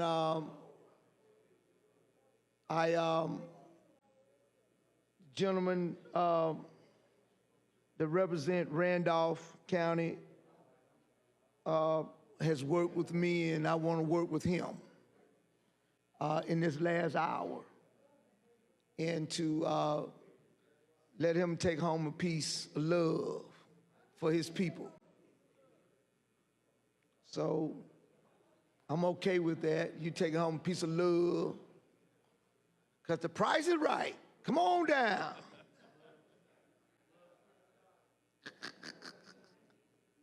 Yeah, you might do good taking over old Bob Barker. Keep the price going, Price. So we've done a yeoman's job here today. There was some 40 some odd bills that was out there.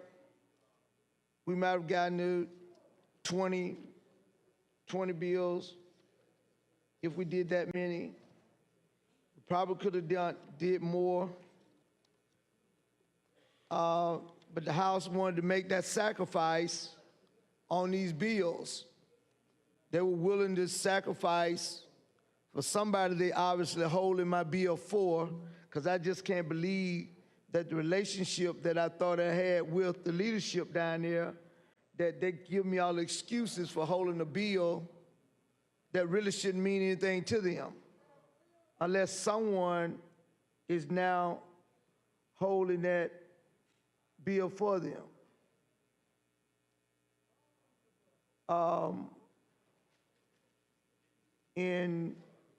And so we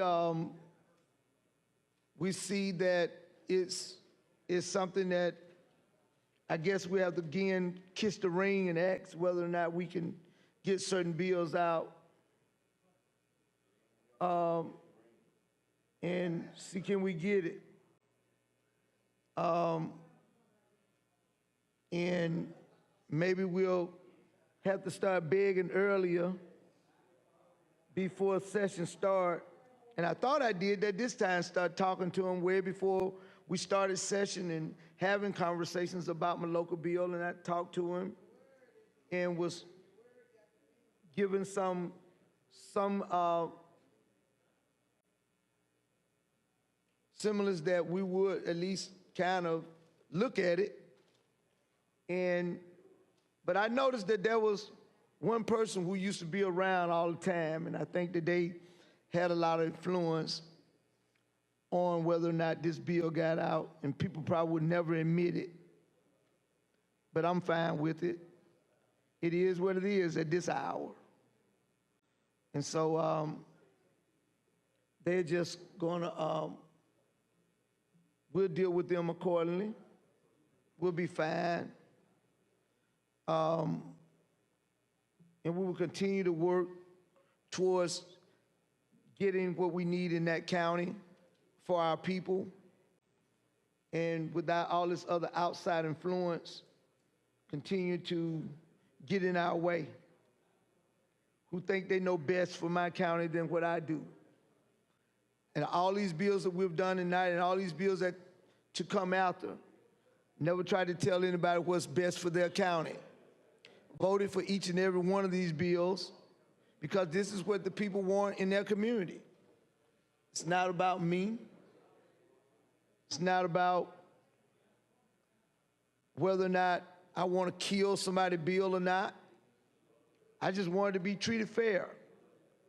We asked for an up or down vote, and I know that they knew that if the vote had come up, it would have passed, because it made no sense that they keep telling me that we just don't have the vote. Show me you don't have the vote. Then if you don't have the vote, then let it go on and die. Simple as that, like any other bill. There have been some other bills down there that died because of the fact that the vote weren't there. Everybody, they ain't passing 100% votes. Bills down there. I know they're a little bill factory. We trying to get that way tonight. We're supposed to be the deliberative body, but yet and still, we want to factor out a lot of bills like they do. And so, for all those folks who are going to have to go back and re-advertise again, like I'm going to have to re-advertise again for the 4th time on this bill, when Mobile passed the same bill, and they have machines and they're ready to go to work. They're ready to play down in Mobile. Nobody questioned Mobile at all. Nobody questioned it. Same thing. Same exact thing. Gave them the same thing I'm asking for. Nobody questioned it. But the people who I think that are involved in mine not really interested in Mobile, they're only interested in Green. They want to kill Green. And you know, I got something for him. That dog gonna have his day. I'm gonna be right there with my leash. Release him right in. I'm gonna get him. Oh, yes. I'm just gonna wait on sweet time. He'll know it when he see it. Because if I ever had the opportunity to cut his leg from under him, gone, clip him. And so he gonna know. We'll be fine. The doors are gonna be open still, and we'll still be able to make some money and still give a little money here and there for those things that we want to give the money to. Make sure that our children in our schools get money. We'll make sure that that the money get out to where it needs to go. And these people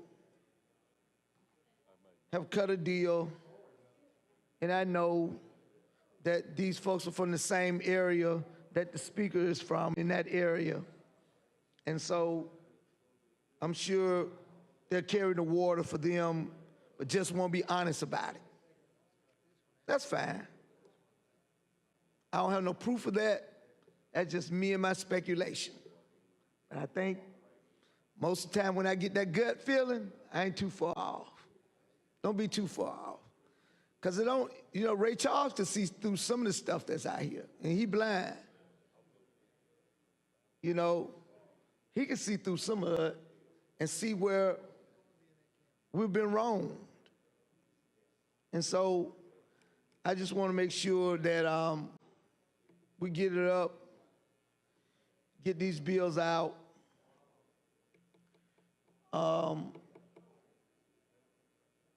And well, your bill is one pager, so it won't take long to read yours. The speed go, be through with it. One more time. It'll be a blur. It'll be a blur. Yeah. Then we'll bring the next one up, and we probably won't have time to cloture in or read it, because I do want him to pass this bill. And I don't know whether the time will permit that or not, but we'll take a shot at it. And so we've come down to the hours, and y'all gotten back the blue out. Well, you're just gonna shoot up some folks and give all the bad actors immunity to do. It's not the good cops that I'm worried about, because good cops always do the right thing. Even in those split seconds, they don't want to take nobody's life. Even in those split seconds, they in turn do the right thing. But it's them cowboy cops out there that want to go for bad because they wear a gun and a badge, that they have that authority to just treat people any way they want to. And you got a whole lot of more of them out there than you got good cops who trying to do right. Because there's something about that gun and that badge that makes people brave. And they feel like they can just do what they want to do because they carry it. All these officers won't be trained properly. They'll be trained differently across the 67 counties. And some may not even do the proper training because they'll get somebody from another town that already been trained or say they've been trained, but they don't know whether or not they've been trained, because these officers move from city to city, county to county, whoever paying the most money. Counties go in and say, well, I'll go and hire them because they're already APOS certified, because we don't have to now pay for that training. So, but if they hadn't been doing continuation of training, and we know, because I know that there's allegedly an officer who did a stun gun on a gentleman in Pickens County and held the stun gun on him until he died in custody in handcuffs, now working in a small town in my district. With this bill, now I'm gonna make my protest to get her out of my district. I'm gonna start protesting my mayor and all. She need to go. She need to get out. And I'm gonna be loud about it, because I don't want to kill nobody over in my district, because she have a total disregard for life. She has a total disregard for life. And maybe I'll send up in one of y'all districts who voted for this and tell them that it's okay to come in y'all district who voted for this stuff, but I want her out of my district. It's a total disregard for life. And so she need to go. And I'm gonna find out exactly, because I've been told that she's in one of my towns, and I'm gonna find out exactly which one it is she in. And I'm gonna go to work on her and get her out. Because now she's still pending that case in Pickens County with a $20 million lawsuit. And I don't know whether the bill even made it retroactive or not, but these pending charges are out there when people are going to be dying. So we just got to make sure that they're not taking out any of my folk. So that's all I'm doing, is just making sure that they're not taking out my folk. And I gotta get them out of there.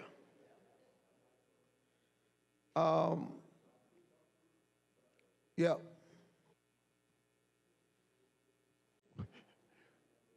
Well, hopefully we'll pass this bill in a second.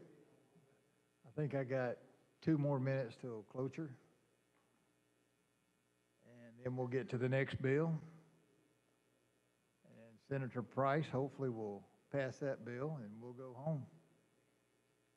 So 1 more minute. Yeah.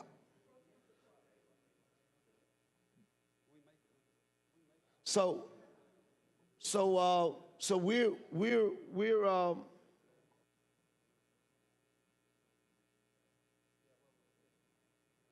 Do we have to wait?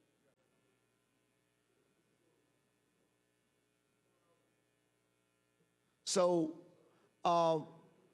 we're gonna work it out here, and so we just want to make sure that everything goes down. I understand that there's a process that has to happen. We want to get out of here in a timely manner. We can't stay to 12:01 tonight. We'll be violating the Constitution. State of Alabama. We'll be going in over into 31 days in. Hadn't stopped us before, has it? It has. She can call us in a special right now if she wanted to. I had a feeling we hadn't done the back to blue. She might have called us into a special tonight to try to make us do it. I had a feeling. So we'll get it up, get it out. It's only a 1 page that has to be read. We're gonna have 1 more bill. We'll get it out. House signed it down already?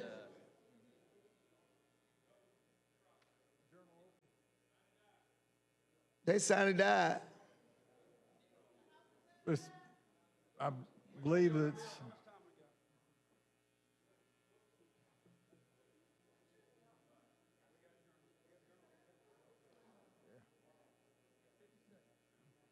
Okay. So what is saying was? Well, the journal's open, we can keep going and... Oh, the journal's open. Okay. So I think we could probably not mess anything up if we go ahead and take our cloture vote and get to the next bill and you do what you want to do. If the journal open, we got time. Yeah. We got time. The journal open. If the journal's open, we got time. Right.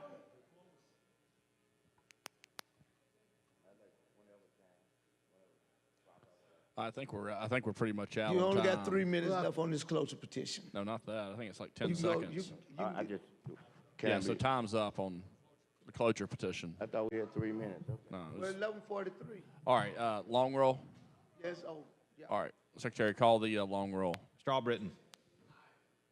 Mr. Allen. Mr. Barfoot. Mr. Beasley. Mr. Bell. Mr. Butler. Mr. Carnley. Mr. Chambliss. Mr. Chasteen. Ms. Coleman. Ms. Coleman Madison. Mr. Elliott. Ms. Figures. Mr. Gavayan. Mr. Gudger. Mr. Hatcher. Mr. Hovey. Mr. Jones. Mr. Kelly. Mr. Kitchens. Mr. Livingston. Mr. Melson. Mr. Orr. Mr. Price. Aye. Mr. Roberts. Mr. Sessions. Mr. Shellnut. Mr. Singleton. Mr. Smitherman. Mr. Stewart. Mr. Stutz. Mr. Wagner. Miss Weaver. Mr. Williams.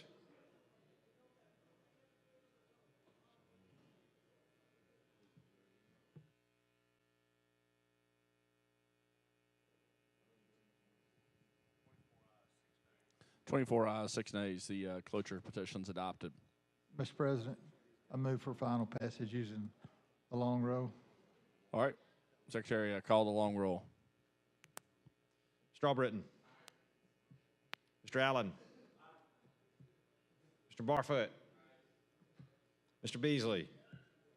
Mr. Bell. Mr. Butler. Mr. Conley. Mr. Chambliss. Mr. Chastain. Ms. Coleman. Ms. Coleman Madison. Mr. Elliott. Ms. Figures. Mr. Gavan. Mr. Gudger. Mr. Hatcher. Mr. Hovey. Mr. Jones. Mr. Kelly. Mr. Kitchens. Mr. Livingston. Mr. Melson. Mr. Orr. Mr. Price. Mr. Roberts. Mr. Sessions. Mr. Shillnut.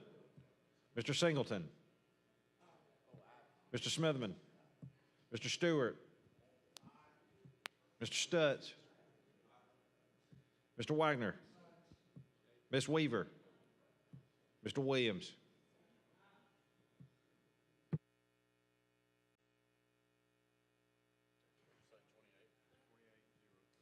Twenty-eight ayes, 0 nays, 3 abstentions.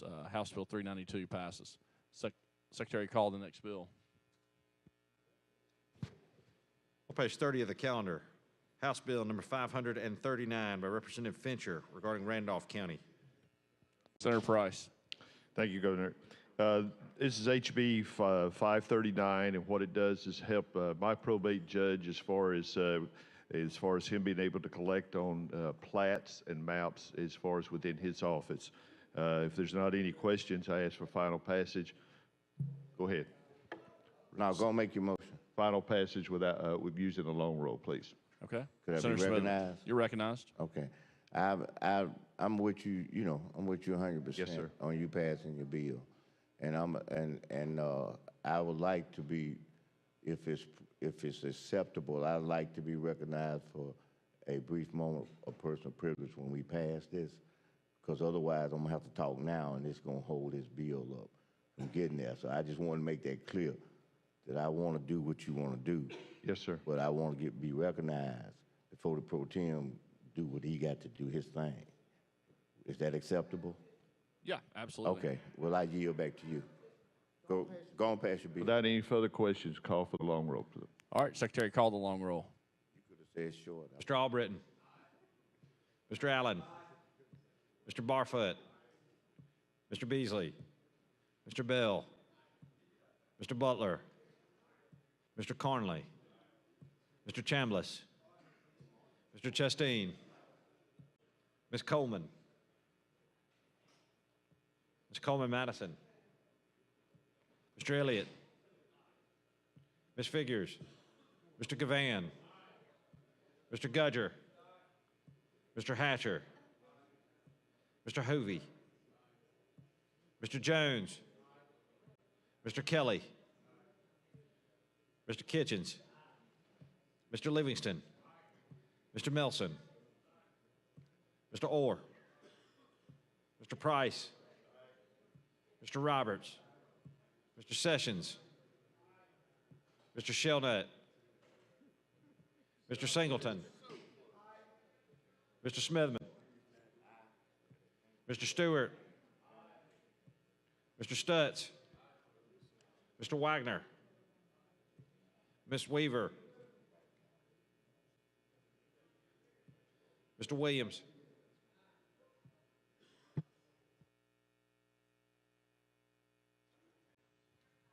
29 ayes, 0 nays, 2 abstentions. House Bill 539 passes. Thanks, Senator Price. Thank you, sir, and thank you, body. Senator Mr. Wagner. President, I make the motion that we approve the journal for the 30th Legislative Day. All those in favor say aye. Aye. Any opposed? All right, that's approved. All right, Senator Smitherman. Thank you, Mr. President. Senator, the last bill we just passed is that I want to just there again say that that particular senator has done what we've been trying to ask everybody else, is that put our bills on the agenda. And you know, when you show courtesy, you get courtesy.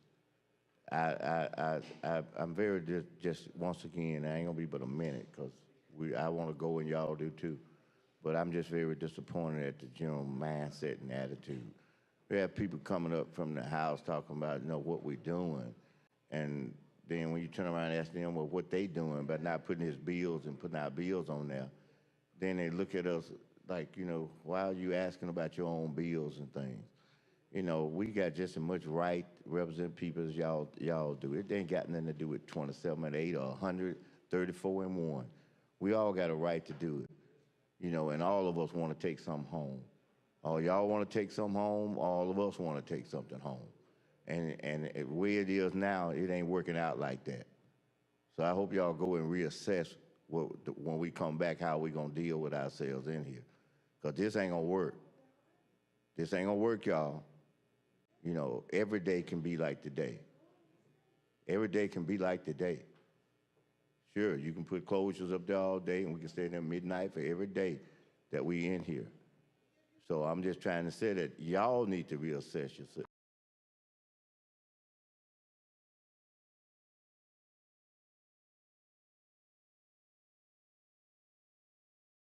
How we going to deal with this legislature when we come back. Medical examiners and everybody else getting money, and we can't get nothing done locally ourselves.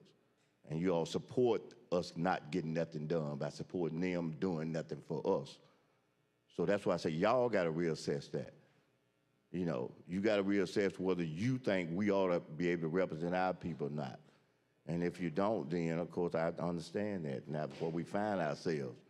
But we ain't been able to represent ourselves people in this session. Not at all. We done lost everything locally that we tried to do. And we got a bigger problem. And the bigger problem is that we got a problem because we got it up here and down there. Okay, with our chairman down there. So, I mean, that's going to have an impact on this whole legislative process if that don't get straightened out. So I just want to just say that before we come back in here. So don't get bowled up, pissed off and mad at us because we just trying to represent. We care about our people if nobody else does. And I know you all care about y'all's. So I just wanted to make that very clear. And the last thing I am going to say this, and I'm going to be through when I make this statement, is that, hey, somewhere down the line, your word got to mean something. Your words got to mean something, because I've been told 5 lies during this time, 5 of them. I kept up with them, serious lies, and that's unnecessary.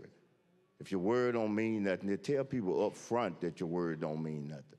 But don't have people relying on your word and then you go back door on them and not even keep your word. With that, thank you very much.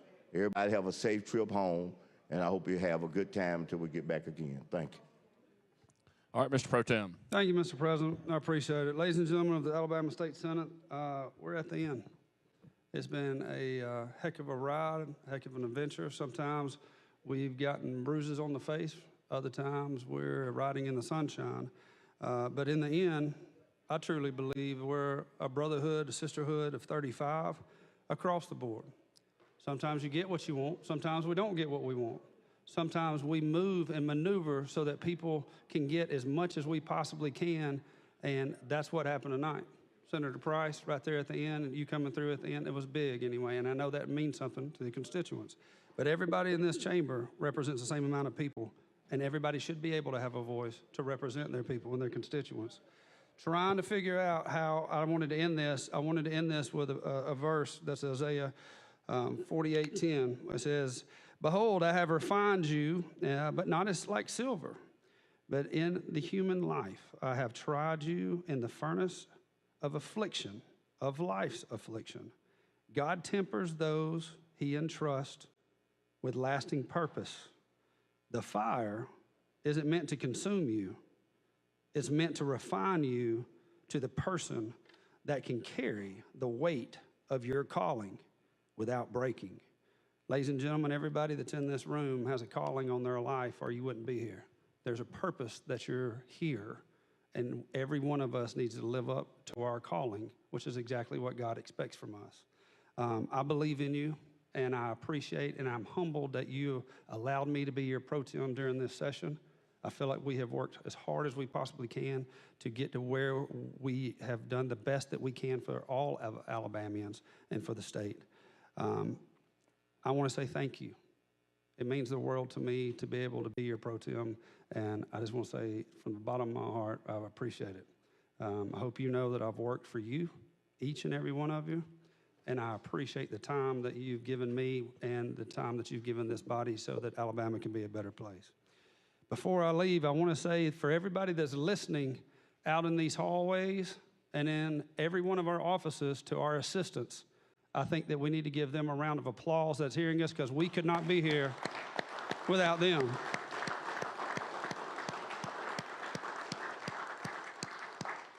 To the leaders, Majority Leader Livingston, Minority Leader Bobby Singleton, we couldn't do what we do on a daily basis and run this place without both of you, and you've done a heck of a job. I just want to say thank you for the position that you're in and what all y'all have done for both of us, for both caucuses. Thank you. Lieutenant Governor, thank you for pushing and running that gavel like we know you can, at the same time to being fair to everybody across the board. We appreciate you and your leadership, so thank you and your staff for all that you do, sir. Mr. Pat, we couldn't do it without your crew. There's no possible way, so everybody that's up here, thank you so much. And on both sides, and the LSA, we wouldn't be able to be here without everybody. And so, Othni, I see you back there. Thank you. Ladies and gentlemen, it's been one heck of a ride, but at this time, we'll make a motion to sine die for this session. President. All right, you heard the motion. All those in favor say aye. Aye. Any opposed? We stand adjourned, sine die. Thank you.